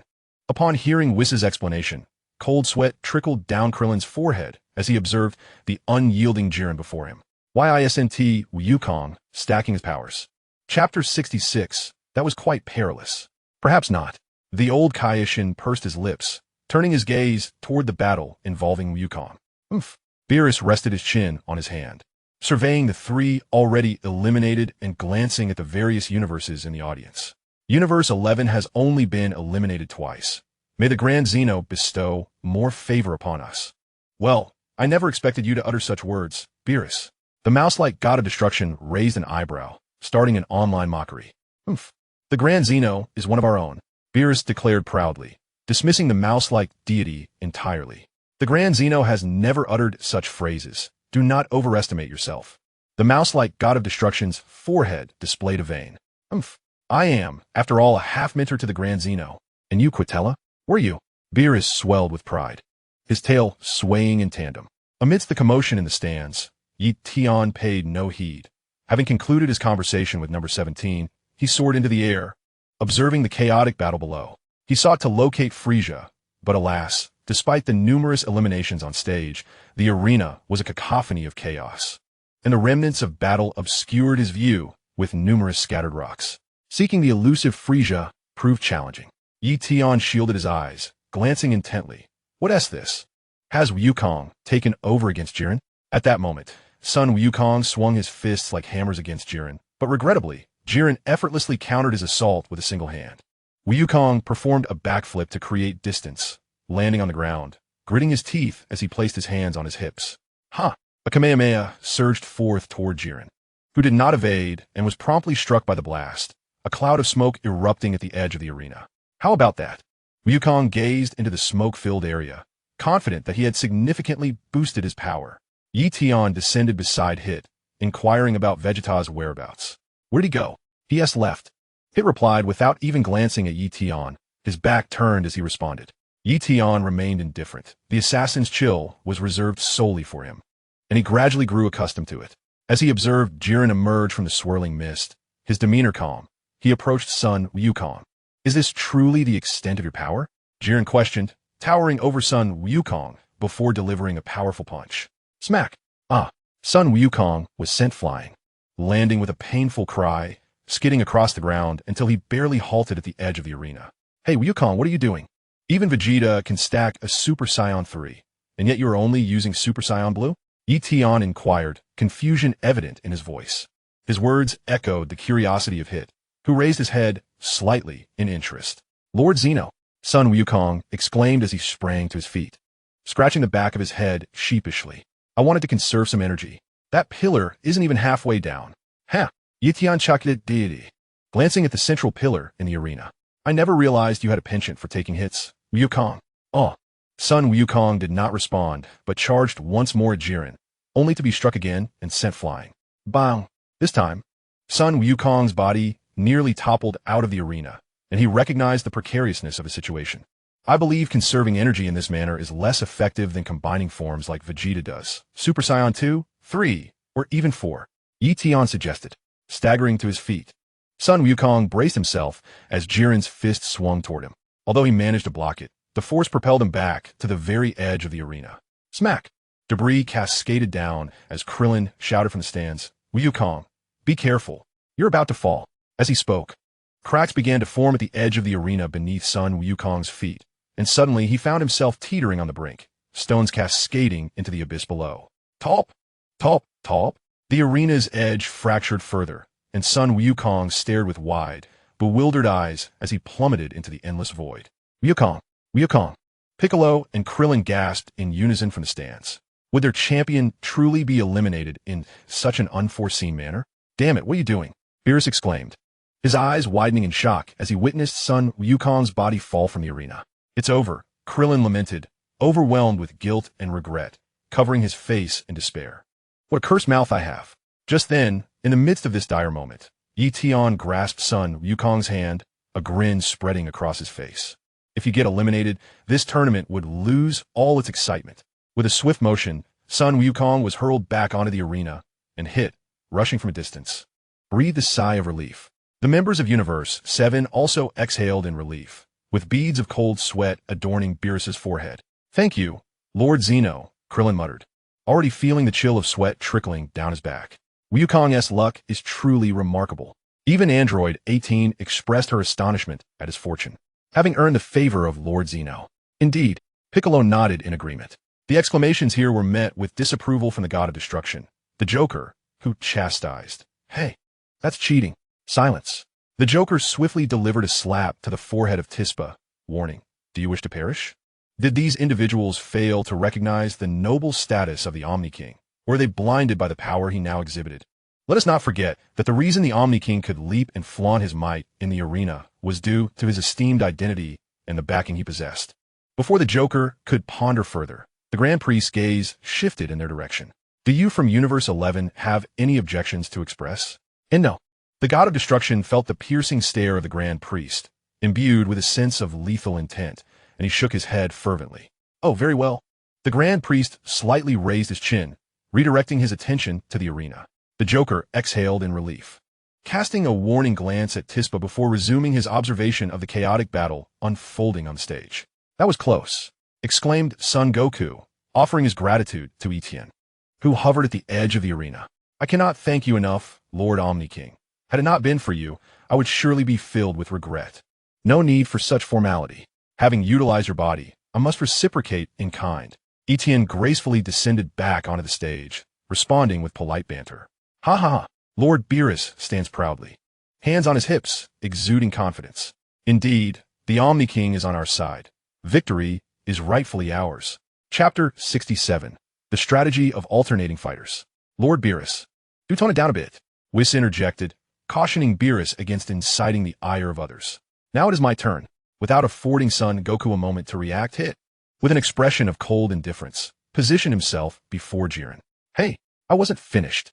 Son Goku protested, casting a displeased glance at Hit, insisting that the previous encounter was merely an accident. However, Hit paid no heed to Son Goku. With a swift motion, he unfastened his coat and discarded it onto the ground, declaring, I have waited long enough. With that, Hit charged towards Jiren, delivering rapid punches. Jiren, with an air of indifference, extended his arm to block Hit's fist with his elbow. Hit remained unperturbed. He executed a mid-air spin, sweeping a kick towards Jiren's shoulder. Jiren's other hand moved, bending to block the strike, his feet firmly planted without budging. Hit quickly withdrew to create distance before diving in once more. Hit is remarkably formidable. He has improved significantly since the last martial arts tournament. Son Goku marveled at Hit's swift onslaught. Ye Tian, overhearing Goku's words, felt somewhat incredulous, noting that Hit was being relentlessly pressured by Jiren, unable to muster any counterattack. How could he be considered strong? With a resounding thud, Hit was once again sent flying, crashing to the ground. He gingerly touched his abdomen, trembling as he rose, his demeanor somewhat disheveled. Are you all right, Hit? Son Goku shouted with concern, quickly gritting his teeth to rejoin the fray. Witnessing Son Goku's relentless punches directed at Jiren, Hit disregarded his own condition and charged back into the fray, momentarily creating a duo assault against Jiren. Thud, thud, crack. Ah, this is indeed the renowned tournament of power. Ye Tian nodded at the familiar scene. Previously, he had lost track of the storyline, devoid of any omniscient sensation. How infuriating that his expression remained unchanged. Cold sweat trickled down Son Wukong's cheek as he gritted his teeth in frustration. This cannot continue. Hit echoed his sentiments. Neither of them could hold their ground. Upon hearing their words, Ye Tian suddenly smiled, his grin transforming into a fierce determination as he joined the fray. Count me in. The brawl among the three swiftly evolved into a four-way clash. Finally, Jiren moved, and even the overwhelmingly powerful Jiren felt the pressure from his three adversaries. When Ye Tian's fist collided with Jiren's robust muscles, he felt a painful recoil in his hand. Such formidable strength. Ye Tian leaped and aimed a kick at Jiren's neck. But Jiren, quick as lightning, blocked the strike. Gazing at Jiren's smooth head, Ye Tian was inexplicably reminded of the so-called bronze men from the Shaolin Temple. This thought led him to unwittingly envision Jiren in that role. Distracted, Ye Tian's attack speed diminished. Oh my, Lord Beerus, look at Lord Zeno, he's lost focus again. Whis chuckled. This habit of his, it seems, Lord Zeno will never change. Beerus glanced sideways, 3 black lines appearing on his forehead. However, it wasn't long before Sun Wukong withdrew from the battle, reverting from his Super Saiyan Blue state to his normal form. Instantly, the pressure on Ye Tian and Hit intensified, and the two quickly distanced themselves from Jiren. Hey Wukong, what are you doing? Ye Tian asked, bewildered, looking at Sun Wukong. I want to defeat him with my own strength, not in partnership. Sun Wukong replied, eyeing his hands. I feel as though there's a wall in front of me. What on earth? Ye Tian touched the air in front of Sun Wukong, bewildered, for there was nothing but air. Are you attempting to break through that wall during this tournament? Hit asked, astonished. Yes, otherwise I cannot overcome Jiren, nor win the tournament. Sun Wukong nodded. Hit was left speechless. You certainly possess confidence. Wukong, it's not confidence. I merely wish to try, as I have no other choice. Ye Tian interjected, feeling exasperated as he watched the two converse obliviously. What wall? What confidence? Do you know if Lord Zeno still intends to fight? If not, I shall take matters into my own hands. Hit inquired symbolically, glancing at the dissatisfied Ye Tian. Without waiting for Ye Tian's reply, Hit unleashed all his power and charged towards Jiren, exclaiming, Here I come, Jiren. Sensing the immense force emanating from Hit, Jiren's expression finally showed a flicker of concern. Jillian surged forward, making the first move towards Hit. In response, Hit swiftly formed a seal with his hands, his thumb, index, and middle fingers extended straight while the others curled. With a sudden motion, Hit raised his hands, the seal confronting Jillian, whose wide, innocent eyes momentarily froze. He felt an overwhelming force enveloping him, binding his movements and rendering him immobile. Yet, in the blink of an eye, Jillian regained his freedom. But his punch merely grazed Hit's body, landing empty. Is this time manipulation? Ye Tian's eyes widened in astonishment. If he hadn't seen it with his own eyes, he would have believed Hit had mastered some secret technique from the realm of ninjas. Subsequently, all of Jillian's flailing punches were deftly evaded by Hit, even drawing an exclamation of shock from Sun Wukong. What is happening? Jillian's movements have inexplicably slowed. What did Hit just do? This technique is known as time freeze, an evolved form of time skip, which isolates Jillian's time and slows it down. Ye Tian smugly showcased his foresight. Although he didn't fully grasp the concept, he recognized its impressive nature. Sun Wukong nodded, his gaze towards Hit growing increasingly fervent. What is the great king saying? Krillin curiously inquired of Beerus beside him. How should I know? Beerus scoffed, don't ask me. He was far from pleased with the display of flair by the competitors from Universe 6. Hit is employing a technique to manipulate time. The great king is likely discussing this with Wukong. Whis calmly elucidated to Krillin. Jillian's attacks grew more ferocious as he unleashed a relentless barrage of punches towards Hit, but under the influence of time freeze, none of them connected. With a swift motion, Hit blocked Jillian's powerful punch and retaliated with a fist aimed forcefully at Jillian's abdomen. Jillian staggered back a step, though it was a mere inch.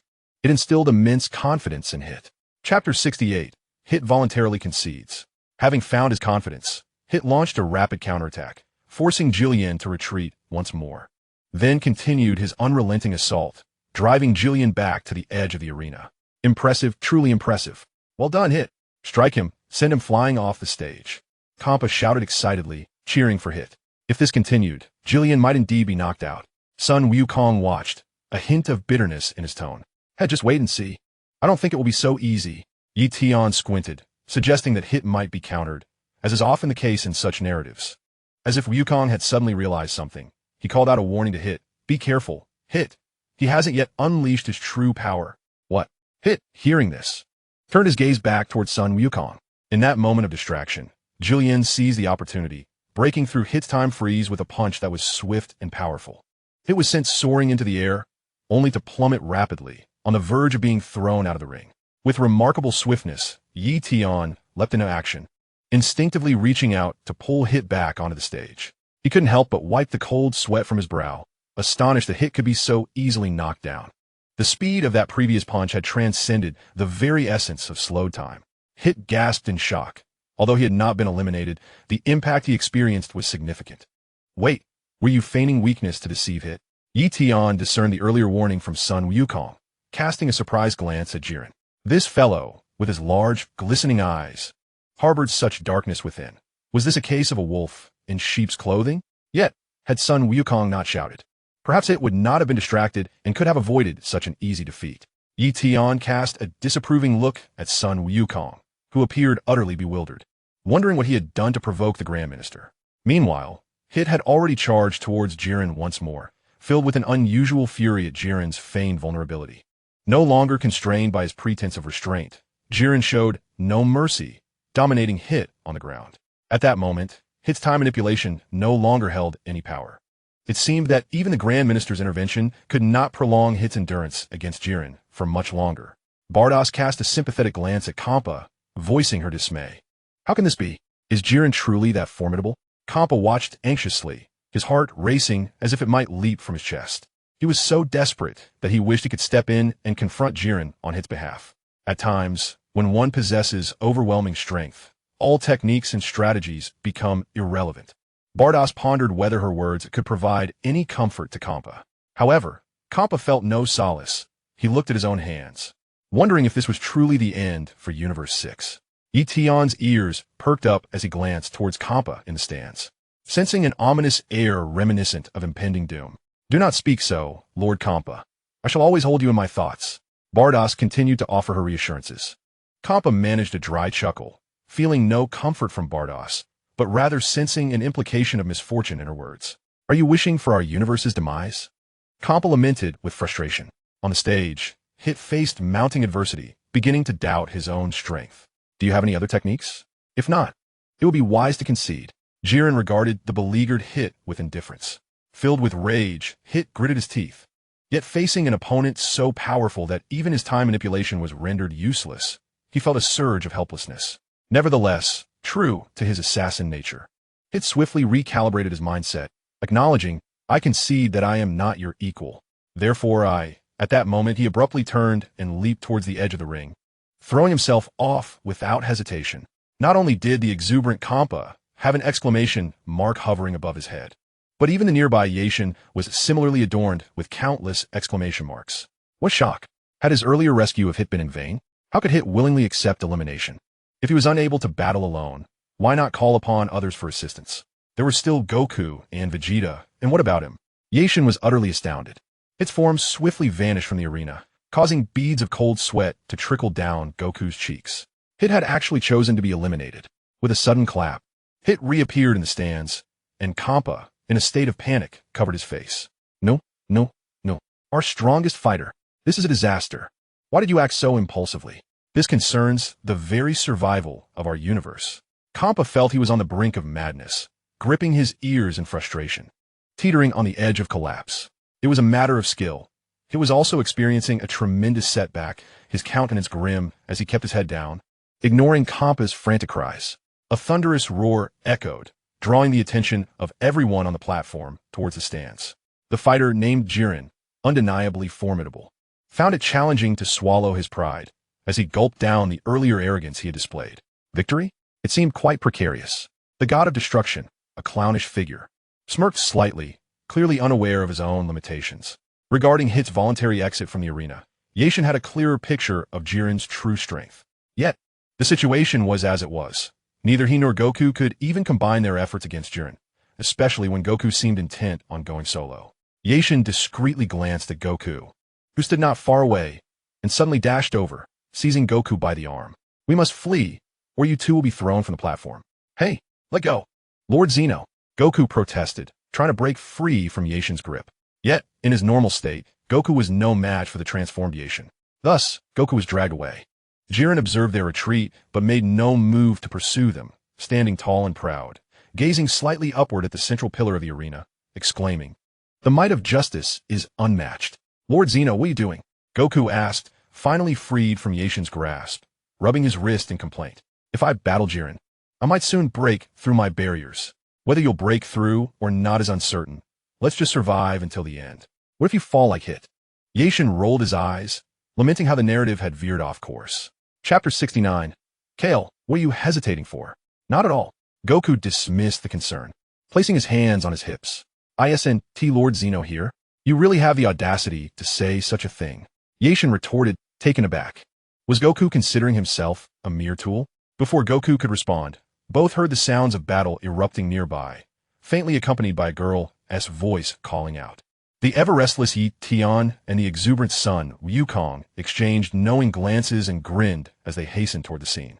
It was none other than the dazzling battle between Frieza and Kale, which had persisted for an astonishing duration. It appeared that Frieza's initial foray into combat had devolved into mere frolicking. Despite the seemingly playful nature of Frieza's engagement, his attacks, executed in his golden transformation, were nothing short of devastating. Kale narrowly evaded Frieza's formidable fist, hastily retreating, her mind racing with disbelief at the sheer destructive force he wielded. As Frieza's punch struck the arena floor, the once unyielding surface was instantly transformed, leaving behind a gaping crater. With a swift movement, Frieza turned his gaze toward Kale, who was momentarily suspended in midair. With a sudden burst of speed, he ascended before her, preparing to unleash a powerful blow. Kale, unable to regain her balance, was met once again with Frieza's relentless assault, and he reveled in the thrill of pummeling a Saiyan. Meanwhile, son Wukong and Ye Tian, newly arrived, exchanged bewildered looks. Was Frieza engaging in this prolonged battle solely for the pleasure of defeating a Saiyan? What vendetta could he possibly hold against the Saiyans of Universe 6? This was their first encounter after all. Kale found herself thoroughly overpowered, unable to mount any semblance of a counterattack. Though Caulifla attempted to interject several times, her words faltered on her lips. Don't underestimate the first Saiyan genius, Kale thought defiantly, refusing to concede despite her predicament. She sought any opportunity to retaliate. With a talent like yours, the fate of Universe 6 is sealed. Frieza scoffed, his derision palpable. Kale's struggles appeared futile, her fleeting chances for a comeback slipping away against the might of Golden Frieza. Are you not of the same universe? Will you not assist? Ye Tian, hands on hips, directed his gaze toward the onlookers, Caulifla and Kale. Caulifla shrank back slightly in the presence of the unfamiliar Ye Tian and son Wukong. Her fists clenched tightly at her sides, as if grappling with unspoken words. I must intervene, Kale exclaimed, her demeanor betraying her desperation as she prepared for yet another attempt. However, to Ye Tian's discerning eye, Kale's abilities seemed inadequate, especially in her normal state, rendering her no match for Frieza. Just then, Kale transformed into her Super Saiyan form, charging toward Frieza with a determined punch. Yet, Frieza barely regarded her, effortlessly swatting her away. You are but a nuisance.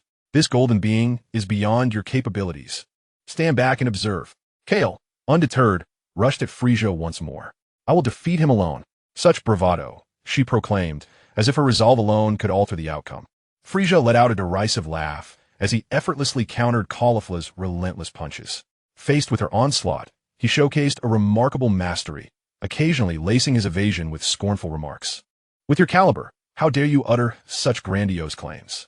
He deftly dodged another of Caulifla's strikes and, with a swift sweep of his foot, sent her soaring into the air.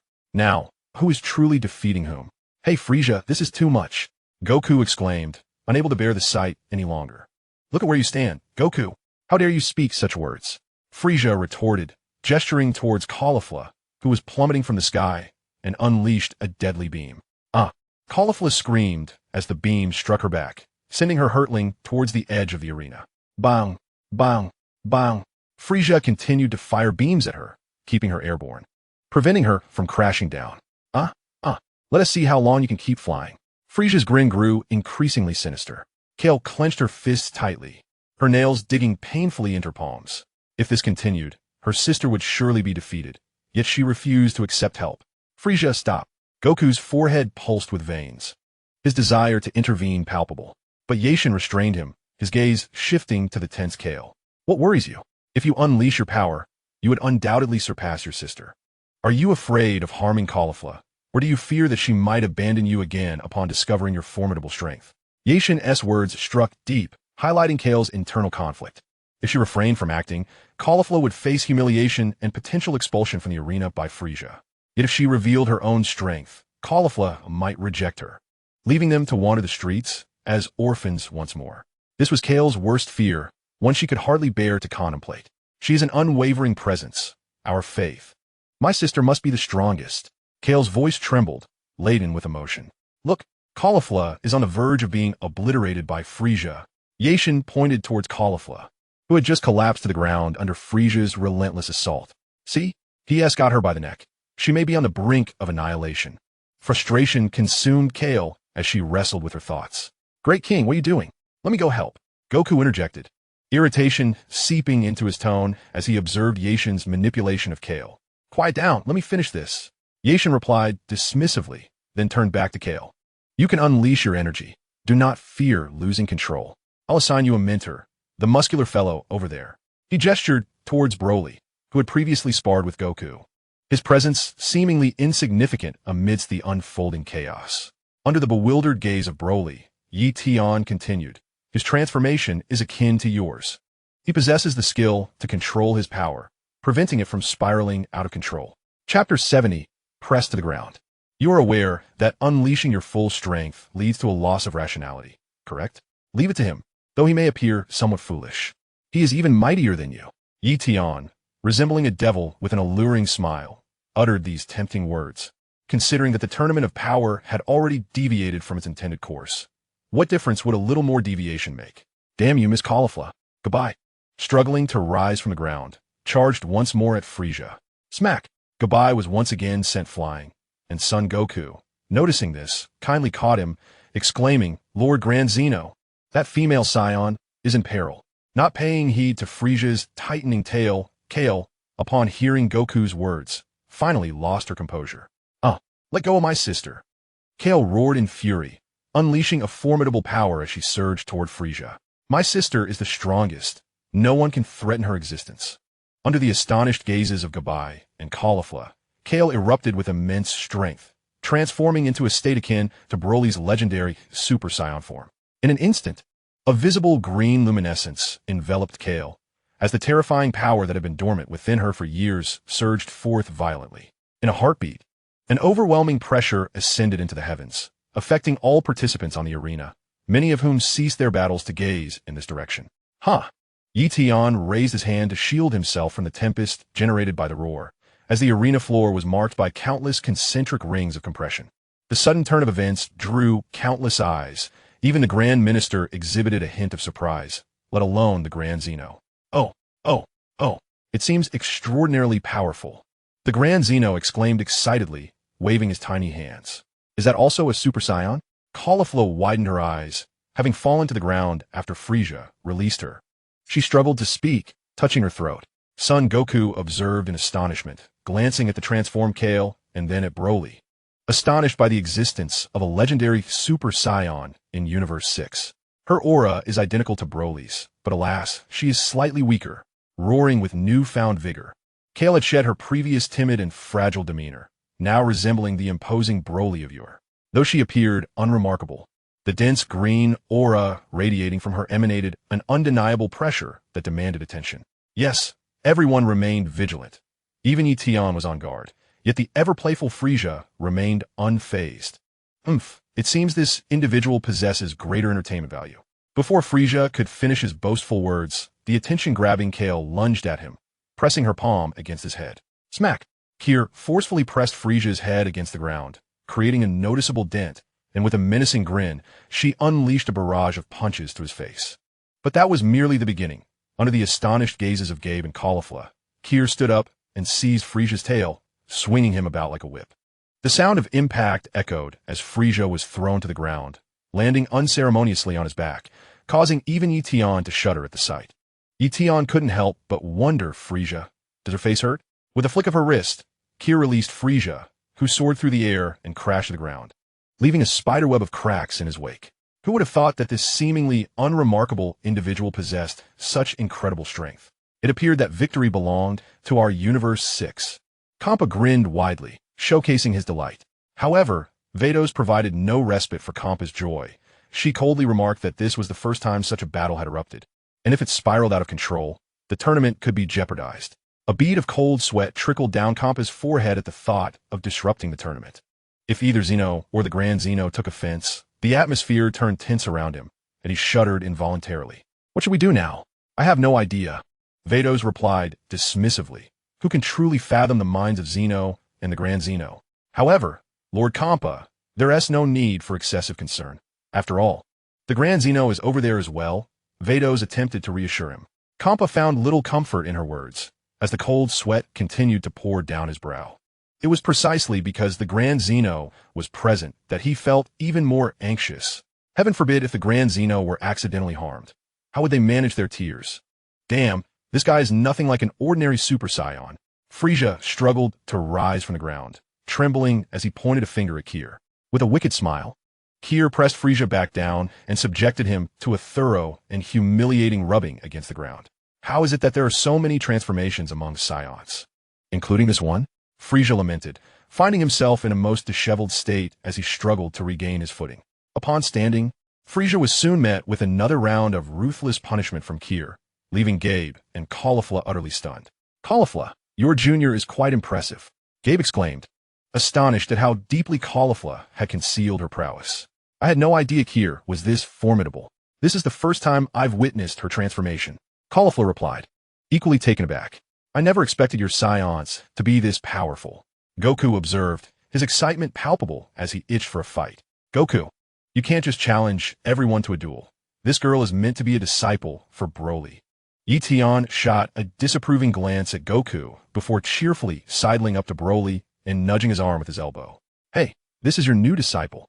Hurry up and take her on until she regains her senses. Why is it like this, Lord Grand Zeno? Can't you leave a few for me to battle as well? Sun Wukong muttered, his expression marked by dissatisfaction. Why, you ask?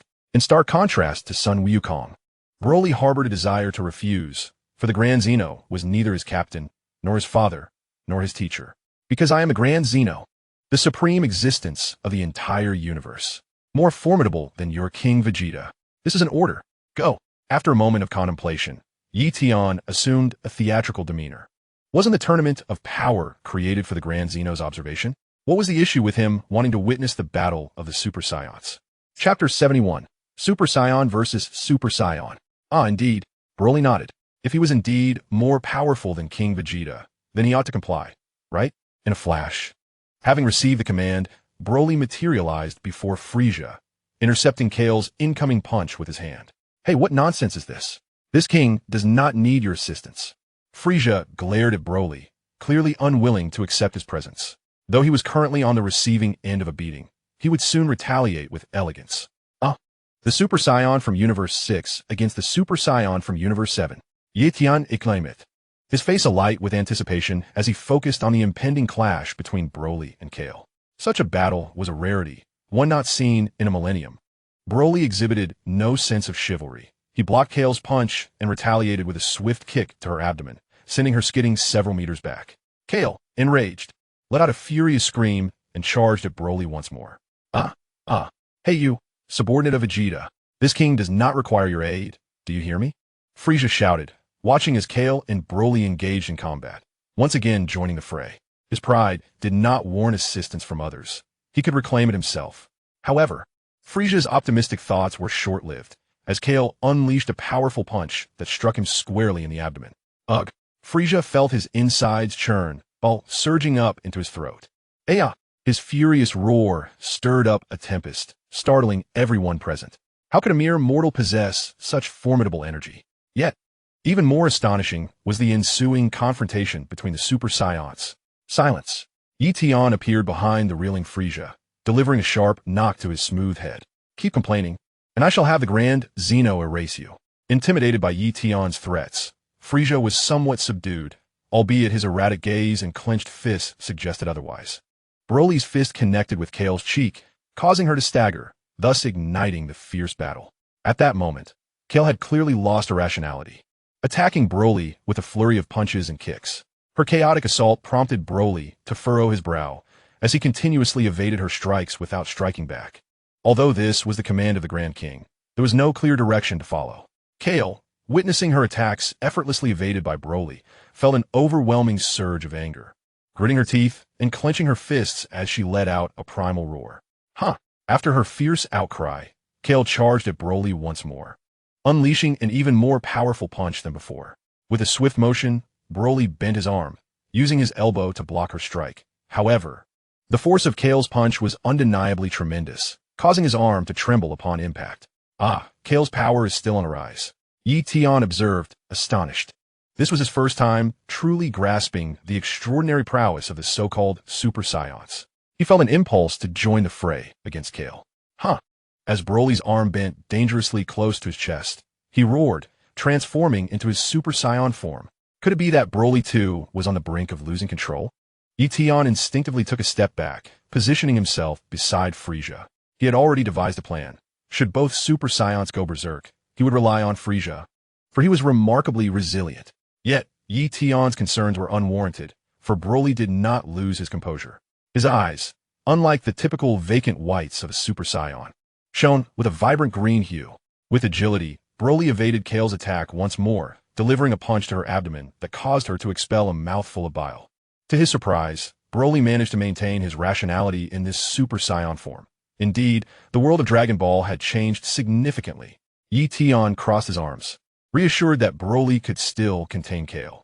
He distanced himself from Frieza, moving closer to Son Goku, mindful that Frieza was not one to be trusted. An ambush could happen at any moment.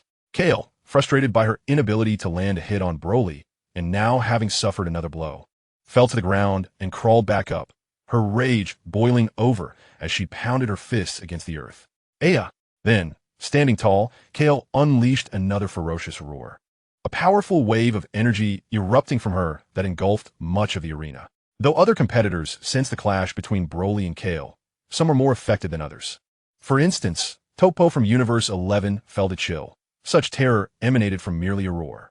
If I were to face him, I would have to awaken the power of a destroyer god just to compete. Meanwhile, others remained indifferent as battles raged throughout the arena, with Jiren and Vegeta's earlier confrontation being even more intense. Consequently, many unsuspecting fighters, caught off guard and unprepared, were swept off the stage by the overwhelming energy unleashed by Kale. Whoosh, swoosh, swipe. Certainly, there are those who are fortunate, or perhaps quick-witted, who manage to grasp the edge of the arena just in time, narrowly avoiding calamity. In any case, with Kale's explosive emergence, a considerable number of competitors have been eliminated. Is that Broly? Bardock shielded his face with his hand, watching as his opponent was sent flying, feeling a twinge of annoyance.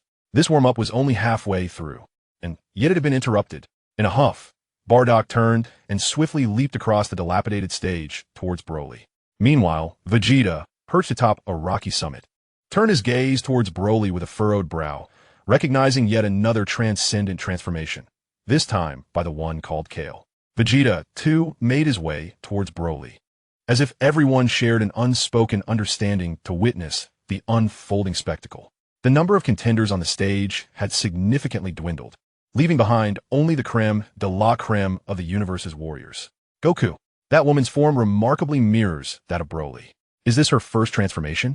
Bardock landed beside Ye Tian, only to realize he had mistaken his identity, yet he felt no embarrassment. After all, Ye Tian and Son Goku stood side by side. He decided his inquiries could simply be directed at Goku instead. Lord Grand Zeno. Greetings. Bardock offered a cordial salutation to Ye Tian. Chapter 72, We Are Enemies. Observing Bardock, who showed no hint of embarrassment, Ye Tian patted Bardock on the shoulder. Bardock, would you care to witness a transcendent clash? Bardock, seemingly unperturbed by Ye Tian's gesture, crossed his arms and watched with keen interest. Vegeta arrived shortly thereafter, landing not far from Ye Tian and his companions, scoffing derisively. Have they lost their minds? Broly, knock him out and throw him off the stage. Vegeta spoke with utmost confidence, fully aware of Broly's prowess, which had long since surpassed the transcendent level, reaching Super Saiyan 3. Yes. Upon hearing Vegeta's command, Broly instinctively responded. It's getting quite lively. Ye Tian chuckled, observing the growing crowd gathering to witness the spectacle. Kale screamed as she charged towards Broly, unleashing a formidable force, enveloped in a faint green aura, which she transformed into an energy wave directed at Broly. In this moment, Broly's demeanor shifted, his expression sharpened, and he vanished from sight. In an instant, he appeared behind the oncoming Kale, executing a precise strike aimed at her neck. With a thud, the astonished Kale collapsed to the ground, her body trembling, clearly not yet unconscious. Broly reached out to grasp Kale's arm, intending to lift her and toss her outside the arena. But before his hand could make contact, Kale, in a flash, seized Broly's wrist, springing to her feet and launching a punch towards his abdomen. The speed and fluidity of her movements left the onlookers in stunned silence. Was that previous strike merely a ruse? The 6th and 7th universes shall be our formidable adversaries. In the distance, Toppo, who was observing the battle, spoke with a grave demeanor. Initially, it seemed that Universe 7 had only Goku to showcase, but now with the emergence of Vegeta and the arrival of Broly, the situation had dramatically changed. Universe 6 was no different. At first, it appeared that Hit was the strongest, but witnessing Caulifla, it was evident she surpassed him in power. These Saiyans appeared to be exceptionally formidable. Jiren had already joined the other members of Universe 11, casting a disinterested glance that conveyed his lack of concern. A grasshopper may leap, but no matter how high it jumps, it remains merely a grasshopper. His sole objective was the Super Dragon Balls. Ye Tian, indifferent to the opinions of others, remained intensely focused on the battle between Broly and Caulifla. The clash between the green-haired warriors was a rare spectacle. Broly, in pain, quickly extricated himself from Caulifla's grasp, creating distance between them. Ha! Caulifla roared once more, her powers surging as she charged at Broly recklessly. Caulifla's concern for her friend was palpable, but her warnings fell on deaf ears. With an unstoppable force, Caulifla advanced, while Broly too was poised, awaiting the perfect moment. In an instant, they were entangled, exchanging rapid blows that dazzled the onlookers. Boom! Boom! Boom! At the height of this fierce conflict, another figure abruptly entered the fray, Caulifla.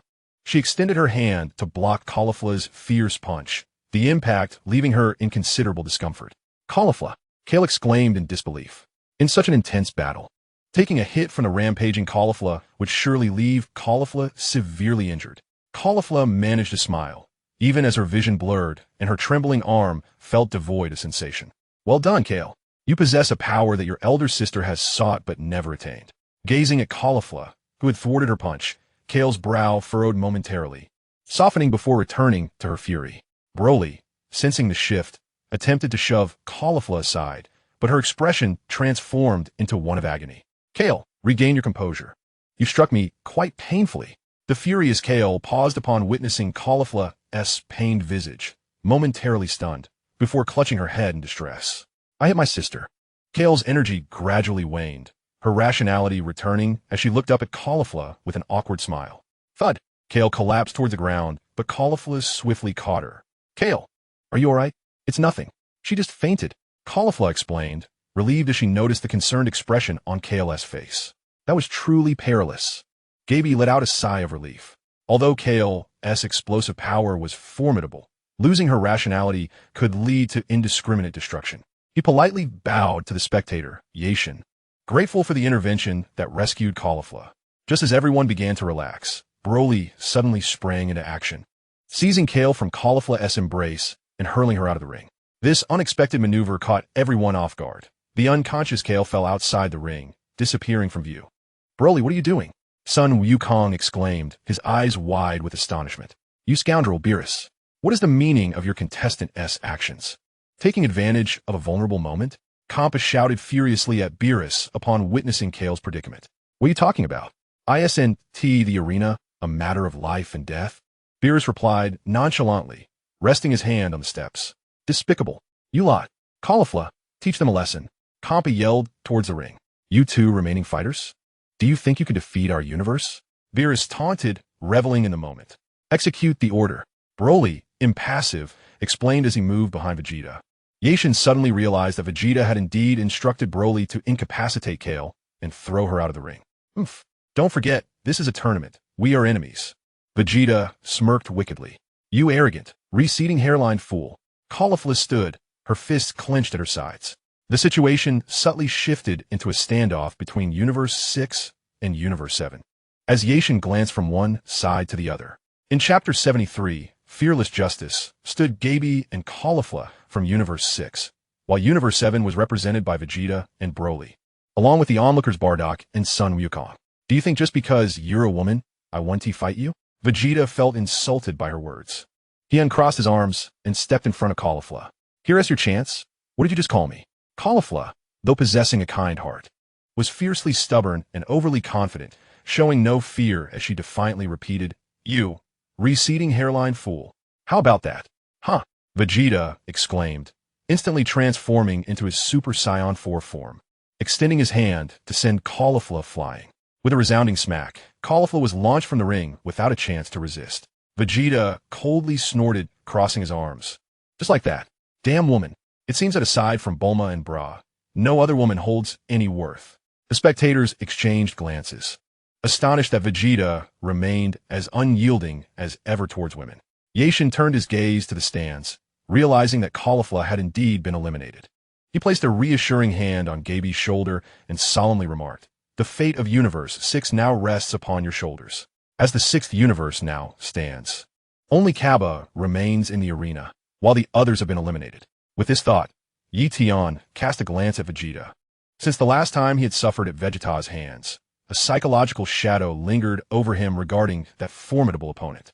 "Let us disperse," he declared, waving his hand at the crowd, his gaze shifting to the disheveled Frieza.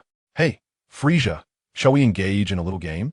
The remaining spectators, having no thrilling spectacle to behold, scattered once more, continuing their respective pursuits.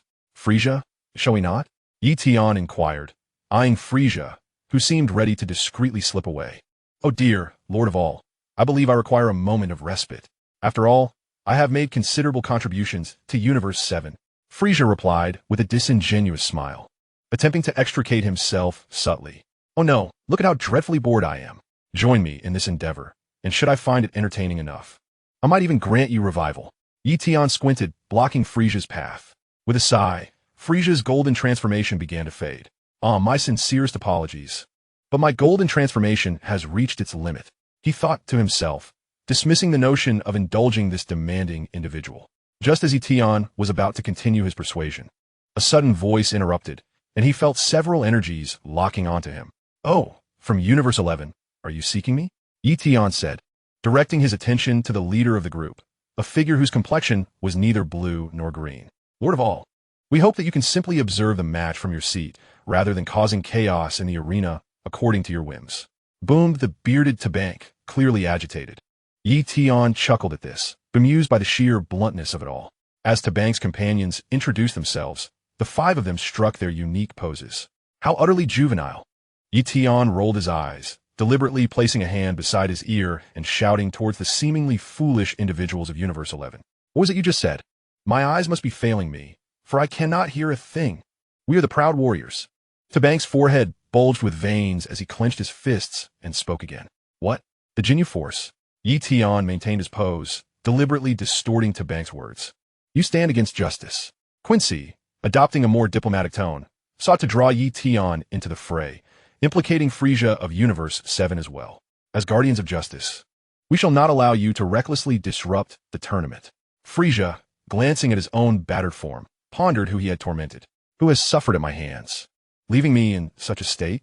Ye Tian, hearing this, bent his finger that rested by his ear and pretended to dig with his pinky, retrieving nothing. He then positioned his hand near his mouth and blew softly. "Nonsense. Justice, you prattle about justice. You merely seek vengeance for those 2 teammates you lost." Ye Tian scoffed. "Even Lord of all cannot so tarnish the justice we uphold." Quincy retorted, seething with indignation. "Cease your incessant chatter. Do you seek a confrontation?" Ye Tian clenched his fists, a cold smile gracing his lips as he regarded the 5 figures clad in crimson uniforms before him. Not far away, the clown god of destruction, alerted by the supreme Kai Kai, observed this scene with an expression that could only be described as grim. What were they planning? To strike against the great king of all? Had they grown weary of life itself? It seems your subordinates are utterly fearless.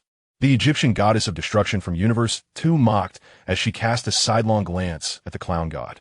"This is a matter even the great king of all must address. How should one interpret this?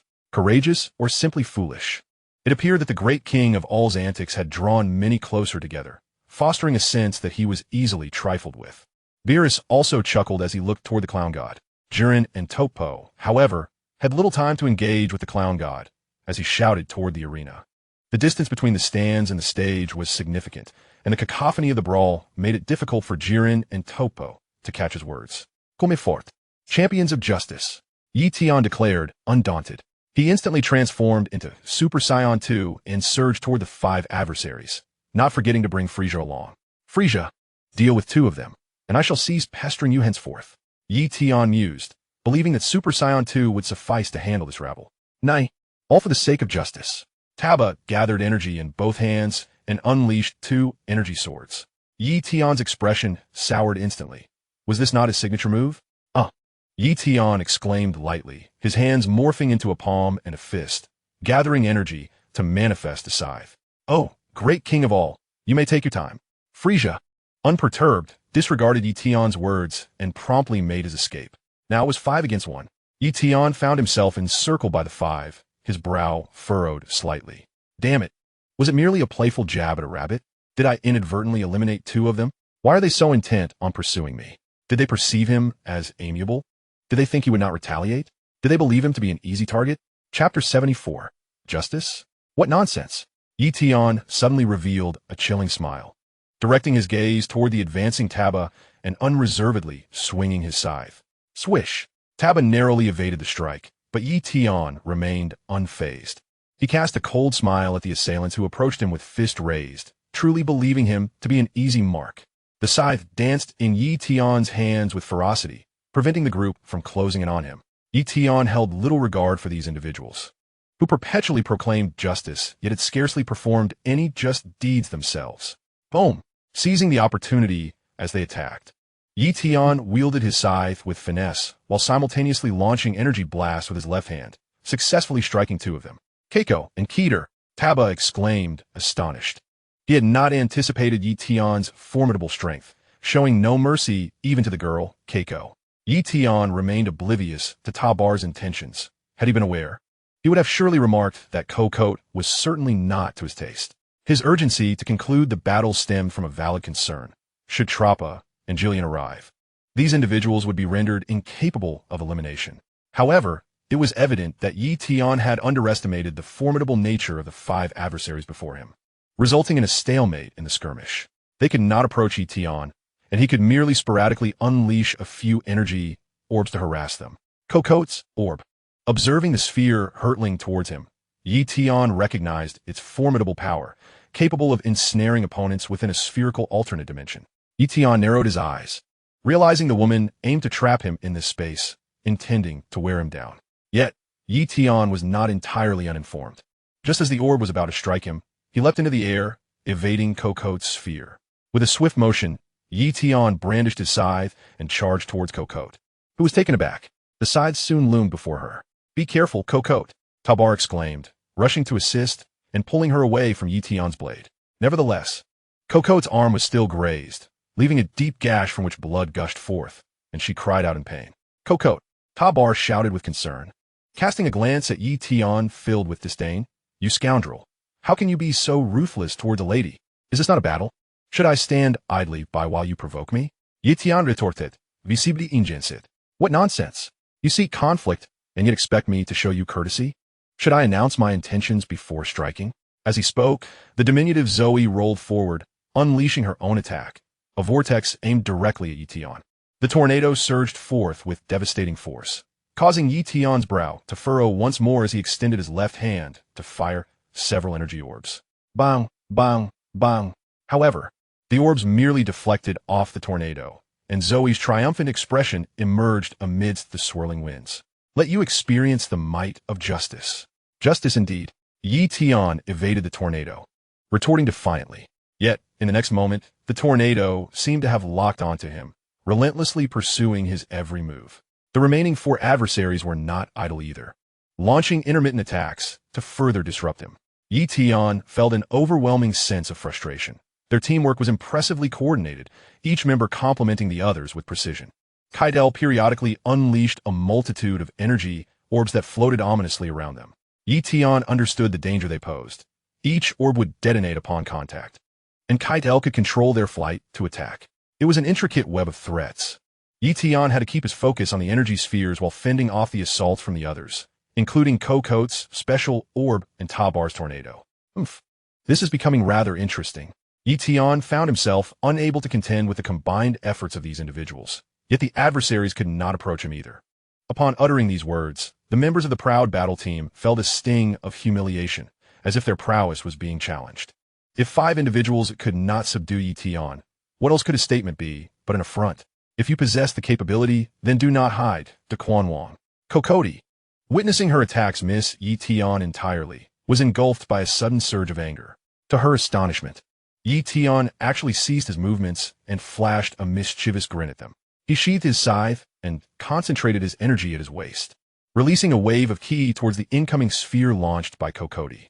The impact of their colliding energy spheres momentarily subdued Cocote's projectile, shattering it into fragments that scattered across the arena. In disbelief, Cocote's eyes widened as she exclaimed, "How is this possible? Your attacks are merely ordinary. Daquan Wang should be no different from the others, lacking any extraordinary power. Do you truly believe I descended here merely to play around?" Ye Tian scoffed, his laughter echoing. Though he appeared to be toying with his scythe, to assume he lacked strength would be a grave miscalculation. Zoile, Cocote, brimming with indignation, called out as she unleashed dozens of Cocote spheres into the air. Received. Zoe Lei twisted her body, spiraling upwards to ensnare all the Cocote spheres within a whirlwind. The tempest surged towards Ye Tian with astonishing speed, prompting a serious expression to cross his face as he extended his hand once more.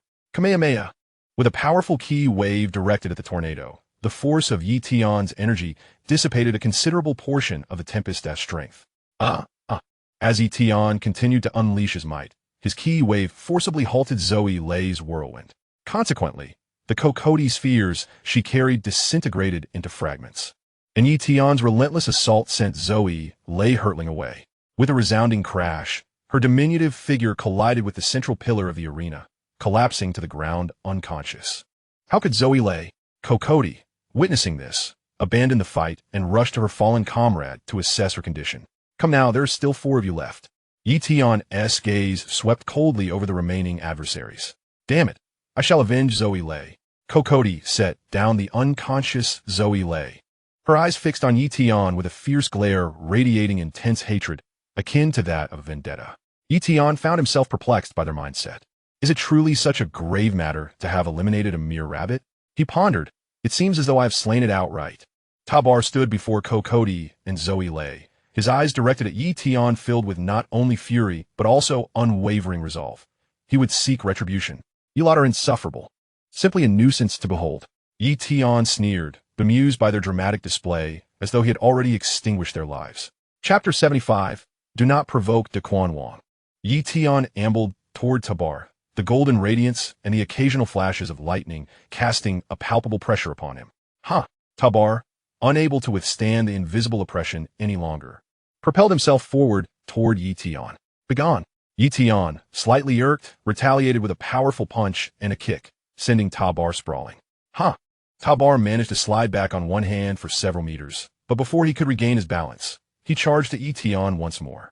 Bang! Bang! Bang! Faced with Tabar's relentless onslaught, Ye Tian remained utterly unperturbed. The combined efforts of 5 posed a modicum of challenge, yet individually they were no match. Bang! Ye Tian effortlessly parried all of Tabar's attacks, and then delivered a punch that sent him flying once again. Meanwhile, Keket joined the fray, launching a coordinated assault with 4 others, which further irritated Ye Tian. At that moment, not far off, Tua Pa and Ji Lian noticed the unfolding battle. Dopo uncertain. Inquired of Ji Lian, shall we intervene? I prefer not to meddle in affairs that do not concern me. Preserving my strength for the finale is my sole objective. Ye Lian responded coldly. Hearing the shout from the clown destroyer, Tua Pa glanced at the indifferent Ji Lian and, with a sigh, made his way toward Ye Tian. Tua Pa lamented that although Ji Lian was part of their team, his heart was not in it. Ji Lian's arrogance had created a significant rift between him and the others. Cease this at once.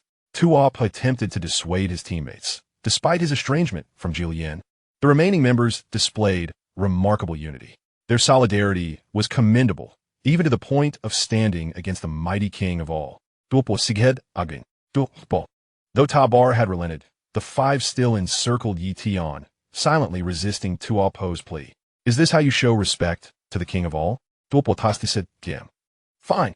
Tabar, reluctantly, led the group back toward Ta, their reluctance palpable. Huh, you think you can strike when you please and leave at your whim? Ye Tian cast a cold gaze at the five, his expression icy. Did they truly believe he descended merely for amusement? So forgiving as to allow them to trample upon him and depart unscathed? What did the king of all desire? Tabar halted, turning to face Ye Tian. You five, jump off the arena or face dire consequences. Ye Tian's demeanor grew increasingly frigid. He may have indulged in some levity, but that did not grant anyone the license to trample on him and walk away as if nothing had transpired. He had his dignity to uphold. Observing the situation closely, the clown destroyer couldn't help but facepalm, exclaiming internally that sometimes unity could be detrimental. Even Tuo Po fell silent, grappling with the two choices presented to the five, both of which filled him with frustration and left no room for alternatives. Oh dear, it seems my brother is quite upset. The king of all, seated upon his throne, noted with surprise. Indeed, the Grand Priest had been acutely aware of the situation, discreetly eyeing the five from Universe 11. Will they choose elimination or death? Tuo Po sighed heavily, gazing at the retreating figures of the five, silently making their choice. Jump, if you must. Who provoked the Grand Zeno? While others were hastily avoiding him, they willingly approached. How foolish! Tabar glared at Toba, astonished by his unexpected capitulation. Sometimes one must employ a modicum of intellect. Ye Tian, standing with his scythe stowed away, returned to his usual demeanor, hands on his hips, his words devoid of mercy. Infuriated, Tabar clenched and unclenched his fists at his sides, the veins on his forehead betraying his resentment and fury. Yet, what could resentment and fury achieve? Their standing was fundamentally inferior to Ye Tian's. Should they be entirely eradicated? The Grand Minister floated above Ye Tian, asking with a patronizing expression, if those five do not jump, they shall be obliterated. Ye Tian's countenance turned frigid as he regarded the few who remained motionless. Perhaps it would be better to annihilate the entire 11th universe. Who dared provoke the Grand Zeno's wrath? The Grand Minister's gaze toward the proud warriors was chilling. Obliterate! Obliterate! The Grand Zeno clapped his tiny hands, his expression malevolent. How dare they anger his brother? Obliterate! This is disastrous. The god of destruction, Kai, from the 11th universe, slapped his own face in despair. Yet sitting nearby, Tiz was moved to tears, realizing he had indeed chosen the right team. His sense of justice, though late, would eventually prevail. No, Ye Tian shook his head, pointing at the five sluggishly moving individuals toward the edge of the arena. I'm always measured in my actions. It is only those five. What a jest. If my anger could lead to the annihilation of the 11th universe, how would I witness the battle between Jiren and Sun Wukong? I have yet to see the full extent of Sun Wukong's ultra instinct. That would be utterly magnificent. With a sudden leap initiated by Kokot, who was holding Zoi Lei, the other three swiftly followed suit, their figures vanishing and reappearing in the stands. You fools! The clown god of destruction, impatiently waiting, immediately delivered several sharp knocks to each of their heads. Who told you to provoke the Grand Zeno? You imbeciles! Have you looked in the mirror? Where are your standings compared to the Grand Zenos? Unexpectedly, even the usually confident and composed my Kurita chuckled at the clown god of destruction's flustered state. I advise you to behave yourselves and cease attempting to provoke the Grand Zeno. After reprimanding them, the clown god of destruction leisurely settled down. Fortunately, the Grand Zeno did not deliberately target their universe. Otherwise, given the antics of those five, they would not survive until the end of the tournament. Truly, how foolish. Thankfully, this is the tournament of power, not an intelligence contest. The mouse god of destruction laughed. Indeed, it is quite amusing to eliminate other universes' contestants under the guise of justice while provoking the Grand Zeno. Beerus chimed in with a scornful tone. The clown god of destruction let out a heavy huff, but chose not to engage in a quarrel with the two. Now, on the arena, only Jiren and Topo remain, and he must keep a close watch.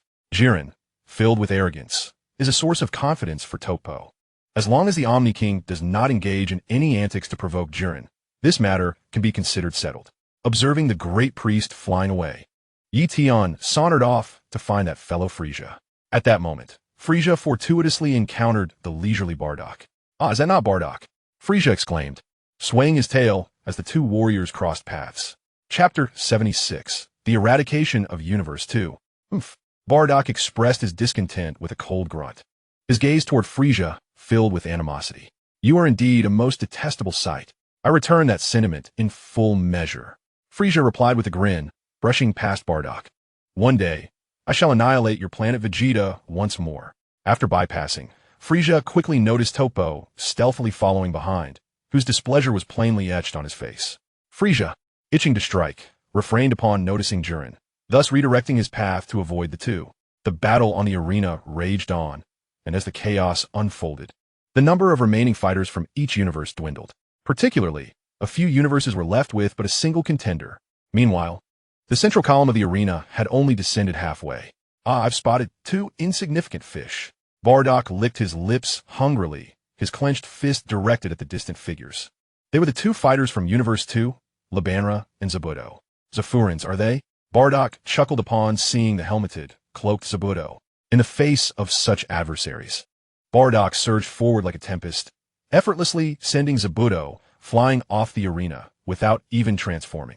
Soon, it was Labanra's turn, and Bardock stood at the edge of the arena, relishing Labanra's cries of despair, letting out a triumphant chuckle.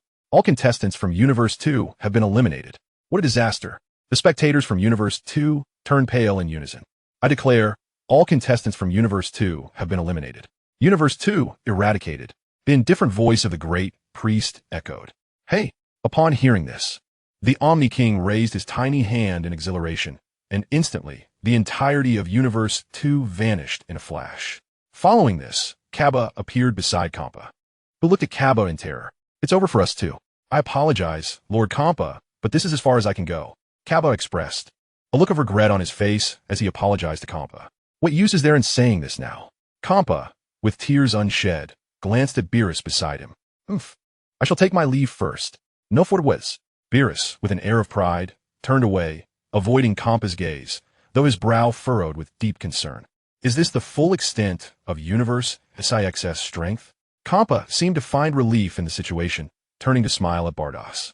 I have relied on you all this time. Bardos. Lord Kampa looked at Beerus with astonishment. While at that moment, Kampa also noticed Beerus glancing back at him. Taking a deep breath, he declared, Beerus, this does not mean I have conceded to you. You scoundrel of a brother. I shall return one day. With that, Kampa made a face at Beerus. Just as the Grand Priest's voice echoed through the arena, the contestant from Universe 6, Kaba, has been eliminated. Thus, all contestants from Universe 6 have been defeated. Following Universe 2, Universe 6 shall also be erased. The Grand Priest spoke slowly. Oh, two in a row, exclaimed the Omni-King, his tiny hands still raised, before he clenched them once more. Universe 6 has been erased. In an instant, the expressions of those on the stage and in the audience turned complex. Beerus, gazing at the now desolate stage with only Vados remaining, found himself at a loss for words. Vados stared at the suddenly vacant stage, blinking as she turned her gaze toward the arena where Yachting stood. It seemed Yachting was trying to say something to her, but the distance rendered his words inaudible. With two universes eliminated in succession, the atmosphere on the stage grew increasingly tense. Everyone, save for their own teammates, eyed each other warily. Among the remaining universes, Universe 7 had the most participants, with 7 still standing. The audience's gaze collectively turned toward the arena. The remaining universes included Universe 3, Universe 4, Universe 7, and Universe 11, with Universe 7 indeed having the largest number of contestants left. However, at that moment, Bardock suddenly felt a chill running down his back, and then he fell from the edge of the stage. What just happened? Bardock, seated in the audience, was momentarily dazed as he looked at the posed Topo on the stage, his forehead bulging with anger. It was during Bardock's previous battle with a contestant from Universe 2 that Topo had approached him. Topo, a master of the ambush, had retained all his strength, causing Bardock to fall. What were you doing standing at the edge of the stage? Beerus shouted angrily. As Beerus's words registered, Bardock snapped back to reality, standing up to angrily point at Topo on the stage, shouting, I didn't even get the chance to showcase my Super Saiyan 4 form. Damn it, you little trash. You can't handle a fair fight.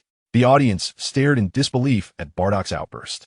Yachting also noticed the commotion in the stands, his mind racing with questions. Hey Bardock, what has caused you to lose your composure so completely? Even Bardock has been eliminated. Yachting glanced back at the stage, where the number of remaining contestants was dwindling. Yet he knew that the climax had not yet arrived. Regardless of how many remained, none could match Jiren. Jiren alone could suppress them all.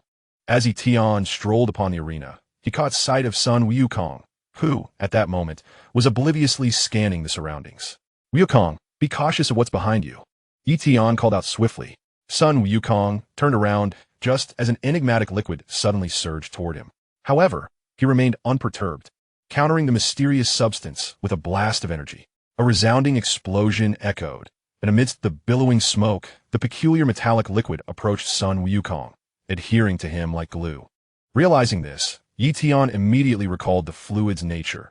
Was it not the infamous substance from Universe 3, known as Magicea? Ah, so it's the Magicea from Universe 7. A detached voice echoed.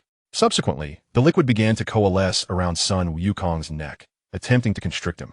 Initially startled by the voice of Magicea, Sun Wukong quickly regained his composure. With a fierce shout, he transformed into his Super Saiyan form, straining against the liquid in an effort to liberate himself. Yet, the substance continued to spread, ensnaring his entire upper body. What a predicament, Ye Tian remarked, shrugging his shoulders. He swiftly launched an energy blast at the liquid. The blast struck Magicae's substance, yet it remained unscathed. Undeterred, Ye Tian hastened to Sun Wukong's side, seizing the opportunity to pull him free from the liquid's grasp. Gasping for breath and clutching his neck, Sun Wukong expressed his gratitude. Thank you, Lord Zeno. You're welcome. Ye Tian smiled knowingly, patting Sun Wukong on the shoulder. Now go. Sun Wukong nodded and launched a fist toward Magicea. The liquid withdrew, transforming Magicae's hand into a scissor-like appendage, poised to intercept Sun Wukong's returning punch. Anticipating the move, Sun Wukong deftly dodged to the left, reappearing behind Magicea. He unleashed a powerful blow aimed at Magicae's back, but unexpectedly, Magicea morphed in a liquid at that precise moment. Sun Wukong quickly retracted his fist, wary of the liquid due to his previous misstep. Finding himself at an impasse, he decided to create some distance for a ranged attack. Positioning his hands at his waist to gather energy, he shouted, Kamehameha! A formidable energy wave surged toward Magicea. Expecting a decisive strike, Sun Wukong was taken aback when Magicea absorbed the hit, only to regenerate almost immediately. Regeneration ability. Ye Tian observed from the sidelines, offering timely advice. Such abilities are truly endless. Sun Wukong furrowed his brow, realizing that his ranged attacks might no longer be effective. The battle has gone on long enough. You need to conserve your energy any longer. Ye Tian chimed in cheerfully. The cylindrical arena had descended by more than half, with only 18 minutes remaining. Upon hearing the words of the esteemed Master Dakian Wong, Sun Wukong cast a trusting glance, which ignited a surge of fury within him. A primal roar erupted from his lips, causing debris to scatter in the air around him. A radiant white aura enveloped Sun Wukong, and the tuft of hair that fell from his forehead caught Ye Tian off guard. Lo and behold, it is the enigmatic Wukong. It appears he has fully mastered this transformation. Just look at him. He can transform at will. With newfound confidence surging through him, Sun Wukong soared towards Magicea. His punches and kicks landed with such astonishing speed that Magicea could hardly react, rendering his transformation liquid ineffective. Before long, under the relentless onslaught of Sun Wukong, Magicea was sent crashing off the platform. What a disgrace. You were eliminated without even forcing your opponent to unleash their full power? The god of destruction from Universe 3 scolded as he watched Magicea appear in the stands, head bowed in acceptance of the reprimand. Well done, Beerus remarked, gesturing towards Sun Wukong with exaggerated enthusiasm. Another one down. Keep up the good work. It seems the remaining contenders are all formidable fighters. The real battle is just beginning. Whis added gently, his eyes alight with anticipation. Just as Ye Tian was about to praise Sun Wukong for his victory over Magicea, a beam of blood-red light shot skyward from a distance, drawing the attention of everyone on the stage. Even Beerus in the stands voiced his surprise. What in the world is that? Ha! Here comes the powerful warrior from Universe 3.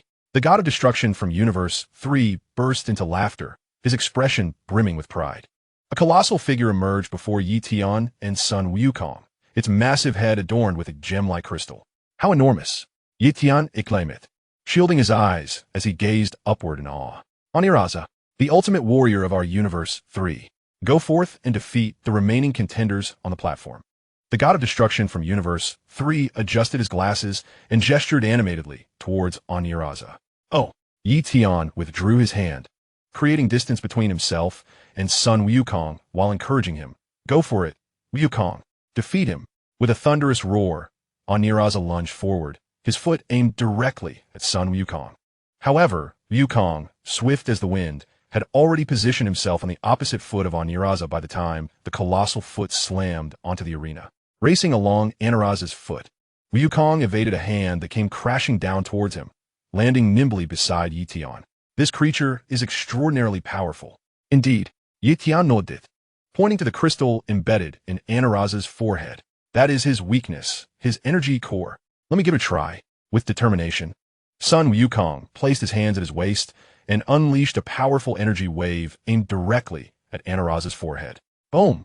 Regrettably, Omni-Raza exhibited no fear, abruptly waving his hand to shatter Gohan's Kamehameha. The explosion resonated, and amidst the dissipating smoke, Omni-Raza revealed a sinister grin. Splendid. Omni-Raza, go forth, cheered the god of destruction from Universe 3, his excitement palpable as he stomped on the steps, fervently rallying. The crystal upon Omni-Raza's forehead suddenly gleamed, unleashing a crimson energy beam directed at Gohan. Ye Tian furrowed his brow, recognizing the formidable nature of Omni-Raza's beam. Should Gohan be struck, the consequences could be dire. In that critical moment, Goku arrived, exchanging a knowing glance with Gohan. In perfect synchrony, they positioned their hands at their waists. Their combined Kamehameha surged forth, countering Omni-Raza's energy beam in a brilliant clash. Dad! Gohan exclaimed, visibly elated at Goku's presence, inadvertently calling out to several familiar faces. Number 17, Vegeta, and Broly, all had joined the fray. Aside from the concealed Frieza, nearly all from Universe 7 had gathered. Humph, this fellow appears quite formidable. Vegeta scoffed, a cold smile gracing his lips as he transformed into his Super Saiyan 4 form, unleashing a Kamehameha towards Omni-Raza. The blast collided with Omni-Raza, erupting in a cloud of smoke. Ye Tian squinted, recalling the principle of smoke indicating no harm. Vegeta's assault had proven ineffective. As the smoke cleared, Omni-Raza wore a smug expression, mocking Vegeta with exaggerated facial contortions. The atmosphere grew tense, the hearts of those present heavy, while the god of destruction from Universe 3 reveled in triumph. Chapter 78. Vegeta faces the challenge alone. Futile. Ha ha ha. Omni-Raza's power surpasses your wildest imaginations. None among you can stand against him. Omni-Raza's massive fist swung towards the assembled fighters. Even Ye Tian caught in the ensuing shockwave, prompting him to retreat hastily. Damn it! Vegeta exclaimed, leaping to evade the colossal punch, with the others swiftly dodging as well. With a thunderous impact, Omni-Raza's fist crashed into the ground, creating a vast crater before their eyes. The entire arena trembled, and Omni-Raza roared, suddenly raising his arms high as a surge of potent energy erupted into countless energy orbs. Boom! Boom! Boom! An array of energy spheres soared skyward, raining down upon the arena's corners, each explosion echoing with devastating force. Wah! Goku exclaimed, dodging frantically, his astonishment evident. This creature's power is truly overwhelming. As the smoke cleared, the arena lay in utter disarray, pockmarked with craters. That monster seems so intriguing. The Omni-King clapped his hands, watching with keen interest. Suspended in midair, Ye Tian observed as the newly assembled fighters from Universe 7 were once again scattered, some even buried beneath the rubble. Crack!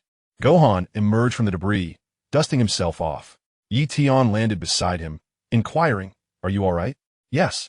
Gohan replied affirmatively. Son Gohan gazed solemnly at the colossal Omni-Raza.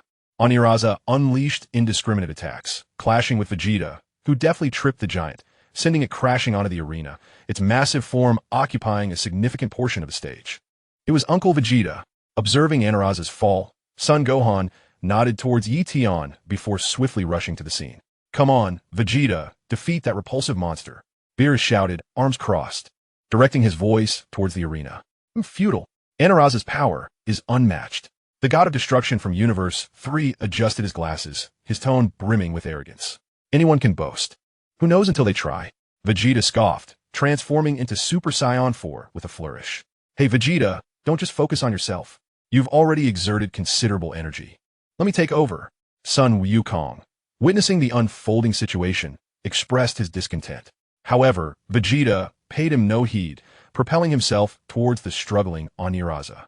As he approached, the pressure mounted, Yet Vegeta remained unfazed, launching himself into the air. With a swift motion, he aimed a powerful kick at Aniraza's jaw, destabilizing the formidable creature. Aniraza was sent flying once more, and the expression of the Universe 3 god of destruction darkened. Vegeta's strike was a resounding slap to his pride, and the onslaught that followed was like a relentless barrage. The god of destruction stared wide-eyed, incredulous at the spectacle before him. How could their ultimate warrior be so easily harmed? As Aniraza regained his footing, he roared and charged at Vegeta. His massive strides caused the ground to tremble. Ye Tian observed the diminutive figure of Vegeta, trembling alongside the towering Aniraza. Despite Aniraza's size, his speed was impressive, and his fists shattered the air with ferocity. Vegeta, though smaller, delivered a flurry of formidable strikes, each one landing with explosive force, sending Aniraza sliding backward. Not content to remain passive, Aniraza unleashed energy beams from the crystal on his forehead, but as he retreated, Vegeta's agility rendered the attacks futile. Roaring in frustration, Aniraza summoned an even greater strength. Initially, Vegeta continued his close-range assault, but upon witnessing Aniraza's surge of power, he swiftly retreated to create distance. This creature's strength is undeniably escalating, Son Gohan remarked in awe. Indeed, like the Saiyans, it grows stronger with each battle. Quite typical. Ye Tian cast a glance at Sun Wukong, echoing his sentiments with a hearty laugh. Ha, forcing Aniraza to unleash his full power. Quite impressive. Yet, the ultimate victory shall belong to our Universe 3. The Supreme Kai of Universe 3 chuckled once more. Hey, you're being rather loud. Silence yourself. Ye Tian called out with discontent towards the stands. The smiling L quickly covered his mouth, as if the world had become tranquil once more, allowing Ye Tian to refocus on the battle between Vegeta and Aniraza. Indeed, it was rather noisy. Beerus cast a disdainful glance at the individuals from Universe 3. Are there only 6 eliminated contestants? What shall we do? Can Vegeta truly find no way to counter that monster? Krillin wore a worried expression. The opponent's defense is exceedingly high. It is challenging to determine a victor in such a short span. Beerus remarked, his gaze firmly fixed on the arena. Is there any other approach? The Supreme Kai inquired, his eyes blazing with intensity as he turned to Beerus. Why are you asking me? Beerus shot him a glance, disinclined to address the question. Vegeta landed on a rock, his brow furrowed in contemplation. Uncle Vegeta, his weakness lies in the crystal atop his head. Sun Wukong kindly relayed Ye Tian's earlier words to Vegeta. However, Vegeta did not respond. Surely he was aware that the energy core was Aniraza's Achilles heel. He knew. He was intent on engaging in a fair fight with this foe, testing his own limits. His Super Saiyan 5 form had yet to be fully mastered, and he had not yet proficiently harnessed the sign of Ultra Instinct. With a fierce roar, Aniraza opened his jaws wide, launching an energy beam towards Vegeta. Vegeta swiftly dodged, leaping into the air to evade the blast, which struck the rock where he had previously stood. The stone shattered into tiny fragments and then disintegrated into dust. Vegeta's form continued to descend within the constraints of the arena, yet a massive shadow rushed towards him. It was Aniraza's enormous hand, attempting to seize Vegeta. With a cold snort, Vegeta unleashed a Kamehameha wave towards the approaching palm. Bang! Chapter 79. What is he doing? Utilizing the force of the impact, Vegeta soared to the ground, but soon he charged back towards Aniraza once more. Clap, clap, clap. Ye Tian observed Vegeta's battle, sensing an air of deliberation in his actions. Before he could voice his thoughts, he heard Sun Wukong's voice. Uncle Vegeta is striving to surpass his limits. Is there a new transformation? Huh? What? When did Vegeta become so formidable? Ye Tian exclaimed in astonishment. He has always been quite powerful. Sun Wukong joined Sun Wukong, his excitement palpable as he gazed at the ongoing battle. Wukong, have you become the perennial second best? Ye Tian suddenly turned to Sun Wukong and asked. Upon hearing this, Sun Wukong frowned in discontent, muttering, Lord Grand Zeno, how could you say such a thing? If only those two could mutually annihilate each other. Not far away, Topo watched as Vegeta and Aniraza became entangled, a malicious thought bubbling up within him. Indeed, apart from Jiren, there were hardly any contenders capable of matching Vegeta on the arena. Standing beside Topo, Jiren observed Vegeta's strikes, a flicker of fervor igniting in his gaze. Ye Tian felt somewhat bewildered. Clearly, the battle between Vegeta and Aniraza had transcended expectations. A formidable energy surged, and as Ye Tian beheld the sudden disappearance of the two, it became evident that their speed had surpassed the limits of human perception. Thud, thud, thud.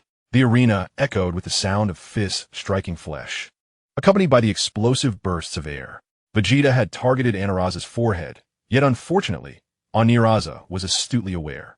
One sought to obstruct, while the other pressed forward with relentless attacks, plunging their confrontation into a stalemate. As Ye Tian awaited their reappearance, he witnessed Vegeta launching an energy sphere aimed at Anaraza's forehead. Aniraza, displaying remarkable agility, swatted away Vegeta's attack, leaving the spectators, particularly L, utterly astonished. How could that Saiyan discern Anaraza's vulnerability? The battle grew increasingly tense, with Vegeta's relentless focus on Anaraza's weakness inciting the latter's fury. Roar, roar, roar. Anaraza's continuous howls unleashed a tremendous power, causing the expressions of those on the arena to grow increasingly grave. He was overwhelmingly powerful. Even the mightiest Jiren appeared considerably dimmed, clearly feeling the threat posed by Anaraza's current strength. Uncle Vegeta, let us assist you.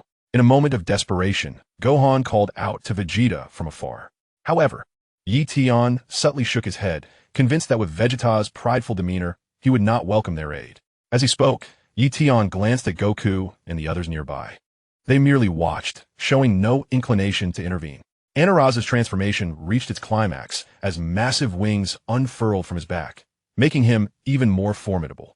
Vegeta, still expressionless in the heat of battle, utilized instant transmission to suddenly appear above Aniraza, unleashing an energy sphere. Aniraza deftly evaded the attack with a slight movement of his wings, and the stalemate remained unbroken. In the blink of an eye, the two exchanged no fewer than 100 blows, with Vegeta continuously employing instant transmission to seek an opening. Yet Aniraza proved to be quite cunning. Broly restrained him. Vegeta instantaneously teleported beside Broly, issuing his command with an indifferent tone. Understood. Broly roared, instantly transforming into his Super Saiyan form, charging at the newly empowered Aniraza without an ounce of hesitation. That guy's strength has increased significantly. Gohan furrowed his brow in concern. On the 17th, the handsome visage displayed a hint of emotion. That monster should not be underestimated. Haha, that is the true might of Analaza. Tremble, competitors from other universes. In the stands, L could no longer contain his laughter. Is Vegeta truly capable? What thoughts occupy his mind? Why not join forces? Krillin remained vigilant, closely observing the battle on the arena. What to be done? One could only choose to trust him. Piccolo, on the other hand, maintained an air of calm. With arms crossed, he spoke indifferently. With Broly entering the fray, Vegeta's burden significantly lightened. He withdrew, surprisingly closing his eyes to enter a meditative state. Below, Broly dashed about, intermittently unleashing energy blasts at Analaza to divert his attention. As Vegeta kept his eyes shut, striving to transcend his current limitations, he also concentrated intently, waiting for the perfect moment to strike. Analaza, increasingly irritated by Broly's incessant provocations, roared in fury and charged at him. Broly, focused entirely on the confrontation, interlaced his arms to block Analaza's powerful fist. The impact reverberated as Analaza's fist, colossal and formidable, forced Broly back, sliding perilously close to the edge of the arena. Be careful, Broly. You're nearing the edge, shouted number 17. Goku echoed his concern. Watch out. With a swift glance over his shoulder, Broly deftly redirected Analaza's punch, narrowly evading the blow. In the next moment, he began releasing energy spheres, attempting to capture Analaza's full attention. Unfortunately, Analaza's intellect matched his agility, proving to be remarkably high. While managing Broly's attacks, he cunningly maneuvered him towards the edge of the arena, seemingly intent on knocking Broly out of bounds. Persistently harried by Analaza, Broly found himself once again cornered at the arena's edge. Before he could react, Analaza's speed was overwhelming. He had already appeared before Broly, delivering a powerful punch. With a resounding impact, Broly was struck and launched backward, teetering on the brink of falling off the stage. In this critical moment, Gohan could no longer bear to watch. He soared forward, landing at the edge of the arena and grasping Broly's arm. Everything transpired in the blink of an eye, and by the time Ye Tian noticed, Gohan was already pulling Broly back up. Chapter 80, The Super Saiyan 5. However, Aniraza would not let such a splendid opportunity slip away.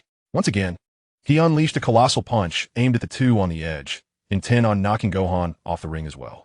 In a flash, Goku utilized instant transmission to appear before Gohan, bellowing in his Super Saiyan 4 form as he reached out to deflect Anaraza's blow. Yet the moment their fists clashed, the overwhelming force of the punch caused veins to bulge on Goku's forehead. Haha! Such is the might of Aniraza. No one remaining in the arena stands a chance against him. L was reveling in his triumph, laughing maniacally. Meanwhile, Beerus wore a grim expression, wanting to chastise him. Yet as he gazed upon the arrogant countenance of the god of destruction from Universe 3, the scolding words caught in his throat, leaving him in considerable discomfort. Goku roared once more, and with each fierce cry, crimson flames erupted around him, elevating him to the realm of Super Saiyan God. Within those fiery hues, hints of brilliant blue began to emerge, suggesting an ascent towards Super Saiyan Blue. Anaraza's punch was thwarted, and Gohan quickly pulled Broly along, facilitating their retreat. With the two now safe, Goku decided to confront Aniraza head-on. He swiftly evaded yet another of Anaraza's strikes, and upon overcoming this peril, Beerus in the stands exhaled a sigh of relief. What was once merely Broly's assault had now transformed into a coordinated attack by three, leaving Aniraza floundering. Roaring with fury, Aniraza ignited a terrifying aura, his wings flaring with a radiant red as he charged at Goku. In a blink, his fist, so swift it was barely perceptible, collided with Goku's face, sending him hurtling backward. Ugh! Goku cried out, and before he could fully express his pain, Anaraza's colossal foot loomed above him, ready to deliver a crushing blow. With little regard for the pain on his face, Goku immediately leaped aside, narrowly avoiding Anaraza's strike. At this moment, Broly and Gohan had employed Vegeta's royal combat technique, unleashing a barrage of energy blasts at Aniraza. However, their efforts proved futile, as Anaraza's power far surpassed theirs, rendering their attacks ineffective. Anaraza's rage intensified. How could mere ants prove such a nuisance? He erupted in fury, accompanied by his roar. Energy beams surged forth from his energy core, targeting Gohan and Broly. Explosions rocked the arena as energy beams struck relentlessly, sending debris flying and enveloping the battlefield in thick smoke. Gohan and Broly's figures were obscured within the haze, leaving the audience in anxious suspense. Aniraza had completed his second charge, and his dazzling energy core erupted once more, unleashing a torrent of energy beams. The combatants in the arena were incessantly evading attacks. When dodging proved futile, they had no choice but to withstand the blows. Yet, Ye Tian remained composed, finding refuge within the protective barrier created by number 17. Conversely, Sun Wukong faced considerable difficulty. His hands relentlessly unleashed energy blasts in an attempt to counter the searing beams of energy, but it appeared he was nearing his limit. "I want to last much longer," Sun Wukong exclaimed through gritted teeth. Observing his distress, Sun Wukong utilized instant transmission to appear behind him, placing a reassuring hand on his shoulder. "Allow me to assist you." With Sun Wukong's energy fortifying him, Sun Wukong's energy blast finally succeeded in dissipating the formidable energy beam. Meanwhile, atop a rock, Vegeta remained in serene meditation, undisturbed by the myriad of energy beams raining down upon him. "Hey Vegeta, what are you doing?" Beerus exclaimed, his eyes wide with disbelief. At that moment, Vegeta was undergoing a transformation into Super Saiyan 4. The crimson hair that enveloped him began to shift rapidly, gradually morphing into a silvery hue, while his hair returned to its original black. As his power surged, an ethereal aura ignited around him, a mesmerizing melange of transparency and vibrant colors. The roaring flames of his aura surged forth, scattering the incoming energy beams, and at that moment, Vegeta opened his eyes. His golden irises shimmered with dual colors, tinged with a chilling silver. Gazing at his own hands, he realized he had achieved the form of Super Saiyan 5. Observing the three individuals restraining Aniraza in the arena, Vegeta spoke with an air of indifference. "Step aside. I shall take over." Before his words had fully escaped his lips, Vegeta had already appeared before Aniraza. His speed was astounding. The onlookers were left in stunned silence. Even Ye Tian's eyes widened in disbelief. He could hardly articulate the astonishment he felt. Was this a jest? Was he truly in the Dragon Ball universe, witnessing the narrative of the Tournament of Power? In Dragon Ball Super, would Vegeta genuinely transform into Super Saiyan 5? How swift! Even number 17, standing nearby, gasped in astonishment, reflecting the incredulous sentiments of the others present. Seemingly sensing Vegeta's remarkable transformation, Aniraza let out a roar, instinctively recognizing the impending danger and attempting to retreat. However, Vegeta's speed eclipsed his own. With an expression of calm determination, he delivered a simple yet powerful punch. Though it appeared unassuming, none present perceived it as such. With a resounding impact, Vegeta's fist connected with Aniraza's abdomen. Yes, it connected. Aniraza reacted dramatically, his eyes bulging and mouth agape as he struggled to regain composure, sputtering and spewing forth saliva. Ugh! His massive frame trembled as if he had endured a cataclysmic blow. What is happening? What on earth is going on? The first voice to resonate from the stands belonged to the god of destruction from Universe 3, AI Air, who posed a trifecta of soul-searching questions to himself. He felt as though his worldview had shattered into fragments, teetering on the brink of collapse. Aniraza clutched his abdomen, his blood-red eyes betraying his madness. Completely devoid of reason as he roared in a frenzy. His cries echoed, roar, howl. With each bellow, his power surged, unleashing a flurry of indistinct punches directed at Vegeta. These strikes cleaved through the air, causing the arena floor to crack under their force. Yet not a single blow landed on Vegeta. The prince moved like a wraith, ethereal and elusive, effortlessly evading Aniraza's attacks. As he deftly dodged, Vegeta leaped onto Aniraza, swiftly delivering a sweeping kick. Chapter 81. Broly unexpectedly eliminated. The blow struck Aniraza squarely on the jaw, causing his head to tilt back sharply, his balance faltering as he fell backwards. A heart-wrenching scream pierced the air as Vegeta descended upon Aniraza's forehead, extending a hand towards the energy core. No, this cannot be. How can this happen? AI Air in the stands was so taken aback he rose to his feet, his glasses slipping down his nose. I never imagined Vegeta would become this formidable. Is this a new transformation? Remark number 17 in awe. Wow, how impressive. The Omni-King, seated above, clapped joyfully, exclaiming, is this a new color? It's turned a fluffy white. No, that's the Super Saiyan 5 form. We witnessed it in the battle against Reg. Goku interjected, his fists clenched in excitement. Super Saiyan 5? Beerus chuckled lightly, a smirk gracing his lips. I didn't expect that Vegeta had such a trick up his sleeve. Not only is he powerful, but he looks quite dashing as well. Even the Omni-King has acknowledged it. Which chimed in with a hearty laugh. From the shadows, Frieza finally emerged from behind a rock, casting an inscrutable gaze upon Vegeta, suspended in midair. Did I jump from the ring, or was I thrown out by him? Vegeta smirked coldly. Aniraza offered no response. Yet his actions spoke volumes as he struggled relentlessly, the energy core on his forehead radiating a brilliant light, seemingly intent on launching a close-range attack against Vegeta. A terrifying surge of energy erupted forth, engulfing Vegeta in a moment. Yet, as the smoke cleared, he stood unscathed atop Aniraza's forehead. Stubborn, are we? Vegeta scoffed, a glimmer of light emanating from his palm. Aniraza, however, continued to writhe in desperation, his head pinned down by Vegeta, the overwhelming force rendering him utterly immobile. I never imagined Vegeta would look so magnificent when he became so powerful. It makes me want to achieve Super Saiyan 5 as well. Ye Tian gazed at the diminutive form of Vegeta, barely larger than Aniraza's eye, and found himself envious of the power it could wield to suppress such a massive head. Meanwhile, Sun Wukong could hardly contain his eagerness to engage Vegeta in combat, yet he managed to exercise a modicum of restraint. Instead, he surreptitiously fixed his sights on Jiren from Universe 11. Jiren, let's continue our battle, he declared. Jiren merely snorted in response, remaining silent. Yet Sun Wukong transformed into Super Saiyan 4, layering the transformation with Super Saiyan God, and charged toward Jiren. Tobro, noticing the unfolding chaos, was inclined to join the fray, but was intercepted by Son Gohan and Broly, compelling them to become embroiled in the melee as well. Aren't you going to assist? Ye Tian inquired of the nonchalant Android 17, who stood nearby with his hands casually tucked into his pockets. With the protective barrier now dissipated, Ye Tian subtly indicated that he no longer required 17's protection. Not at the moment, 17 replied with unwavering calm, turning to question Ye Tian. Did not the Omni-King instruct me to remain until the end? Caught off guard, Ye Tian found himself momentarily speechless. This was nothing like the vigorous and exhilarating tournament he had witnessed before.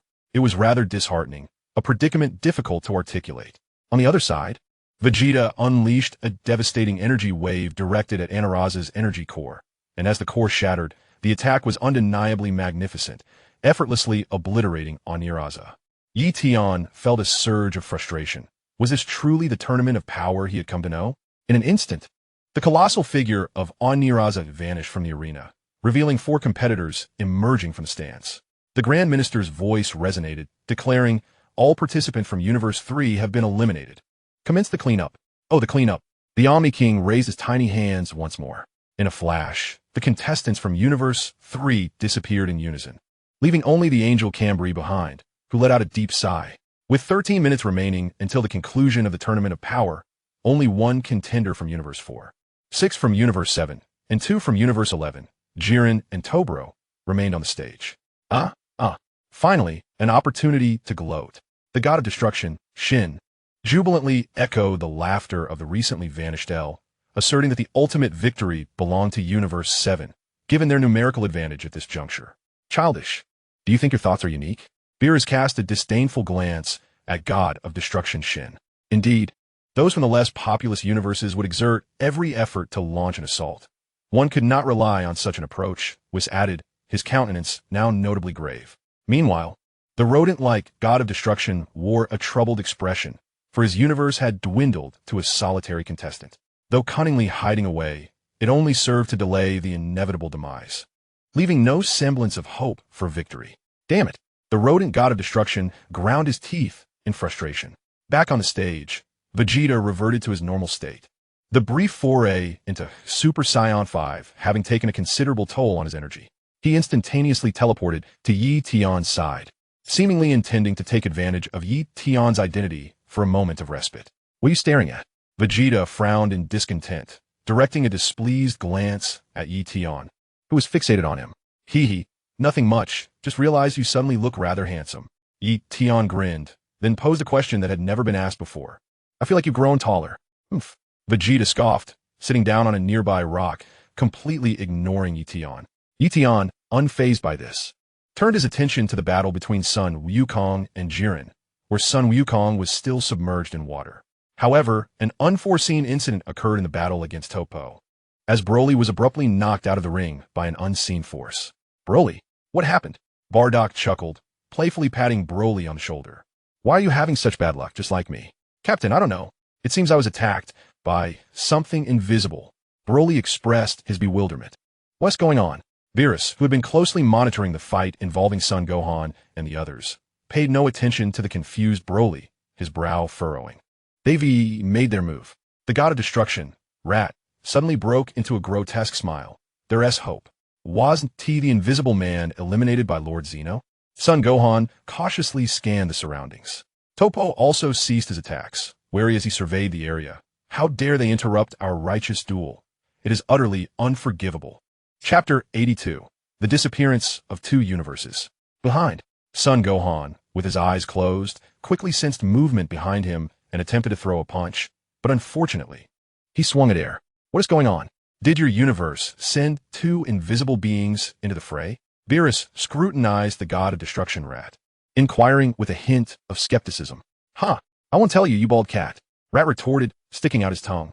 Meanwhile, Sun Wukong and Jiren, who had been conserving their strength and testing each other, also halted their actions, directing their attention towards Son Gohan.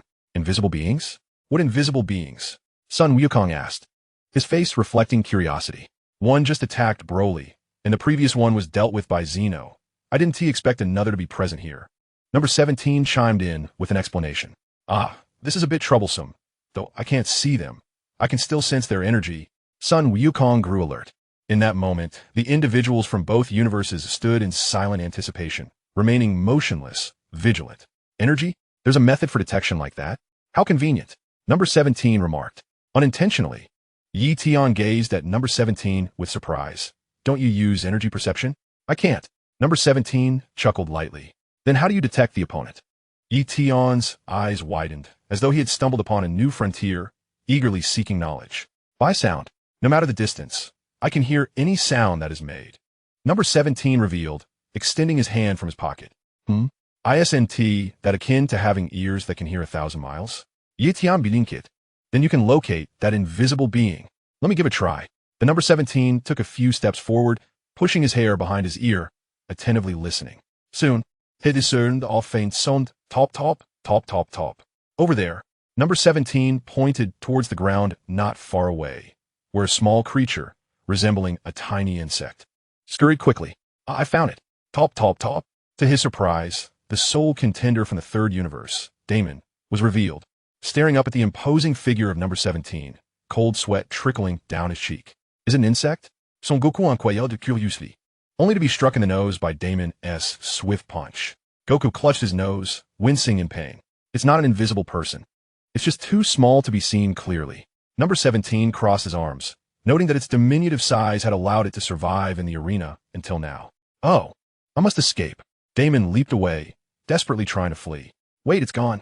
Son Gohan exclaimed, looking to number 17, hoping he would continue to locate the tiny creature. No worries. Now that it's been spotted, it won't slip away. Number 17 remained remarkably calm, extending his index finger and launching an energy blast into the air. Bang! The blast seemed to strike something, and a small, indistinct figure fell from the arena, shrouded in smoke. As it landed before him, the diminutive creature, Damon, the god of destruction resembling a mouse, was met with astonishment. Such peculiar opponents abound. Number 17 smiled, brushing his hair back to conceal his ears.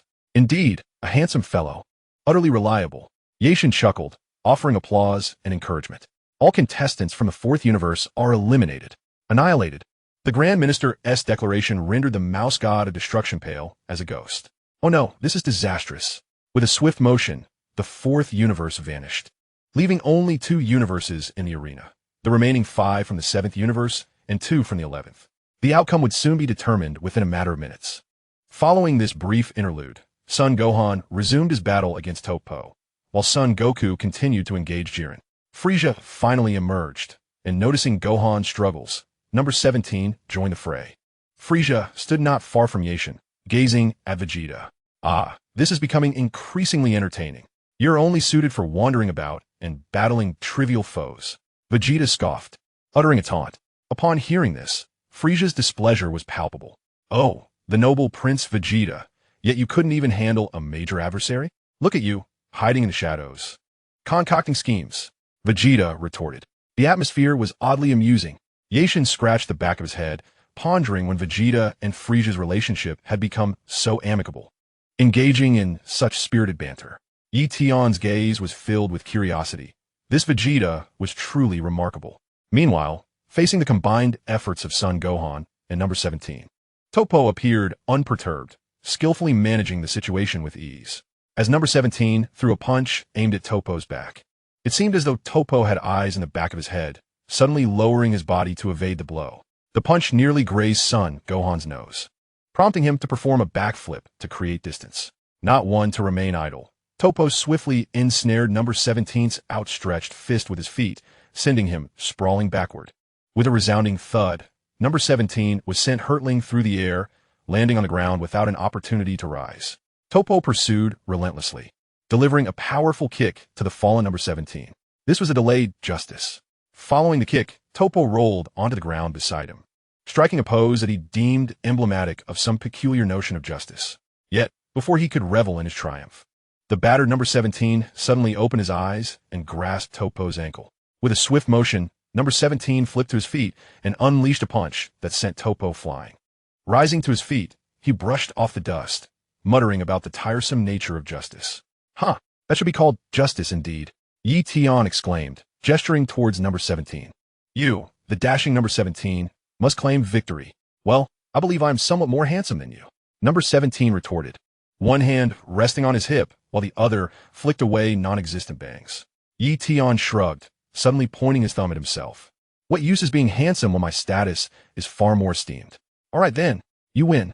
Number 17 dismissed Ye Tian's trivial banter, rushing towards Son Gohan to lend his support. Meanwhile, Son Gohan awaited his approach. Upon seeing Toppo hurtling towards him, he did not hesitate to deliver a sweeping kick. Unexpectedly, Gohan's brief training had transformed him into a formidable opponent. What a frightening talent. Piccolo observed the arena, pride mingling with a hint of disappointment in his voice. Pride stemmed from Gohan being his disciple, even more so than a son, with extraordinary potential. Disappointment arose from Gohan's lack of passion for battle. If Gohan dedicated himself solely to training, could he surpass Goku? Krillin, unable to finish his thought, began to indulge in his vivid imagination, trembling at the prospect. Perhaps Gohan could even surpass Vegeta and become the strongest fighter. What nonsense! He can't neglect work. Number 18 coldly interrupted Krillin's daydreams. Ah yes. Krillin, coming back to reality, felt a bit embarrassed. Neglecting work would indeed be unwise. He might lose his wife and children. Gohan was indeed quite powerful. Observing Gohan engaged in combat with Toppo, coupled with number 17 charging in from behind, even Goku could not help but express his astonishment. However, Sun Wukong soon diverted his gaze back to the expressionless Jiren across from him. It appeared that the two of them were sufficient on that side. Jiren, let's determine a victor, Sun Wukong declared. Each encounter yields the same result. You are simply not my match, Jiren replied, his face betraying no emotion. Undeterred, Sun Wukong charged toward Jiren, and their battle swiftly commenced. Hey Vegeta, Ye Tian called out as he approached Vegeta. When will you achieve Super Saiyan 5?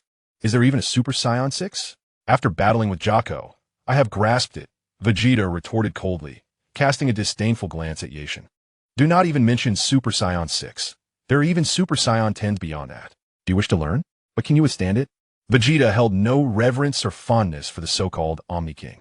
To him, this was merely a being one rank above the Omni-King. A troublesome figure who relished in chaos and ostentation. It seems victory in this match belongs to Universe 7. Frieza interjected into the conversation. Were it not for Beerus's insistence, do you believe I would spare you? Vegeta shot a scornful glance at Frieza. Come now, do not be so arrogant. It is a fast track to your demise. Frieza retorted, his displeasure growing. Were Vegeta not stronger than him, he would relish the opportunity to forcefully subdue this arrogant individual. Frieza, continue to spar with me. I lack a worthy opponent on this platform. Ye Tian began to prepare himself for battle once more. There is plenty of time ahead. Lord Omni-King, Frieza replied without a moment's hesitation, dismissing him outright. Who desires to fight with their hands tied? I would be a fool to engage with him. TCH, Vegeta, are you not going to assist? Ye Tian scoffed at Frieza before turning his attention to Vegeta. Kakarot does not require my assistance. It is time for him to break through. Vegeta replied indifferently. Ye Tian, momentarily perplexed, pondered the meaning of breakthrough. Could it be that Vegeta was aware that Sun Wukong was on the verge of mastering Ultra Instinct in this match? Such a possibility existed. Then I shall conserve my strength. Perhaps I shall simply await victory. With the conversation waning, Frieza, much like Vegeta, settled onto a rocky perch. Hey, what is this? Why are both Vegeta and Frieza taking a break? How dare they be so lazy? Beerus fumed from the stands, perceiving that victory was within reach. In such a critical moment, how could they dare to slack off? Lord Beerus, do not be so harsh. We have a multitude of fighters here. It is permissible to take turns resting. Whis chimed in cheerfully. Upon hearing Whis, Beerus found a way to temper his ire, deciding to grant them temporary forgiveness. Ye Tian turned his attention to the battle involving Gohan, who, alongside Android 17, had developed an increasingly harmonious cooperation but still struggled to overcome Toppo. This opponent is quite formidable, Gohan remarked, creating distance from Toppo and landing beside Android 17. At this moment, Toppo's forehead throbbed with prominent veins. Although he had not succumbed to the combined efforts of the two, the battle was no longer as effortless as before.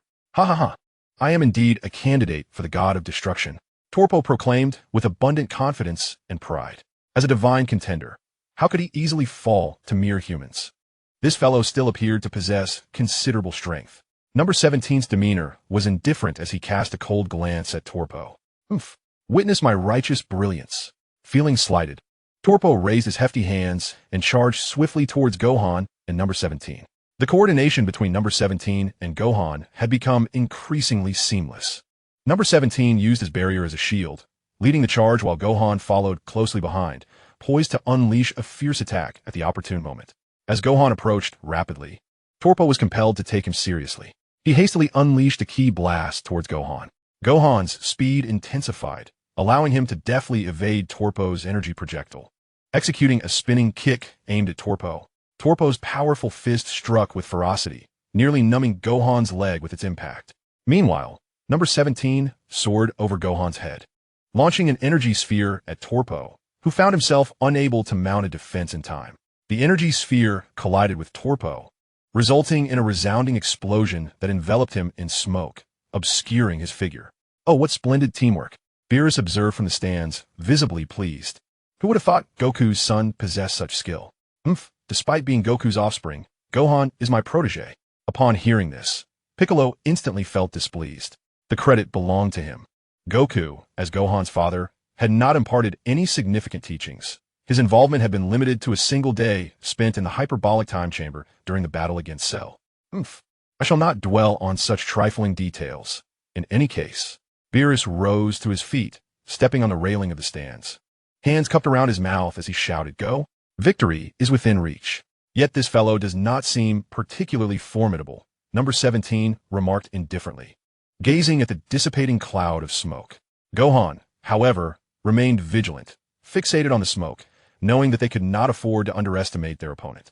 As the winds dispersed the smoke, Torpo emerged, his attire somewhat tattered, his expression grim, especially when glancing at number 17 and Gohan, his face contorted in a snarl. Chapter 84. Goku's Urgency. It appears I must take this seriously. Henceforth, I shall enact justice on your behalf. The Omni-King has proclaimed that your justice is but a farce. Number 17 retorted mockingly, "It seems rather fragile. You shall not deride our justice. I will make you understand what true justice entails," Torpo declared, tearing his bodysuit asunder and casting it aside.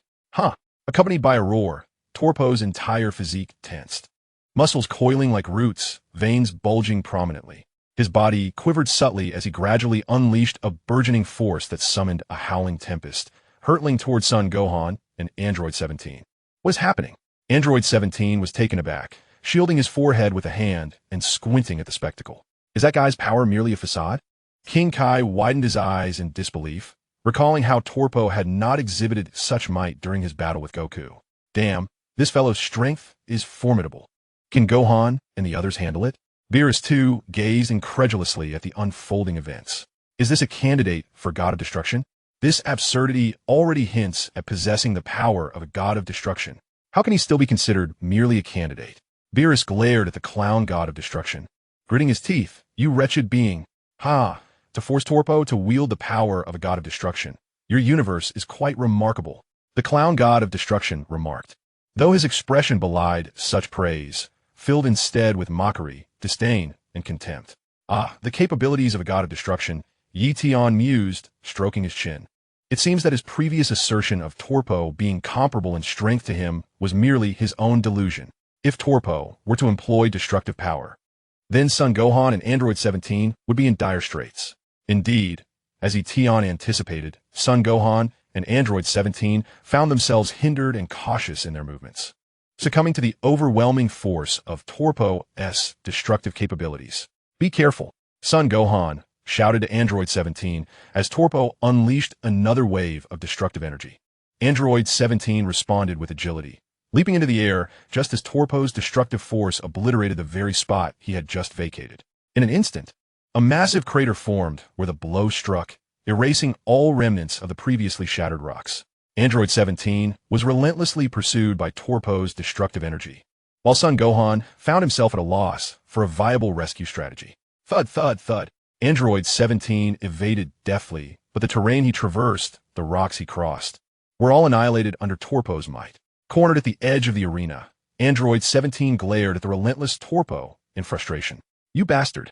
Torpo snorted dismissively, lifting one hand, palm directed towards Android 17, exuding an undeniable aura of a god of destruction. Yet, before he could bask in his own bravado for more than 3 seconds, Son Gohan seized the opportunity, swiftly appearing behind Torpo. He ensnared both of Torpo's arms beneath his own, intertwining his legs around Torpo's waist. Now 17, Son Gohan called out to him with urgency. The command was succinct, yet Android 17 instantly grasped Gohan's intent to launch both of them out of the arena. Understood. Without hesitation, Android 17 extended his hands, unleashing a powerful energy wave directed at the two. Boom!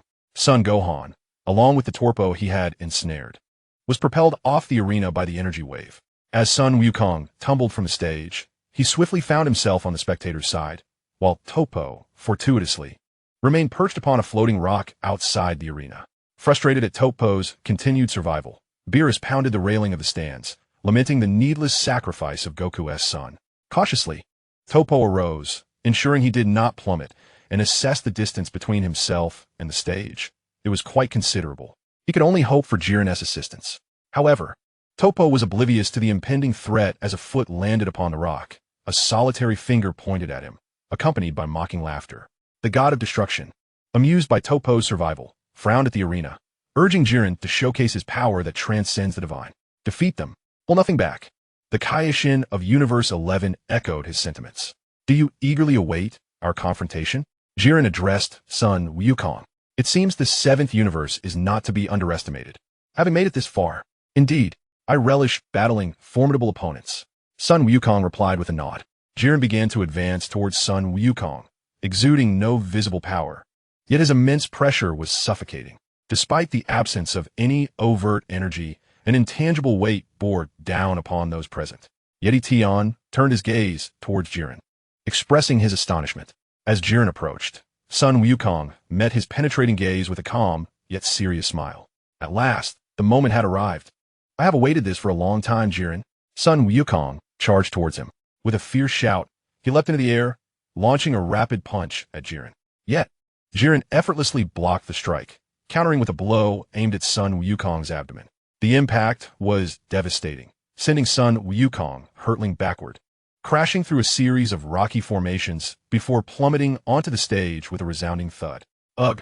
His cry echoed painfully, but the spectators remained motionless. Ye Tian observed. Number 17 lingered at the edge of the stage, and Topo had yet to be eliminated. Vegeta meditated, while Frieza plotted mischief. Seems you're even stronger than I anticipated, but I shall not concede easily. Rising from the ground, Sun Wukong transformed into his Super Saiyan Blue form once more. He positioned his hands at his waist, gathering energy for a powerful Kamehameha wave directed at Jiren. Unfazed and composed, Jiren casually swatted the formidable attack aside. The energy wave exploded against the elevated arena, enveloping the area in smoke. Yet Sun Wukong was undeterred, charging at Jiren once again. Jiren made no effort to evade. He simply allowed Sun Wukong's fist to strike him. Yet the relentless barrage of punches failed to even budge his form. Chapter 85. Unable to overcome Jiren. Sun Wukong let out a fierce roar and unleashed a powerful punch aimed at Jiren's face. But Jiren did not even flinch. He merely shifted his gaze towards Sun Wukong. The silence spoke volumes. Was this truly your attack? A mere tickle at best? In that moment, the blunt and slow-witted Sun Wukong felt a surge of humiliation. He withdrew and transformed into his Super Saiyan 4 form, where his strength would be amplified. In this state, Sun Wukong launched another rapid assault, throwing punches and kicks at Jiren. It seemed to have little effect. Bang, bang, bang. Have you finished testing me? Jiren asked, capturing Sun Wukong's fist with an expressionless demeanor. What? Before Sun Wukong could express his surprise, Jiren made his move. Gripping Sun Wukong's fist, he swung his other hand in a powerful punch aimed at Sun Wukong's face. Bang! The overwhelming pressure and the swift speed of the punch caused Sun Wukong's expression to change dramatically.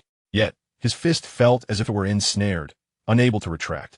Sun Wukong took the blow squarely, being sent hurtling backward, crashing through numerous mountains, a testament to the sheer force of Jiren's punch. Finally, Sun Wukong snapped out of shock. He flipped himself around, pushing off the nearest rocky outcrop, and propelled himself back toward Jiren. In his Super Saiyan 4 form, he erupted with a vibrant crimson aura, enhanced further by the powers of Super Saiyan God. Though his combined strength was slightly inferior to that of Vegeta's, Sun Wukong felt confident that he could at least rattle Jiren. Come on, Jiren! Sun Wukong bellowed, launching another punch. This time, Jiren did not remain stationary. His form shifted and moved with a speed so blinding it was almost incomprehensible. Wow, such tremendous power, such incredible speed. Ye Tian thought, his eyes wide with astonishment. Why was the disparity so vast, even though they were both human? Never mind, there was no point in comparing. He had only been in the Dragon Ball world for a few months. As Sun Wukong and Jiren clashed, it appeared to Ye Tian that they were evenly matched. Yet Vegeta scoffed disdainfully. Kakarot hasn't even grazed the hem of Jiren's garment. Ye Tian focused intently, but alas, both Sun Wukong and Jiren moved with such velocity that his eyes strained, bloodshot from the effort, and he still could not discern their movements. Great King, your strength is somewhat tarnishing the Saiyan legacy. Vegeta began to scold, observing Ye Tian's confusion. Kakarot may seem to be pursuing Jiren, but he has lost the initiative. If Jiren seizes even the slightest opening, Kakarot will be defeated. Oh, Ye Tian nodded ambiguously, then turned to Vegeta, as if recalling a time when he initially dominated his opponent, only to be struck down moments later. Is that what you mean? Ye Tian bilinkit, mishiwosti inwuiding. Yet, in truth, his words bore little mockery. Having watched Dragon Ball, wasn't Vegeta often in such a predicament? A question mark appeared on Vegeta's forehead. What nonsense is this? Wasn't he referring to Kakarot? Why was he dragging him into this? When did he ever engage in such battles? Bang, bang, bang. The speed of Goku's attacks accelerated. Yet his openings became increasingly apparent. Jiren seized one of the gaps, delivering a powerful punch to Goku's abdomen. Bang! Goku was sent flying once more. Struggling to rise from the ground while clutching his midsection, his expression grim. If this is your limit, I suggest you refrain from wasting time. Jiren, fists clenched, exuded an air of cool detachment. No, this is not my limit. Goku gasped, his voice rising as he entered a state combining Super Saiyan 4 and a Super Saiyan God. Clenching his fists tightly, Goku's Super Saiyan God aura began to shift towards Super Saiyan Blue, his roars intensifying as his energy surged. I can feel the wall of my limits standing before me. Break it down.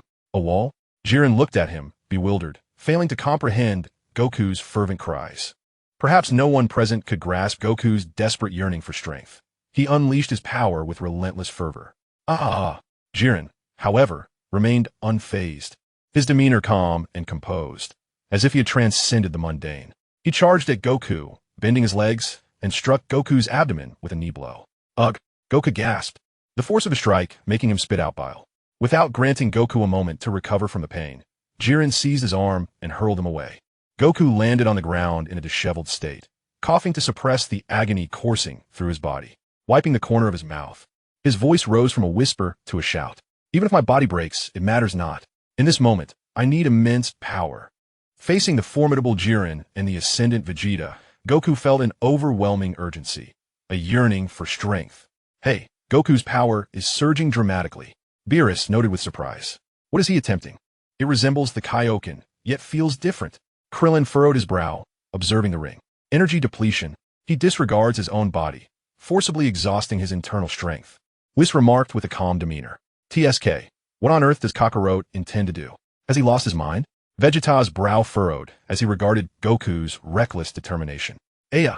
Sun Wukong roared in fury, rising once more to launch himself at Jiren with a fierce punch, although he landed a blow to Jiren's cheek. The overwhelming strain on his own body left him feeling unwell. Gasping for breath, Wukong unleashed this desperate, powerful strike, yet inflicted little damage upon Jiren. This was untenable. The expenditure of his strength could not overcome Jiren. Bardock's expression darkened as well. No one had anticipated Jiren's power reaching such extraordinary heights. However, a question gnawed at him. Why could Vegeta, in his Super Saiyan 4 form enhanced by Super Saiyan Blue, contend on equal footing with Jiren, while his son could not? Was a matter of bloodline? Previously, Vegeta's Super Saiyan 4 had surpassed full power, seemingly on the verge of ascending to Super Saiyan 5, while Wukong remained at full power in Super Saiyan 4, leading to a disparity in combat strength. Whis languidly elucidated the situation to the onlookers. Chapter 86. Our strengths are different. This would not suffice. Wukong's reasoning was flawed. Whis wore a serious expression. His teachings to Wukong were not of this nature. It appeared Wukong was growing weak, bordering on helplessness. Ye Tian sighed, yet soon a silent smile crept across his lips. As the protagonist of Dragon Ball, Wukong would not be easily vanquished. He would soon unleash the signs of the Ultra Instinct, overpowering Jiren. The experience of witnessing the battle live was incomparable to watching on a screen. It was no wonder so many yearned for a 5D experience. As Ye Tian's thoughts drifted into the cosmos, the figures of Wukong and Jiren vanished from the arena, leaving only the intermittent sounds of flesh colliding, punches and kicks echoing. Bang, bang, crack. Yet, it was not long before a figure crashed into the chaotic pile of rocks on the stage. Boom! As the smoke cleared, Ye Tian beheld Wukong sprawled among the rubble, struggling to rise. This was a crushing defeat. Ye Tian trembled involuntarily. If the path to strength was like this, how much pain must he endure? Although he possessed immortality, pain was still pain. Ha ha ha, Jiren, you are truly the mightiest. Eliminate them. What good is their number? The clown god of destruction on the stands reveled in delight, reclining with his hands behind his head and feet crossed, utterly content. Wukong, over on the 7th universe's stands. The atmosphere grew tense. Darn it, how long does that guy Vegeta intend to rest? Krillin clenched his pants tightly, seething with frustration. Piccolo's complexion turned increasingly green. At this rate, Wukong would be eliminated too. Wukong's son, Gohan, wore a worried expression. Why had Wukong suddenly ceased to struggle? He gazed into the endless dark sky, astonished by Jiren's overwhelming strength. Has he given up the fight? It seemed he had come to terms with reality. Jiren coldly remarked. Yet, no sooner had he spoken than Wukong leapt into action once again, charging at Jiren with a shout, declaring, I will not give up. As Son Wukong roared. His aura surged, unleashing a tempest that enveloped the entire arena in an instant. Yet did Jiren care? Not a flicker of emotion crossed his face. He remained as inscrutable as ever, observing as Wukong gathered energy at his waist without so much as a frown. Kamehameha. Jiren merely raised a hand, releasing an energy far superior to the Kamehameha, intending to counter Wukong's full-force strike with ease. Futile. Jiren could withstand the attacks of those beneath the divine realm with mere bursts of energy, let alone a proactive assault. Ye Tian watched, shaking his head in resignation. Wukong, transform into silver already. The Grand Supreme Kai was observing intently this time. Vegeta suddenly glanced at Ye Tian, his eyes brimming with curiosity. Hey, just SOSO, huh? Ye Tian felt no embarrassment. He certainly wouldn't divulge the reasons to Vegeta. Jiren's energy wave obliterated Wukong's Kamehameha and surged directly towards him. Wukong. Krillin voiced his concern. The situation had turned dire, as was chimed in. Wukong, possessing an abundance of battle experience, reacted in a heartbeat, leaping to evade the energy wave. However, in that fleeting moment, Jiren was already before him, delivering a punch that sent Wukong flying once more. The impact created a massive crater in the ground, with Wukong lying at its bottom, wailing in despair. Jiren's invincibility rendered the audience silent, their gazes shifting towards Vegeta. Out of options, are we? Vegeta sensed the scrutiny from the stands and stood up indifferently, taking a few steps forward. Just as everyone anticipated Vegeta to step in, he halted after 2 steps, turning to berate Wukong, who lay in the pit. Kakarot, you fool. Imbecile. You dare neglect your body to forcefully enhance your power? Have you forgotten? Think back to the full power of Super Saiyan 1 and the true form of Super Saiyan 2. Ugh. Wukong struggled to sit up, gazing at Vegeta with a dazed expression. Wukong laboriously rose to his feet, shifting his gaze from Vegeta to Jiren, his urgency intensifying. Why couldn't he elicit Jiren's true power? Vegeta moved again, approaching the disheveled Wukong, his tone laced with anger. Kakarot, what does your strength even signify? Strength? Is it not merely a quest for greater power? Wukong looked at Vegeta in bewilderment as he approached. To hear such words from you is absurd. That is my strength, not yours. Vegeta stood 3 meters away from Wukong, arms crossed, his face a mask of disdain. Your strength is entirely different from my pursuit. It has never been the same. In a moment of confusion, Son Wukong cast a perplexed glance at Vegeta. Suddenly, memories began to flicker in his mind, lessons imparted by his mentors. He recalled his childhood days atop Korin Tower, learning from Master Roshi, as well as the teachings received in the heavenly temple from the Supreme Kai and Bubbles. The words of King Kai resonated, along with Whis' frequent admonitions, echoing vividly in Son Wukong's ears. You have too many unnecessary movements. You will soon find it hard to breathe. In defense, be as still as an ancient turtle. When striking, be swifter than lightning, fierce and rapid. If you aspire to become the strongest, the mightiest in the universe, it is essential not only to train your body, but also to cultivate your spirit. Vigilance must be constant.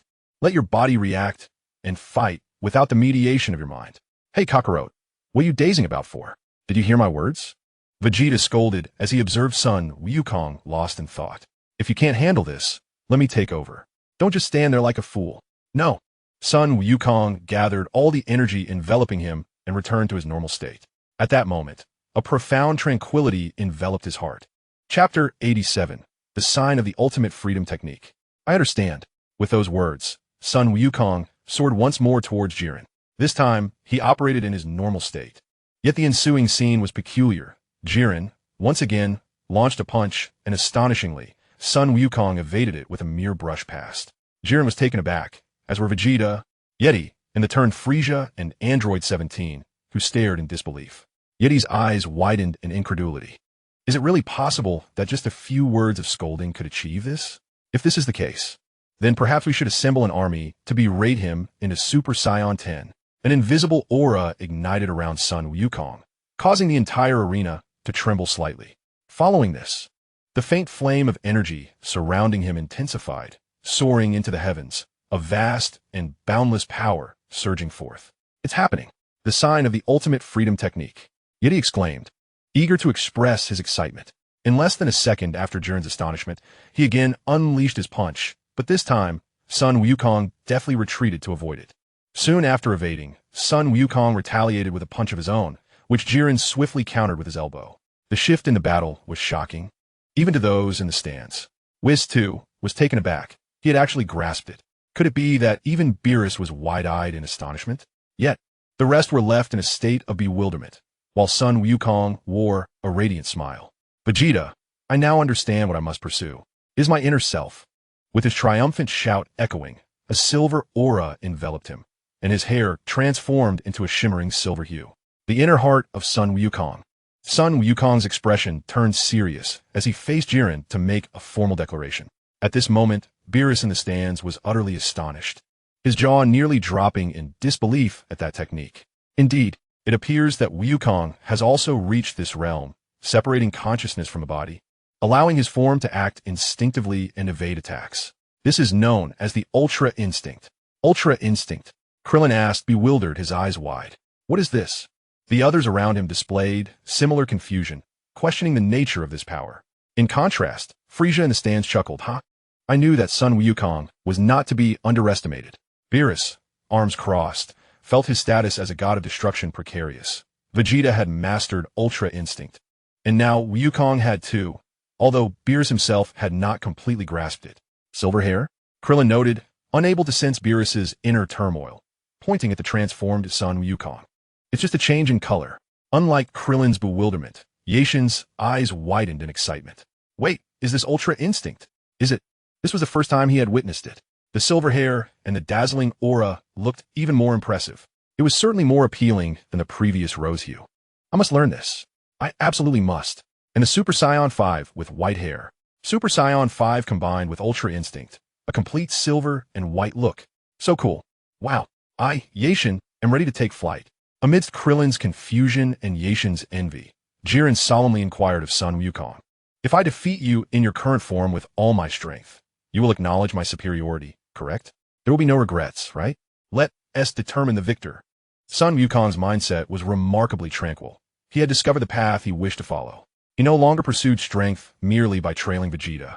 His initial training under Master Roshi was not solely for the purpose of defeating foes. It was about self-improvement, about conquering oneself, and about enhancing his abilities through relentless practice. To protect those he deemed worthy of protection. Would it ultimately come down to a serious contest of strength? Ye Tian's demeanor turned serious as well, the atmosphere thickening with the weight of impending battle. Was the climax of the tournament of power finally upon them? On the arena, Sun Wukong charged toward Jiren, who met him with equal fervor.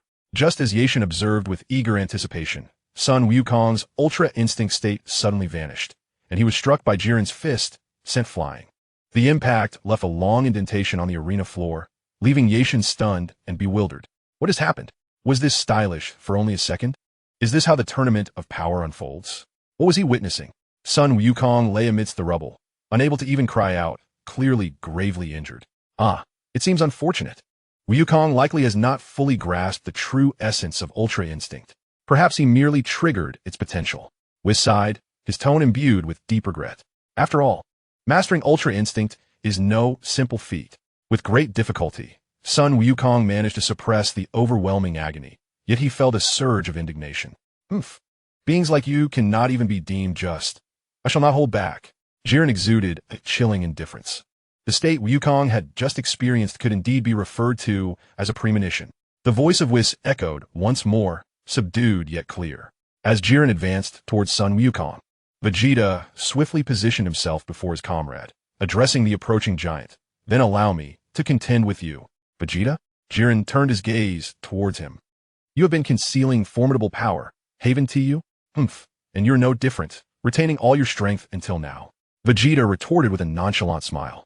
Will you, like that fellow, aspire to break through some barrier to master that extraordinary technique? Jiren gestured towards Sun Wukong, who was rising behind Vegeta. Oh, the Ultra Instinct? I might, but it is not quite to my taste, Vegeta replied, his tone dismissive. I prefer the transformation unique to the Saiyans. For instance, Super Saiyan 5. With a mighty declaration, Vegeta transitioned into the form of Super Saiyan 5. I have no master to teach me. My belief is to train, grow stronger, and survive. As the proud Prince Vegeta, let the angels' Ultra Instinct and their premonitions be left for that Kakarot. With a fierce roar, Vegeta charged towards Jiren, launching a flurry of rapid punches, each imbued with immense power, yet astonishingly swift.